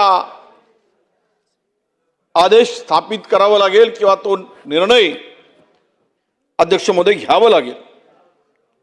पण या बळीराजा सगळ्यांना आपल्याला पोचतो. आपल्या ताटातलं अन्न तो कष्टानं पिकवून आपल्या ताटात मिळतं, आपल्या वाटीत मिळतं आणि त्याचा अवमान या राज्यामध्ये कधी नव्हे एवढा अपमान सत्तेमधीलच बसून, अरे किमान काही देऊ शकत नाही तर अपमान तरी करू नका, त्यांना हिणवू नका, एवढी तरी सद्बुद्धी या सत्ताधाऱ्यांना, कृषी मंत्र्याला, शेतकऱ्याचा अपमान करणाऱ्याला, पंढरीच्या पांडुरंगा यांना सद्बुद्धी द्या. यांच्या बुद्धीचे जे काही दिवाळे निघत चालले, यांची बुद्धी भ्रष्ट झाली. पांडुरंगा या भ्रष्ट बुद्धीमध्ये चांगली बुद्धी, चांगले विचार पांडुरंगा यांच्या डोक्यात घाल, अशी पांडुरंगा चरणी मी प्रार्थना करतो. कुठल्या स्तरावर बोलावे? कृषी खातं काही वाईट खातं आहे काय? पण ते खातं म्हणजे काय त्याची तुलना अध्यक्ष महोदया, म्हणजे खुद्द कृषी मंत्रीच शेतकऱ्याची तुलना भिकाऱ्याशी करतोय. ओसाळगावची पाटीलकी, कृषी खातं मंत्री खातं मिळालं काय, ओसाळगावची पाटीलकी मिळाली आहे ना. म्हणजे किती तुच्छतेनं त्या खात्याकडे हे मंत्री बघतात, हे सरकार बघतं, हे या ठिकाणी अध्यक्ष महोदय दिसून आलेला आहे. त्यांची भावना शेतकऱ्याप्रती किती घृणेची आहे, घृणास्पद आहे, लज्जा आणणारी आहे. अशा प्रकारचं वक्तव्य ज्यावेळेस राज्याच्या कृषी मंत्र्याकडून येतं, त्यावेळेस या बळीराजांनी या संदर्भात काय विचार करावा. ज्या वेळेस आम्ही कर्जमाफी करतो त्यावेळेस ते म्हणतात, अरे कर्जमाफी दिल्यानंतर काय करताय? साखरपुडे करता, विवाह करता, निव्वळ फिरता. म्हणजे कर्जमाफी दिल्यावर ते साखरपुडे करतात, लग्न लावतात, निव्वळ फिरतात, तो घाम गाळतो, कष्ट उपसतो, म्हणून तुम्ही खाताय हे विसरतात. आणि अशा प्रकारे त्यांना हिणवलं जातं. अध्यक्ष महोदय, तो बळीराजा पांडुरंगाच्या रूपाने तिथे पंढरीत उभा आहे. कुणाला आशीर्वाद देईल तो मिळेल, तो ठरेल, पण किमान तो ईश्वर कुणाला देतोय, पांडुरंग कुणाला आशीर्वाद देतोय. पण अध्यक्ष महोदय, किमान एवढी तरी या संदर्भात बोलताना भान आणि यांची बुद्धी शुद्ध असावी हे तरी कळत नाही. हे पाहत असताना एका ठिकाणी सिन्नर तालुक्यामध्ये याच मंत्री महोदयांनी ज्या वेळेस तिकडे शेतकऱ्यांच्या पंचनाम्याचा प्रश्न आला, मोठ्या प्रमाणात अवकाळी पाऊस आला, शेती नुकसान झाली, हे महोदय सर्व गाव वाहून गेल्यावर गेलेत आणि तिथे जाऊन म्हणतात, आम्ही काय ढेकळाचा पंचनामा करायचा? तुम्हाला ही काय सद्बुद्धी नव्हती? ज्या वेळेस एवढं मोठं संकट आलं, कांद्याचं पिकाचं नुकसान झालं, द्राक्षाच्या पिकाचं नुकसान झालं, केळीच्या पिकाचं नुकसान झालं, त्यावेळेस हे तिथे जाऊन त्वरित पाहायला नको, पंचनामे करायला नको. पण हे गेले कधी? सर्व गेल्यानंतर 15-20 दिवसांनी जाऊन म्हणतात, आता मी येऊन ढेकळाचा पंचनामा करू का? अरे ही किती यांच्या संदर्भात कुठले शब्द वापरावेत अध्यक्ष महोदय. म्हणून खरं म्हणजे लाज वाटते आम्हाला सांगताना की शेतकऱ्यांच्या संदर्भात जे काय आता महोदय बोललेत की तर या संदर्भात तुमच्याच अमरावतीमध्ये येऊन हेच मंत्री महोदय त्यांना भिकारी म्हणून आले. काय बोलावं तिथे तुम्ही आहात? म्हणजे इतके असंवेदनशील कसा मंत्री असू शकतो? आणि त्याला का काढून टाकत नाही? शेतकऱ्याचा अवमान करणारा माणूस या राज्याच्या कुठल्याही पदावर राहता कामा नये. ही भूमिका सरकार का स्वीकारत नाही? जर शेतकऱ्याच्या संदर्भात तुमच्या भावना तुम्हाला कणाव आहे तर मग का करत नाही अध्यक्ष महोदय? आणि वरून हे सगळं म्हणजे उलट त्याला ओसाळगावची पाटाई. अरे कोणतं मलाईदार खातं असेल तर देऊन टाका, बदलवून टाका. मुख्यमंत्री महोदयांनी काढून टाका, त्यांची अनास्था आहे. दुसरं काही महत्वाचा मोठा मलाईदार जिथे माल आहे, जिथे लुटता येईल असं खातं त्यांना देऊन टाकावं. ज्यांना आवडच नाही शेतकऱ्यांची सेवा करायची, ज्यांना शेतकऱ्यांच्या संदर्भात काही देणं घेणं नाही, अशा मंत्र्यांना त्या मंत्रिपदावर राहण्याचा अधिकार आहे का अध्यक्ष महोदय? हा आमचा खरा प्रश्न आहे. खरं तर आज शेतीच्या आत्महत्या होत आहेत आणि आत्महत्या झाल्यानंतर 3 महिन्यामध्ये 767 शेतकरी महाराष्ट्रामध्ये 2017-18 मध्ये अध्यक्ष महोदया महाराष्ट्रामध्ये 8,700 शेतकऱ्यांनी आत्महत्या केल्या होत्या. मध्य प्रदेशात आत्महत्या झाल्या, त्यावेळी 4,000 आत्महत्या झाल्या होत्या. पण महाराष्ट्र हा देशातील सर्वात अधिक शेतकऱ्यांच्या आत्महत्या होणारा हा जिल्हा आहे. हे भूषणाव आहे. तुम्ही सांगितलं आम्ही हे उपाय केलेत, ते उपाय केलेत, या उपाययोजना, हे दिलं, अमक दिलं, ढमक दिलं. अरे काय अमाळीचा भुरका दिला, काय दिलं असतं तर आत्महत्या झाल्या असत्या 3 महिन्यात. शेतकरी कशाला आत्महत्या करू शकला असता? किती लाज वाटत नाही आम्हाला? आम्ही हे दिलं म्हणून सांगताना. आणि म्हणून आमची विनंती आहे अध्यक्ष महोदया की आज जो शेतकरी आत्महत्या करतोय त्याच्या संदर्भात पंचनामे केल्यानंतर सुद्धा फक्त आत्महत्याग्रस्त मधील 200 शेतकऱ्यांना पात्र ठरलो 767 पैकी. अरे त्याच्या मुलाबाळाचा विचार ना. आणि यामध्ये अध्यक्ष महोदया खरं तर लाज आम्हाला अशी वाटते की मंत्री तर बोलतात, आमदार पण बोलतात. काल माफी मागितली आणि भाषा कुठली वापरावी त्यालाही मर्यादा आहे. आणि कोण काय कोणाचे सत्ता संपत्ती किंवा हे पद ऐश्वर हे जे मिळालं हे काय कायमचं आहे? आणि तुम्ही ज्या लोकांच्या भरोशावर निवडून येत आहे त्यांना तुम्ही बाप होताय त्यांचा. म्हणजे स्वतः अनेक लग्न करून अनेक पोरांचे बाप व्हा, पण शेतकऱ्यांचा बाप होण्याची भाषा बोलताय. नरेंद्र मोदीजी तुम्ही बाप आहे म्हणून सांगताय, ते स्वतः जबाब नाही झाले दुसऱ्यांना बाप कशाला करायला निघाला? किती अवमानजनक बोलावं. तुझ्या पायातल्या चपला आम्ही दिल्या, तुझ्या बापाने दिले होते काय? बुडवून मारायला पाहिजे धरणात नेऊन पाय बांधून आणि सांगायला पाहिजेत. हे बोलत असताना कोण सहन करणार आहे? 2-4दा बुडवलं ना, आता भरले आहेत नदी आणि नाले, त्यावेळेस कळेल पायातले चपला कोणी दिल्यात, पायातले वाहनं कोणी दिलेत, अंगावरचे कपडे कोणी दिलेत. तुमच्या बापाच्या कमाईनं दिलेत, तुमच्या घामाने दिलेत, तुम्ही कष्ट उपसून दिलेत शेतकऱ्यांना. अशा पद्धतीची भाषा वापरायची.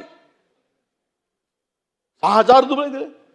अरे 6,000 रुपये दिले म्हणजे खताचे भाव किती वाढलेत? 2014 मध्ये युरियाची बॅग 260 रुपयांना मिळत होती, आता युरियाची बॅग 450 रुपयाला मिळते. 50 किलोची बॅग होती, 40 किलोची बॅग केली, 10 किलो युरिया कमी केला बॅग मधला. हे शेतकऱ्यांसाठी. ज्या डीएपीची बॅग 560 रुपयात मिळत होती अध्यक्ष महोदया, 1,500 रुपये डीएपीची बॅग झाली. 1,500 रुपये. हे सगळे रासायनिक खतांची किंमत वाढली, प्रचंड किंमत वाढवली. तुम्ही बियाणाची किंमत वाढवली, फवारणीची औषधी पेस्टिसाइडची किंमत वाढवली. अनेक देशामध्ये बंदी घातलेले इकडे आणून आम्ही फवारणी करतो आणि कॅन्सरचे पेशंट वाढत चालले. 6,000 दिलेत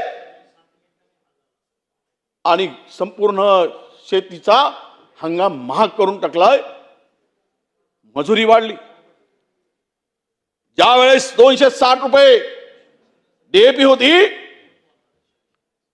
त्यावेळेस मजुरी ही महिला आमची मजुरी शेतकऱ्यांच्या कामावर जाणाऱ्या मजुरांची मजुरी ही 150 रुपये होती. आज 600 रुपये माणसाची मजुरी झाली. 300 रुपये महिला मजुरी घेते. कशी शेती परवडणार आहे? डिझेलचे भाव वाढलेत, युरियाचे भाव वाढलेत, मग मजुरी वाढली, सगळं वाढलं असताना शेतीचं उत्पन्न आणि त्यांना मिळणाऱ्या उत्पन्नातून पैसा, हे बॅलन्स आहे का? ही माझी आपल्याकडे मागणी आहे अध्यक्ष. आणि तरी सांगतात 6,000 रुपये दिले.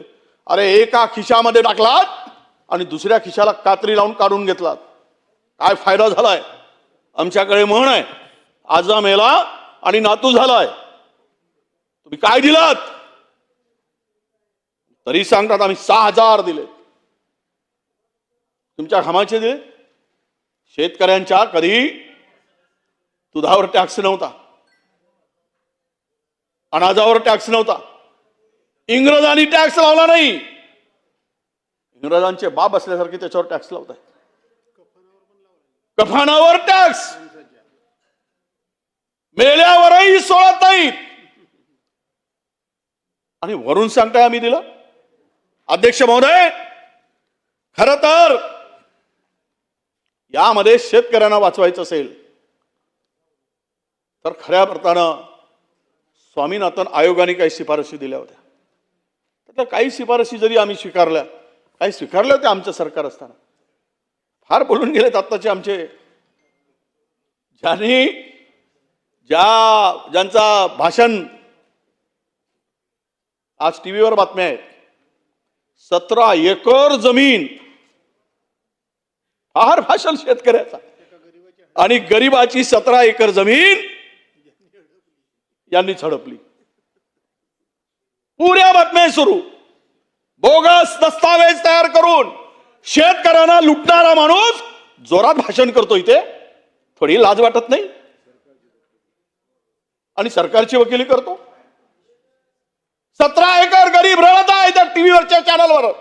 बोगस दस्तावेज करून याच्या भावाने माझी जमीन बापली म्हणून सांगतोय. सत्ताधारी पक्षातला आमदाराचा भाऊ 17 एकर जमीन शेतकऱ्याची राबतो अध्यक्ष महोदय. म्हणून काय उपाययोजना करायला पाहिजे? ज्या उपाययोजनांची आवश्यकता आहे. खरं तर ही का शेतकरी आत्महत्या करतो? का शेतीची वाट लागली आहे? का शेती आता उद्ध्वस्त होत चाल, शेतकरी उद्ध्वस्त होत चाललाय? पीक पद्धती याच्यावर आम्ही कधी लक्ष घातलं नाही. सिंचनाची सोय, वेळेवरचा अर्थपुरवठा शेतीला, उत्तम बाजारपेठ, त्याला असणारे जोडधंदे, ही जर आम्ही व्यवस्था करू शकलो तर नक्कीच अध्यक्ष महोदया याला आधार देता येईल. त्याला शेतीच्या आत्महत्येपासून परावृत्त करता येईल. पण आम्ही परंपरागत शेती करतो. याला शासनाचं धोरण नव्यानं आधुनिक शेती करण्यासाठी, आधुनिक तंत्रज्ञानाचा वापर करण्यासाठी ह्या उपाययोजनांची आवश्यकता आहे. शेतमालाच्या किमतीत वारंवार चढ उतार का होतो? एकीकडे हमी भाव म्हणून आम्ही मोमलतो, 1.5 पट दिल्याचा भाव सांगतो. 1.5 पट. कुठे आहे 1.5 पट? या ठिकाणी सांगावं की 1.5 पट हमी भाव मिळतोय. सोयाबीनला 3,500 रुपयांनी सोयाबीन खरेदी केलंय. 3,500 रुपयांनी. कसा शेतकरी जगेल? कसा शेतकरी जिवंत राहील?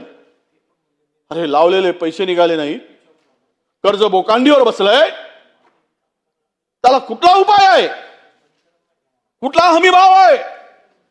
कापसाला 5,500 रुपये, 5,500 पासून सुरुवात झाली, 5,500 कापूस थांबला.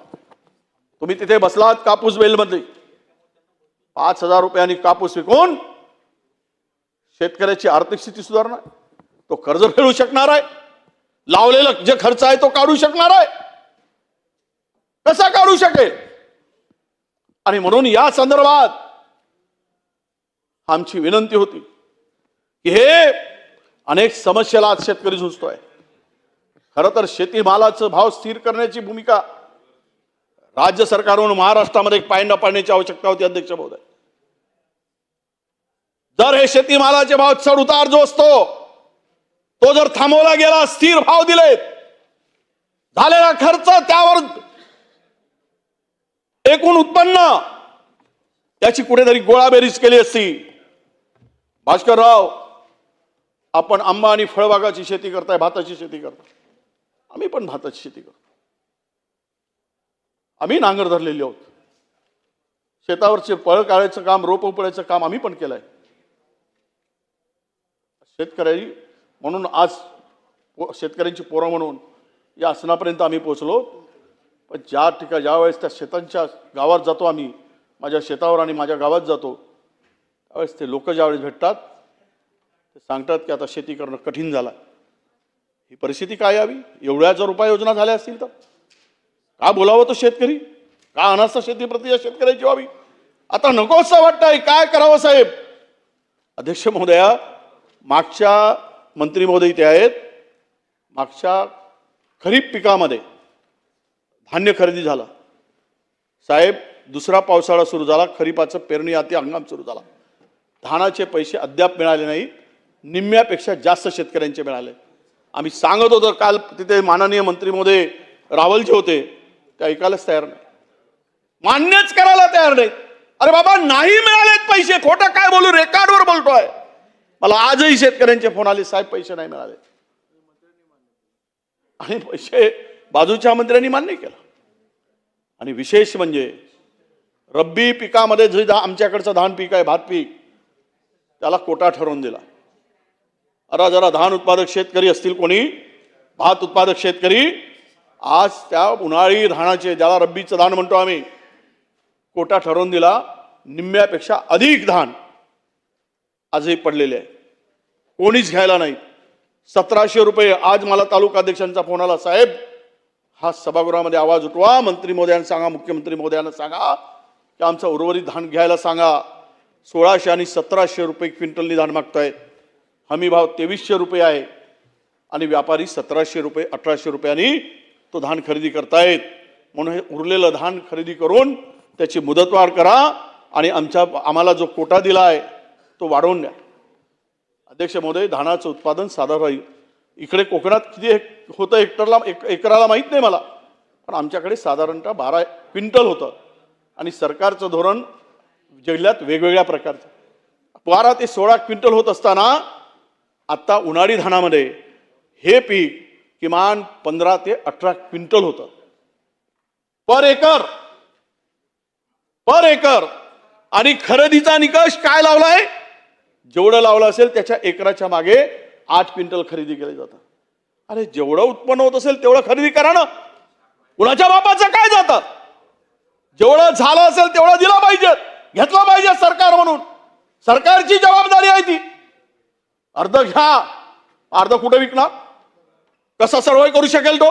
कसा सावरू शकेल तो? एवढी अक्कल नाही?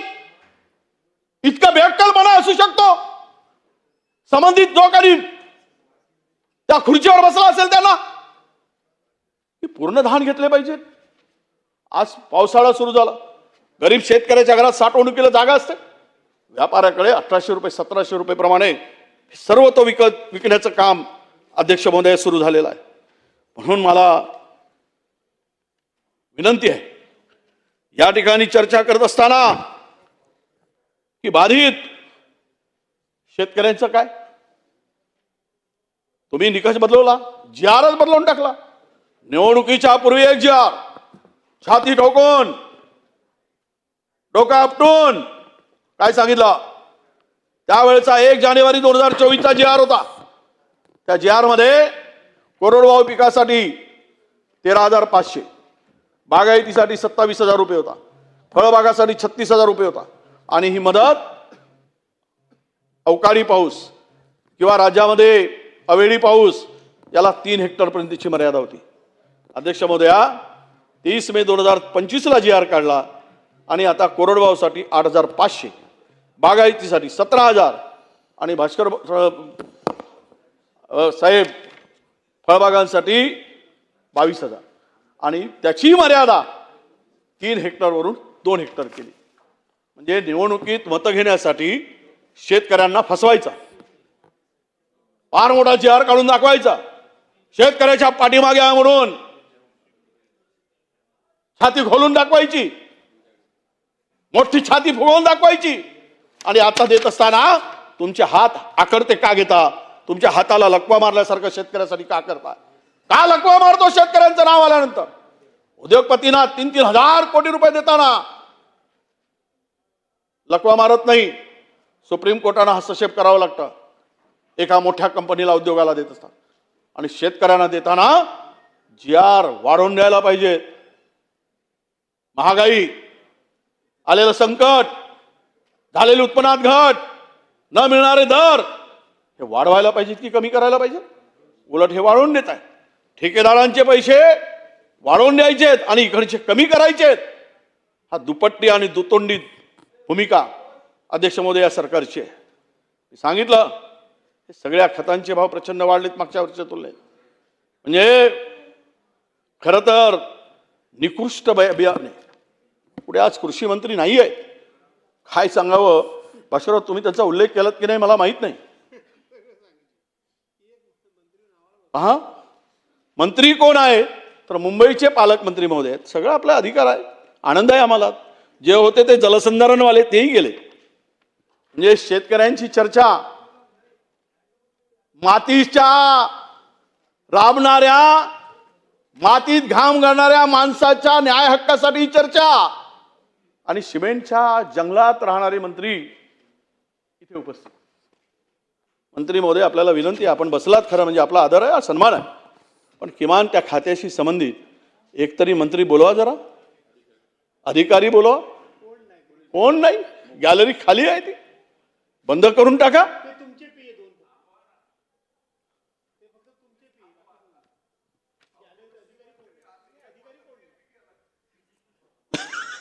सुरेश भाऊ, सगळे जातपर्यंत आपण बसू, मंत्री गेले तरी आपण बोलत राहू. अध्यक्ष महोदय, खरं काय बोलावं आता मी? ही बांधवटी चर्चा कशी करायची सांगा ना तुम्ही? ते मंत्री होते तेही गेले. नाना भाऊ बोलत मला अध्यक्ष महाराज, मी आपल्याला सांगतोय की या महाराष्ट्रातल्या सरकारला खरं तर शेतकरी हा यांचा आता काही भाग ठरलेला नाही असंच आम्हाला वाटतंय. मोठ्या मेहनतीनं, कष्टानं, भांडून, सस्पेंड होऊन आम्ही हे चर्चा आणली. आणि याच्यामध्ये सरकारचं जे काही आता चित्र ह्या ठिकाणी दिसते आहे, त्यांचे ते लॉबी पण ते आपल्याला अदृश्य लॉबी आहे, पण तिथेही अधिकारी नाही. काय ती अदृश्य झाली? हे अशी वाजोटी चर्चा करून काय करायचं इथं? काय करायचं आहे? हे होते राठोड साहेब होते, ते गेले. नाही, कोण पण आहे? मला इमारतीचे, शहरातल्या, मुंबई शहरातले इमारतीचे इमारतीच्या जंगलातले मंत्री बसलेले आहेत. ओ सुधीर भाऊ, तुम्हाला तरी हे आवडतं का? राठोड साहेब येऊन राहिले, 5 मिनिटात सांगून गेले. परवा सन्माननीय तालिका अध्यक्ष असताना अतिशय स्पष्टपणे सूचना झाल्यात की कमीत कमी मंत्री महोदय, कॅबिनेट मंत्री महोदय कदाचित कॅबिनेटच्या व्यस्ततेत असतात, पण कमीत कमी जे अधिकारी त्या विभागाचे आहे, कृषी विभागाचे सचिव असतील किंवा जलसंधारणाचे सचिव असतील किंवा जे विषय त्या चर्चेमध्ये उपस्थित झाले आहेत त्या सचिवांनी तर राहावं. कोणीच अध्यक्ष महाराज राहणार नाही. तर मग या चर्चेला जी गंभीरता पाहिजे, म्हणजे मी तर मंत्री महोदयांना धन्यवाद देईल की त्यांचा काही संबंध नसताना मंत्री महोदय बसले तरी आहेत. यांच्यापासून इतरांनी आदर्श घेतला पाहिजे. यांचे पासपोर्ट फोटो काढून त्यांच्या खिशात ठेवण्याची आवश्यकता आहे अध्यक्ष महाराज. अध्यक्ष महाराज, हे बरोबर नाही आहे. अधिकारी तर असले पाहिजे.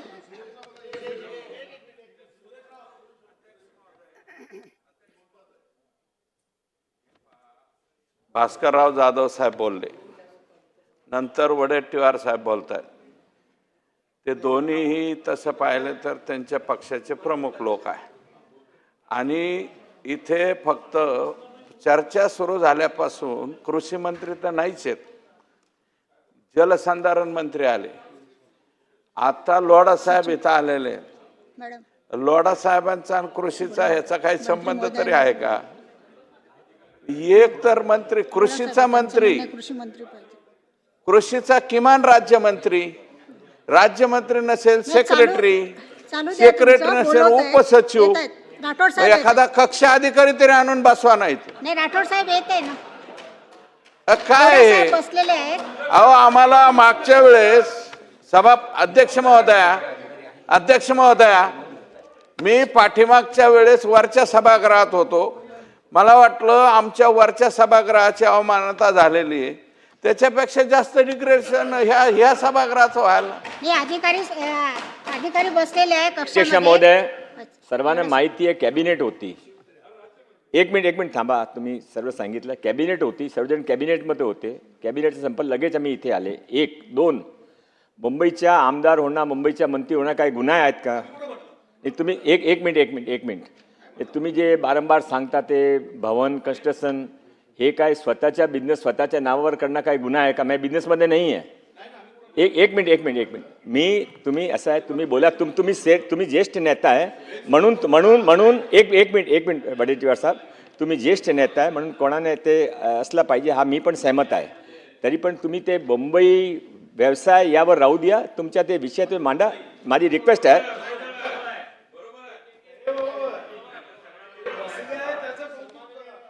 सन्मान्य मंगलप्रभात लोढाजी, मला वाटत नाही आपण काय ऐकलं मला माहीत नाही, पण आपल्या बिझनेसबद्दल कोणी उल्लेख केलेला नाही, अजिबात नाही ना. कोण म्हणालं? गैरसमज करून घेऊ नका तुम्ही. त्याने असं म्हणाले की कोणतरी शेतीविषयक असला पाहिजे. अध्यक्ष महोदया, अध्यक्ष महोदया, हे जे सुधीर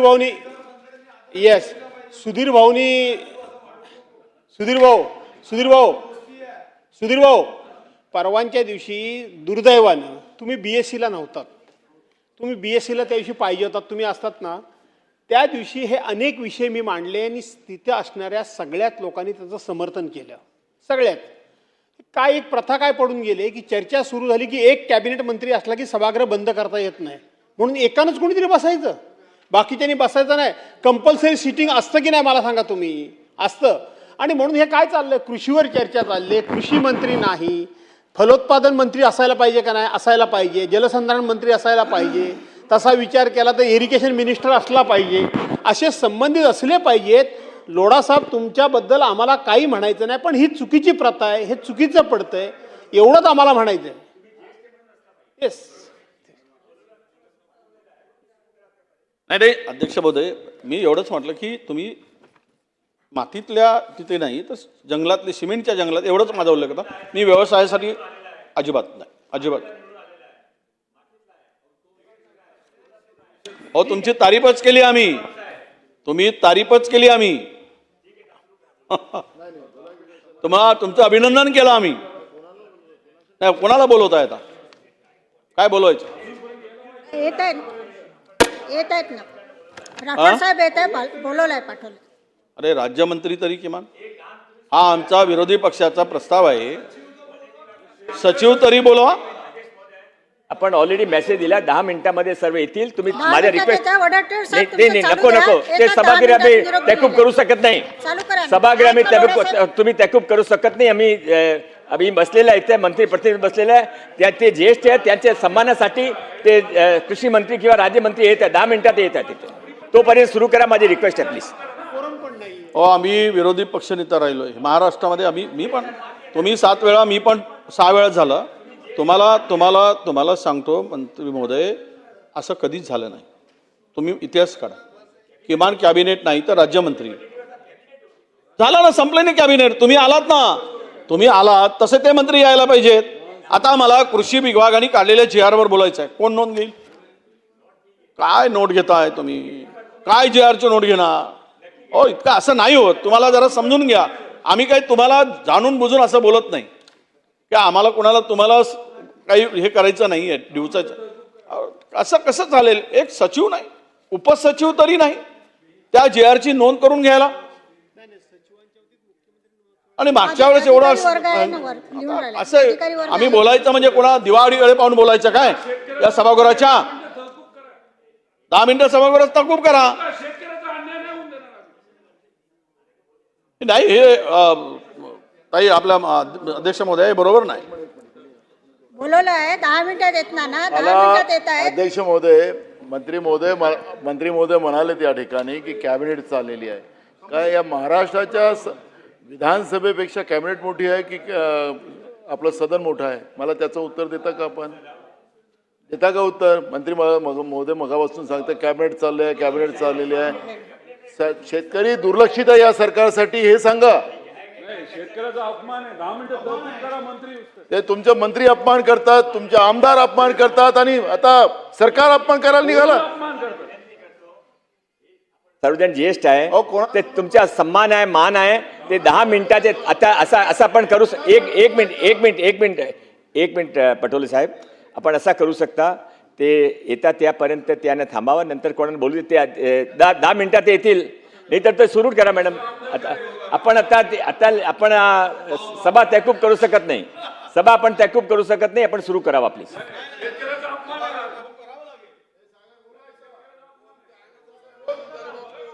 सचिव काय करायचं? बोलव पाठवलं.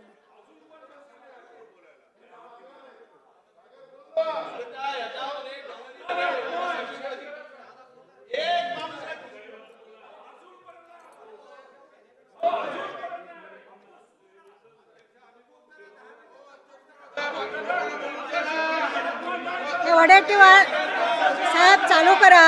नाही 10 आहेत ना मंत्री महोदय बसलेले आहेत ना. मंत्री महोदय बसलेले आहेत. तुम्ही चालू द्या, आम्ही ऐकत आहे ना.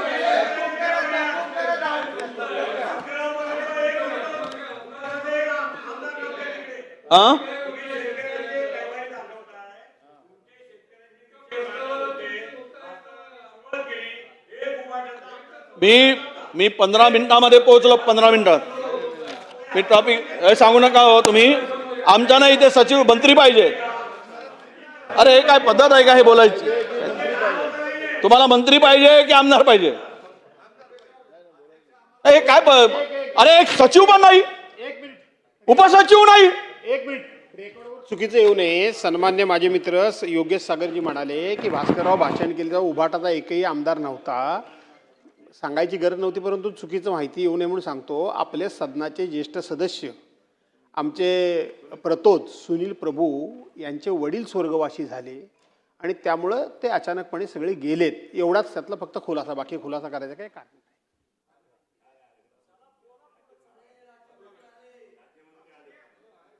खुर्ची आहे का? गृह आहे गृह. हो बोला आले. गृह नाही गृह. चालू करा. 10 मिनिट सभागृह स्थगित करा. तुम्ही चालू 10 मिनिट सभागृह स्थगित करा.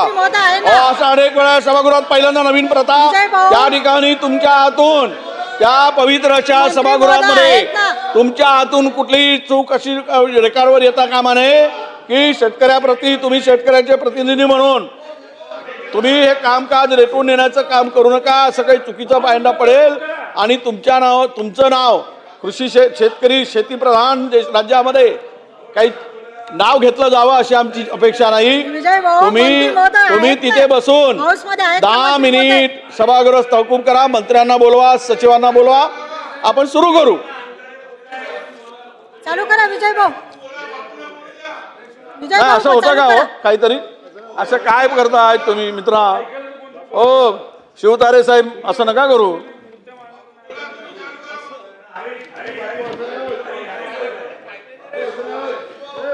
हरीश भाऊ थांब ना जरा. चला करा विजय भाऊ. येतात 10 मिनिटात निरोप पाठवा. नाही मी निषेध तुमच्या या सभागृहामध्ये कृषी मंत्री, राज्यमंत्री त्या गॅलरीमध्ये अदृश्य जरी असली तरी त्या गॅलरीमध्ये या संबंधित एकही माणूस नाही, एकही अधिकारी नाही. हा समस्त महाराष्ट्रातील शेतकऱ्याचा अवमान आहे. सभागृहात चर्चा सुरू असताना बच्चू कडू तिकडे महत्वाचा. सगळे अधिकारी पण तिकडेच आहे. सगळे अधिकारी पण तिकडेच आहे. म्हणजे सभागृहापेक्षा ती बैठक महत्वाची वाटली तुम्हाला? बोला तरी रेकॉर्डवर आणा. देशमुखजी रेकॉर्डवर आणा बोलून. हे रेकॉर्डवर आणा ऑफिशियल. बोला की ते सुरू असल्यामुळे इकडे नाही म्हणून, म्हणजे चांगला मेसेज जाईल. अध्यक्ष महोदया, जरा विजय भाऊ थोडीही चर्चा चालू करा. चर्चा आता चालू केली. यासाठी आता असं म्हणू दोन आम्ही तीन मंत्री आले.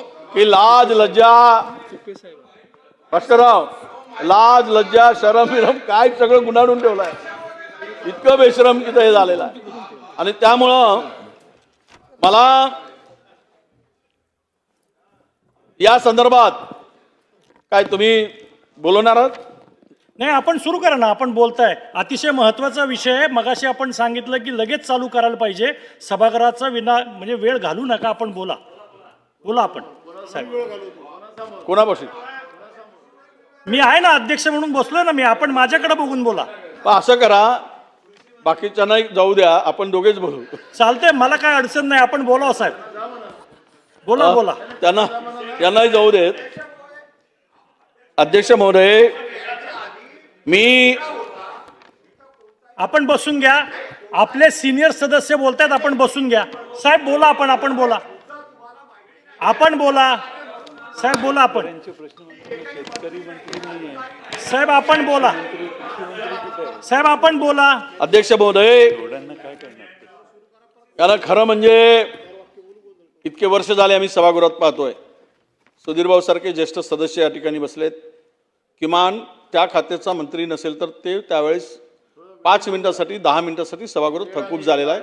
आणि ठीक आहे, तुमची आता मी शब्द कोणता वापरावा, ही दादागिरी, ही हुकुमशाही पद्धत, सभागृहावर कामकाज अशी पद्धत कधीच नव्हती.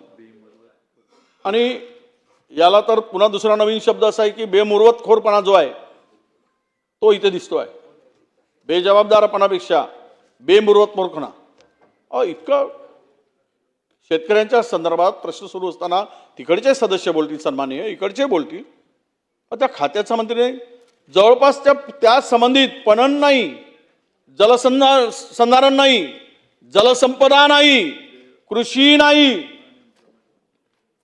म्हणजे जे विषय विरोधकांच्या प्रस्तावात आहेत त्यातील एकही खात्याचा मंत्री असू नये. आणि फक्त झालं ते.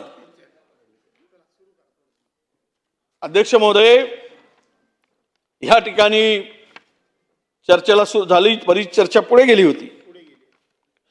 खरं तर अनेक घोषणा, लोकप्रिय घोषणा केल्या गेल्या. या ठिकाणी नाही, आता मी सुधीर भाऊंची नक्कल बिकल मी काही करू शकत नाही, अजिबात नाही. आणि मला नाना तुम्ही भाग पाडू नका. अध्यक्ष महोदय, शक्तीपीठ महामार्गावर खूप चर्चा या ठिकाणी झाली. खरं तर शेतकऱ्यांचा विषय होता, ते अंगणवाडी आणलीत, पोलीस पाटीलही आणलाय, बरं खोटंही आणलं, सगळं असत्य काही गोष्टी आणल्या. खोटं नाही, सॉरी, असत्य.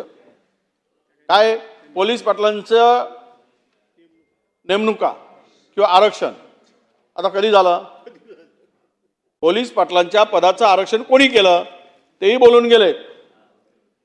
आटपाटी, आडकाठी, कोतवालांचं आरक्षण, अनेक आशा वर्करचं आरक्षण, हे सर्व स्वस्त धान्य दुकानदारापासून ते आरक्षण त्या समाजातील घटकातील लोकांना मिळावं, महिलांना मिळावं, पुरुषांना मिळावं, कॅटेगरीच्या लोकांना मिळावं म्हणून आम्हीच केलेत कायदे. आरक्षण महिलांना 50% आम्हीच आणून दिलं. 33% झाले, पूर्वी केलं, 50% आम्ही केलं. काय संबंध यांचा? पण तेही नंतर शक्तीपीठ आलं ना, समृद्धी, नदी वाहत होती समृद्धीवरून. 2 वर्षामध्ये त्या समृद्धीमध्ये 500 कोटी रुपये गोळा होऊ शकले नाही. 56,000 कोटी रुपये खर्च झाले. 56,000 कोटी, 56 इंचाची छाती, 56,000 कोटी खर्च. आणि रस्त्यामध्ये वाहते नदी. आहे का समृद्धी? ही तर नाही समृद्धी, ही आहे नदी. हा आहे महामार्ग नाही, तो झाला जलमार्ग. तो जलमार्ग झाला. आणि एक कार्टून तर खूप सुंदर काढलं त्याच्यात, तुम्हाला सांगतो, ते उडी टाकणार सगळ्यांनीच पाहिलं. हे सरकारचे तीनही प्रमुख रस्त्याने जाताना गाडी थांबवलेत, नदी वाहत आहे म्हणून उडी टाकलेत आणि पोहत पोहत निघाले. ती जाय समृद्धी. मी होतो म्हणून बाहेर काढले. भास्कररावांनी आदरला पण बाहेर काढला. वा. अध्यक्ष महोदय, प्रश्न असा आहे की समृद्धी महामार्ग झाला, शक्तीपीठ आहे, आम्ही आमच्यावर आरोप आणला, विरोधक विरोध करताय. अरे आम्ही कशाला विरोध करू? शेतकरी विरोध करताय. त्या भागातल्या सुपीक जमिनी जाऊ नयेत ही त्यामागची भूमिका आहे. शेतकरी जर नसते तर आम्ही कशाला विरोध करू? आम्ही जनतेला, विरोधकांचं काम काय? जर जनतेचा आवाज हा सत्ताधारी कधीच होऊ शकत नाही, कोणाची सत्ता असू दे, जनतेचा आवाज हा विरोधीच पक्ष होऊ शकतो. आणि ज्या लोकांनी आमच्याकडे या महामार्गाला विरोध म्हणून जर आम्हाला सांगितलं आणि विरोध दर्शवला आणि ती भूमिका जर मांडली तर दोष काय? या राज्यामध्ये अध्यक्ष महोदय, मूळ प्रश्न असा येतो, मी सांगितलं आता की एकूणच शेतीच्या सगळ्या पद्धतीमध्ये बदल करावा लागेल. स्वामीनाथन आयोगाचा उल्लेख मी केला, त्यातील काही शिफारशी झाल्या सुरू. पुन्हा जर त्या ठिकाणी असलेल्या काही परंपरा, आपल्या पारंपरिक शेतीच्या संदर्भात सुधारणा ज्या आहेत त्या जर आणल्या तर नक्की त्याचा उपयोग या सगळी होईल. अध्यक्ष महोदय, धान उत्पादक शेतकऱ्यांना जबरदस्तीनं सोलर पंप लावून देण्याचं काम चाललेलं आहे. विदर्भातील भात उत्पादक शेतकऱ्यांचा सक्त विरोध आहे. सोलरवर भात होऊ शकत नाही, सोलरवर धानाचं पीक होऊ शकत नाही, कारण सागर साहेब, धानाला पाणी, भाताला भरपूर पाणी लागतं आणि सोलरवर 3 हॉर्स पॉवरच्या वरचा पंप चालत नाही. सोलरवर 1.5 एकरच्या वर शेती करू शकत नाही. हरकतीचा मुद्दा आहे. अध्यक्ष महाराज, आमचे विजूभाऊ भाषण करत असताना त्यांनी सांगितलं की सौर ऊर्जेवर 3चा पंपच्यावर चालत नाही. मी एक शेतकरी आहे, मापाशी व्हिडिओ आहे आणि आताच मी तो व्हिडिओ पाहून राहिलो होतो. माझ्या शेतातनी मी 5 हॉर्स पॉवरचा कृषी पंप सौर ऊर्जेचा पंप लावला आहे आणि सौर ऊर्जेवर इलेक्ट्रिकची मोटर चालते. 1,60,000चा घेतलेला आहे. तुम्ही म्हणसान तर विजय भाऊ मी व्हिडिओ पाठवतो, तर ते चुकीचं रेकॉर्डर येऊ नये, म्हणून मी आपल्याला सांगतो की आता 1,60,000च्या सौर ऊर्जेच्या पंपवर इलेक्ट्रिकची मोटर सुद्धा चालून राहिली आणि ते माझ्या शेतात आहे. मी एक शेतकरी आहे.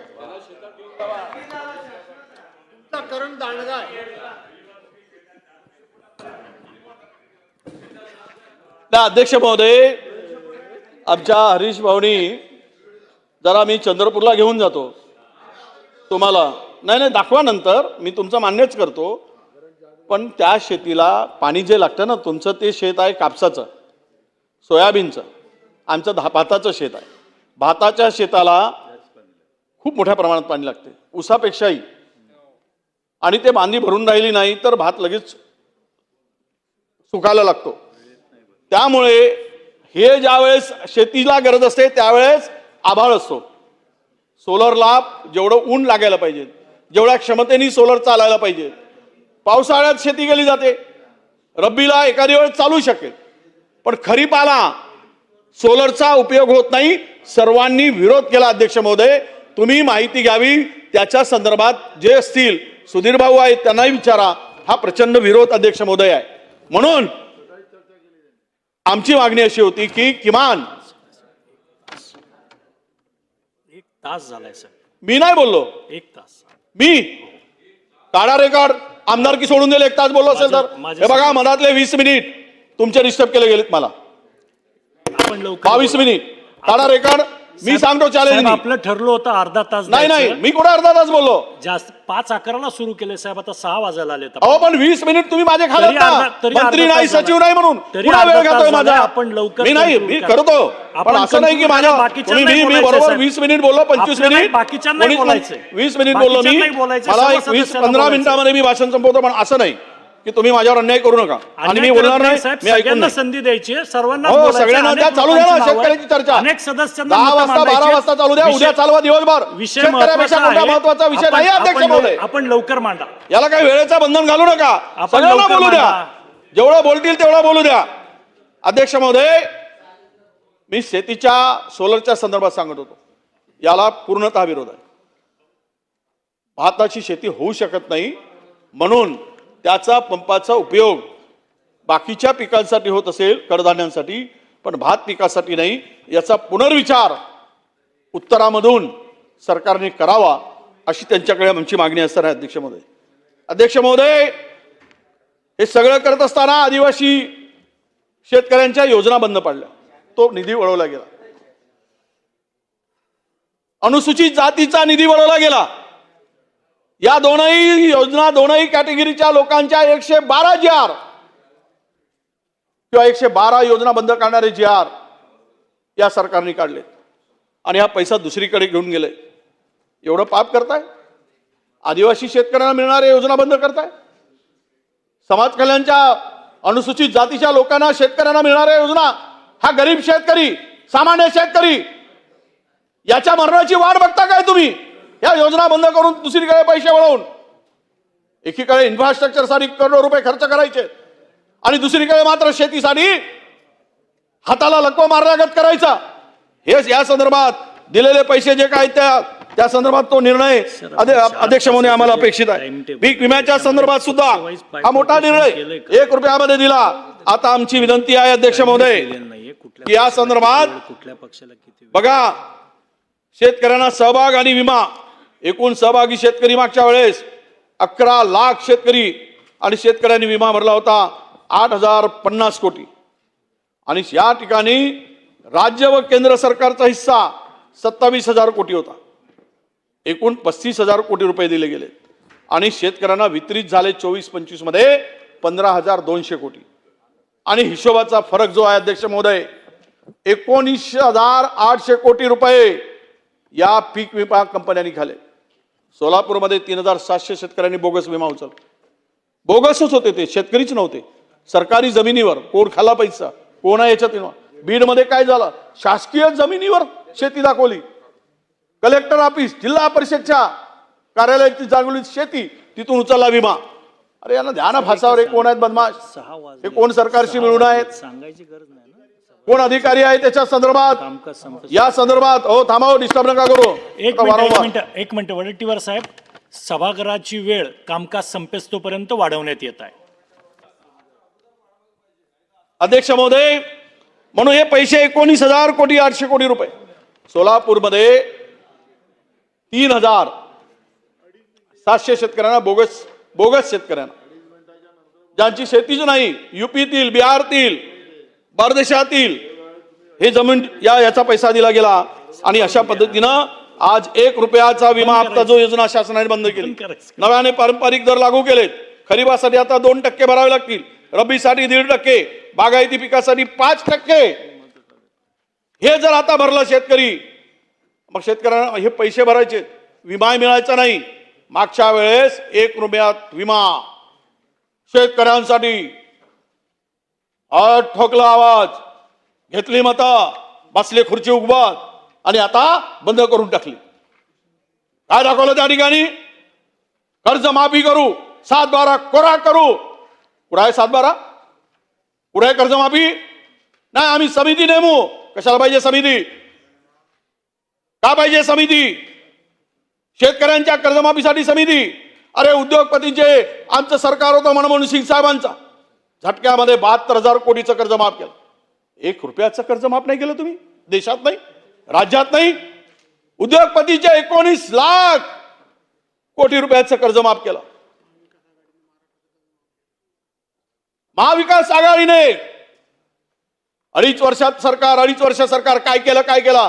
कोरोना झोंबला होता ना तुम्हाला, पोट्टी बांधून फिरत होते ना तोंडाला, मास्क घातला होता ना, लपले होते ना सगळे बिळात.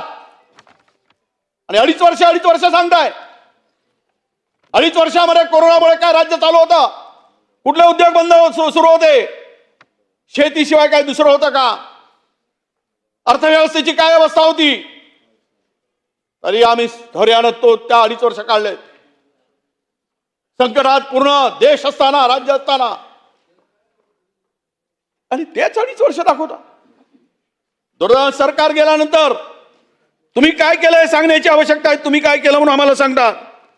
मग अध्यक्ष महोदय, 16 पासून 8 वर्षामध्ये या ठिकाणी विमा हप्ता 52,969 कोटी रुपये 8 वर्षात, आणि नुकसान आणि भरपाई काय,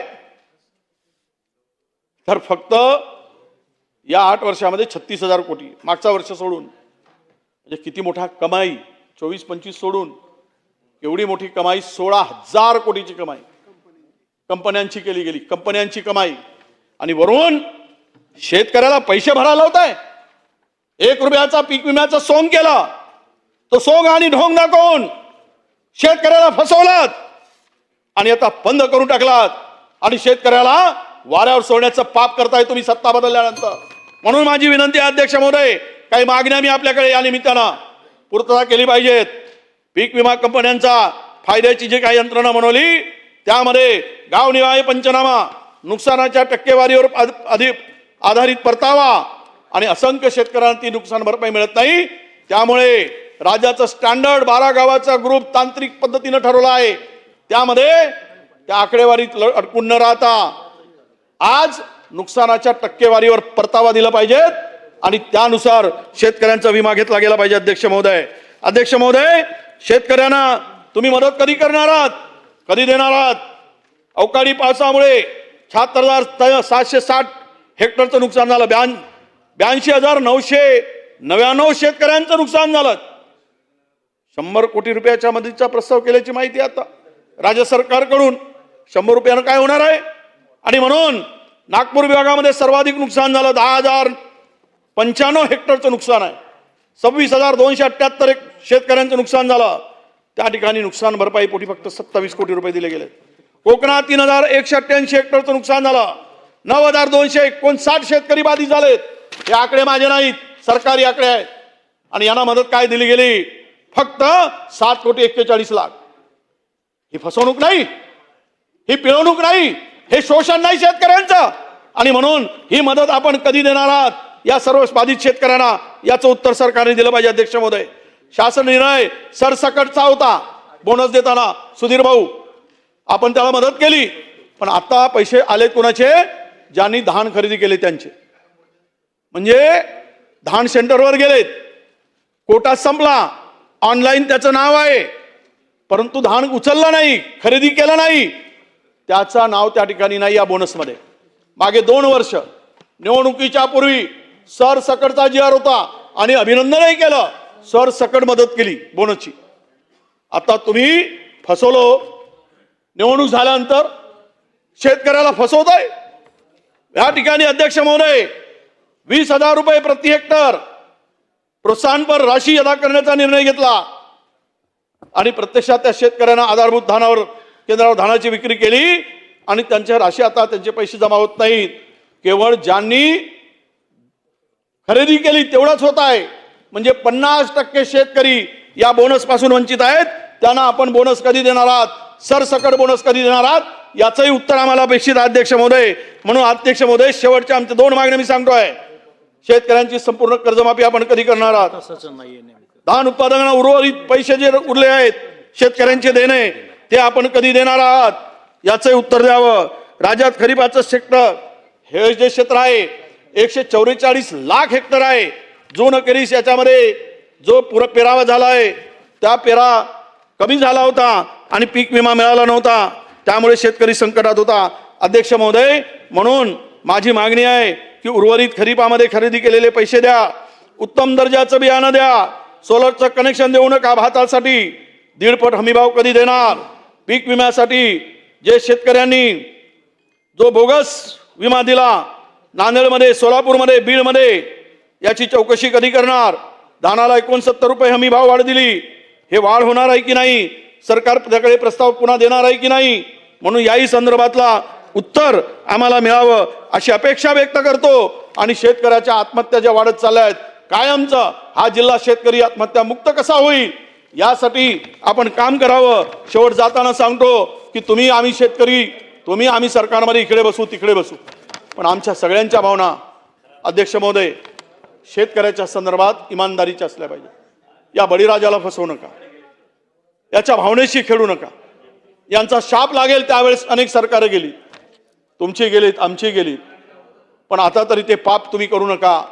आणि म्हणून याची जी अवस्था आहे या शेतकऱ्यांची अध्यक्ष महोदय, आम्ही जलमलो मातीत किती होणार गा माती, खापराच्या दिव्यात कधी पेटणार माती. विठ्ठल वाघ म्हणतात अध्यक्ष महोदय, फास लावून जल्लद चाले कोणाला वखर, खाली ढेकलाच्या वाणी आम्ही होतो गा चुर चुर, फुलवाल्या कापसाला चंद्र चोरू चोरू पाय, तरी माय माऊलीची मांडी उघडी चराय, बाय फाटल कशी झाकणार छाती, आम्ही जलमलो मातीत किती होणार गा माती, खापराच्या दिव्यात कधी पेटणार वाती. अध्यक्ष महोदय, दाणे भरता कंसात येती हुशार पाकर.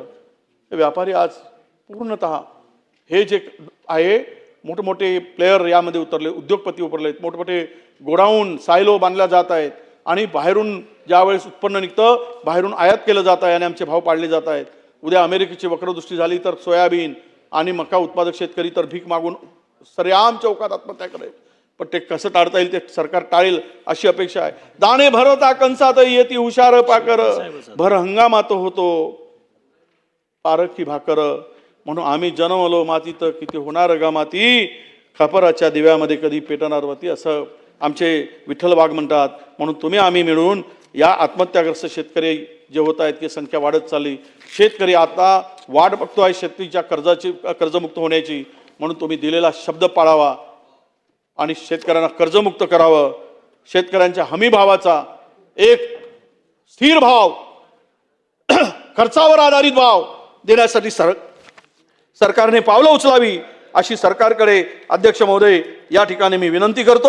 आणि सरकार म्हणून जे आपण गंभीर नाही, या खात्याचा मंत्री तुम्हाला माहीत नसेल, बोगस बियाण्याच्या संदर्भात अध्यक्ष महोदय शेवट बोगस बियाणे जे आहेत ना त्या संदर्भात भरारी पथक होती. भरारी पथकं जाऊन बोगस बियाणे बोगस खतं पकडली जात होती. काल परवा JR काढला सुरेश भाऊ आणि त्या JR मध्ये सर्व अधिकार गोठवून एकाकडे अधिकार ठेवले. म्हणजे खुशाल आता हे काळेधंदे करा.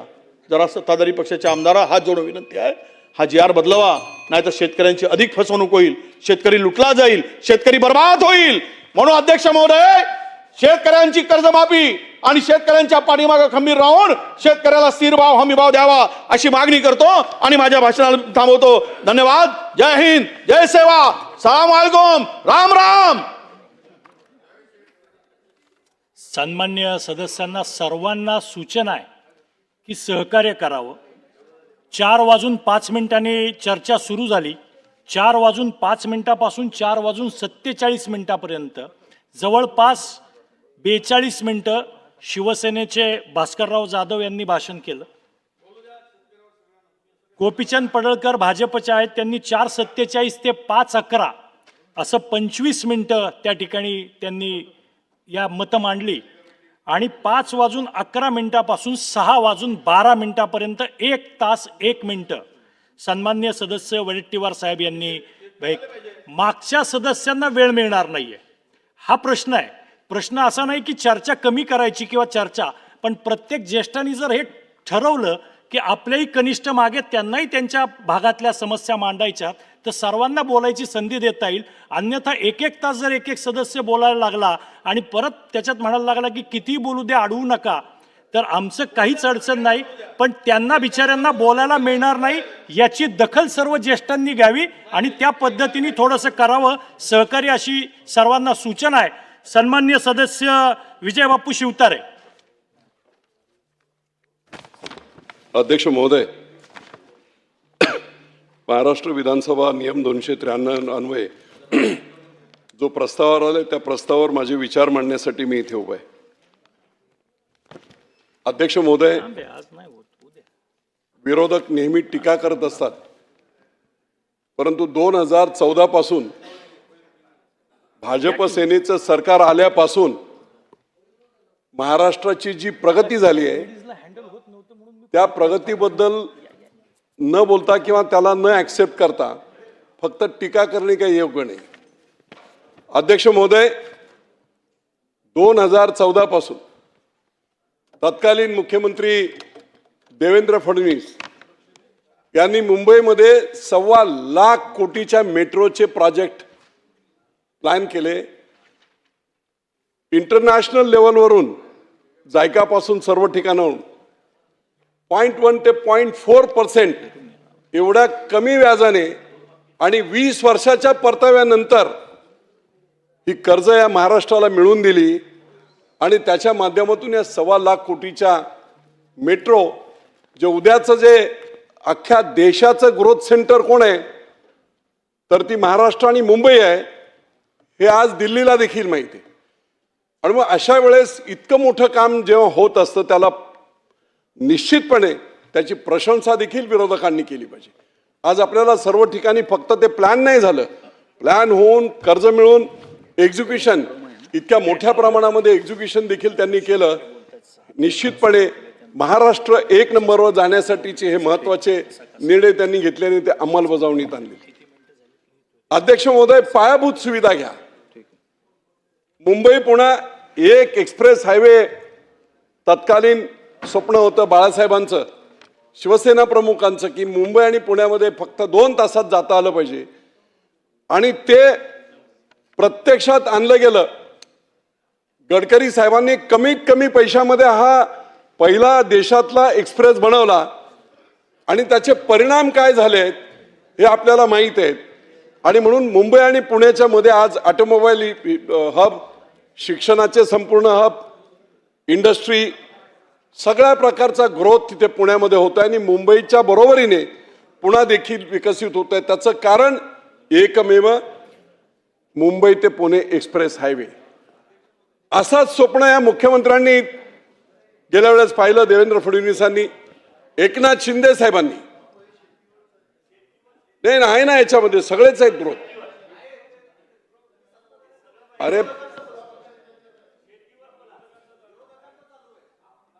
अरे पण याच्यामध्ये सगळे विषय आहेत ते. आपण कंटिन्यू करा.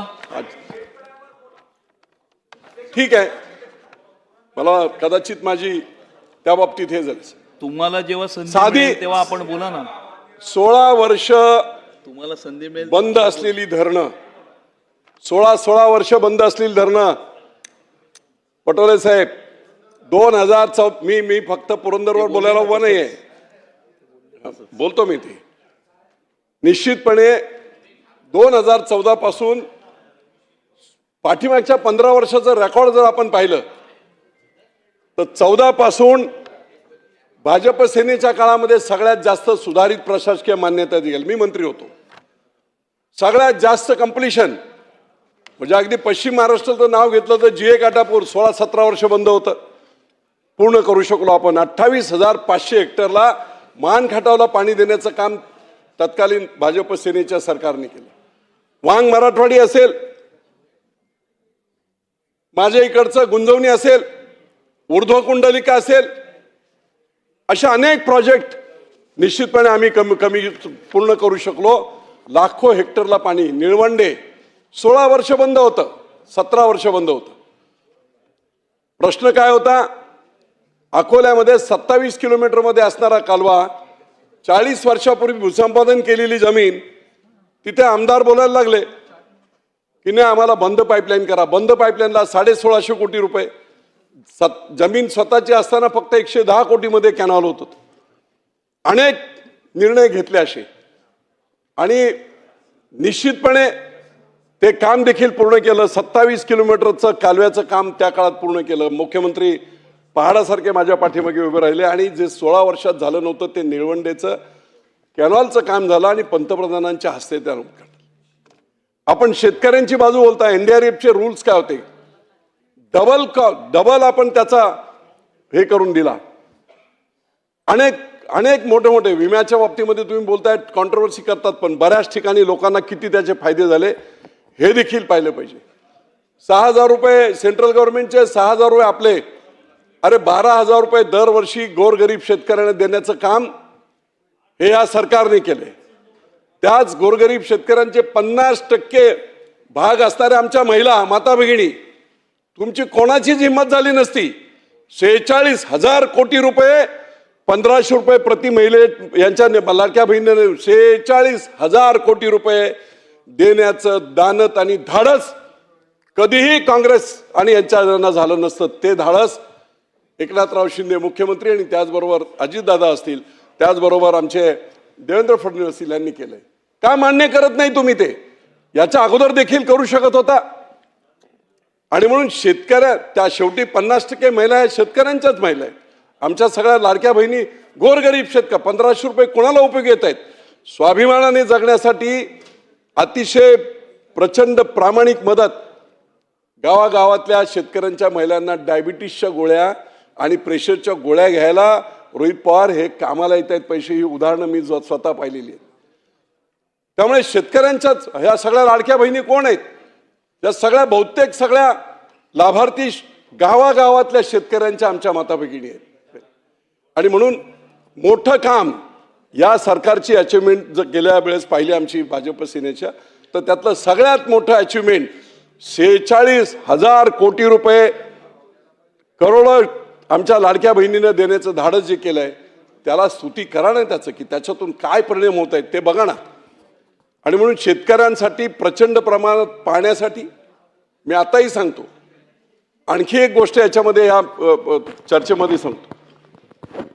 कोयना धरणातून 67.5 TMC पाणी हे पॉवर जनरेशन केल्यानंतर वशिष्ठी नदीतून समुद्राला जाते.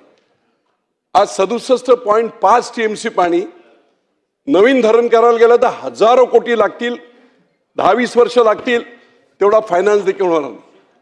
परंतु या सरकारने ते प्लॅनिंग केलंय की ते 67.5 TMC वशिष्ठीतून पाणी जाणारं समुद्राला वाया जात आहे.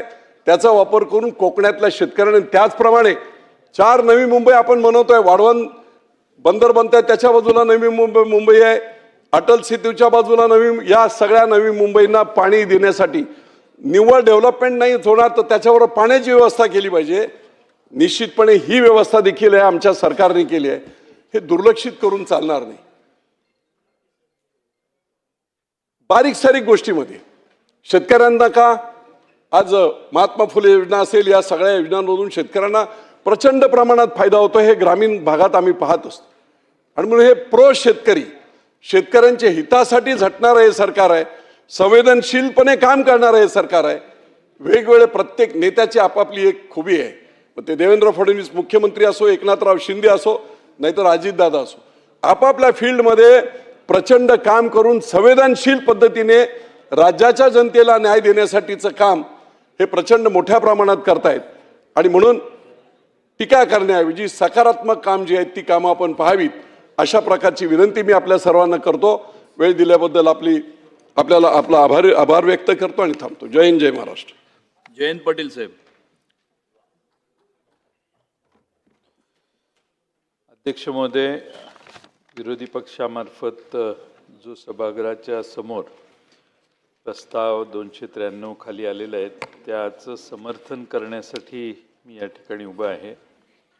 अध्यक्ष महोदय, महाराष्ट्रातल्या शेतकऱ्यांची काय दैन्यावस्था आहे हे माझ्या आधी सर्वांनीच वर्णन केलेलं आहे. पूर्वी अध्यक्ष महोदय एक टेलिव्हिजनवर कार्यक्रम असायचा, आमची माती आमची माणसं. त्यावेळी काळा पांढरा TV होता, त्यावेळी असायचा आमची माती आमची माणसं. आणि मग त्यात शीर्षक गीत होतं त्याचं की काळी आई धनधान्य देई, जोडती मनाच्या गाठी, आमची माती आमची माणसं. म्हणजे शेतकऱ्यांच्यात नव्या तंत्रज्ञानात आणि शासनामध्ये हा कार्यक्रम दुवा म्हणून काम करायचं. आणि तेव्हा शेतकऱ्यांचे आपल्यावर उपकार आहेत अशी जनता समजायची. जनतेच्या मनात शेतकऱ्याच्या बद्दल आणि खास करून शहरात राहिलेल्या माणसांच्या मनात ग्रामीण भागातल्या कष्ट करणाऱ्या वर्गांच्या बद्दल त्यावेळी फार आपुलकी आणि आदर असायचा. आणि आजही तो आहे, मी नाही म्हणत नाही. पण आज जरा थोडीशी वेगळी परिस्थिती निर्माण झालेली आहे, चित्र वेगळं आहे. सरकारमधलीच लोक शेतकऱ्यांच्यासाठी, शेतकऱ्यांच्यावर आम्ही उपकार करतो अशा भाषा आता वापरायला लागलेली आहेत. खरं म्हणजे मुनगंटीवार साहेब मंत्री होते त्यावेळी तसा काळ नव्हता. शेतकऱ्यांच्या विषयी आपुलकी, आदर, माया किती मुनगंटीवारांना आहे हे आम्ही बघायचो. पण आता तुम्ही जेव्हापासून तुमची संगत यांनी सोडलेली आहे तेव्हापासून त्यांची भाषा बदललेली आहे. त्यामुळे तुम्ही त्यांच्या संगतीत पाहिजे होता. आणि नसल्याचा म्हणजे एखादा माणूस बरोबर असला तरी परिणाम हा फार चांगला होऊ शकतो. कोण म्हणतं पेरणीचे पैसे दिले, लाडक्या बहिणीचे पैसे आम्ही देतो, अंगावरचे कपडे, बूट, चपला सगळंच आम्ही देतो. नको नको ती विधानं सरकारमध्ये बसलेली माणसं करायला लागली. मला एकच साधा प्रश्न विचारताय, ठीक आहे दिलं, खिशातनं दिलं का? आपल्या खिशातनं दिल्यासारखी भाषा मंत्र्यांनी करणं हे महाराष्ट्रातली स्वाभिमानी जनता, स्वाभिमानी शेतकरी कधी सहन करणार नाही. आपल्या अंगावरचा सूट, पायात घातलाय तो बूट कोणाची देण आहे? मतदारांची ना. तुम्ही जे काय आज घालताय कपडे हे कोणाच्यामुळे आपली तुमची प्रगती व्यक्तिगत जर कोणाची झाली असेल तर आपल्या घरात जे अन्नधान्य शिकतंय ते शेतकरी राबवल्यावर हे मान्य आहे, तर मग ही भाषा कशी काय? आणि म्हणून अध्यक्ष महोदय, पहिल्यांदा देवेंद्र फडणवीसांनी सरकारमधल्या मंत्र्यांना त्यांची भाषा बदलायला सांगा. जरा नम्रता ही कायम उपयोगी पडते. आमची विनंती आपल्यामार्फत सरकारच्या प्रमुखांना आहे की थोडीशी शेतकऱ्यांच्या प्रती, कष्टकरी वर्गांच्या प्रती जर मंत्री जसं बोलायला लागले तर मग शहरातली सगळी सुटाबुटातली माणसं त्यांना त्याज्य करतील. आणि म्हणून ही सामाजिक परिस्थिती निर्माण होणार नाही याची काळजी घ्यावी.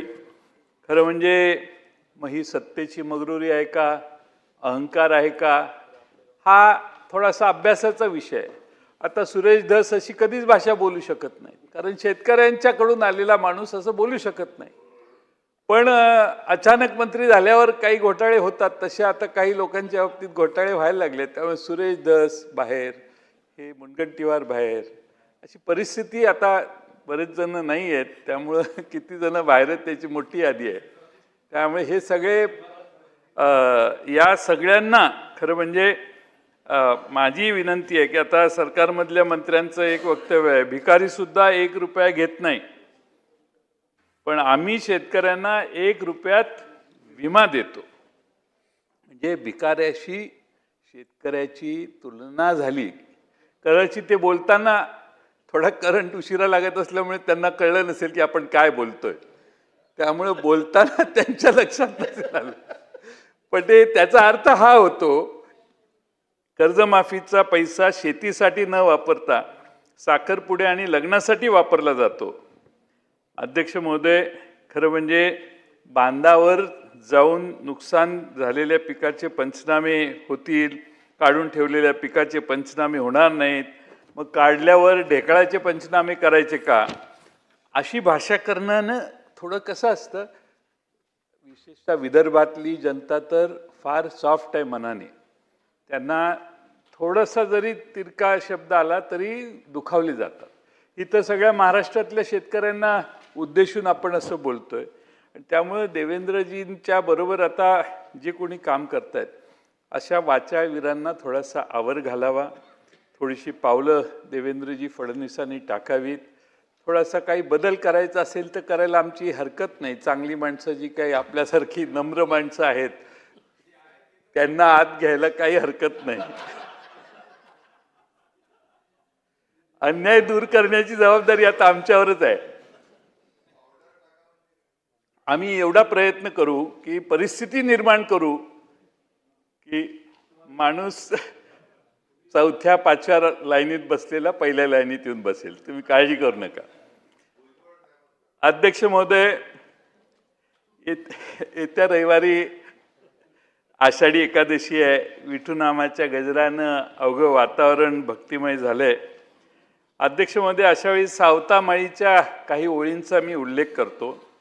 कांदा मुळा भाजी अवघी विठाबाई माझी, लसूण मिरची कोथिंबिरी अवघा झाला माझा हरी, मोठ नाडा विहीर दोरी अवघी व्यापिली पंढरी. सावतामाईच्या या अभंगात अध्यक्ष महोदय ते या पिकांमध्ये विठ्ठलाला पाहतात, पिकांना देवाचा दर्जा देतात. हीच परंपरा महाराष्ट्रातला शेतकरी आज जपत आलेला आहे.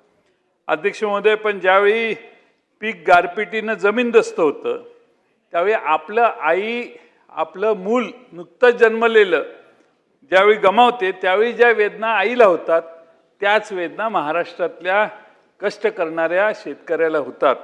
आणि म्हणून अध्यक्ष महोदय, या लाख मोलाच्या पिकांचा ज्यावेळी चिखल झालेला शेतकरी बघतो त्यावेळी आपलं स्वतःचं मूल गेलंय अशा पद्धतीनं शेतकऱ्याची मानसिकता होते. अध्यक्ष महोदय, मान्सूनपूर्व पावसाने थैमान घातलंय, अतोनात नुकसान केलंय. मे महिन्यात अवकाळी पाऊस, वादळी वारे, गारपिटीमुळं शेती आणि फळपिकाचं 77,300 हेक्टरवर क्षेत्र बाधित झाल्याचं कृषी विभागाने प्राथमिक अहवालात सांगितलंय. म्हणजे साधारणपणे 1,00,000 हेक्टर क्षेत्र बाधित झालेलं असेल.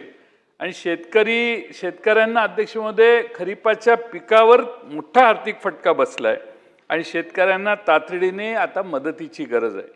अध्यक्ष महोदय, आम्हाला काही राजकीय अभिनिवेश तयार करायचा नाही, पण कृषी विभागाच्या आकडेवारीनुसार मे महिन्याच्या अवकाळी पावसानं बुलढाणा, अमरावती, अहिल्यानगर, नाशिक, अकोला, बीड जिल्ह्यात सर्वाधिक नुकसान झालेलं आहे. यामध्ये भात, मका, कांदा, ज्वारी, बाजरी, भुईमूग, तीळ, मूग, उडीद पिकासह भाजीपाला आणि फळपिकाचं मोठं नुकसान झालेलं आहे. अध्यक्ष महोदय, खरीप हंगामाच्या तोंडावर आर्थिक कोंडी शेतकऱ्याची झाली आहे, ही सगळ्यात मोठी विवंचना आहे. आणि म्हणून सरकारने ताबडतोब उठून शेतकऱ्याला तातडीची मदत करण्याची गरज आहे. पण शेतकऱ्याकडून बघतो, पाहतो, पंचनामा करतो या भूमिकेतनं सरकार काय अजून बाहेर यायला तयार नाही. अध्यक्ष महोदय, मी काही उदाहरण देईन. माझ्या स्वतःच्या मतदारसंघात सांगली जिल्ह्यात वाळवे तालुक्यात जून महिन्याच्या सुरुवातीला प्रचंड पाऊस झाला. शेतकऱ्यांना जमिनीची मेहनत मशागत करता नाही आली, त्यामुळे पेरण्या झाल्या नाहीत. तुळजापूर, गाताडवाडी, लोणारवाडी, अहिरवाडी सगळ्या जिराईत मधला टापू आहे. त्यामध्ये 90% शेतकऱ्यांना अध्यक्ष महोदय पेरण्याच करता आलं नाही. जर पेरणीच झाली नाही तर प्रपंच कसा चालणार, उदरनिर्वाह कसा होणार, शिक्षणांसाठी मुलांच्या फी भरायचे आहेत ते पैसे कुठून आणणार, हे असे संकट त्या भागातल्या शेतकऱ्यांच्यावर आले. माझी सरकारला विनंती आहे की तात्काळ पंचनामा करून शासन नियमाप्रमाणे लवकरात लवकर तातडीची मदत सरकारने करावी. अध्यक्ष महोदय, आता मराठवाड्यातले एक उदाहरण देतो. आपल्या जालना जिल्ह्यातील बदनापूर तालुक्यात 5 ते 7 मे अवकाळी पावसामुळे शेतकऱ्यांचं मोठं नुकसान झालं.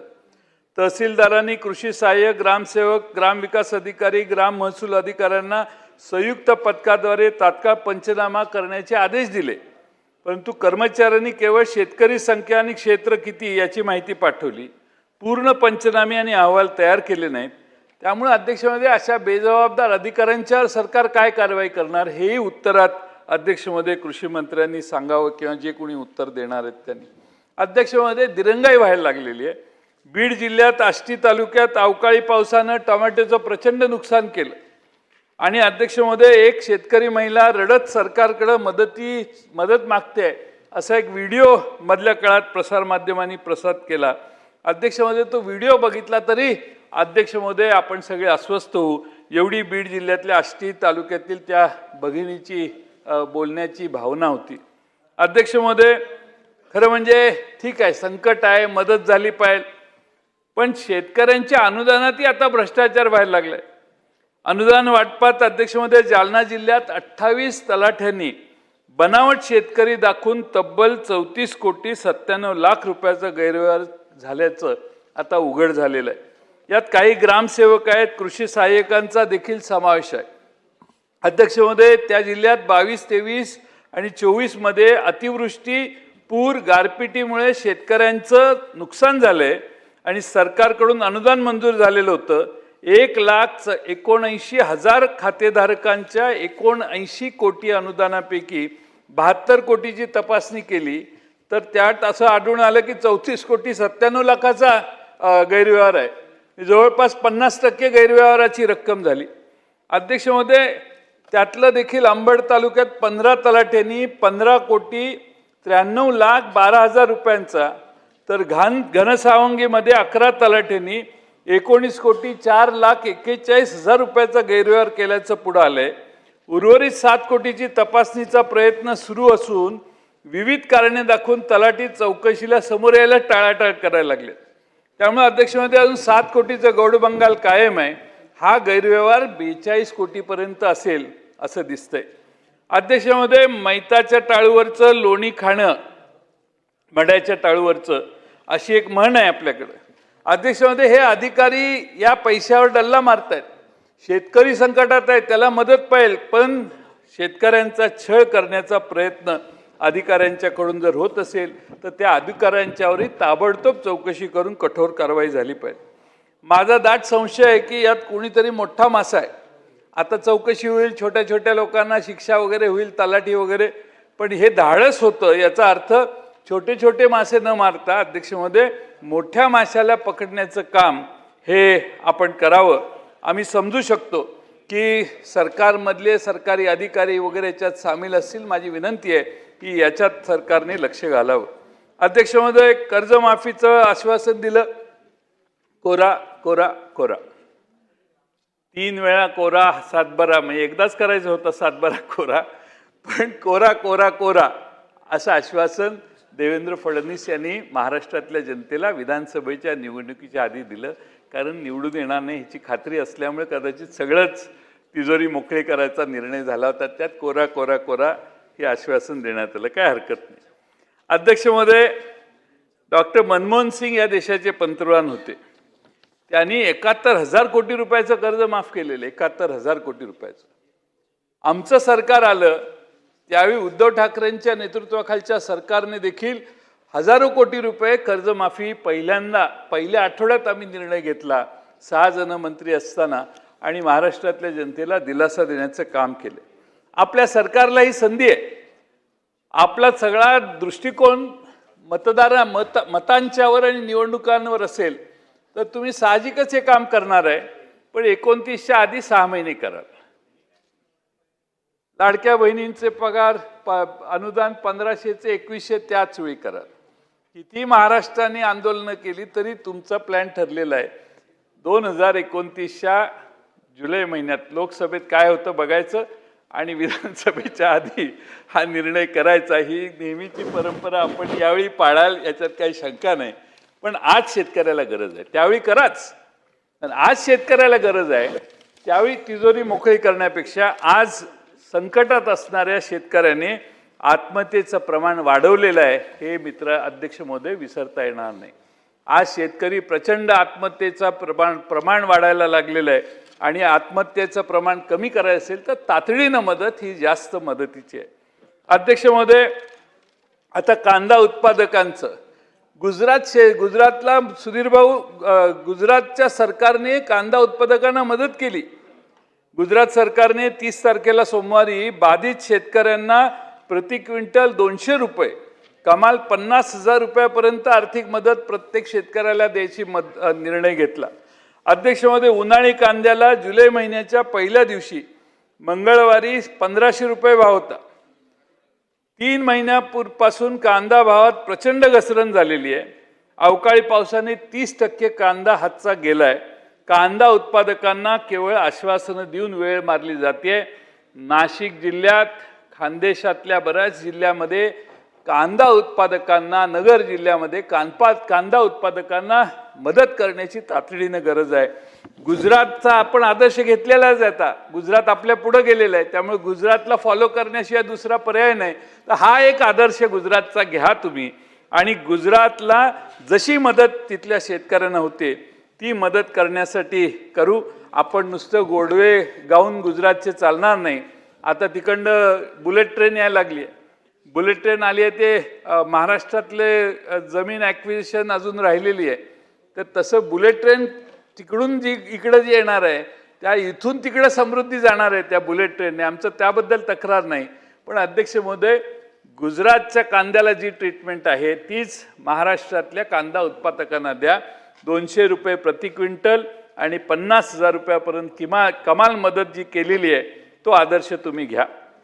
अध्यक्ष महोदय, परिस्थिती खरंच फार भीषण आहे. आम्ही प्रस्ताव आणण्याचं कारणच हे आहे अध्यक्ष महोदय की जानेवारी ते मार्च या 3 महिन्यामध्ये 767 शेतकऱ्यांनी आत्महत्या केल्या.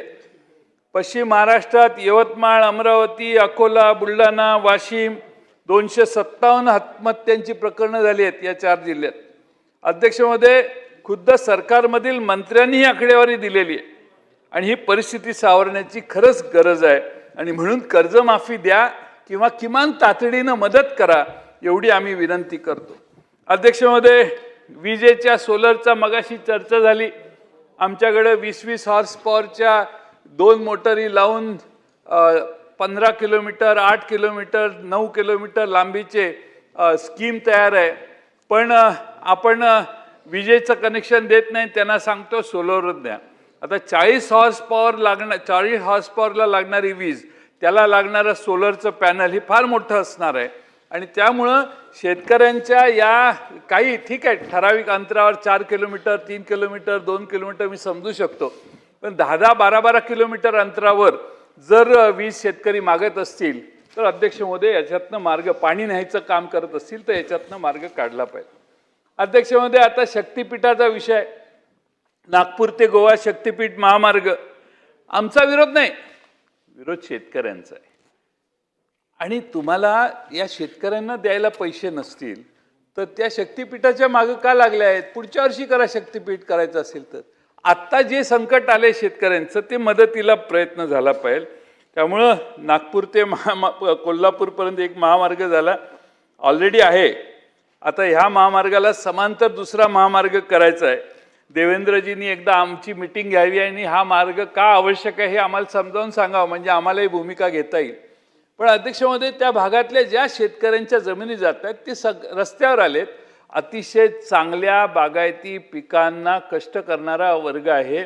आमच्या भागामध्ये फार कष्ट करणारे शेतकरी आहेत की ज्यांच्या जमिनी आता त्यात अध्यक्ष महोदय जाणार आहेत. 86,000 कोटी रुपये खर्च केल्यावर त्याचा टोल पुढचे 50 वर्ष आपण सगळ्यांनी आपल्या पोराबाळांनी नातवांनी भरायचा, हाच आता कार्यक्रम पुढे होईल त्यांच्या ह्याने. विदाऊट टोल करत असाल तर स्वागत आहे, पण टोलने वसुली केल्याशिवाय आपली इकॉनॉमीच टिकणार नाही. तर मग हा टोलचा रस्ता सध्या आहे तो रस्ताच वाईड करून केला का करत नाही, या सगळ्या प्रश्नांची उत्तरं आम्ही करणारच. खरं की आता तुमचं राज्य आहे, तुमची मेजॉरिटी, तुम्ही करणारच. रेटायला लागल्यावर तुमचं होणारच बरोबर. पण अध्यक्ष महोदय, समजावून सांगा, विरोधी पक्षाला समजावून सांगा की हा रस्ता आवश्यक आहे, किती रुंदीचा होणार, का होणार. मग आहे तो रस्ता विस्तारित ब्रॉड केला तर कदाचित आपण कमी खर्चात हा खर्च करू शकतो असं आम्हाला वाटतंय. नागपूर रत्नागिरी महामार्ग आहे, कोल्हापूर ते रत्नागिरी जाता येऊ शकतं, अशी बरेच मार्ग आहेत. कोल्हापूरहून गोव्याला जाणारे अनेक मार्ग आहेत. त्यामुळे ह्या महामार्गाचा अट्टास का? लोकांच्यात मनात शंका वेगळ्या आहेत. आता लोक बोलणारे काही बोलत असतात, पण लोक बोलताना बऱ्याच शंका घेत आहेत आणि राजीव शेट्टी आमचे विरोधी भूमिका त्यांनी घेतलेली आहे आणि आम्ही त्यांना पाठिंबा दिलेला आहे. जर शेतकऱ्यांना नको असेल तर आमचा त्यांना पाठिंबा आहे. ते मध्ये एकदा असंच झालं, समृद्धी महामार्गातले सगळ्या शेतकऱ्यांनी अशी जी अर्ज दिलाय सगळ्यांनी ऑब्जेक्शन घेतलं, आम्हाला जमिनी द्यायच्या नाही.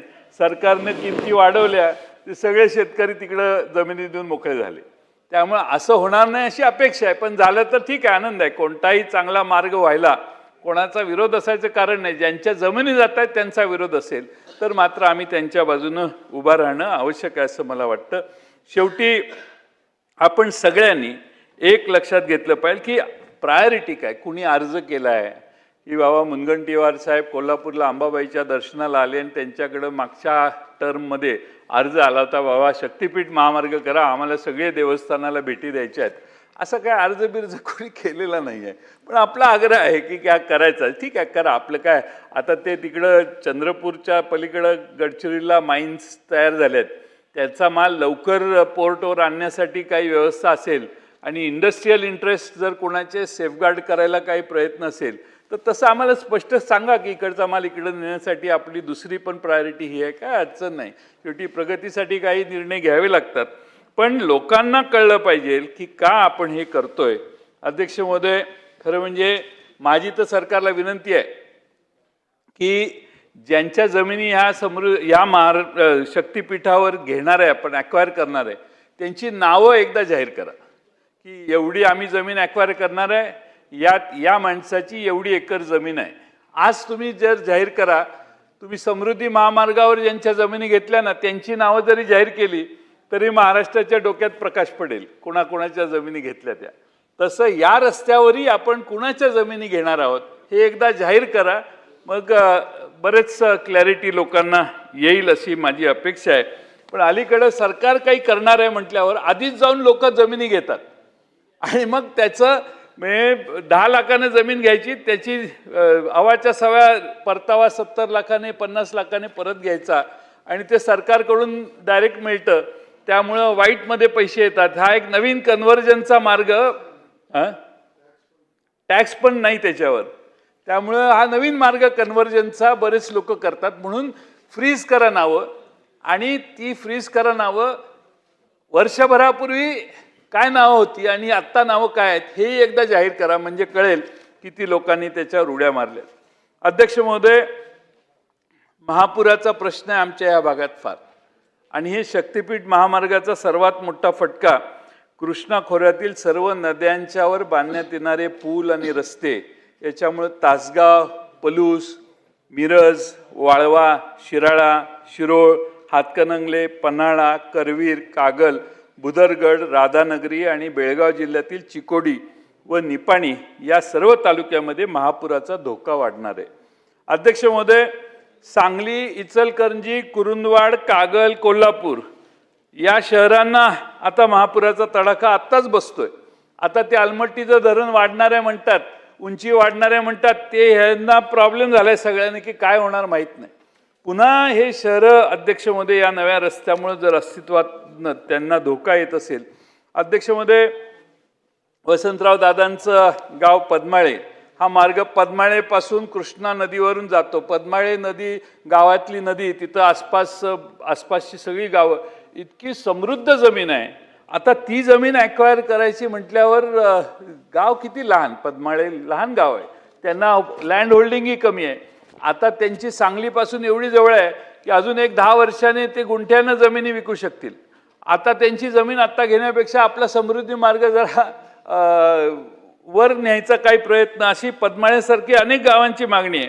दानोळीला पुढे जाते, वारणा नदीहून ते जाणार आहे, रुकडी जवळून पंचगंगा नदीहून जाणार आहे, कागल तालुक्यात दूधगंगा वेदगंगा नदीहून तो रस्ता जाणार आहे, बुदरगड तालुक्यात पुन्हा तो वेदगंगा नदीवर जाणार आहे. सर्व नद्यांच्या वरून जाताना किमान 15 ते 20 फूट रस्त्याची भर पडेल आणि हा सर्व परिसर महापूर प्रवण क्षेत्र म्हणून आज धोक्यात आलाय. रस्त्याच्या बाजूने असलेली शेती पाणी साचून खराब होणार आहे ह्याच्यातही. अध्यक्ष महोदय, फार कर्ज आहे आता आपल्यावर, 9.5 लाख कोटी रुपयापर्यंत, 9,32,000 कोटी रुपयापर्यंत सुधीर भाऊ आपण पोचलेलो आहे. आता निर्धारच केला असेल की 15 लाख कोटीपर्यंत पोचवल्याशिवाय स्वस्त बसायचं नाही, तर आमचा काही विरोध नाही. पण 9,32,000 कोटी रुपये फार झाले कर्ज, आणि अजून तुम्हाला 4 वर्षे काढायची आहेत, आणि 4 वर्षे काढताना तुम्ही आत्ता एवढं कर्ज रेज केलं तर by the end of your term तुम्हाला व्याजा आणि मुद्दल परत फेडताना जे हप्ते येतील ना, त्यावेळी शेवटच्या वर्षी तुम्ही काहीच करणार नाही. ह्या आमदारांना पैसे कुठून देणार तुम्ही? आत्ताच 80-90 हजार कोटी रुपयाची देणी राहिलेली आहेत, 1 लाख कोटी रुपयाचं विजेचं थकबाकी राहिलेली आहे. तुम्हाला ही देणी द्यायची आहेत, ती देणी देण्यासाठी तुमच्याकडे पैसे नाहीत. आमदारांची सगळी कामं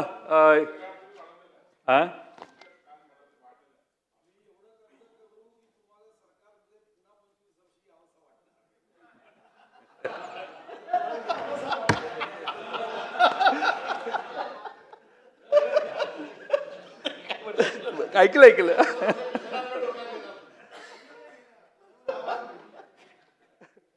आपला हा जो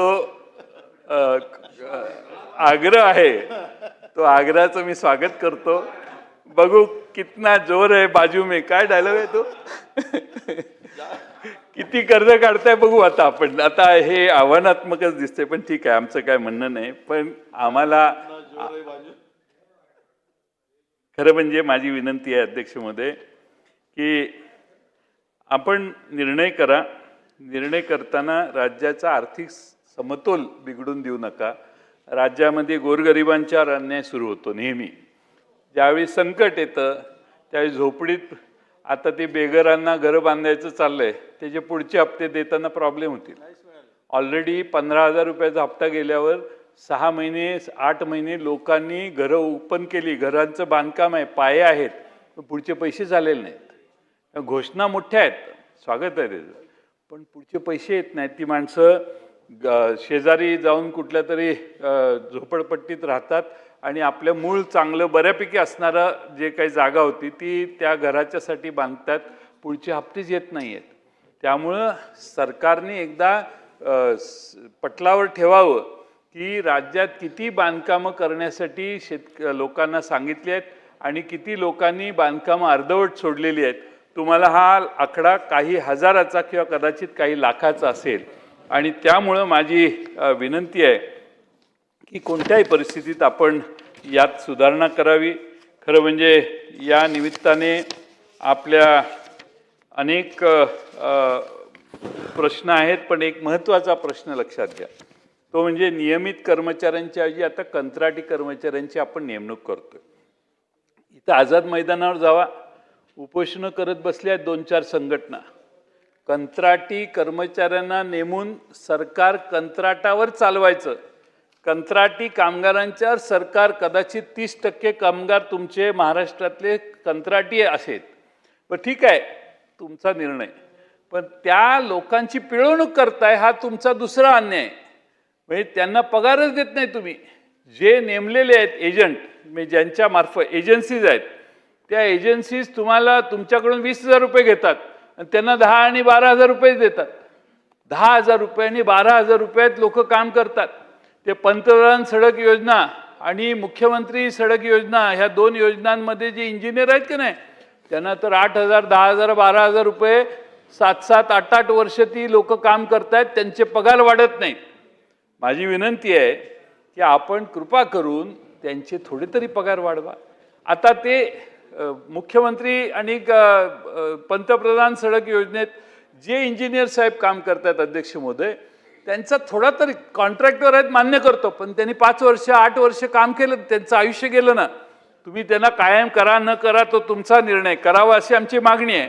पण नसाल करत तर किमान त्यांचा 12,000 60,000 रुपये एका डिपार्टमेंट देतं, एक डिपार्टमेंट 50,000 देतं, 50,000 रुपये कॉन्ट्रॅक्टवर इंजिनियर नेमून, आणि ह्यांना 12,000 रुपये. सुधीर भाऊ, तुम्हाला तरी हा अन्याय पटेल का? मी तुम्हाला कागद देतो, माझं हे ऐकत नाहीत पण तुमचं ते ऐकत असतील असा माझा समज आहे. पण पगार थोडेसे 10 आणि 12,000 रुपयाच्या ऐवजी पगार वाढवले पाहिजेत अशी माझी सरकारला विनंती आहे. तुम्ही त्यांना जे मेहनताना देताय ते वाढवा. लोक त्यातही आता आत्महत्येचं काय आहे, कॉन्ट्रॅक्टर तर करतीलच आत्महत्या, याच्यात काय माझ्या शंका नाही, कारण पेमेंटच राहिलेले आहेत बऱ्याच लोकांची. तसे हे कंत्राटी कर्मचाऱ्यांच्यामध्ये आत्महत्येचं प्रमाण वाढायला लागले आणि त्यासाठी अध्यक्ष महोदय माझी विनंती आहे की तुटपुंजे वेतन आपण देतोय, कष्ट करणाऱ्या ह्या मुलांना स्वतःच्या खिशातलं कंत्राटदार कमी पैसे देतो आणि त्याच्या खिशात जास्त पैसे देतात. माझी सूचना आहे एक रोजगार महामंडळ करावं. आपण ते सुरक्षा रक्षक महामंडळ केले ना, तसे एक रोजगार महामंडळ करा आणि कंत्राटी कर्मचाऱ्यांना त्यात सामावून घ्या आणि त्या महामंडळाद्वारे वेतन अदा करा, म्हणजे कामगारांचं किमान शोषण होणार नाही अशी आमची विनंती आहे. अध्यक्ष महोदय, दुसरा एक शेवटचा मुद्दा सांगतो, मी जास्त वेळ घेत नाही. बियाण्यांची आता बळीराजा खरीपाच्या पेरणीसाठी जुळवाजुळव करायला लागलाय, तेव्हा सरकारनं अध्यक्ष महोदय 100% अनुदानावर हेक्टरी 75 किलो बियाणं देण्याचं जाहीर केलं. महाबीजकडून प्रत्यक्षात 66 किलोच बियाणं देऊन शेतकऱ्यांची फसवणूक होते, हे धक्कादायक बाब पुढे आलेली. एकीकडे सरकार हेक्टरी 75 किलो बियाणांची घोषणा करते, त्यानुसार महाडीबीटीच्या लॉटरीनुसार शेतकऱ्यांना महाबीजचं बियाणं देण्यात येत आहे. मात्र महाबीजकडून 22 किलोची एक बॅग याप्रमाणे 66 किलो 3 बॅगांमध्ये दिलं जातंय. महाबीज प्रति हेक्टरी 9 किलोवर डल्ला मारते असं शेतकऱ्यांचं म्हणणं आहे. माझं पूर्ण होते ना, मला संपत आलं. हा, नंतर मी बसून ऐकतो, नंतर माझं भाषण होते ना. नाही ते मंत्री सांगतील ना. तुम्ही मंत्री झालं काय? तोच विषय आहे. तुम्ही मंत्री झाल्यासारखं बोलू नका, नाही तर तुम्हाला हे कधीच करणार नाहीत.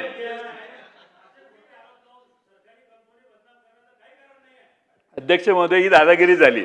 आम्ही काय बोलायचं हे सांगू शकत नाहीत. सावरकरांच्या सारखं वागू नका म्हणून सांगा जरा. बसा खाली. अध्यक्ष महोदय, एकीकडे 75 किलो हेक्टरी जे फॅक्ट पुढे आलेले आहेत सावरकर ते सांगतोय. जयंत पाटील साहेब, एक मिनिट. हरकत घेतली आहे. हरकतीचा मुद्दा आहे. हरकतीचा मुद्दा आहे. हरकतीचा मुद्दा आहे. हा बोला. अध्यक्ष महोदय, महाबीज शासकीय कंपनी आहे. भाऊ जेव्हा मंत्री होते तेव्हाही महाबीजचं काम उत्कृष्ट नॅशनल प्रोडक्टिव्हिटी अवॉर्ड 14 वेळ घेतलेली संस्था आहे. एकमेव महामंडळ नफ्यात चालू आहे. यानं शासनाच्या त्या कंपनीचा ब्रँड खराब होते. एखादी घटना घडली असेल, सरसकट माननीय ज्येष्ठ सदस्य आहेत, आमचे वडील बंधू आहेत, ते जे सांगून राहिले ना, त्यांच्यापर्यंत चुकीची माहिती आली असेल. एवढंच मला करेक्शन करायचं आहे. आपली महाबीजची थैली 30 किलोची आहे. एखादी थैली 22 किलोची भरली असेल म्हणून सरसकट असं झालं असं नाही आहे. महाबीज ही संरक्षण भिंत आहे आज शेतकऱ्यांसाठी. एवढीच माझी विनंती आहे त्यांना की त्यांनी पण त्यांच्या पद्धतीनं हे म्हणजे तपासून घ्यावं आणि नंतर आपण त्यांचं म्हणणं ऐकू, त्याची चौकशी होईल. माझी विनंती आहे की आमच्या एक चांगलं ब्रँड नाव खराब होऊ नये. बस एवढंच माझं म्हणणं. अध्यक्ष महोदय, त्या महाबीजला मी भेट दिलेली आहे. मला महाबीज काय आहे आतून बाहेरून व्यवस्थित माहिती आहे. चांगली संस्था आहे. संस्थेकडून बाहेर आलेल्या पिशव्या 22 किलोच्या आहेत आणि त्यामुळं काही शेतकऱ्यांनी लेखी तक्रार माझ्याकडे केलेली होती म्हणून मी हा मुद्दा घेतलेला आहे. तरी आपण आता परत गावाला कधी जाणार आहे? परवा. तुम्ही जाऊन सांगा जयंत पाटलांनी असं सांगितलंय आणि ते काय म्हणतात ते सोमवारी मला भेटून सांगा तुम्ही. आणि मी तुम्हाला पण माहिती देईन, कळवेन. तुम्ही माझे हितचिंतक आहात त्यामुळे मी तुम्हाला कळवेन. सावरकरांचा एक किस्सा आहे माझ्याकडे, पण आता जाहीर सांगत नाही, खाजगीत तुम्हाला सांगतोय. हे चांगलं आहे, वाईट नाही. ते निरीक्षक म्हणून दुसऱ्या राज्यात गेलेले मध्य प्रदेशमध्ये, तिथल्या रिझल्टबद्दल सांगेन मी तुम्हाला काहीतरी. पण विनोदाचा भाग सोडून द्या. अध्यक्ष महोदय, या ठिकाणी आम्ही हा प्रस्ताव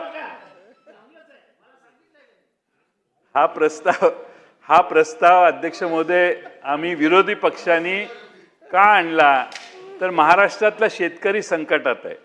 महाराष्ट्रातला शेतकरी संकटात असताना अध्यक्ष महोदय आम्हा सगळ्यांची विनंती आहे की आपण अध्यक्ष महोदय या महाराष्ट्रात शेतकऱ्यांना मदत करण्याची भूमिका तातडीनं घेतली पाहिजे. विलंब लावू नका. राजकीय अभिनिवेशात याचं भाषणाचं उत्तर देऊ नका अशी आमची विनंती आहे. आम्ही काही पक्ष म्हणून टीका केलेली नाही. आपण भारतीय जनता पक्षाचे ज्येष्ठ नेते या ठिकाणी मुख्य प्रतोद या ठिकाणी बसलेले आहेत. आता नाही आहे, सावरकर मुख्य प्रतोद आहे म्हणून ते उभे राहिले. महाबीज भाजपचं नाही आहे, महाराष्ट्र सरकारचं आहे.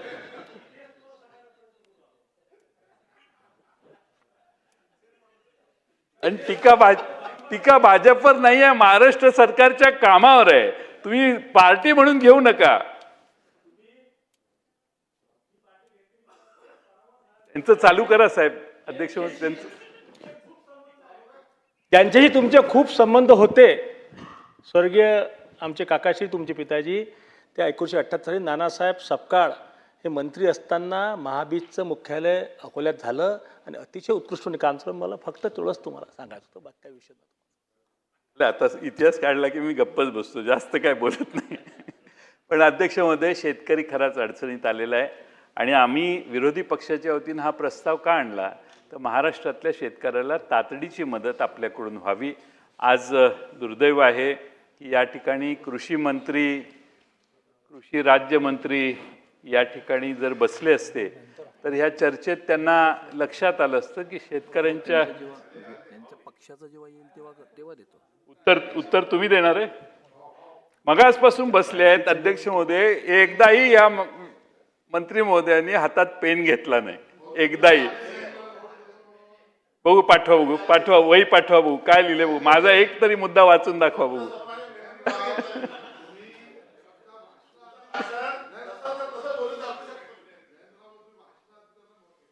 हे सगळ्या नोट देतो म्हणून तुमच्या भाषणाच्या, म्हणून ते लिहित नाही. लिहिलं नसेल तर मी माझी कागद पाठवून देतो, मुद्दे काही. पण अध्यक्षमध्ये आशिषजी नव्यानं मंत्री झालेले आहेत, त्यांचं मी अभिनंदन करेन. पण उत्तर कृषी मंत्री देणार आहेत आणि या सगळ्यांचा राजकीय अभिनिवेश न बाळगता शेतकऱ्याला मदत कशी होईल असं उत्तर यावं एवढी विनंती करतो आणि माझे 2 शब्द पूर्ण करतो.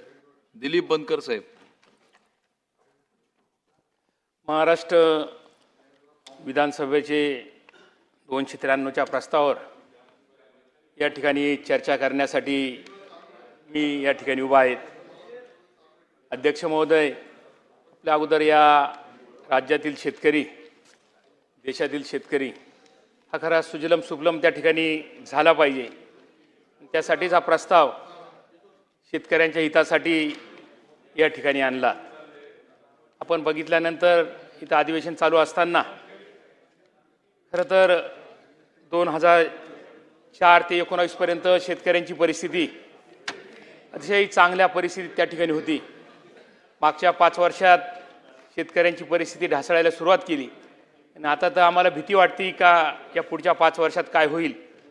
त्यासाठी निश्चित शासनाने शेतकऱ्यांच्या प्रती त्यांचा आदर ठेवणं आणि मदत करणं ही भूमिका त्या ठिकाणी घ्यावा लागेल. मेमध्ये खूप मोठ्या प्रमाणावर पाऊस त्या ठिकाणी झाला. आमच्याकडे तर नाशिक जिल्ह्यामध्ये 6 मेला पाऊस सुरू झाल्यानंतर आजपर्यंत त्या ठिकाणी पावसाने उघडीप त्या ठिकाणी दिली नाहीत.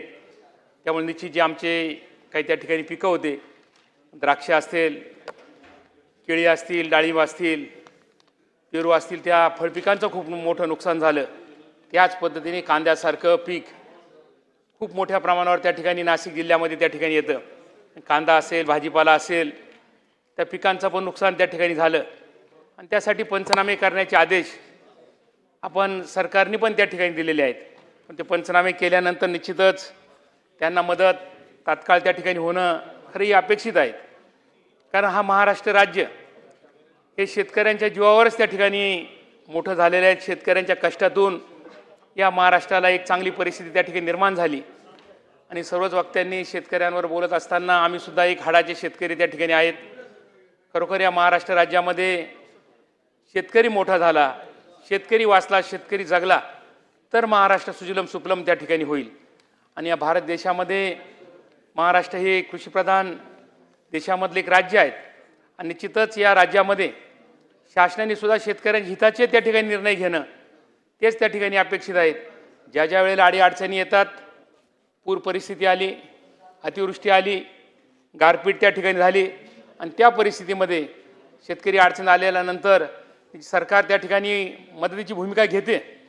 आपण त्या ठिकाणी पंचनामे करतो, पण जी काही मदत त्या ठिकाणी सरकारच्या माध्यमातून होती ती मदत फार तोकडी त्या टायमाला त्या ठिकाणी मदत होती आणि मग शेतकरी अडचणी येताना त्या ठिकाणी दिसतो. म्हणून खऱ्या अर्थाने शेतकऱ्याच्या हिताच्या दृष्टिकोनातून ज्या ज्या गोष्टी राज्य सरकारच्या माध्यमातून करायला पाहिजे त्या गोष्टी करणं त्या ठिकाणी अपेक्षित आहेत.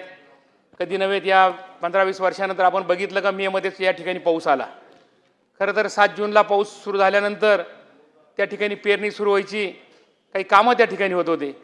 परंतु आमच्याकडे तर मेमध्येच पाऊस सुरू झालेला असल्यामुळं द्राक्ष पिकांचं कधी नव्हे एवढं अतोनात नुकसान त्या ठिकाणी झालं. आणि ज्या द्राक्ष पिकांची एप्रिल छाटणी त्या ठिकाणी होती, त्यानंतर काड्या परिपक्व व्हायला पाहिजे, कुठल्या काड्या त्या ठिकाणी झाल्या नाहीत, त्या काड्यांमध्ये कुठली गर्भधारणा त्या ठिकाणी होणार नाहीत.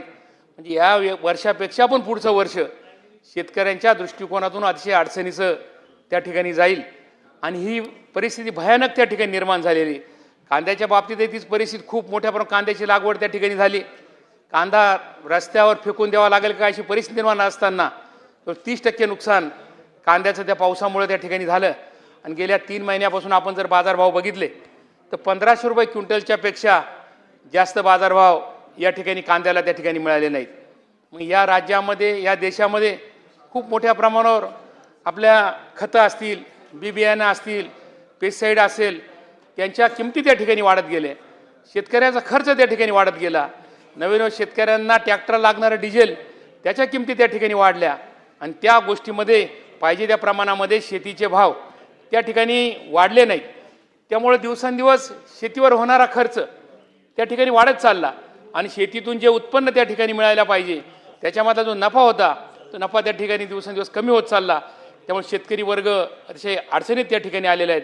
आपण बघतो का या ठिकाणी 70% जनता ही शेतीवर अवलंबून असताना आज शेतकऱ्यांच्या मुलांना कोणी मुली द्यायला सुद्धा त्या ठिकाणी तयार होत नाहीत.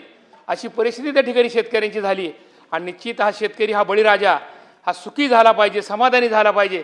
त्यासाठी अडचणीच्या काळामध्ये सरकार त्यांच्या पाठीशी उभं राहिलं तर निश्चित सरकारच्या माध्यमातून त्या ठिकाणी मदत होऊ शकते. आज अशा गोष्टी करत असताना सरकार विकासाच्या दृष्टिकोनातून तर अनेक पावलं त्या ठिकाणी त्यांनी उचलली. या ठिकाणी वाढवण बंदरसारखं सुद्धा बंदर एक मोठं या महाराष्ट्र राज्यात त्या ठिकाणी आलेले आहेत.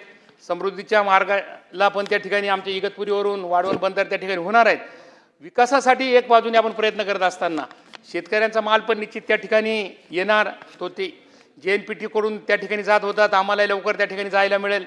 त्यासाठी ज्या ज्या गोष्टी काही करणं गरजेच्या असतील त्या करणं गरजेच्या आहेत. आमच्याच नाशिक जिल्ह्यामध्ये एक 3 वर्षापूर्वी ड्रायपोर्ट असा एक चांगला प्रोजेक्ट त्या ठिकाणी निफाड तालुक्यामध्ये आलेला आहे. त्याचंही त्या ठिकाणी टेंडर त्या ठिकाणी झालं. ते ड्रायपोर्टसुद्धा लवकर त्या ठिकाणी जर झालं तर त्या माध्यमातून शेतकऱ्यांचा जो माल आहे तो मुंबईला येऊन या ट्रॉफिक जाम होती तर त्या ठिकाणी त्याच ठिकाणी झालं तर तो माल त्या ठिकाणी जाऊ शकतो. असे अनेक प्रश्न शेतकऱ्यांचे त्या ठिकाणी आहेत. लाईटच्या संदर्भातला खूप मोठा प्रश्न या ठिकाणी समस्या संपूर्ण महाराष्ट्रामध्ये आहे. का लाईट आपण मुख्यमंत्री महोदयांनी या ठिकाणी सांगितलं का या महायुती सरकारने आपण दिवसा 12 तास लाईट त्या ठिकाणी शेतकऱ्यांना देणार आहेत. सोलरच्या माध्यमातून त्या ठिकाणी लाईट देणार आहेत. परंतु सोलर त्या ठिकाणी अतिशय अडचणीचं त्या ठिकाणी तयार झालं. का सोलरला एक त्या ठिकाणी आट टाकलेली आहेत, ती केंद्राची आट आहे. डार्क वॉटर शेडमध्ये ज्या ज्या ठिकाणी ज्या जमिनी असेल त्या ठिकाणी सोलरला परवानगी त्या ठिकाणी देता येत नाहीत. पण त्या परिस्थितीमध्ये शेतकऱ्यांनी करायचं काय? आता बाप भीक मागू देत नाही आणि आई पदर पसरू देत नाही. अशा परिस्थितीमध्ये जर आपण लाईटही त्या शेतकऱ्यांना देणार नसेल आणि सोलरही त्या ठिकाणी मिळणार नसेल तर निश्चित ती चुकीची गोष्ट आहे. मी मुख्यमंत्री महोदयांना सुद्धा त्या ठिकाणी भेटलं, त्याचं पत्र पण त्यांना दिलेलं आहे. ती आट आपल्याला त्या ठिकाणी वगळावी लागेल. त्याच वेळेस सर्व शेतकऱ्यांनी पैसे त्या ठिकाणी भरलेले आहेत. त्या शेतकऱ्यांनी सोलर जर त्या ठिकाणी मिळाले तर दिवसा 12 तास लाईट त्या ठिकाणी शेतकऱ्यांना मिळेल आणि शेतीवरचा लोडसुद्धा विजेचा त्या ठिकाणी कमी होणार आहेत.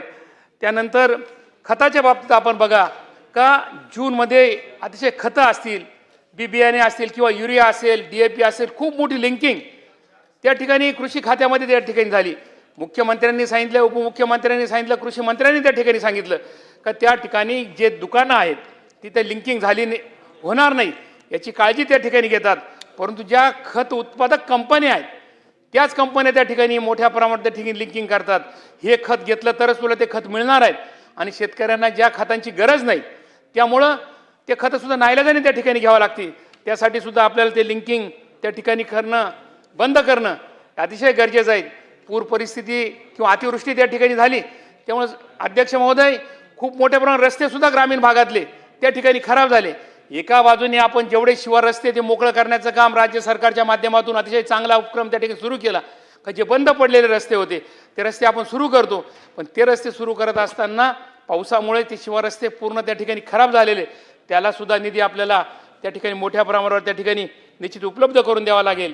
आणि सोलरच्या बाबतीतली सगळ्यात महत्त्वाची गोष्ट, जसं आपण काही निर्णय सरकारने अतिशय चांगले घेतले, ते घेत असताना आता जयंत पाटील साहेब पण या ठिकाणी बोलत होते. मुख्यमंत्री माझी लाडकी बहीण योजना असेल त्या ठिकाणी पैसे गेले, निश्चित 45,000 कोटी रुपये त्या ठिकाणी त्यांना गेले.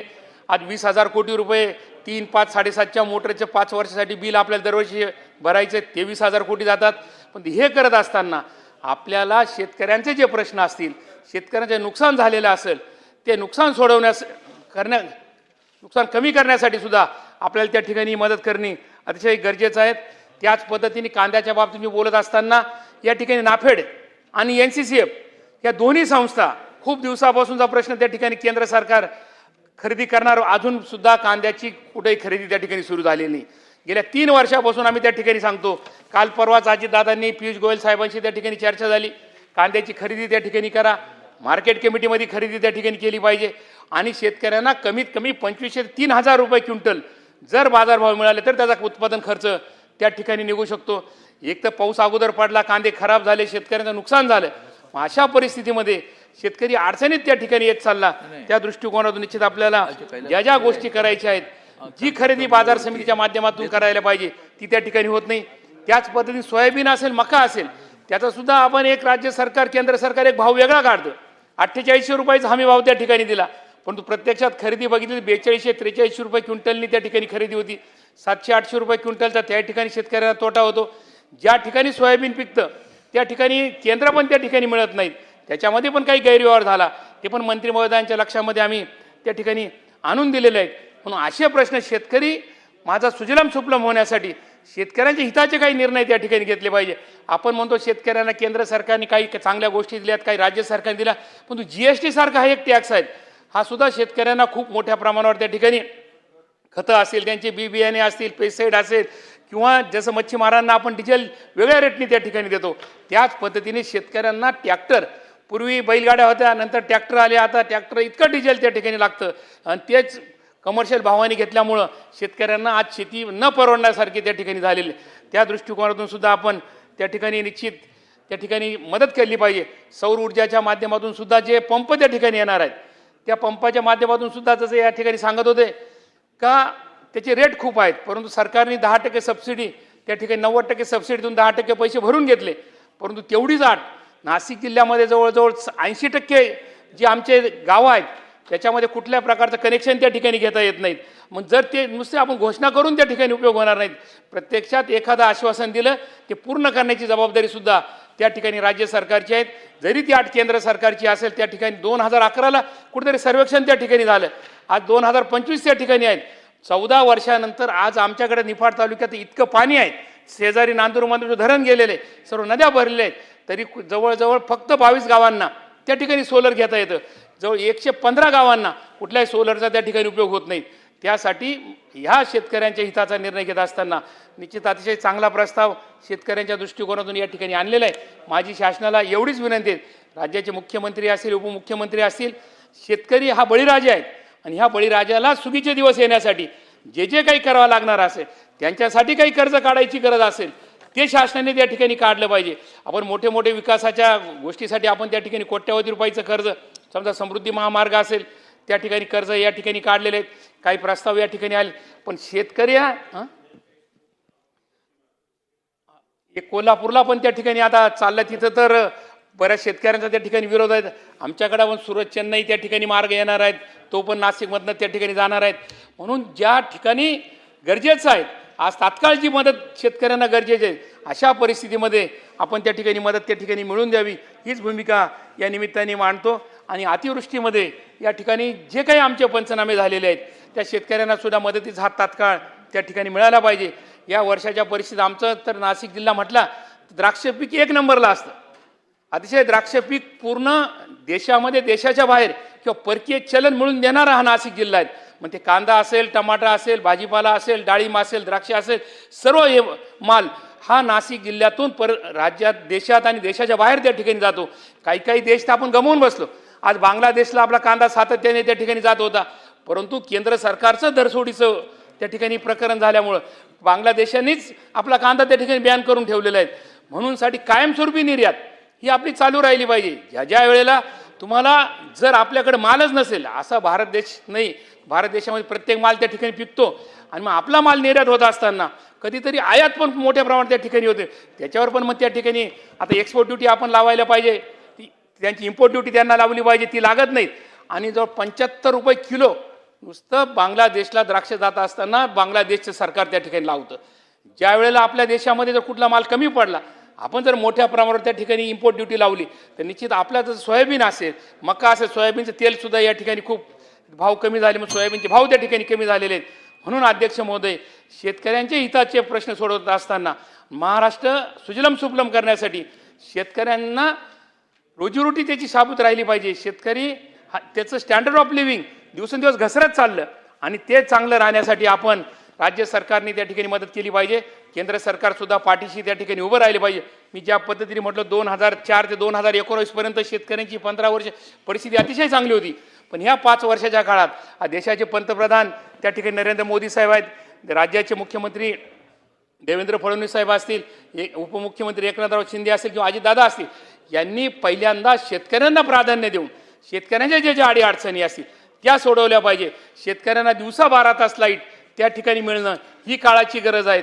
कारण ती जर लाईट मिळेल, सोलर पण त्या ठिकाणी मिळत नाही, म्हणजे ज्या अडीअडचणी असतील त्या निश्चित राज्य सरकारने केंद्र सरकारने एकत्र मिळून त्या ठिकाणी सोडवात आणि या शेतकऱ्यांच्या हिताचा निर्णय घ्यावा हीच या निमित्ताने आपल्याला विनंती करतो आणि माझे 2 शब्द संपवतो. जय हिंद, जय महाराष्ट्र. सुनील प्रभू, दिलीप सोपल, कैलाश पाटील. अध्यक्ष महोदय, विरोधी पक्षाच्या 293च्या प्रस्तावावर बोलण्यासाठी मी उभा आहे. अध्यक्ष महोदय, माझ्या आधीच्या वक्त्यांनी शेतकऱ्यांच्या प्रश्नावर सत्तारे असतील किंवा विरोधी असतील शेतकऱ्यांच्या ज्या अडचणी आहेत ह्या मांडल्या. अध्यक्ष महोदय, सगळ्यात महत्त्वाचा विषय शेतकऱ्यांसाठी, विशेषतः विदर्भ मराठवाड्यातील शेतकऱ्यांसाठी पीक विमा असतो. यावर्षी मागच्या वर्षी काही ठिकाणी पीक विम्यामध्ये गैरव्यवहार झाले, याचं कारण देऊन पीक विम्यामध्ये बदल केला. अध्यक्ष महोदय, पण गैरव्यवहार का झाले, कुणी केले याच्यावर कारवाई करायचं लांब, त्यात सुधारणा करणं, त्या सिस्टीममध्ये सुधारणा करणं गरजेचं होतं. परंतु 1 रुपया पीक विमा हा हप्ता निवडणुकीपूर्वी 1 रुपया घोषणा करता, त्याच्या मोठ्या मोठ्या जाहिराती करता, निवडणूक झाल्यानंतर परत शेतकऱ्यांना 1100 रुपये प्रति हेक्टर हप्ता भरावा लागतोय. ही दुर्दैवाची गोष्ट आहे. अध्यक्ष महोदय, ह्या पीक विमा योजने सुधारणा करताना 4 ट्रिगर काढले. आजपर्यंत जी शेतकऱ्याला तुटपुंजी मदत मिळत होती, हजारो कोटी रुपये पीक विमा कंपन्या फायदा घेत होत्या, परंतु जी काय शेतकऱ्यांना मदत मिळायची त्या 4 ट्रिगरमुळेच मिळायची. पहिला ट्रिगर कुठला होता? प्री सोईंग, म्हणजे पेरणीपूर्व. ज्या काही ठिकाणी पाऊस न पडल्यामुळे पेरण्या होत नव्हत्या, अशा ठिकाणी पेरणी नाही झाली तरी 25% जी संरक्षित रक्कम आहे त्याची शेतकऱ्यांना त्या ट्रिगर आधारे मिळत होते. त्यानंतर स्थानिक आपत्ती, म्हणजे जर शेतकऱ्यांना सोयाबीन पेरल्यानंतर कापूस असेल किंवा जी पिकं आहेत त्यानंतर जर मध्ये जर काही स्थानिक आपत्ती आली तर शेतकऱ्यांनी जे 72 तासाच्या आत कळवलं कंपनीला तर त्याचा पंचनामा व्हायचा आणि त्याच्या आधारे शेतकऱ्यांना मदत मिळायची. परत हंगामाच्या मध्येमध्ये जर समजा एखादा ड्राय स्पेल पडला, ज्यावेळेस शेंगा भरायचे असेल सोयाबीनच्या त्यावेळेस जर पाऊस नसेल त्यावेळेस शेतकऱ्यांना त्याचे पंचनामे होऊन त्यांना तशी मदत मिळायची. आणि पोस्ट हार्वेस्टिंग म्हणजे काढणी पश्चात जर शेतकऱ्यांचं काही नुकसान झालं, त्या पिकाचं नुकसान झालं मळणीच्या आधी बाजारात जाईपर्यंत, तर त्याची सुद्धा मदत मिळायची. हे 4ही ट्रिगर ह्या नवीन योजनेत वगळलेले आहेत. अध्यक्ष महोदय, माझ्या जिल्ह्याचा जर विचार केला तर मागच्या खरीप 20, 21, 22, 23 या 4 वर्षाची आकडेवारी जर काढली तर 0.30% फक्त क्रॉप कटिंग. आता फक्त कशावर मिळणार विमा? पीक कापणी प्रयोगावर. पीक कापणी प्रयोग म्हणजे काय? पीक कापणी प्रयोगाला सगळ्यात महत्त्वाची अट आहे उंबरठं उत्पन्न. अध्यक्ष महोदय, विद्यापीठं रोज नवीन दरवर्षी चांगल्या जाती आणतंय. सध्या जे शेतकऱ्यांकडे जाती आहेत ते KDS 753, MUS 612 आणि 992 ह्या जातीचं उत्पादन किती आहे? हेक्टरी 30 क्विंटलपर्यंत उत्पादन आहे. माझ्या जिल्ह्याची सरासरी उत्पादकता मागच्या वर्षीची काढली तर 18 क्विंटल आहे. आणि उंबरठं उत्पन्न ह्या पीक विमा योजनेत आमच्या जिल्ह्याचं काढलं तर हेक्टरी 7 ते 8 क्विंटलच आहे. फक्त 7 ते 8 क्विंटल उत्पादन निघालं म्हणजे 100% उत्पादन निघालं. एका बाजूला शेतकऱ्यांना नवीन जाती द्यायच्या आणि दुसऱ्या बाजूला उंबरठं उत्पन्नासारखी जाचं काठ लावून हे शेतकऱ्यांना मदतीपासून वंचित राहू शकतात शेतकरी. मला अध्यक्षमध्ये एवढंच सांगायचं आहे की जर तुम्हाला पीक कापणी प्रयोग आधारे शेतकऱ्यांना नुकसान भरपाई द्यायची असेल तर उंबरठं उत्पन्न ही अट ह्या योजनेतून काढून टाकली पाहिजे, तर शेतकऱ्यांना विम्याची मदत मिळू शकते. नाहीतर मी अध्यक्षमध्ये सांगतो या वर्षी पीक कापणी प्रयोग आधारे महाराष्ट्रातील एकाही शेतकऱ्यांना पीक विम्याची मदत मिळणार नाही, नुकसान भरपाई मिळणार नाही. अध्यक्ष महोदय, आपण शेतकऱ्यांच्या बाबतीत पीक कर्जाच्या बाबतीत बोलायला जातो. सरकार आपलं नेहमी सांगतं, सन्माननीय मुख्यमंत्री सांगतात, उपमुख्यमंत्री सांगतात सिबिलची अट लावणार नाही, सिबिल जे अट लावणार त्या आम्ही बँकावर कारवाई करू. अध्यक्ष महोदय, अजूनही बँका सिबिलची अट लावूनच शेतकऱ्यांना पीक कर्ज नाकारतात. त्याचबरोबर OTS बँका स्कीम काढतात शेतकऱ्यांसाठी की आम्ही 1 टाइम सेटलमेंट करू. आणि ज्यावेळेस एखादा शेतकरी OTS करतो त्यानंतर त्याला पुनर्कर्ज म्हणजे परत पीक कर्ज त्या शेतकऱ्यांना बँकेकडनं दिलं जात नाही. काही वर्षाचा कूलिंग पिरियड 3 वर्ष आहे, काही बँकांचा 3-3 वर्ष कूलिंग पिरियड आहे, 5 वर्ष आहे, काही बँकांचा कूलिंग म्हणजे तिथं एका ठिकाणी जर एखाद्या शेतकऱ्यानं OTS केलं असं त्याला परत पीक कर्ज मिळत नाही. मग शेतकऱ्यांना नाहीला तर परत सावकारदारात जायचं का? या बाबतीत सुद्धा शासनानं कडक सूचना बँकांना देणं गरजेचं आहे असं मला वाटतं. अध्यक्ष महोदय, सोलार पंपाचा मागापासून विषय बऱ्यापैकी खूप बऱ्याच जणांनी विषय काढला. अध्यक्ष महोदय, महाराष्ट्रात मागेल त्याला सोलर पंप योजनेतनं 3 लाख शेतकऱ्यांनी नोंदणी केली होती. त्यांनी स्वतःचे 10% हे पैसे महावितरणला भरलेले आहेत, परंतु फक्त 1 लाख शेतकऱ्यांचा व्हेंडर सिलेक्ट झाला. त्यातले काही शेतकऱ्यांचेच फक्त सोलर पंप बसलेले आहेत. त्या सोलर पंपाच्या बाबतीत सुद्धा याआधी जे सोलर पंप बसलेत 5 वर्षाचा विमा असतो. शेतकरी नुकसान झालं तर त्याला विम्याची भरपाई मिळणं गरजेचं, पॅनल ते भरून निघणं गरजेचं आहे, परंतु त्याला विमा कंपनीकडनं कसलाही प्रतिसाद मिळत नाही, वेंडरकडनं कसलाही प्रतिसाद मिळत नाही. आजही त्या विमा वेंडर सोलार पंपाचा त्याला शेतकऱ्याला सांगतो तू इथून मटेरियल घेऊन जा, तूच कॉन्क्रीट कर. ह्या बाबतीत स्वशासनाचं महावितरणचं त्यांच्यावर नियंत्रण असलं पाहिजे. अध्यक्ष महोदय, 3 लाखापैकी फक्त 1 लाख शेतकऱ्यांचे वेंडर सिलेक्ट झालेले आहेत, त्यांच्या पंपाची कामं चालू. बाकीचे 2 लाखाचं काय? 6-6, 8-8 महिने झाले यांनी पैसे भरून महावितरणकडे. त्यांचे सोलर पंप कधी बसणार हे सरकारनं सांगणं गरजेचं आहे. अध्यक्ष महोदय, बियाण्याच्या बाबतीत बोगस बियाण्याचं मगाशी महाबीजचा विषय निघाला. महाराष्ट्र सरकारची कंपनी आहे. माझ्या जिल्ह्यात सांगतो ब्रीडर सीड, हे महाबीजचं ब्रीडर सीडचे लॉट फेल झाले, ते बोगस निघाले 2 लॉट. ब्रीडर सीडच फेल झालं तर त्यातून फाउंडेशन चांगलं कसं होणार, नंतर सर्टिफाईड सीड कसं चांगलं होणार? ब्रीडर सीडच जर बोगस असेल तर मूलभूत बियाणं जर बोगस असेल, तेही महाबीज सारख्या सरकारी कंपनीचं, तर शेतकऱ्यांनी जायचं कोणाकडे? अध्यक्ष महोदय, 2023 मध्ये आपल्या राज्यात बोगस खतं आणि बियाण्याच्या बाबतीत 2023 मध्ये कायदे आणायचं ठरलं होतं. 4 विधेयक होती. विधेयक क्रमांक 44, 45, 46, 47. मला सरकारला विचारायचं आहे, आपण शेतकऱ्यांचं सरकार म्हणतो, शेतकऱ्यांचे पुत्र म्हणून सगळ्याला स्वतःहून घेतो, मग बोगस बियाणे आणि खताच्या विरोधातला कायदा, जे विधानसभेची मुदत संपली ते कायदे विपगत झाले, हे 3रं अधिवेशन आहे, अजून बोगस बियाणे खताच्या विरोधातला कायदा सरकारनं सभागृहात का आणला नाही, ह्याचं उत्तर सरकारने देणं गरजेचं आहे. शेतकऱ्यांच्या दरवर्षी शेतकऱ्यांची फसवणूक होते. आजही बघतोय कापसाच्या बाबतीत, सोयाबीनच्या बाबतीत खतं गुजरातमधून बोगस खतं येतात, सेंद्रिय खताच्या नावाने कुठलाही खत विकला जातो. मग याच्या विरोधात कायदा आणायचे ठरलं होतं 2023ला, आज 25 चालू आहे. बाकीच्या गोष्टीत सरकार थांबणार नाही मोठी टॅगलाईन देतं, आता थांबणार नाही. मग शेतकऱ्यांच्या बाबतीत जे शेतकऱ्यांच्या हिताचं आहे, शेतकऱ्यांची जिथे फसवणूक होते, अशा वेळेस बोगस बियाणे खताच्या विरोधातला कायद्यासाठी सरकार का थांबलंय, कुणाचा दबाव आहे, कुठल्या लॉबीचा दबाव आहे, हे सरकारनं सांगणं गरजेचं आहे. अध्यक्ष महोदय, आपण नवीन सरकार आल्यानंतर जवळपास आजपर्यंत 1269 शेतकऱ्यांनी आत्महत्या केल्यात. का आत्महत्या केल्यात ह्याचा कधी सरकारने विचार केलाय का? कर्जमाफीची घोषणा झाली, कर्जमाफी होणार म्हणून सांगितलं, सन्माननीय मुख्यमंत्र्यांनी मध्यंतरी सांगितलं की कर्जमाफीला काही नियम असतात आणि योग्य वेळ. माझी सभागृहाच्या माध्यमातून सरकारला विनंती आहे की ही योग्य वेळ कोणती आणि नियम काय असतात हे महाराष्ट्रातील शेतकऱ्यांना एकदा कळू द्या.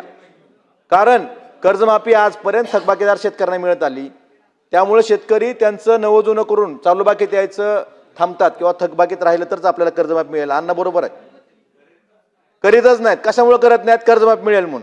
मग तुमची योग्य वेळ कधी आहे शेलार साहेब? कधी म्हणजे 29च्या निवडणुकीच्या आधी असं तरी सांगा शेतकऱ्यांना. माझ्या जिल्ह्यातले 60% शेतकरी आम्हाला विचारतात कर्जमाफी होणार आहे का, आम्ही त्यांचं कर्जाचं नूतनीकरण करून घ्यावं का? त्यामुळे ह्या बाबतीत स्पष्टता येणं गरजेचं आहे. एक तर कधी करणार ही योग्य वेळ सांगा आणि नियमही सांगा. नियम आणि योग्य वेळ हे सरकारनं जाहीर करावं, मग शेतकरी त्या पद्धतीनं काम करतील असं मला वाटतं. शक्तीपीठ महामार्गाच्या बाबतीत अध्यक्ष महोदय चर्चा झाली. सध्या जो नागपूर कोल्हापूर राष्ट्रीय महामार्ग आहे, ह्याचा पॅसेंजर कार युनिट जर बघितलं तर पुढच्या 10 वर्षात सुद्धा त्या पुरेसा, म्हणजे त्या रस्त्यावर कुठलीही गर्दी नाही, वर्दळ नाही. मग असं असताना शेतकऱ्यांच्या सुपीक जमिनी घालून कुणाचीही मागणी नसताना कुणाला शक्ती देण्यासाठी हे शक्तीपीठ करताय, ह्याचं उत्तरही सरकार देणं गरजेचं आहे. इथं म्हणलं जातं की राजकीय विरोध आहे. राजकीय विरोध नाही, शेतकऱ्यांचा विरोध आहे. मग शेतकऱ्यांचा जर विरोध असेल तिथल्या ज्या बाधित शेतकऱ्यांचा, तर त्याच्या बाजूने उभं राहायचं काम लोकप्रतिनिधी म्हणून आमचं आहे का नाही? ह्यात राजकीय विरोध कुणाचाच नाही. शेतकऱ्यांची संमती असेल तर आमची संमती आहे, पण जर शेतकऱ्यांचा विरोध असेल तर त्यांच्या बाजूनं ठामपणे उभं राहायची जबाबदारी लोकप्रतिनिधी म्हणून आमची आहे आणि आम्ही ती करणार. अध्यक्ष महोदय, कर्जमाफीच्या बाबतीत आपण लवकरात लवकर घोषणा करावी. अध्यक्ष महोदय, मला आपल्याला एवढं सांगायचं आहे की सरकार नेहमी सांगतं की लाडक्या बहिणीचं सांगतं. या ठिकाणी मंत्री महोदय आहेत, लाडक्या बहिणीमधनं शेतकरी जवळपास 20 लाख बहिणी वगळल्या गेल्या. नमो शेतकरी योजनेतल्या बहिणी वगळल्या गेल्या. महाडीबीटी जे शेतकऱ्यांना एखादी योजना जर कृषी क्षेत्रासाठी लागणारी गोष्ट एखादा अवजार असेल किंवा एखादी स्प्रिंकलर असेल, ठिबक असेल, तर ह्या सुद्धा महाडीबीटीच्या मधल्या ज्या महिला माझ्या भगिनी वगळल्या गेल्या, असा अन्याय का शेतकरी महिलावर? याचंही उत्तर अध्यक्ष महोदय देणं गरजेचं आहे. अध्यक्ष महोदय, सगळ्यात महत्त्वाचं आपण बघतो की यावर्षी मे मध्ये पाऊस पडला, दरवर्षी पाऊस पडतो. गेल्या वर्षीच्या ऑक्टोबरमधले नुकसान भरपाईचे पैसे दिले नाहीत. ही रक्कम 13,600ची 3 हेक्टरपर्यंत आपलं निवडणुकीच्या आधी जसे चुनावी जुमले बाकीचे होते तसा हाही जुमला होता असं वाटतं. निवडणुकीच्या आधी काय 3 हेक्टरपर्यंत 13,600 प्रति हेक्टर प्रमाणे मदत जिरायतसाठी. मग निवडणूक झाल्यानंतर GR बदलून ही मदत 8,500वर का आणली? शेतकऱ्यांना वाढीव मदत द्यायचं तर लांबच, पण त्या मदतीच्या नुकसान भरपाईच्या रकमेमध्ये कपात का केली ह्याचं उत्तरही सरकारने देणं गरजेचं आहे. अध्यक्ष महोदय, मागच्या वर्षी सोयाबीनचा आपण खूप मोठ्या याने सांगतो की आम्ही सगळ्यात जास्त खरेदी केली. मान्य आहे, सगळ्यात जास्त खरेदी केली. 11 लाख क्विंटल सोयाबीनच्या हमीभाव केंद्रावर खरेदी केली. परंतु महाराष्ट्रात जवळपास 80 लाख क्विंटल सोयाबीन पिकतं. राहिलेल्या सोयाबीन 4,000 रुपये क्विंटलने विकावं लागलं. सरकारनं एखाद्या गोष्ट हमीभाव कायदा असला, एखादा व्यापारी हमीभावापेक्षा कमी भावानं जर खरेदी करत असेल, एक तरी कारवाई केली का? एक कारवाई दाखवावी सरकारनं की हमीभावापेक्षा ह्या व्यापाऱ्यानं कमी भावानं खरेदी केली आणि त्याच्यावर सरकारनं कारवाई केली. का केली नाही? फक्त 11 लाख क्विंटल सोयाबीन खरेदी केलं म्हणजे 90% 95% सोयाबीन हे खुल्या बाजारात विकावं लागलं. यावर्षी 5,300 रुपये सोयाबीनचा हमीभाव झालाय. पण आज काय भाव आहे? बाजार समिती सरकारच्या अंडर आहे, सगळं सरकारकडे नियंत्रण आहे. मग एका तरी व्यापाऱ्यावर हमीभावापेक्षा कमी भावानं खरेदी केली म्हणून काय कारवाई केली का? ह्याचं उत्तर सरकारने देणं गरजेचं आहे. अध्यक्ष महोदय, आताच काकांनी बोलले द्राक्षाच्या बाबतीत, सोयाबीनच्या बाबतीत सरकारनं आश्वासन दिलं होतं की GST, शेतकरी हा एकमेव घटक असेल त्याला GSTचा परतावा मिळत नाही. फक्त GST भरतो. सगळ्या व्यापाऱ्यांना GSTचा परतावा मिळतो, मोठ्या मोठ्या व्यापाऱ्यांना GSTचा परतावा मिळतो, पण शेतकऱ्याला GSTचा परतावा मिळत नाही. सरकारनं सांगितलं होतं की आम्ही आमचं सरकार आल्यानंतर GST अनुदान स्वरूपात परत देऊ, स्टेट GST. याचं काय? सगळ्या मोठ्या किती मोठ्या व्यापारी असं त्याला GSTचा परतावा मिळतो, मग शेतकऱ्यांना का मिळत नाही? ह्याचं उत्तर सरकारनं देणं गरजेचं आहे. अध्यक्ष महोदय, त्यामुळं जर खरंच तुम्हाला शेतकऱ्यांची काळजी असेल, शेतकऱ्यांची कणव असेल, तर ह्या गोष्टीचा सरकारनं गांभीर्यपूर्वक विचार केला पाहिजे आणि शेतकऱ्यांच्या आत्महत्या थांबवायच्या असतील. शक्तीपीठ केला म्हणजे मराठवाडा आणि विदर्भ विकासाच्या वाटेवर पश्चिम महाराष्ट्राच्या बरोबरीने येणार नाही. जशा सुविधा पश्चिम महाराष्ट्रात सिंचनाच्या आहेत तशा सुविधा जर शाश्वत सिंचन मराठवाड्याला दिलं तर निश्चितच मराठवाड्यातल्या विदर्भातल्या शेतकऱ्यांच्या आत्महत्या थांबतील आणि मग त्यांना विकासाच्या वाटेवर घेऊन जाता येईल. त्यामुळे अध्यक्ष महोदय, मला एवढंच विनंती आहे की शेतकऱ्यांना फक्त घोषणा करण्यापुरतं, शेतकऱ्यांच्या बाबतीत घोषणा करण्यापुरतं असं न वागता सरकारनं जर त्यांच्या कृतीतून एखादी गोष्ट शेतकऱ्यांच्या हिताची केली तर निश्चितच शेतकऱ्यांच्या आत्महत्या थांबतील. एवढंच बोलतो. धन्यवाद अध्यक्ष महोदय. सुमित वानखेडे. धन्यवाद अध्यक्ष महोदय. 293च्या माध्यमातून मांडलेल्या या चर्चेदरम्यान माझ्या आर्वी मतदारसंघातील शेती संदर्भात आणि शेतकऱ्यांच्या समस्या संदर्भात माझे मत मांडण्यासाठी मी या ठिकाणी उभा आहे. अध्यक्ष महोदय, महायुतीचं सरकार माननीय मुख्यमंत्री देवेंद्र फडणवीस साहेब यांच्या नेतृत्वामध्ये सातत्याने शेती असेल, शेतकरी असेल यांच्या संदर्भात धडाडीचे निर्णय घेत आहेत आणि माननीय मुख्यमंत्र्यांनी जो संकल्प ठेवला आहे की 2030 पर्यंत या महाराष्ट्रातली अर्थव्यवस्था ही $1 ट्रिलियन पर्यंत न्यायची, म्हणजे जवळपास 84 लाख करोड डॉलर, म्हणजे 1 लाख करोड डॉलरपर्यंत नेण्याची ही आपल्या शासनाची संकल्पना आहे. परंतु या $1 ट्रिलियन इकॉनॉमीमध्ये शेती क्षेत्राचा काय सहभाग असेल, शेतकऱ्यांचा काय सहभाग असेल, हे सुद्धा पाहणं अत्यंत महत्त्वाचं आहे. ज्यावेळी महाराष्ट्रातल्या नागरिकांचं दरडोई उत्पन्न वाढेल त्यावेळी शेतकऱ्यांचं सुद्धा दरडोई उत्पन्न वाढलं पाहिजे, शेतीसुद्धा सुजलाम सुफलाम झाली पाहिजे आणि शेतकरीसुद्धा समृद्ध झाला पाहिजे, हे अत्यंत आवश्यक आहे. आणि आज शेतकऱ्यांना काय हवं असतं तर शेतकऱ्याला शेतीला पाणी, वीज, शेतीच्या उत्पादनाला भाव, शेतीसाठी चांगले रस्ते आणि त्याच्या शेतकऱ्याचं पिकाचं संरक्षण या महत्त्वाच्या शेतकऱ्यांच्या मागण्या आहेत. हे खरं आहे की आजच्या ग्लोबलाइज युगामध्ये आपण शेतकऱ्यांना शेतीचं जे काही उत्पादन आहे त्याचा भाव ठरवण्याचा अधिकार सरकारकडे नाही आहे. परंतु नैसर्गिक आपत्तीच्या माध्यमातून होणारं नुकसान असेल, अवेळी अवकाळी पावसाच्या माध्यमातून होणारं शेतीचं नुकसान असेल, अशा कठीण प्रसंगी सरकार म्हणून आपण शेतकऱ्यांच्या पाठीमागे उभं राहणं हे सुद्धा आवश्यक आहे. राज्याचे मंत्री असतील, लोकप्रतिनिधी असतील, शेतकऱ्यांच्या बाबतीत अत्यंत संवेदनशील आहेत. पण त्याचवेळी सरकारचे अधिकारी, मग ते सचिव असतील, तर ते ग्रामस्तरावरचे तलाठी असतील, कृषी सहाय्यक असतील, ग्रामसेवक असतील, सर्वजण शेतकऱ्यांच्या संदर्भात संवेदनशील असणं आवश्यक आहे. आणि ज्यावेळी शेतकऱ्यांचं जेव्हा नुकसान होतं तेव्हा संवेदनशील मनाने त्या शेतकऱ्याला न्याय मिळाला पाहिजे, ही भावना आपल्यापैकी प्रत्येकाची असायला पाहिजे. माझ्या मतदारसंघात मे महिन्यात अवकाळी पावसामुळे मोठ्या प्रमाणात शेतीचं नुकसान झालं. माझा मतदारसंघ जो आतापर्यंत नॉन इरिगेटेड मतदारसंघ म्हणून ओळखला जात होता, माननीय देवेंद्र फडणवीस साहेबांच्या प्रयत्नाने आज मोठ्या प्रमाणात त्या ठिकाणी सिंचनाच्या सुविधा उपलब्ध झालेल्या आहेत. कधी उन्हाळी पीक न घेणारा शेतकरी आज तिळाचं पीक असेल, कांद्याचं पीक असेल, भाजीपाल्याचं पीक घेऊ लागलं आहे.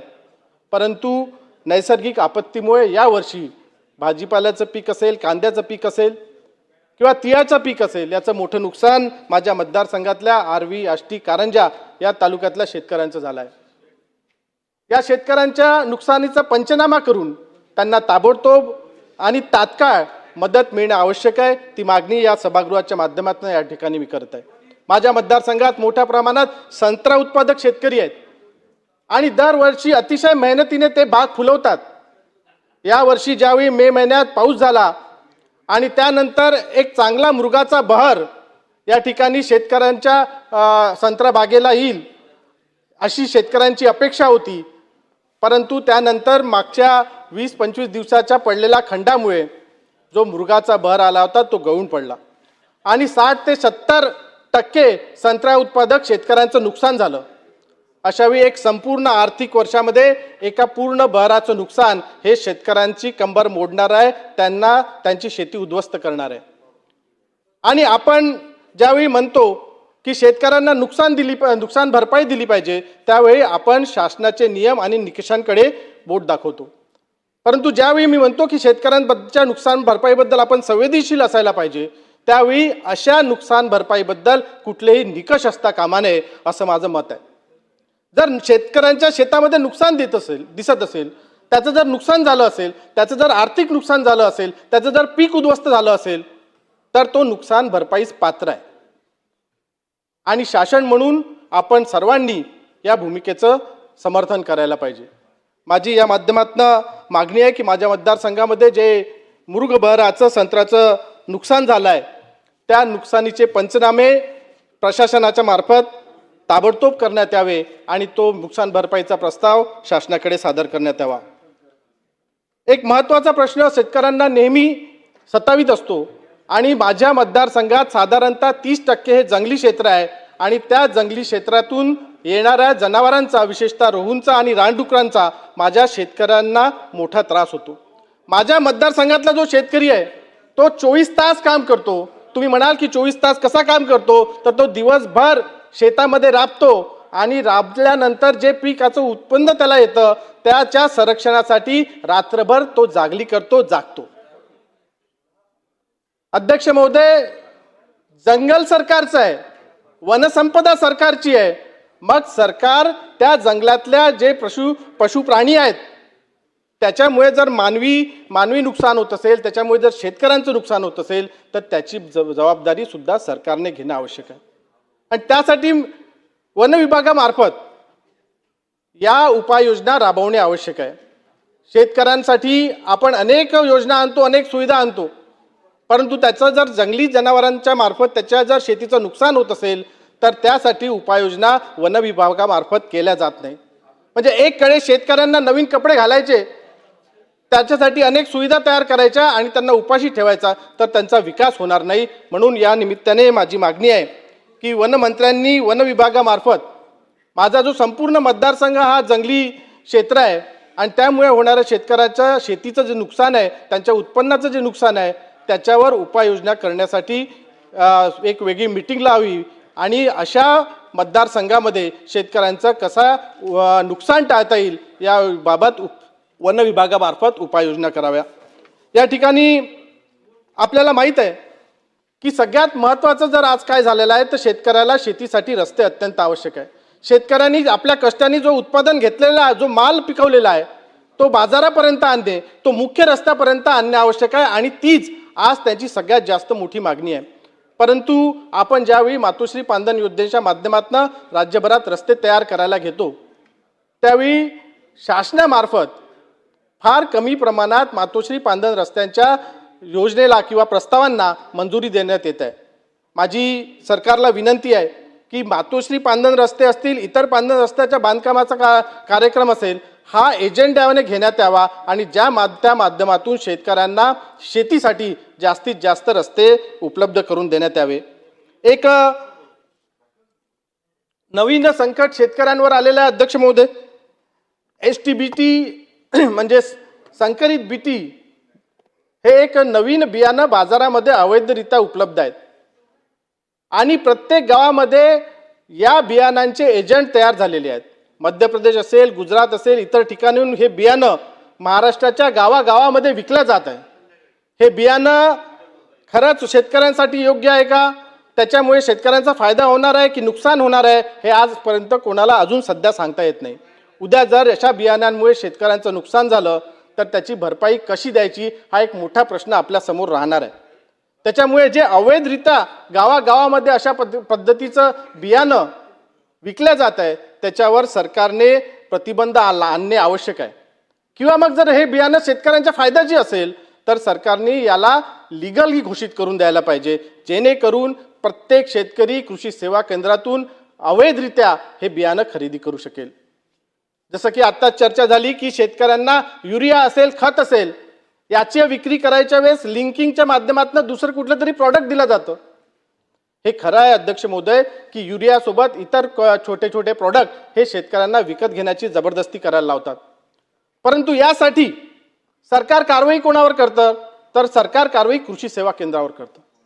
आणि कृषी सेवा केंद्रातल्या चालकांनी उद्या जर सांगितलं की सरकार आमच्यावर कारवाई करत आहे, आम्ही खत आणि युरिया हे जे काही लिंकेजचे आहे ते विकणं बंद करतो, तर यामध्ये मरण परत शेतकऱ्यांचं होणार आहे, त्यांना खते किंवा युरिया मिळणार नाही आहे. म्हणून मला आपल्या माध्यमातून माननीय कृषी मंत्र्यांना विनंती आहे की ज्या कंपनी अशा पद्धतीच्या प्रॉडक्टचं उत्पादन करतात आणि कृषी सेवा केंद्राच्या चालकांना अशा पद्धतीचे प्रॉडक्ट्स विकायला जबरदस्ती करतात अशा कंपन्यांवर सुद्धा सरकारने कारवाई करण्याची आवश्यकता आहे. अध्यक्ष महोदय, मागच्या काही वर्षामध्ये आपण शेतकऱ्यांना मोठ्या प्रमाणात सिंचनासाठी विहिरी उपलब्ध करून दिल्या आणि रोजगार हमीच्या माध्यमातून हजारो विहिरी एकेका तालुक्यामध्ये आपण उपलब्ध करून दिल्या. परंतु दुर्दैवाने मागच्या 2 वर्षापासून असे जे शेतकरी आहेत की ज्यांनी आपल्या विहिरीचे बांधकाम करून पूर्ण झालेले आहेत, कर्ज काढलेले आहेत, इतरांकडून उसने घेतलेले आहेत, सावकारांकडून कर्ज घेतलेले आहेत, अशा शेतकऱ्यांना त्या विहिरीचे अनुदान अजूनही सरकारच्या माध्यमातून मिळालेलं नाही आहे. आणि रोजगार हमीच्या माध्यमातून 4 लाखाची विहीर जेव्हा एखादा शेतकरी करतो तेव्हा त्याचा आर्थिक बर्डन त्या शेतकऱ्यावर खूप मोठ्या प्रमाणात असतात. आता केंद्र सरकारच्या माध्यमातून आपल्याला मनरेगाच्या माध्यमातून कुशलचा निधी म्हणून 1300 कोटी रुपये प्राप्त झालेले आहेत. अध्यक्ष महोदय, माझी फक्त एवढीच विनंती आहे की हे जे 1300 कोटी रुपये आहे हे त्या शेतकऱ्याच्या खिशामध्ये गेले पाहिजे.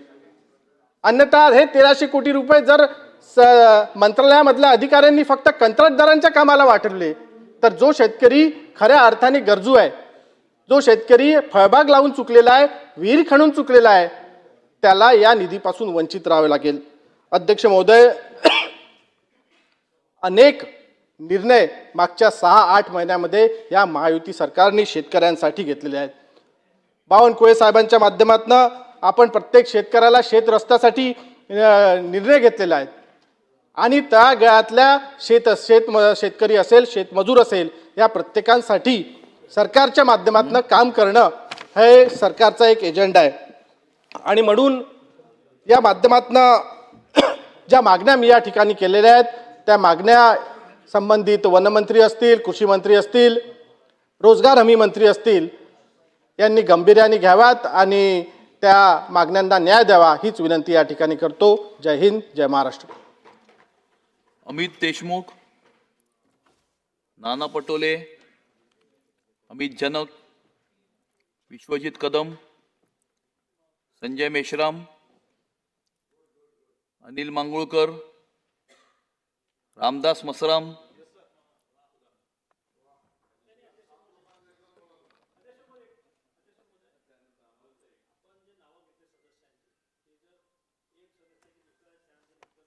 शकतो, पण त्यांचे जर 4-4 सदस्य जर ॲबसेंट राहत असतील तर मला असं वाटतं इकडे जे लोक वाट पाहून राहिले त्यांना चान्स द्यायला पाहिजे. अध्यक्ष महोदय, अध्यक्ष महोदय, तो आपण निम्मा देतो. आता सदस्य इथले खूप जास्त आहे, त्या बाजूनी खूप मोठ्या प्रमाणात लोक बोललेले आहेत, तर त्यामुळे आता या बाजूच्या लोकांनाही तेवढ्या पद्धतीने तेवढं वेळ जर दिलं, नाही मी कोणाला थांबवा असं माझं म्हणणं नाही आहे, परंतु टाइमचा मॅनेजमेंट करताना आपण जी काळजी घ्यावी एवढी माझी विनंती आहे. जे थांबलेले आहेत त्या सर्वांना संधी देऊ. अध्यक्ष महोदय, मी 293 अन्वय प्रस्तावावर चर्चा करण्यासाठी या ठिकाणी उभा आहे. भारत तथा महाराष्ट्र राज्य हा खऱ्या अर्थानं एक मिनिट याच्यामध्ये एक गोष्ट नोट करण्यासारखी आहे की मगाशी भास्करराव जाधव साहेब असं म्हणत होते की शेतकऱ्यांवरती चर्चा करायची नाही का सत्ताधारी पक्षाला, पण शेतकऱ्यांवरती चर्चा करण्यासाठी विरोधी पक्षाचे किती आमदार या ठिकाणी उपस्थित आहेत, त्यामुळे ह्या गोष्टीची नोट करणं आवश्यक आहे. बोला. खऱ्या अर्थानं कृषीप्रधान देश आहे आणि कृषीप्रधान देशातील हे कृषीप्रधान राज्य आहे. जोपर्यंत शेतकऱ्यांचा विकास होणार नाही तोपर्यंत विकास झाला असं म्हणता येणार नाही. आणि म्हणून ज्या काही योजना आहेत त्या योजना प्रामुख्याने शेतकरी हा केंद्रबिंदू ठेवून शेतकऱ्यांच्या विकासासाठी आपल्याला खऱ्या अर्थानं आपल्याला त्यांचा विकास घडवून आणण्याची खऱ्या अर्थानं गरज आहे. परंतु असं होताना दिसत नाही आहेत.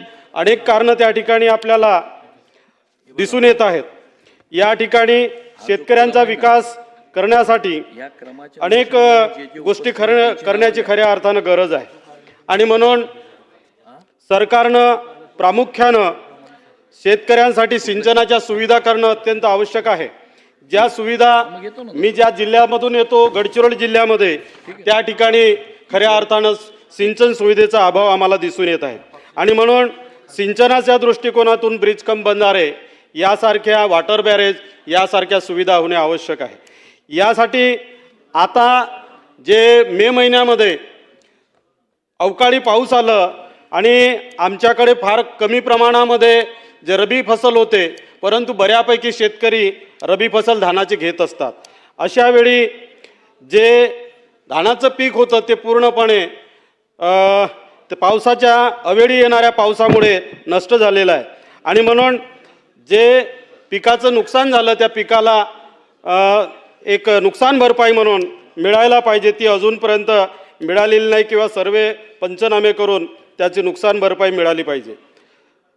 या ठिकाणी शेतकऱ्यांना हमीभाव मिळायला पाहिजे, ज्या पद्धतीने मिळायला पाहिजे. आज 2025-26चा जो हमीभाव वाढ करण्यासाठी सूचित केलेला आहे फक्त तो 69 रुपयानं वाढ केलेला आहे. हा कुठंतरी शेतकऱ्यावर अन्याय करणारा असा हा निर्णय आहे. आणि म्हणून ज्या पद्धतीने स्वामीनाथन आयोगानं शिफारस केल्याप्रमाणे खर्चाच्या 1.5 हमीभाव मिळणे आवश्यक आहे, तो हमीभाव आपण शेतकऱ्यांना देत नाही आहोत. आणि म्हणून यासाठी देखील सरकारनं पावलं उचलण्याची खऱ्या अर्थानं गरज आहे. ज्या अवकाळी पावसामुळे पिकाचं नुकसान झालं त्याच्यानंतर जे काही खरेदी केली जाते ती खरेदी जवळपास आमच्याकडे TDC आदिवासी विकास कार्यकारी आणि फेडरेशनद्वारे होत असते, परंतु ही जवळपास 15 दिवस उशिरा चालू केल्यामुळे आणि त्या खरेदीसाठी जी मुदत आहे आणि उद्दिष्ट आहेत ते अत्यंत कमी असल्यामुळे 30 जूनपर्यंत त्याची मुदत होती आणि उद्दिष्ट होती. आज त्या खरेदी केंद्रावरती मोठ्या प्रमाणामध्ये ट्रॅक्टरच्या रांगा लागलेल्या आहेत. जवळपास एका केंद्रावर 25-30 ट्रॅक्टर त्या ठिकाणी उभे आहेत. आणि ही मुदत आणि उद्दिष्ट संपल्यामुळे शेतकरी त्या ठिकाणी 8-8, 10-10 दिवसापासून ट्रॅक्टर लावून उभे आहेत. आणि म्हणून माझी शासनाला विनंती आहे की यासाठी पाठपुरावा करून जे मुदत आणि उद्दिष्ट संपलेलं आहे ते मिळवून देण्यासाठी आपण लवकरात लवकर प्रयत्न करावा. सोबतच आज शेतकऱ्यांना जे धान रबी फसलचे धान विकलेले आहेत त्याचा अजून धानाचे चुकारे मिळालेले नाही. खरीपाचा हंगाम आज लावण्याची वेळ आलेली आहे. शेतकऱ्यांना पैशाची गरज आहे आणि पैशाची गरज असताना शेतकऱ्यांच्या हातामध्ये पैसा नाही. त्यांनी विकलेले स्वतःचे धान, मेहनतीचे धान, आज त्या धानाला त्याची बिलं मिळालेली नाहीत. जे सरकारनं आश्वासन दिलं होतं की सरसकट सगळ्यांना बोनस देऊ, त्या बोनसचे पैसे देखील आज सरकारनं त्यांच्यापर्यंत पोहोचवलेले नाही आहेत. संपूर्ण कर्जमाफीच्या संबंधानं बोललं होतं ते देखील झालेलं नाही आहे. आज गडचिरोली जिल्ह्यामध्ये हा खऱ्या अर्थानं जंगल व्याप्त असा जिल्हा आहे. 65 ते 70% जंगल आहे. अशा वेळी त्या ठिकाणी त्या जंगलामध्ये मोठ्या प्रमाणामध्ये प्राणी आहेत. वाघ आहे, हत्ती आहे, डुक्कर आहे आणि याच्यापासून शेतकऱ्यांना देखील शेतामध्ये जाण्यासाठी एक फार मोठी अडचण निर्माण झालेली आहे. आणि म्हणून मला या ठिकाणी सांगावंसं वाटतं की फॉरेस्ट डिपार्टमेंटनं, मी मागच्याही अधिवेशनामध्ये हे शब्द बोललेलो होतो की फॉरेस्ट डिपार्टमेंटनं शेतकऱ्यांसाठी काहीतरी एक वेगळं असं स्कीम तयार करण्याची गरज आहे की ज्यांच्या शेतामध्ये कसल्याही प्रकारचे वन्य प्राणी येणार नाही, त्यांच्या पिकाचं नुकसान होणार नाही. आमच्या गडचिरोली जिल्ह्यामध्ये हत्ती आहेत. हत्ती आणि वाघ यांच्यापासून मोठ्या प्रमाणामध्ये पिकालाच नाही तर मानवाच्या जीवाला देखील धोका होत चाललेला आहे, जीवितहानी होत चाललेली आहे. आणि म्हणून ते जे पिकासाठी जो नुकसान भरपाई आहे ते अत्यंत कमी आहे. माणसाच्या जीवनाचं माणसाचं जीवन जर एखाद्या प्राण्याच्या मार्फतीनं त्याची हानी झाली तर त्याला मिळणारी देखील जी काही रक्कम असते ती तोकडी असते. आणि म्हणून अशा प्रकारे त्या शेतकऱ्यांना एक सुविधा उपलब्ध करून देण्याची खऱ्या अर्थानं गरज आहे. फेन्सिंग तारसारखी त्या ठिकाणी जंगलाच्या बाजूला असणारे जे शेत आहेत त्यांना लावून देण्याची खऱ्या अर्थानं गरज आहे. माझा हा गडचिरोली जिल्हा हा उद्योगविरहित जिल्हा आहे. या जिल्ह्यामध्ये स्टील हब आणण्याचा विचार चाललेला आहे. या जिल्ह्यामध्ये खऱ्या अर्थानं जर विचार केला तर शेतकऱ्यांना 12 तास विद्युत पुरवठा मिळत नाही आहे. आणि अशा वेळी आम्हाला उन्हाळ्यामध्ये रब्बीच्या पिकाची जेव्हा वेळ असते तेव्हा शेतकऱ्यांचे रात्री 12-12, 1-1 वाजतापर्यंत फोन येत असतात, साहेब लाईन नाही आहे, लोड शेडिंग आहे. अशा पद्धतीचं शेतकऱ्यांच्या समस्या आहेत. आणि या जिल्ह्यामध्ये स्टील हब होणार, विमानतळ होणार, JSW येणार, अशा पद्धतीचं आम्हाला एक आश्वासन दाखवलं जाते. परंतु या ठिकाणी मी आपल्याला सांगू इच्छितो, ज्या ठिकाणी 3-3 फसल ज्या शेतीमध्ये घेतले जाते सुपीक जमीन, त्या सुपीक जमिनीमध्ये JSW सारखा प्रकल्प किंवा विमानतळ येणे हे कुठंतरी चुकीचं आहे. गडचिरोली जिल्हा हा जवळपास 65 ते 70% जंगल आहे. त्या जंगलामध्ये पडीत जमीन आहे. त्या पडीत जमिनीचा वापर केला पाहिजे. JSW सारखा प्रकल्प येण्याला विरोध नाही. प्रकल्प आले पाहिजेत, कारखाने झाले पाहिजेत, लोकांना रोजगार मिळाला पाहिजे. परंतु ज्या ठिकाणी शेतीमध्ये माझा शेतकरी बांधव 3-3 फसल घेतो त्या सुपीक जमिनीचा वापर करणे हे कुठंतरी संयुक्तिक नाही असं या ठिकाणी मला सांगावंसं वाटते. या ठिकाणी माझ्या गडचिरोली जिल्ह्यातील ज्या काही शाळा आहेत त्या शाळेमध्ये माझ्या आदिवासी बांधव असतील, शेतकऱ्यांची मुलं शिकतात. त्या शाळेतील अवस्था आज शिक्षक राहिलेले नाहीत. 1 ते 7 वर्गाची शाळा असेल त्या ठिकाणी 2 शिक्षक 3 शिक्षक अशी अवस्था निर्माण झालेली आहे. आणि म्हणून शिक्षक भरती करून माननीय मुख्यमंत्री साहेबांना देखील, माननीय मुख्यमंत्री हे आमच्या गडचिरोली जिल्ह्याचे पालकमंत्री आहेत, आढावा सभेमध्ये मी त्यांना सांगितलं होतं की या ठिकाणी अशा प्रकारची परिस्थिती आहे, अनेक शाळावर शिक्षक नाही आहेत, कमी आहेत. आणि म्हणून ताबडतोब शिक्षक भरती होणे अत्यंत आवश्यक आहे. केवळ जिल्हा परिषदच्या शाळा नाही तर आश्रम शाळामध्ये देखील मी 26 जूनला जवळपास त्या ठिकाणी गेलो होतो आश्रम शाळेला त्यांच्या शाळा प्रवेशासाठी. त्या ठिकाणी पाहिलं की अनेक आश्रम शाळामध्ये देखील शिक्षकांची कमतरता आहे. आणि म्हणून त्या देखील गोष्टी आवश्यक आहेत. माझ्या मतदारसंघामध्ये विद्युतचा खूप मोठा प्रश्न आहे, तो आपण पूर्ण करावा अशी या ठिकाणी विनंती करतो. आणि एकच बोलतो की माझ्या मतदारसंघामध्ये गडचिरोली जिल्ह्यामध्ये जे सोलर आहे, सोलरची अट घातलेली आहे. अनेक शेतकऱ्यांनी 4 ते 5 वर्षापासून डिमांड भरलेला आहे. त्या डिमांड भरलेल्या शेतकऱ्यांना विद्युत पुरवठा दिला जात नाही आणि सोलर हा एक पर्याय दाखवला जातो. परंतु ज्या शेतकऱ्यांनी डिमांड भरलं त्यांना आज ते पैसे वापस केल्या जात आहे, ते GST कापून वापस केल्या जात आहे. मला या ठिकाणी शासनाला सांगावं असं वाटते की गडचिरोली जिल्ह्यासाठी हा स्पेशल जिल्हा म्हणून, मागासवर्गीय जिल्हा, आदिवासी जिल्हा म्हणून एक ऑप्शन देण्यात यावं.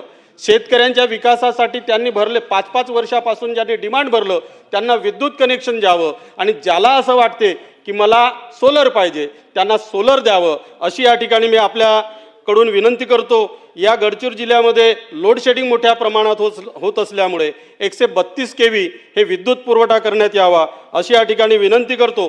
खऱ्या अर्थानं शेतकऱ्यांच्या विकासासाठी आपण या ठिकाणी बसलो आहोत. शेतकऱ्यांना त्यांचा विकास व्हावा या अशा प्रकारची आपल्याला योजना आणायच्या आहेत. परंतु अलीकडच्या काळामध्ये जे काही विधानं आपल्या आमदारांच्या मार्फतीनं असतील किंवा काही मंत्र्यांच्या मार्फतीनं जे काही विधानं होत आहेत शेतकऱ्यांना अशा प्रकारे विधानं करून शेतकऱ्यांचं एक प्रकारे त्यांचं मनोबल खच्ची करणं हे संयुक्तिक नाही असे या ठिकाणी मी सांगू इच्छितो आणि शेतकऱ्यांच्या विकासासाठी सरकारनं काम करावं एवढंच या ठिकाणी बोलतो. धन्यवाद. किशोरप्पा पाटील,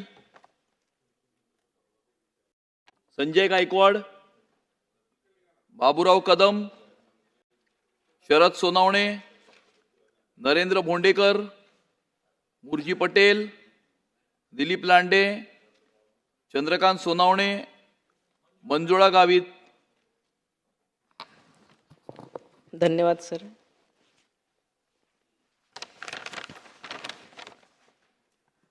मी 293च्या विषयावर या ठिकाणी बोलण्यासाठी उभी आहे. शेतकरी सुखी तर राज्य सुखी हा मंत्र शेतकऱ्यांच्या हिताचा विचार केंद्रस्थानी ठेवून राज्यातील बळीराजाला स्थैर्य देणे, त्याला बळकट करणे आणि शेतीला नैसर्गिक आपत्तीपासून वाचविण्यासाठी शाश्वत उपाययोजना केल्यात. त्याबद्दल मी केंद्र सरकारचं आणि राज्य सरकारचे मनापासून मी अभिनंदन करते. शेतकऱ्यांना कुठलेही अवजारे कुठलेही साहित्य घ्यायचे असतील तर त्यासाठी एकाच अर्जात सर्व प्रकारची अवजाऱ्यांची मागणी करू शकतो. त्यात आधुनिक पद्धतीने अवजाऱ्यांची मागणी करू शकतो. आधुनिक पद्धतीने शेतीचे अवजारे यंत्रसामग्री आज सर्व उपलब्ध आहेत. कमी वेळात आणि कमी मनुष्यबळ वापरून आधुनिक पद्धतीने यंत्राचा वापर करून पेरणी, कापणी, मळणीचे यंत्र वापरून चांगल्या पद्धतीने शेती करता येते. म्हणून मी शासनास धन्यवाद देते. आज ही यंत्र उपलब्ध आहेत. आज सर्वात जास्त आमच्या मतदारसंघात जे कठीण कामं होती, भात लावणीचे कामं होती, त्यात चिखल करायचं काम फार मोठं कष्टाचं होतं. तर ते चिखल करण्यासाठी सुद्धा आज आम्हाला ट्रॅक्टरने चिखल करता येतो, भाताची लावणी करता येते, भाताची कापणी करता येते, मळणी देखील भाताची करता येते ट्रॅक्टरद्वारे. त्याच पद्धतीने मकाची, सोयाबीनची देखील पेरणी आज ट्रॅक्टरने आज आम्ही करू शकतो.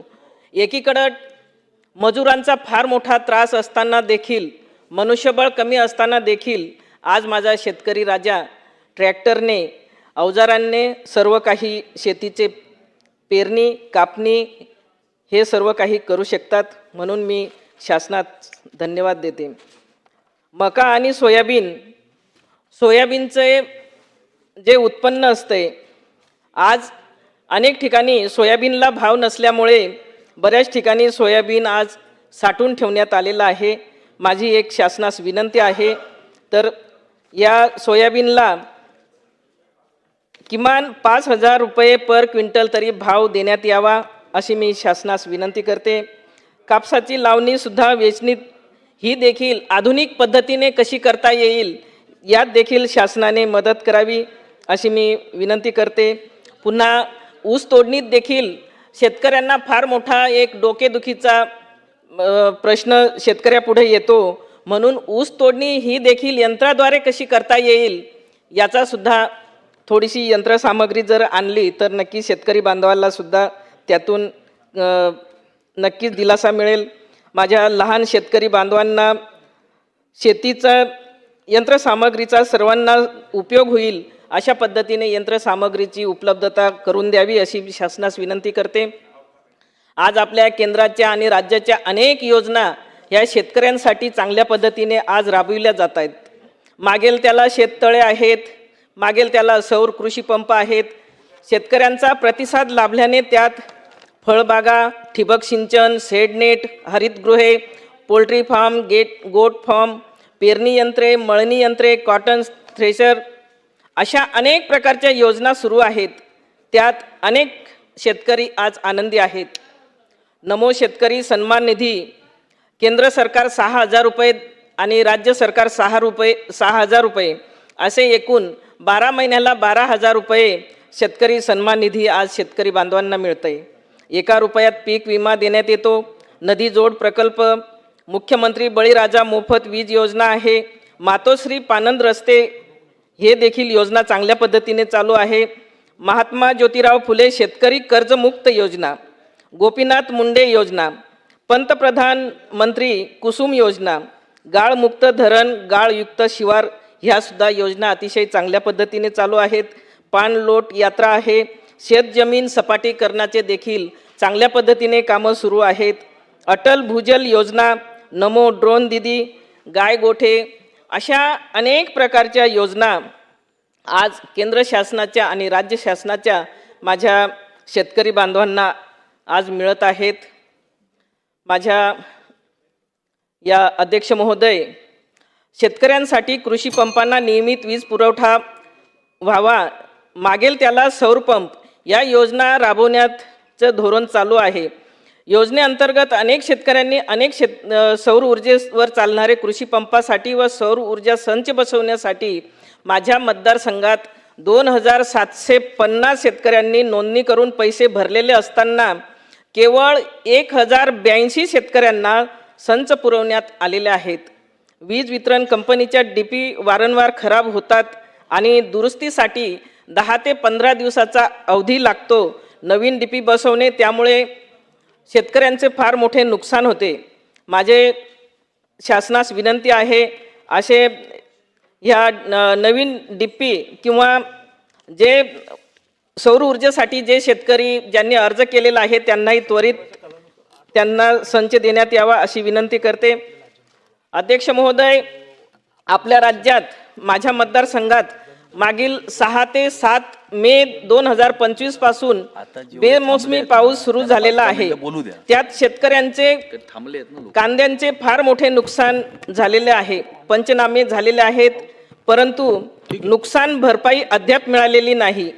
अध्यक्ष महोदय, नुकसान भरपाईचे अनुदान तातडीने मिळावेत आणि कांद्याला हमीभाव 3,500 तरी मिळायला पाहिजे अशी मी आपणास विनंती करते.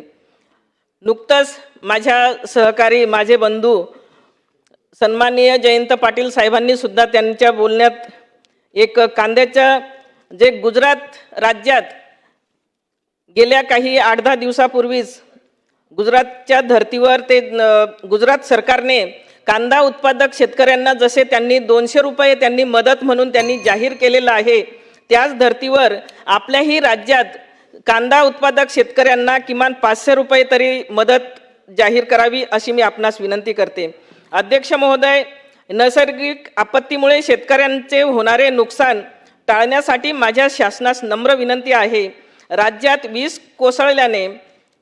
कोसळण्याचे प्रमाण जास्त झालेले असून आवश्यक त्या ठिकाणी लाइटिंग अरेस्टर आणि आर्थिंग सिस्टीम, वीज प्रतिबंधक यंत्रणा बसवून मिळावेत अशी मी आपणास विनंती करते.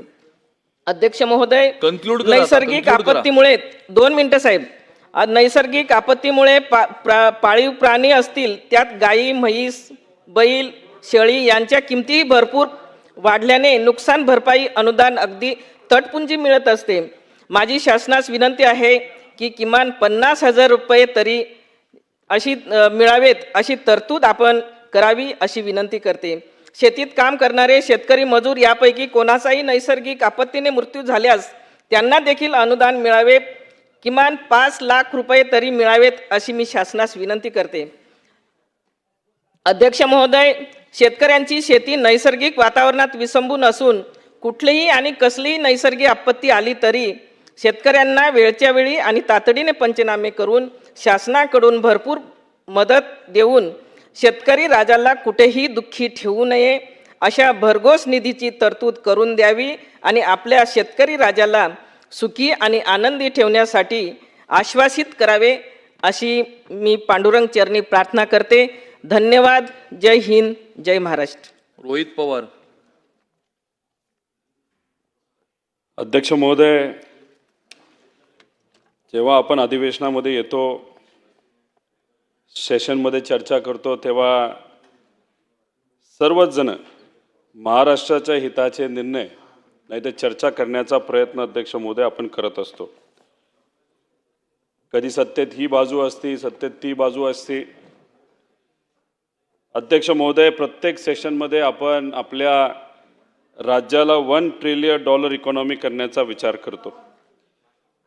अध्यक्ष महोदय, पण जेव्हा आपण $1 ट्रिलियन इकॉनॉमी आपल्या राज्याची व्हावी यासाठी प्रयत्न करत असतो, चर्चा करत असतो, आणि त्याच वेळेस जेव्हा अध्यक्ष महोदय असा प्रकारचा फोटो नाही तर व्हिडिओ ज्याच्यामध्ये 65 वर्षाचे अंबादास पवार हे शेतकरी लातूर जिल्ह्याचे आणि त्यांची पत्नी हे दोघं बैल परवडत नाही, ट्रॅक्टर परवडत नाही म्हणून स्वतःच्या खांद्यावर औत ओढतात, ते हे चित्र अतिशय दुःख देणारं अध्यक्ष महोदय आहे. अध्यक्ष महोदय, या शेतकऱ्यांना जेव्हा मंत्री महोदयांनी फोन केला, कृषी मंत्र्यांनी फोन केला, ती परिस्थिती बघून कृषी मंत्र्यांनी बियाणे पाठवण्याची व्यवस्था केली. मंत्री महोदयांचं या बाबतीत मी कौतुक करतो. पण अध्यक्ष महोदय, 1-2 शेतकऱ्याचा हा प्रश्न नाही, या महाराष्ट्रामध्ये असणाऱ्या करोडो शेतकऱ्यांचा हा प्रश्न आहे. आणि करोडो शेतकऱ्यांना आपण असंच फोन करून बियाणं पाठवून हा विषय अध्यक्ष महोदय सुटणार नाही. अध्यक्ष महोदय, कृषी मंत्र्यांनी जेव्हा त्यांना फोन केला, त्यांना विचारलं आपली काय अडचण आहे, आपल्याला काय पाहिजे. अध्यक्ष महोदय, त्या 65 वर्षाच्या शेतकऱ्यांनी जे उत्तर दिलं ते अतिशय महत्त्वाचं आहे. त्यांनी सांगितलं की माझ्या मालाला भाव मिळावा आणि कर्जमाफी व्हावी. आमच्या सर्वांची हीच अध्यक्ष महोदय मागणी आहे. आम्ही सुद्धा मतदारसंघामध्ये जातो, शेतकऱ्यांपर्यंत पोहोचतो, त्यांची व्यथा समजून घेतो आणि सगळ्या शेतकऱ्यांचं हेच म्हणणं आहे की आमच्या मालाला भाव मिळावा आणि कर्जमाफी व्हावी. भावांतर योजना कशासाठी आणावी, कशासाठी आम्ही पाठपुरावा करतोय अध्यक्ष महोदय, याच्यासाठीच. मार्केट काय वर खाली होत राहतं, पण भावांतर योजना असेल तर जेव्हा मार्केट खाली जातं तेव्हा सरकारकडनं त्या शेतकऱ्याला मदत मिळते आणि तो पैसा त्याच्या हातामध्ये आल्यानंतर जे काय कर्ज त्याने घेतलेलं आहे, जो काय खर्च त्याने केलेला आहे, तो त्याच्यामधून निघून आपल्या घराला 4 पैसे, आपल्या कुटुंबाला 4 पैसे अध्यक्ष महोदय त्या व्यक्तीला तिथं मिळू शकतात. कर्जमाफीची मागणी का होते? जेव्हा शेतामध्ये कष्ट करून एखादं पीक घेतलं जातं आणि जेव्हा खऱ्या अर्थाने आता ते पीक विकायचे, मार्केटपर्यंत पोहोचायचं, तोपर्यंत मार्केट डाऊन होतं. कांद्याच्या बाबतीत तेच झालं, सोयाबीनच्या बाबतीत तेच झालं, कपाशीच्या बाबतीत तेच झालं. मग जेवढा खर्च होतोय त्याच्यापेक्षा कमी पैसा जर मार्केटमधून मिळणार असेल तर अध्यक्ष महोदय कर्जबाजारी झाल्याशिवाय पर्याय नाही. आणि आज हजारो, लाखो, करोडो शेतकरी आज कर्जमाफी अध्यक्ष महोदय झाले. म्हणून शेतकरी म्हणतोय की आम्हाला कर्जमाफी द्या. इलेक्शनच्या आधी सर्वच लोक भाषण करत असतात. भाषण करत असताना अनेक लोकांनी सांगितलं जे आज सत्तेत आहेत की आम्ही कर्जमाफी करणार, 7-12 कोरा कोरा कोरा करणार. शेतकऱ्याला ते खरं वाटलं, कारण का अडचणीच्या काळामध्ये जर कोणी आपल्याला मदत करत असेल, शब्द देत असेल आणि एक प्रमुख नेता असेल तर लोकांना असं वाटतं की हे होणार. आणि त्या अनुषंगाने मतं मिळाली, सत्ता मिळाली. पण आता ती वेळ आहे आमच्या या शेतकऱ्याला अध्यक्ष महोदय मदत करायची. आणि जर ती मदत नाही केली तर दुर्दैव असं की आत्महत्या मोठ्या प्रमाणात वाढतील. आज दिवसाला अध्यक्ष महोदय 8 आत्महत्या या आपल्या या महाराष्ट्रामध्ये होत आहेत. अध्यक्ष महोदय, थोडासा अभ्यास करत असताना काही केंद्र सरकारचे आकडे बघितले. केंद्र सरकारने दिलेल्या आकड्यानुसार महाराष्ट्रातील शेतकरी कुटुंबाचे सरासरी महिन्याची कमाई किती आहे अध्यक्ष महोदय? 11,492 रुपये. हेच पंजाबमध्ये किती आहे तर महिन्याला 26,000 रुपये, हरियाणामध्ये 22,000 रुपये. अध्यक्ष महोदय, महाराष्ट्राचा शेतकरी कुटुंब महिन्याला किती कमवतोय तर 11,492. मुंबईमध्ये एका रात्री एका हॉटेलमध्ये आपल्याला राहायचं असेल तर ह्याच्यापेक्षा कितीतरी अध्यक्ष महोदय जास्त रुपये आपल्याला द्यावे लागतात, खाणं पिणं वेगळं. अध्यक्ष महोदय, याच्यावर आपल्या खऱ्या अर्थाने काम करायची जरूरत आहे. सरकारमधला नेता जर एखादी योजना आणत असेल आणि ती चांगली असेल आणि शेतकऱ्याच्या हितासाठी असेल आणि पंजाबच्या पुढं जर आपण आपलं शेतकऱ्याचं उत्पन्न महिन्याचं नेऊ शकत असेल तर अध्यक्ष महोदय विरोधक म्हणून आम्ही सुद्धा सपोर्ट करू.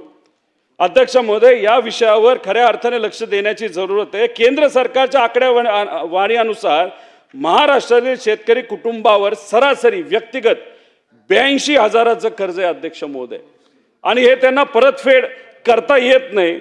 म्हणून आम्ही सर्वजण अध्यक्ष महोदय म्हणतोय की या शेतकऱ्याला खऱ्या अर्थाने कर्जमाफी आज देण्याची जरूरत आहे आणि भावांतर योजना काही झालं तरी आणण्याची अध्यक्ष महोदय जरूरत आहे. अध्यक्ष महोदय, भावांतर योजना का आणावी लागते? कारण मार्केट अचानक पडतं. मार्केट पडण्याचे कारण काय? तर उत्पन्न आपल्या भारतामध्ये जर मोठ्या प्रमाणात वाढलं, मार्केटमध्ये हा सगळा माल आला आणि मग माल मार्केटमध्ये आल्यानंतर अध्यक्ष महोदय हे रेट पडतात आणि त्याच्यामध्ये शेतकऱ्याला नुकसान होतं. आम्ही जेव्हा मंत्री महोदयाशी बोलत होतो भावांतर योजनेच्या बाबतीत तेव्हा त्यांनी सांगितलं 11 लाख क्विंटल आम्ही सोयाबीन विकत घेतलं. अभिनंदन करतो, 11 लाख क्विंटल आपण सोयाबीन विकत घेतलं. पण अध्यक्ष महोदय, या महाराष्ट्रामध्ये 50 लाख क्विंटल सोयाबीन तयार झालेलं आहे. म्हणजे 40 लाख क्विंटल सोयाबीन शेतकऱ्याला मार्केटमध्ये विकावं लागलं. आणि काय रेटला विकावं लागलं? तर जो काय आधारभूत किंमत सरकारने दिली त्याच्यापेक्षा 400 ते 500 रुपये अध्यक्ष महोदय कमी किमतीला विकावं लागलं. आणि त्याच्यात आमच्या या शेतकऱ्याचा नुकसान किती झालं असेल तर अध्यक्ष महोदय ते 10,000 कोटी रुपयाचं झालं. आता हा पैसा शेतकऱ्याकडे अध्यक्ष महोदय कुठून येणार? हा पैसा सरकारकडनंच द्यावा लागणार आहे. त्यामुळे भावांतर योजना ही आणली पाहिजे. अध्यक्ष महोदय, अजून एक गोष्ट जी राज्य सरकारने केंद्र सरकारशी चर्चा करण्याची जरूरत आहे. 2023 आणि 24 मध्ये आपण या देशामध्ये ॲग्रिकल्चर प्रॉडक्ट म्हणजे शेती विषयक असणारे जे प्रॉडक्ट्स आहेत हे किती इम्पोर्ट केले? 1,84,000 कोटी रुपयाचे. म्हणजे दुसऱ्या देशामध्ये असणारा जो शेतकरी आहे त्यांनी उत्पादित केलेलं जे कुठलं उत्पादन असेल ते आपल्या देशामध्ये आपल्या भारतामध्ये किती लाख कोटीचं 23-24ला आलं तर 1,84,000 कोटीचं आलं. आणि आर्थिक वर्षी 24-25 मध्ये त्याच्यामध्ये किती वाढ झाली तर 20% वाढ झाली, 2,31,00,000 कोटी. काही गोष्टी आपल्याला आणाव्या लागत असतील पण त्या आपल्या देशामध्ये कशा उत्पादित होतील याच्यासाठी अध्यक्ष महोदय प्रयत्न करावे लागेल. अध्यक्ष महोदय, 24-25 मध्ये कापूस भारताच्या बाहेरून अमेरिका आणि ऑस्ट्रेलियावरनं आयात जो केला गेला त्याच्यामध्ये किती वाढ झाली तर 46% अध्यक्ष महोदय वाढ झाली. आता हे विषय का सांगतोय? कारण का अध्यक्ष महोदय, आपण ऐकत असताल, टीव्हीवर बघत असताल, अमेरिका आणि भारतामध्ये कराराची चर्चा सुरू आहे. अध्यक्ष महोदय, अमेरिका काय म्हणतंय, ट्रम्प साहेब काय म्हणतायत? त्यांचं म्हणणं आहे की त्यांच्या म्हणजे अमेरिकेमध्ये जे GM पिकांचं उत्पादन होतं ते भारतामध्ये अध्यक्ष महोदय आलं पाहिजे. आता ह्याच्यामध्ये कुठली कुठली पिकं आहेत? सोयाबीन आहे, त्याच्याबरोबर कापूस आहे आणि मका आहे आणि इतर काही पिकं असतील. अध्यक्ष महोदय, याच्यावर जर आपण इम्पोर्ट ड्युटी काढून टाकली देशाने तर अध्यक्ष महोदय हे सर्व शेतकरी अडचणीत येणार. लाखो करोड शेतकरी आहेत. त्यामुळे राज्य सरकारकडनं केंद्र सरकारकडे जाऊन या बाबतीत अध्यक्ष महोदय आजच चर्चा करण्याची जरूरत आहे. त्याच्याचबरोबर अध्यक्ष महोदय, अमेरिका अजून काय म्हणते की डेअरी प्रॉडक्टसाठी भारत जे इम्पोर्ट ड्युटी लावतो ते काढा. भारतामध्ये सगळ्यात जास्त दूध कुठं उत्पादन होतं तर आपल्या महाराष्ट्रात होतं. असं जर इम्पोर्ट ड्युटी काढलं तर सगळे शेतकरी दूध उत्पादक शेतकरी अध्यक्ष महोदय हे खरंच खऱ्या अर्थाने अडचणीला येतील, दशथडीला त्या ठिकाणी अध्यक्ष मोदी लागतील. आणि भारतामध्ये आणि अमेरिकेमध्ये फरक काय तर तिथं GM क्रॉप घेतलं जातं आणि आपल्या देशामध्ये GM क्रॉप अलाउड नाही. म्हणजे आपल्यामध्ये जर आपण बघितलं तर भारतात सोयाबीन उत्पादक क्षमता एका हेक्टरवर 1 टन आपल्याला मिळतं, तेच अमेरिकेमध्ये 4.2 टन मिळतं अध्यक्ष महोदय. त्यामुळे राज्य सरकारने केंद्र सरकारशी बोलून BT कॉटन असेल नाहीतर जे काही आपलं जेनेटिकली मॉडिफाईड क्रॉप असेल ते जास्तीत जास्त आपल्या देशामध्ये कसं वापरलं जाईल आणि त्याच्यामध्ये शेतकऱ्याचं उत्पादन कसं वाढेल यासाठी अध्यक्ष महोदय प्रयत्न करण्याची जरूरत आहे. अध्यक्ष महोदय, याच्याच बरोबर एक महत्त्वाचा विषय मांडतो. अध्यक्ष महोदय, 2 मिनिटं. अध्यक्ष महोदय, शेतकऱ्याला जर शेती करायची असेल तर त्याला कर्ज घ्यावं लागतं. अध्यक्ष महोदय, पण कर्ज घेण्यासाठी जेव्हा हा शेतकरी नॅशनलाइज बँककडे जातो, प्रायव्हेट बँककडे जातो तेव्हा सिबिल बघितलं जातं.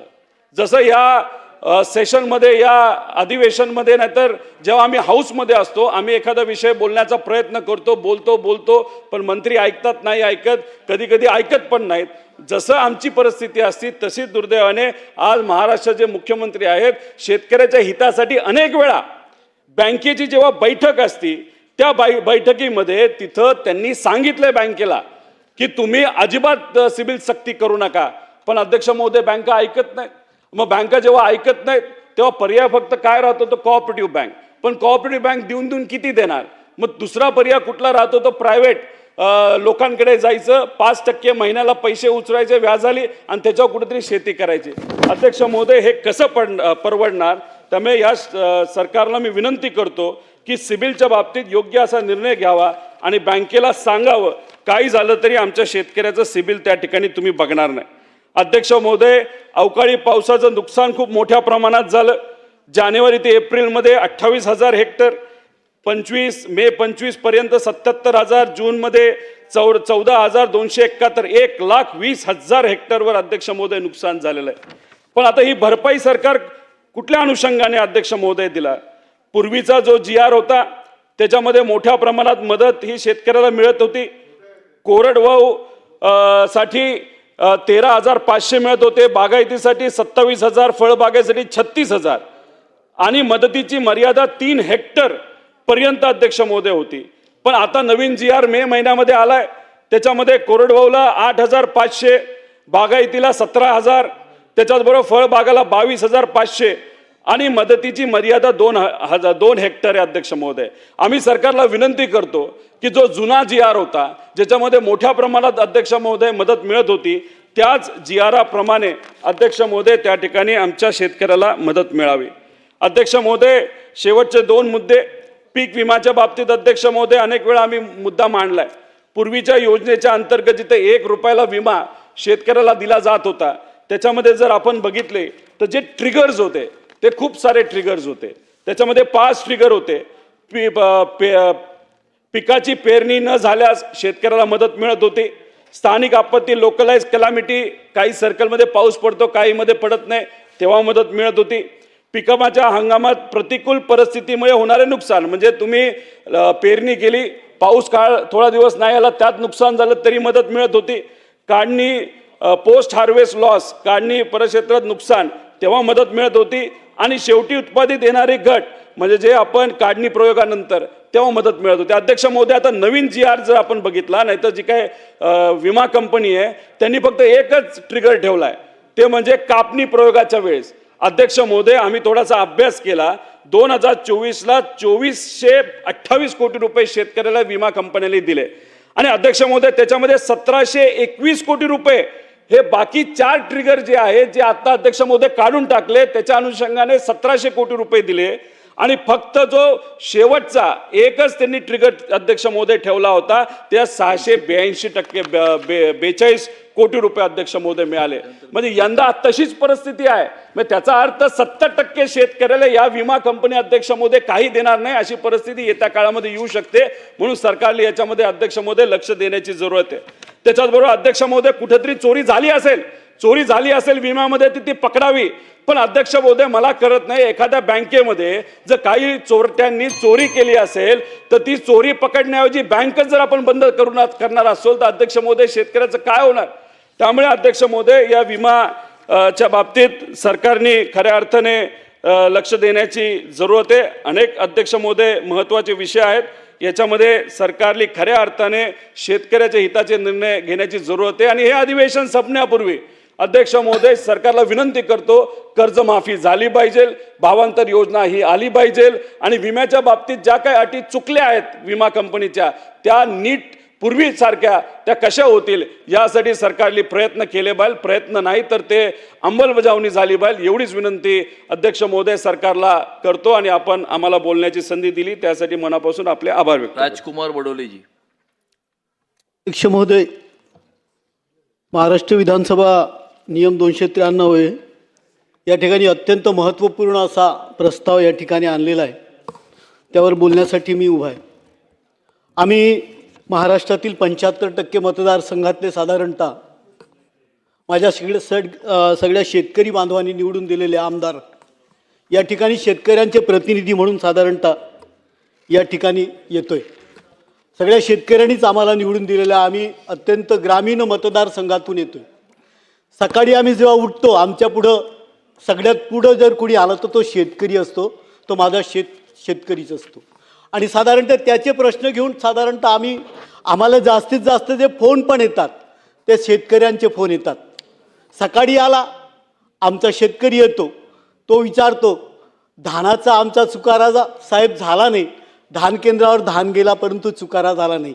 एखादा शेतकरी होतो, तो विचारतो अजी सोलर पंप बसवला परंतु तो नादुरुस्त झाला, तो दुरुस्त करणारा कुणी येतच नाही. एखादा शेतकरी येतो, तो म्हणतो सोलर पंपसाठी आम्ही मागच्या वर्षभरापासून डिमांड दिली परंतु अजूनपर्यंत आम्हाला तो सोलर पंप भेटला नाही. काही शेतकरी आमच्याकडे येतात आणि ते म्हणतात उन्हाळी धानाची खरेदी आमच्याकडे झाली नाही कारण आमचा लिमिटच वाढला गेला नाही, आमचा धान आमच्या घरामध्ये पडला आहे, तो आम्ही कसं विकावा. सावकार आमच्याकडे कोणीतरी आमच्याकडे ठेकेदार येतो, प्रायव्हेटवाला धान खरेदीवाला, आणि तो अत्यंत कमी भावानं धान मागतो, अशा पद्धतीचा येतो. काही आमचे शेतकरी आदिवासी बांधव जे येतात ते म्हणतात की महामंडळानं धान खरेदी केली परंतु त्या धानाचे पैसे आम्हाला आतापर्यंत भेटले नाही. आता आमचं जे खरीपाचा हंगाम सुरू झाला तरी पण आतापर्यंत ते पैसे आम्हाला भेटले नाही. असे दररोजचे प्रश्न आमच्या पुढे या ठिकाणी येतात. साधारणतः आमच्या सरकारनं अत्यंत चांगले कामं या ठिकाणी केलेले आहेत.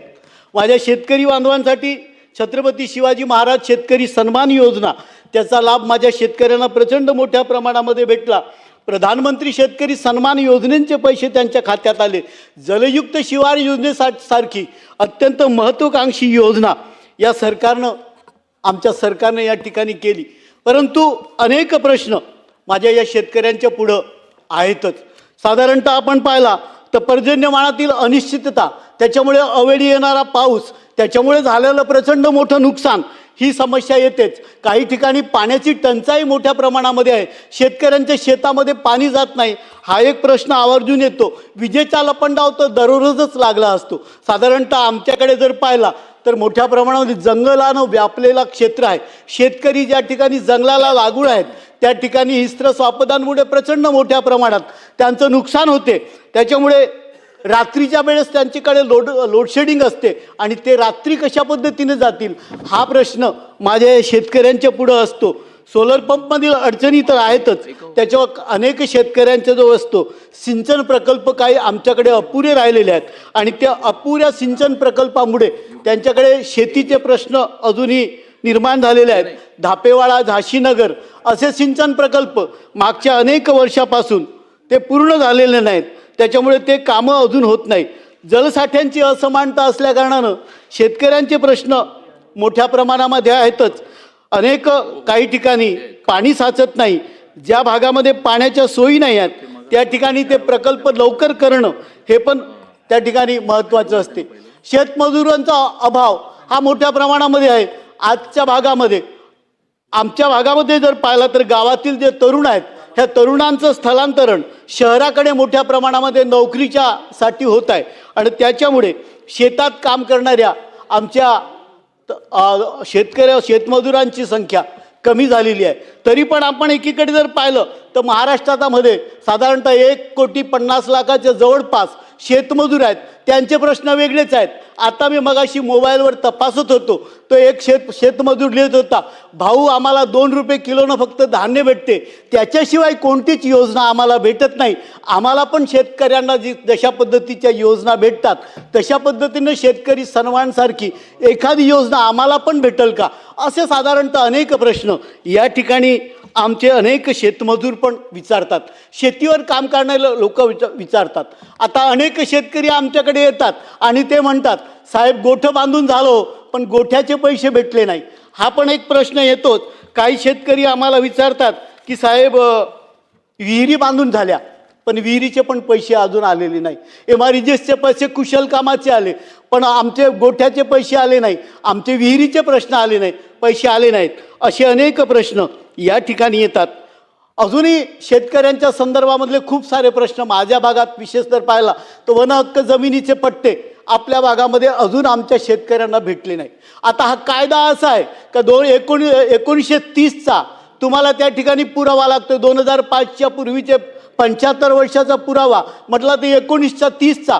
ते अनेक शेतकरी असे आहेत मागच्या 50 वर्षापासून शेती करतात. तिथं वन विभागाचे लोक येतात, त्यांच्यावर कुठं ना कुठं त्यांची शेतीमध्ये खंड पाडतात.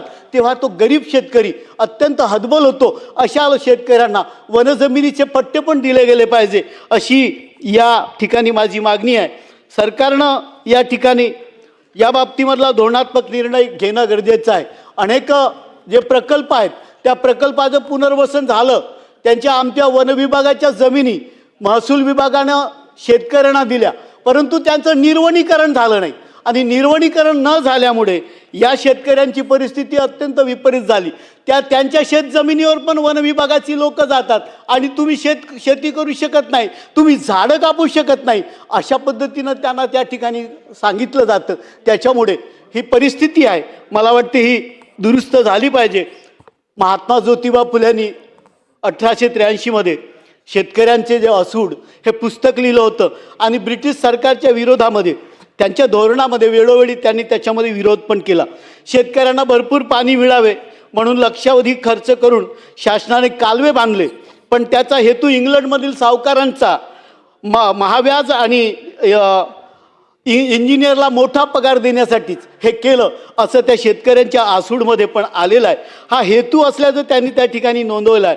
शेतकऱ्यांची भरमसाठ करवसुली त्या काळामध्ये जी होत होती, पाणी व अन्य सुविधा पुरवल्या जात असताना शेतकऱ्यांना नागवलं जात होते. शेतकऱ्यांच्या कराचा विनियोग शहरातील लोकांच्या सोयीसुविधा करण्यासाठी त्या ठिकाणी केल्या जात होत्या. अशा असंख्य गोष्टी शेतकऱ्यांचा असूड त्या ठिकाणी 1883 महात्मा ज्योतिबा फुल्यांनी केला.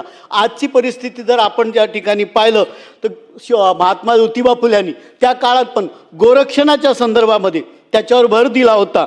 शेती किफायतशीर होत नाही तोपर्यंत बँका चांगल्या चालू शकत नाही, असं पण त्याच्यामध्ये नोंदवलं होतं. माझी पण या ठिकाणी विनंती आहे का आमचे सगळे शेतकरी 75% शेतकरी या ठिकाणी महाराष्ट्रामध्ये आहे, त्यांची जर परिस्थिती दुरुस्त झाली तरच हा महाराष्ट्र विकासाच्या दिशेनं जाईल. आणि म्हणून या शेतकऱ्याकडे लक्ष देणं अत्यंत गरजे आहे. या शेतकऱ्यांचे जे दररोजचे प्रश्न आहेत, त्यांच्या शेतामध्ये त्यांना वीज मिळाली पाहिजे, त्यांना पाणी मिळाली पाहिजे, त्यांचा जो उत्पादित धान्य आहे त्याला चांगला भाव भेटला पाहिजे, त्यांचं धान्याचे जे किंमत आहे ती वेळेवर त्यांना भेटली पाहिजे, असे जे साधारणतः जे प्रश्न आहेत या प्रश्नाकडे सरकारनं लक्ष दिलं.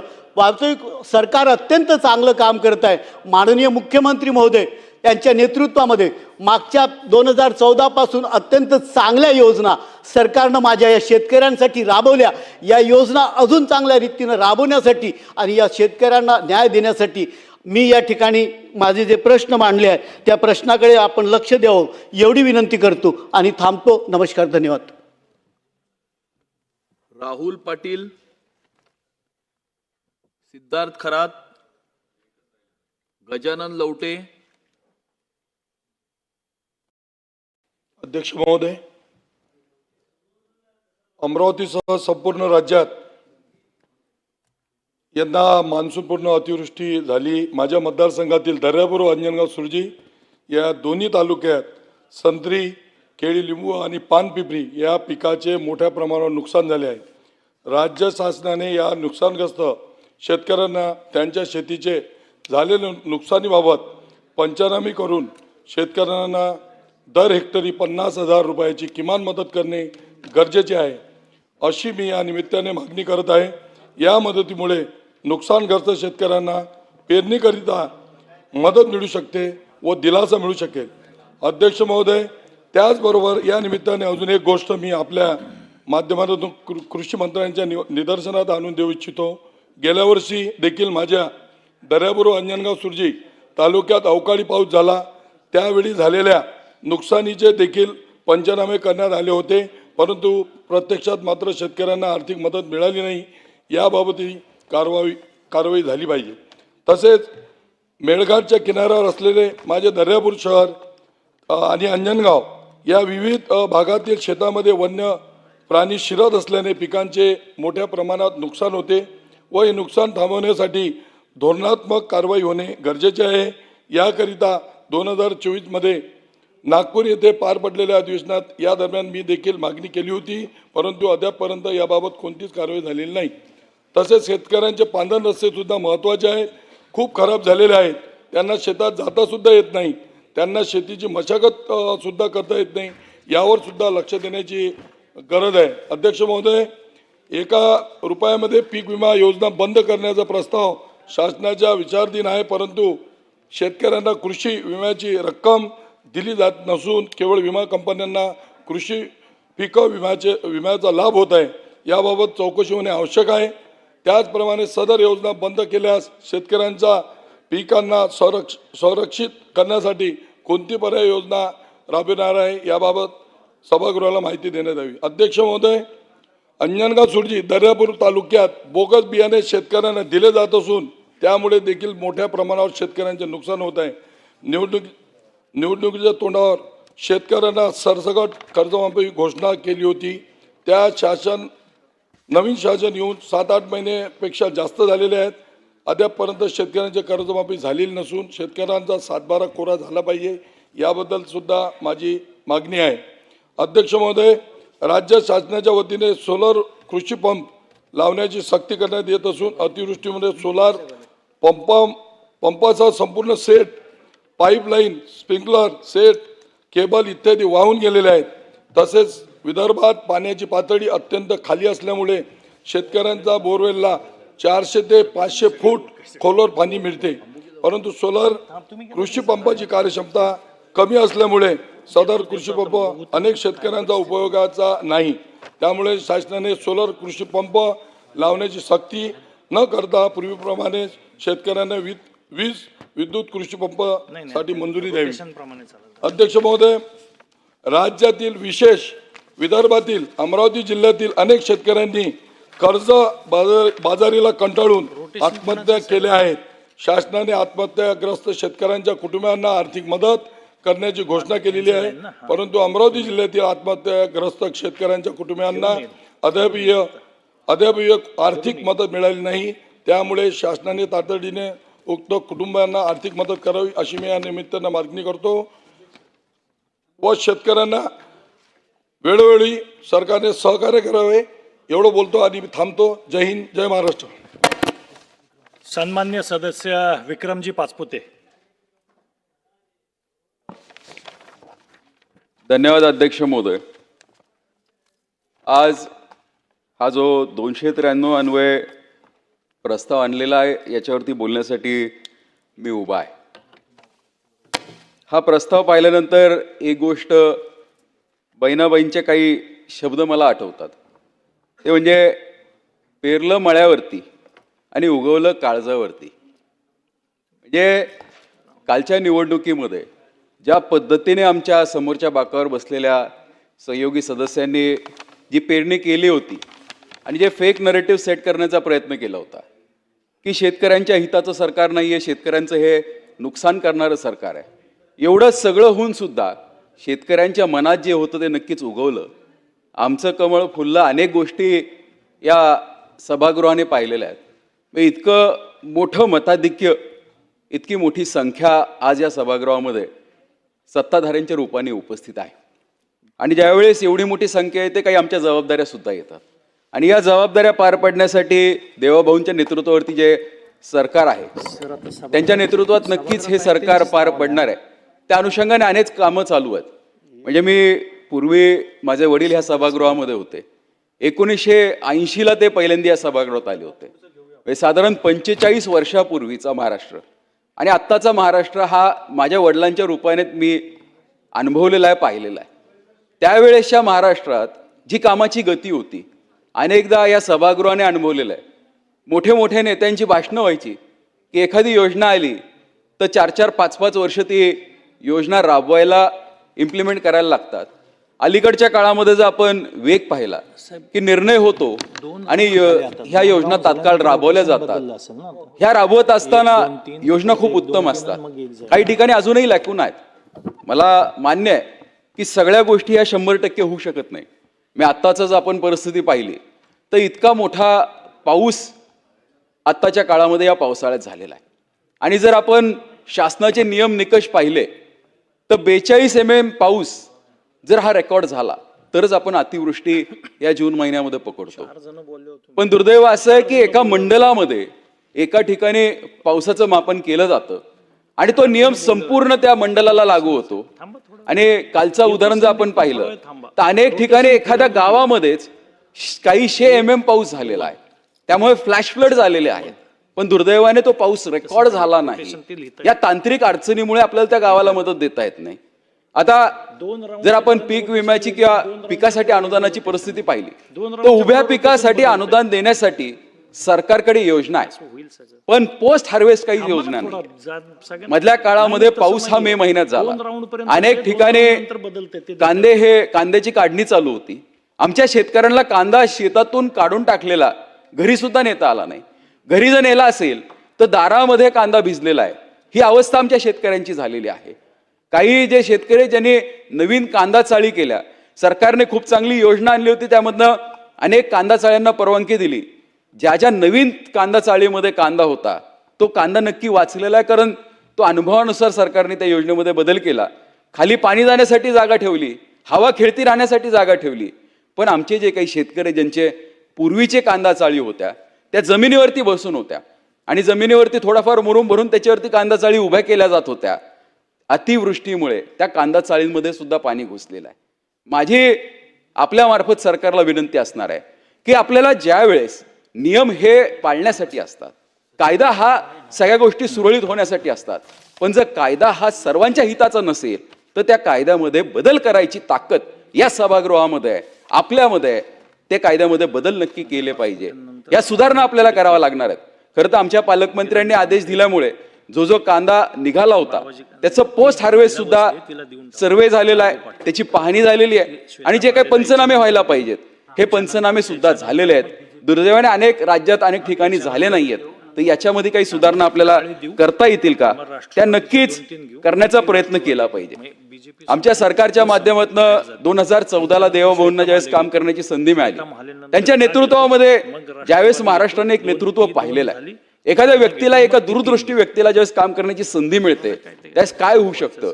म्हणजे आज जलयुक्त शिवारच्या माध्यमातून ज्यावेळेस ही योजना आली त्यावेळेस अनेकांना वाटलं तर जलयुक्त शिवार करून उपयोग काय, जिथे पाऊसच होत नाही अशा ठिकाणी तुम्ही चर खांदताय, जिथे पावसाचं प्रमाण कमी आहे अशा ठिकाणी पाणी कसं अडवणार आहे. पण शेतातलं पाणी शेतात, गावातलं पाणी गावात, हे मुरलं पाहिजे.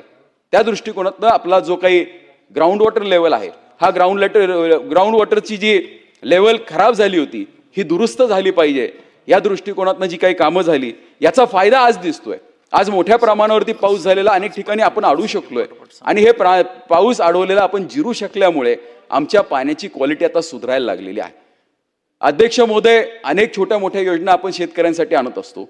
आमच्या केंद्र सरकारने म्हणा, राज्य सरकारने या खतासाठी काही योजना आणल्या होत्या, पण दुर्दैवाने या कंपन्या त्या पद्धतीने काम करत नाही.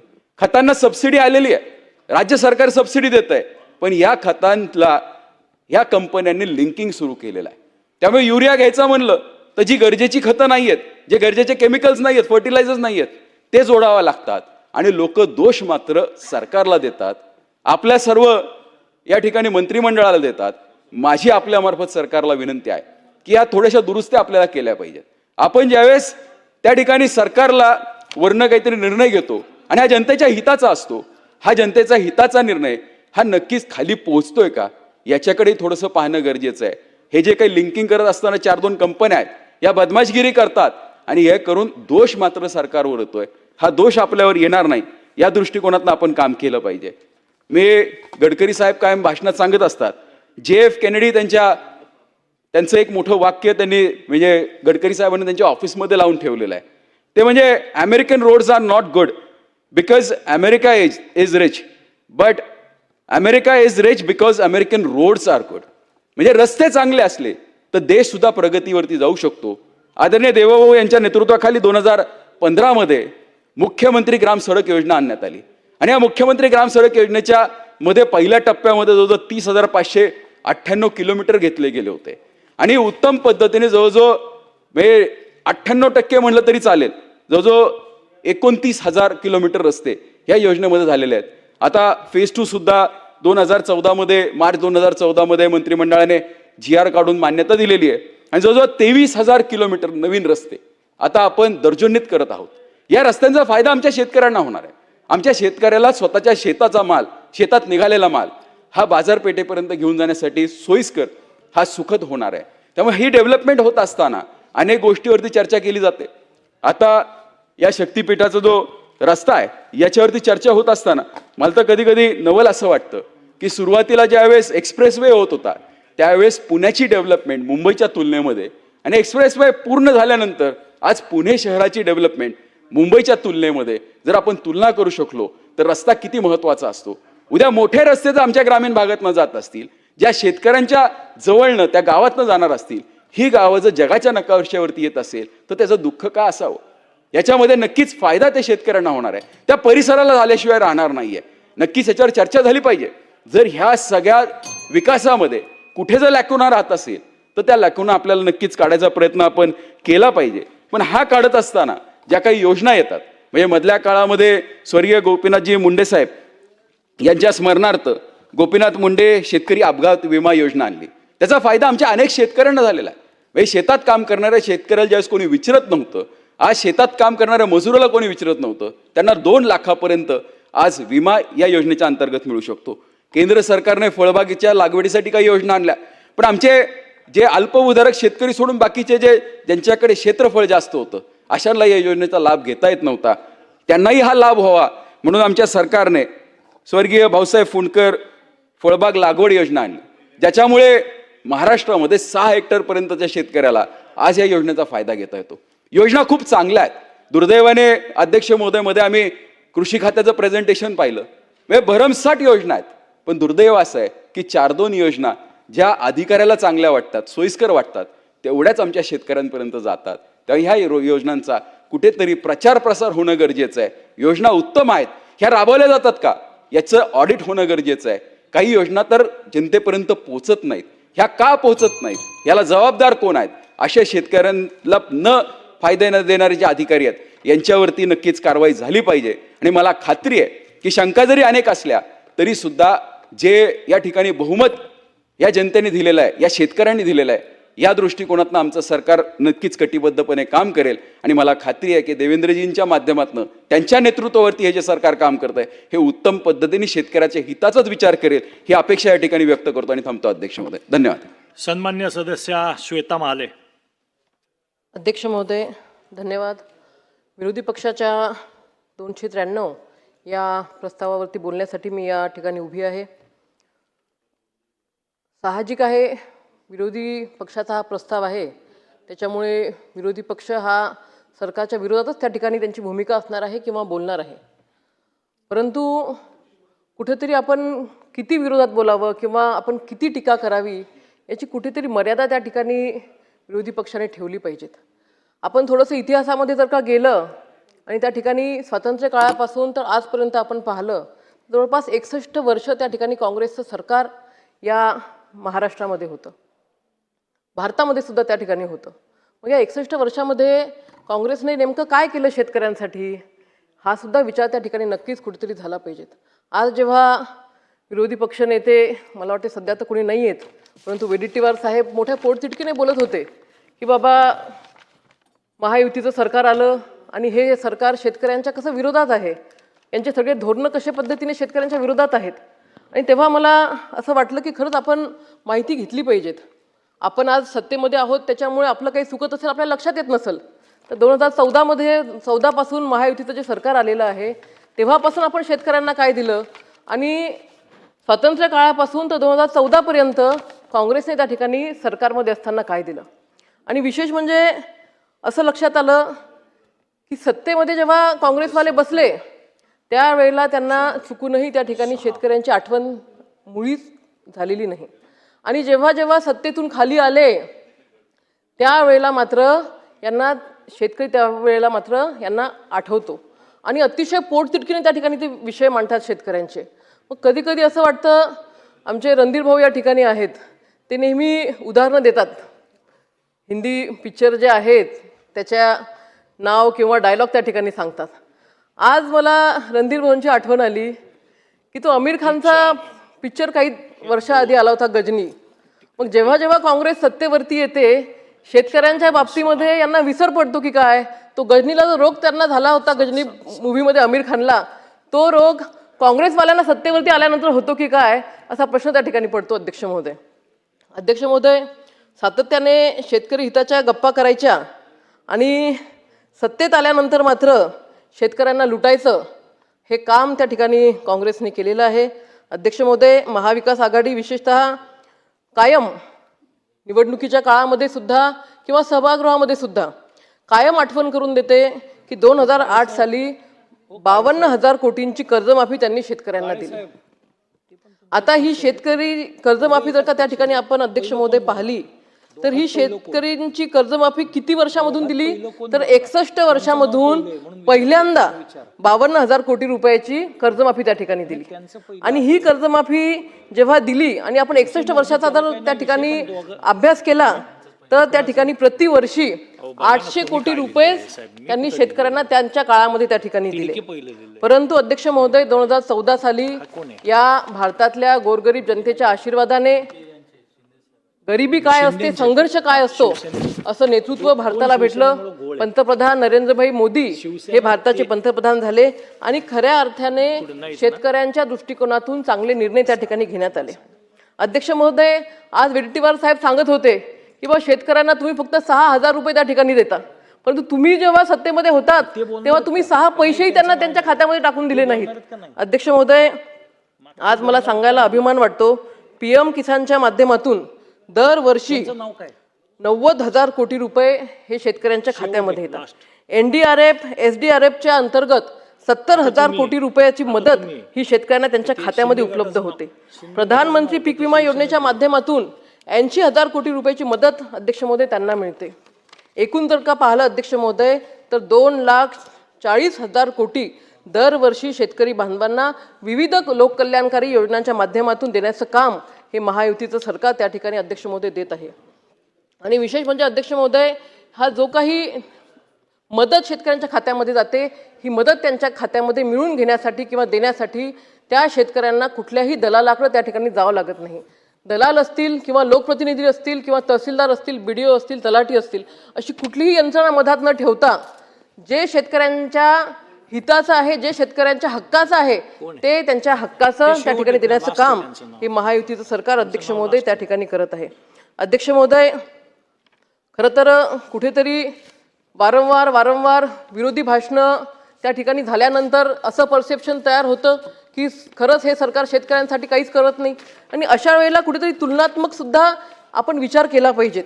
अध्यक्ष महोदय, गेल्या अधिवेशनाच्या वेळेला मी स्वतः कृषी आयुक्त आणि संचालक कृषी प्रक्रिया नियोजन यांना त्या ठिकाणी पत्र पाठवलं आणि त्या पत्रामध्ये त्यांना मी माहिती विचारली की 2014 पासून तर 2025 पर्यंत कुठल्या कुठल्या शेतकऱ्यांच्या हिताच्या ज्या योजना आहेत त्या कार्यान्वित झाल्या आणि या योजनांच्या माध्यमातून शेतकऱ्यांच्या खात्यामध्ये त्या ठिकाणी त्यांना मदत झाली. अध्यक्ष महोदय, खरं तर हे भाषण माझं खूप उशिरा होतंय. ज्यांनी मोठे मोठे भाषणं केले तास भराचे ते आज इथं कोणीच नाही आहे, परंतु हे जे माझं भाषण आहे हे नक्की त्यांनी ऐकावं आणि ही जी माहिती आहे अध्यक्ष महोदय, ही माहितीसुद्धा मी त्या ठिकाणी पटलावरती ठेवणार आहे. अध्यक्ष महोदय, 2004 ते 2014च्या कारकिर्दीमध्ये महाविकास आघाडीचं सरकार असताना PM किसान योजनेच्या माध्यमातून आज जे वडेट्टीवार साहेब सांगत होते की बाबा महायुतीचं सरकार फक्त 6,000च देतं, मग असा प्रश्न पडला की खरंच यांनी आपल्यापेक्षा जास्त पैसे दिले असतील म्हणून ते अधिकाऱ्याने या ठिकाणी बोलत आहेत. माहिती घेतली अध्यक्ष महोदय तर त्या ठिकाणी 0 होतं, म्हणजे 0 पैसे. 2004 ते 2014च्या काळामध्ये एकही रुपया PM किसान योजनेच्या माध्यमातून त्यांनी महाराष्ट्रातल्या शेतकऱ्यांच्या खात्यामध्ये टाकला नाही. आणि तेच 2014 पासून तर 2025 पर्यंत महायुतीच्या काळामध्ये 32,105 कोटी रुपयाचा निधी हा शेतकऱ्यांच्या खात्यामध्ये त्या ठिकाणी आला. अध्यक्ष महोदय, PM किसान योजना ही अतिशय चांगली योजना आहे. गोरगरीब शेतकऱ्याला कुठेतरी आधार देणारी ही योजना आहे. त्याच्यामुळे ही योजना आपण आपल्या राज्यामध्ये सुद्धा आणली पाहिजेत. जेव्हा ही योजना केंद्र सरकारने सुरू केली तेव्हा बऱ्याचशा राज्यांनी ही योजना सुरू केलेली होती. महाराष्ट्रामध्ये सुद्धा 2019 मध्ये ही योजना चालू करावी अशी शेतकऱ्यांची मागणी होती, परंतु त्यावेळेला महाविकास आघाडीचं सरकार असल्यामुळे त्यांनी ही योजना महाराष्ट्रामध्ये सुरू केली नाही. परंतु 2023मध्ये महायुतीचं सरकार आलं आणि हे सरकार आल्यानंतर महाराष्ट्रामध्ये ही योजना सुरू करण्यात आली. या योजनेच्या माध्यमातून अध्यक्ष महोदय आत्तापर्यंत 7,133 कोटी रुपयाचा निधी हा शेतकऱ्यांच्या खात्यामध्ये त्या ठिकाणी आलेला आहे. अध्यक्ष महोदय, नैसर्गिक आपत्तीमध्ये 2004 ते 2014मध्ये किती मदत झाली असेल तर ती आहे 3,003 कोटी. आणि हीच मदत जर का आपण महायुतीच्या काळात पाहिली 2014 पासून तर 24 पर्यंत, तर अध्यक्ष महोदय 14,038 कोटी रुपयाचा निधी हा या 10 वर्षामध्ये शेतकऱ्यांच्या खात्यामध्ये त्या ठिकाणी आलेला आहे. अध्यक्ष महोदय, जमीन आरोग्य पत्रिका शेतकऱ्यांसाठी हा अतिशय महत्त्वाचा विषय आहे. नेमकं आपण आपल्या शेतीमध्ये काय पिकवलं पाहिजे, आपल्या शेतीची कंडिशन कशी आहे हे शेतकऱ्यांना माहिती नव्हतं. मोदीजींनी ही योजना चालू केली आणि या योजनेच्या माध्यमातून अध्यक्ष महोदय 2,71,52,000 रुपयाचा सॉइल कार्ड साठीचा निधी हा त्या ठिकाणी शेतकऱ्यांच्या खात्यामध्ये महाराष्ट्रातल्या अध्यक्ष महोदय पडला. ठिबक आणि तुषार संच आज शेतकऱ्यांना सक्षम केलं पाहिजे, परंतु हे सक्षम करण्यासाठी त्या ठिकाणी सिंचनाचं सुद्धा त्या ठिकाणी चांगल्या पद्धतीने काम केलं पाहिजे. परंतु अध्यक्ष महोदय, बोलून होत नाही, प्रत्यक्ष कृती करावं लागते. 2004 ते 24च्या दरम्यान 14च्या दरम्यान अध्यक्ष महोदय फक्त 6 लक्ष शेतकऱ्यांना या योजनेचं अनुदान देण्यात आलं. आणि ते जर का महायुतीच्या काळात जर आपण पाहिलं 14 ते 24 तर जवळपास अध्यक्ष महोदय 13,85,000 शेतकऱ्यांना हे कृषी आणि ठिबकचे संच त्या ठिकाणी देण्यात आलेले आहेत. अध्यक्ष महोदय, जे वैयक्तिक लाभाची योजना आहे मागेल त्याला शेततळे, मागेल त्याला हे शेततळे, ही योजना काँग्रेसच्या काळामध्ये अस्तित्वातच नव्हती. एकही शेततळे त्यांनी त्या ठिकाणी शेतकऱ्यांना दिलं नाही. परंतु 2014 पासून तर 24 पर्यंत या महाराष्ट्रातल्या 14,406 शेतकरी बांधवांना मागेल त्या शेतकऱ्यांच्या माध्यमातून त्या ठिकाणी सिंचनाचं काम त्यांच्या शेतामध्ये त्या ठिकाणी करण्यात आलेलं आहे. अध्यक्ष महोदय, फळबाग लागवडीसाठी त्या ठिकाणी कुठलंही अनुदान आतापर्यंत नव्हतं. एकही पैसा त्या ठिकाणी शेतकऱ्यांच्या खात्यामध्ये त्या ठिकाणी दिला नाही. परंतु 2014 पासनं त्या ठिकाणी जवळपास 49,677 लक्ष रुपयांची मदत करून 5,97,648 शेतकरी बांधवांना अध्यक्ष महोदय मदत झालेली आहे. आता जयंत पाटील साहेब, अध्यक्ष महोदय 2 मिनिटं, आता जयंत पाटील साहेब सांगत होते की कांदा हा कदाचित त्यांच्या इकडे कांदा उत्पादक शेतकरी असतील, कुठेतरी कांदा उत्पादक शेतकऱ्यांना मदत केली पाहिजे. पण ती मदत करताना फक्त भाषणामधूनच मदत नाही केली पाहिजे अध्यक्ष महोदय, प्रत्यक्ष कृतीमधून सुद्धा ही मदत त्या ठिकाणी दिसली पाहिजेत. 2004 ते 14 या काळामध्ये माझ्या माहितीनुसार जयंत पाटील साहेब मंत्री होते, परंतु त्या काळामध्ये फक्त आणि फक्त 414 कांदा चाळीचं वाटप त्या ठिकाणी झालं होतं. आणि हेच कांदा चाळीचं वाटप महायुतीच्या सरकारच्या काळामध्ये 10,038 कांदा चाळी त्या ठिकाणी अध्यक्ष महोदय वाटण्यात आला. अध्यक्ष महोदय, सांगायचं तात्पर्य हेच आहे की कुठेतरी राजकारण नक्कीच केलं पाहिजे, परंतु विरोध हा विरोधाला विरोध नसला पाहिजे. कुठेतरी जेव्हा शेतकरी हिताचे निर्णय घेतले जात असतील तर त्या शेतकरी हिताच्या निर्णयामध्ये काही लूपहोल्स असतील तर त्याच्यावरती नक्कीच चर्चा झाली पाहिजे. परंतु फक्त राजकारण करायचं आणि सभागृहाची दिशाभूल करायची अध्यक्ष महोदय हे योग्य नाही आहे. अध्यक्ष महोदय, थोडंसं 1-2 मिनिटं मला त्या ठिकाणी द्या. माहिती काढून त्या ठिकाणी मी बसलेले आहे. अध्यक्ष महोदय, शेतकरी आत्महत्या हा अतिशय विदर्भातला सेन्सिटिव्ह विषय अध्यक्ष महोदय. याच्यामध्ये खरं तर कोणीही राजकारण करू नये, परंतु विरोधी पक्षाने त्याच्यामध्ये राजकारण केलं म्हणून या ठिकाणी मला आकडेवारी त्या ठिकाणी सांगणं गरजेचं वाटतं. अध्यक्ष महोदय, 2019 मध्ये विदर्भातल्या 1,500 शेतकऱ्यांनी आत्महत्या केली.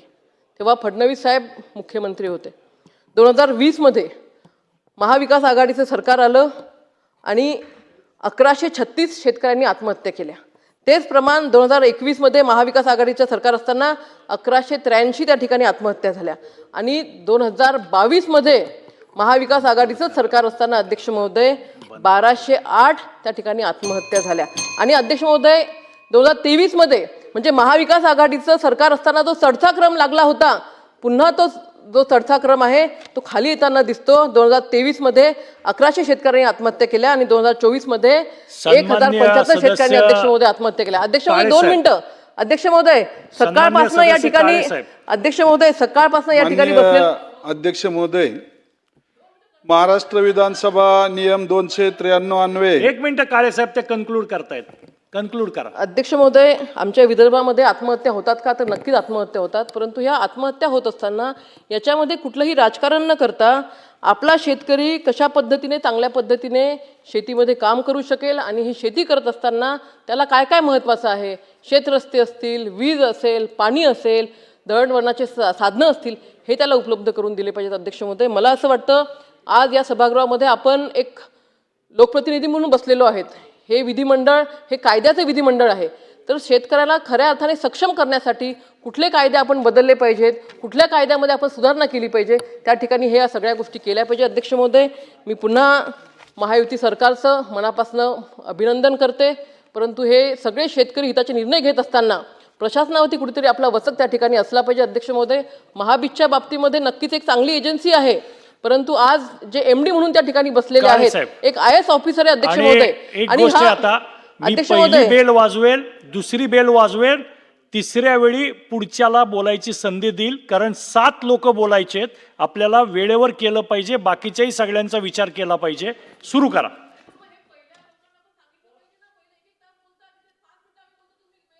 मान्य अध्यक्ष महोदय, महाराष्ट्र विधानसभा नियम 293 अन्वये प्रस्तावावर बोलण्यासाठी मी उभा आहे. खऱ्या अर्थानं महाराष्ट्र राज्यातील आपले सर्वच शेतकरी बांधव सध्या अडचणीत आहेत. शेतीला हमीभाव नसल्यानं शेतकऱ्याला शेती खऱ्या अर्थानं परवडत नाही. परंतु शासनाच्या माध्यमातून अनेक योजना देण्याचा प्रयत्न आपण करत असताना त्या योजना व्यवस्थितपणे पोहोचतात की नाही याचं अनुकरणसुद्धा आपण शासनाच्या माध्यमातून तळागाळापर्यंत करणं गरजेचं आहे. बियाणं असतील, खते असतील, मजुरी मागल्यामुळं बळीराजा शेतकरी खऱ्या अर्थानं हवालदिल झालेला आहे. लाईट बिल असेल, त्याचबरोबर वेळेवर लाईट मिळत नसेल, शेतीला बारमाही पाणी नाही, अशा पद्धतीनं खऱ्या अर्थानं महाराष्ट्र राज्यामध्ये ही परिस्थिती असताना वैयक्तिक माझ्या खेड तालुक्यासाठी बहुतांशी गावे सिंचनापासून आजही वंचित आहेत. खेड तालुक्यातील पूर्व भागातील 11 गावे असतील, पश्चिम भागातील अनेक उंचीवरची गावे असतील, सिंचनासाठी त्या ठिकाणी कळमुडी योजना असेल किंवा वेगवेगळ्या योजनाच्या माध्यमातून ती कामं पूर्णत्वाकडे गेली तर खऱ्या अर्थानं शेतकऱ्यांना शेतीला पाणी मिळेल. खेड तालुक्यामध्ये शेती प्रयोजनार्थ केलेले भामा आसखेड धरण शेतकऱ्यांना पाणी देण्यासाठी त्या धरणाची निर्मिती झाली होती. परंतु अचानकपणे कॅनॉल रद्द करून त्यावेळच्या सत्ताधाऱ्यांनी पिंपरी चिंचवड आणि पुणे महानगरपालिकेला खऱ्या अर्थानं पाण्याची गरज होती याची जाणीव आम्हाला आहे. परंतु खेड तालुक्याच्या शेतकऱ्यांवर अन्याय करून या ठिकाणी पाणी दोनही महानगरपालिकांना या ठिकाणी योजनेच्या माध्यमातून सुरू आहे. मला त्या ठिकाणी आरोप करायचा नाही, परंतु दोनही महानगरपालिकांच्या माध्यमातून आपण एका महानगरपालिकेमध्ये सत्ताधारी आमदार आहात. मला विनंती करायची की आपल्या दोनही महानगरपालिकांनी खेड तालुक्याच्या या धरणामध्ये धरणांतर्गत बंधाऱ्यांसाठी मोठ्या प्रमाणामध्ये महानगरपालिकांचा निधी द्यावा आणि त्यामुळं शेतकऱ्यांना पाणी मिळेल. आणि शेतकऱ्यांच्या पाण्याबरोबरच या ठिकाणी उर्वरित जमिनीवर ते शेती करत आहेत.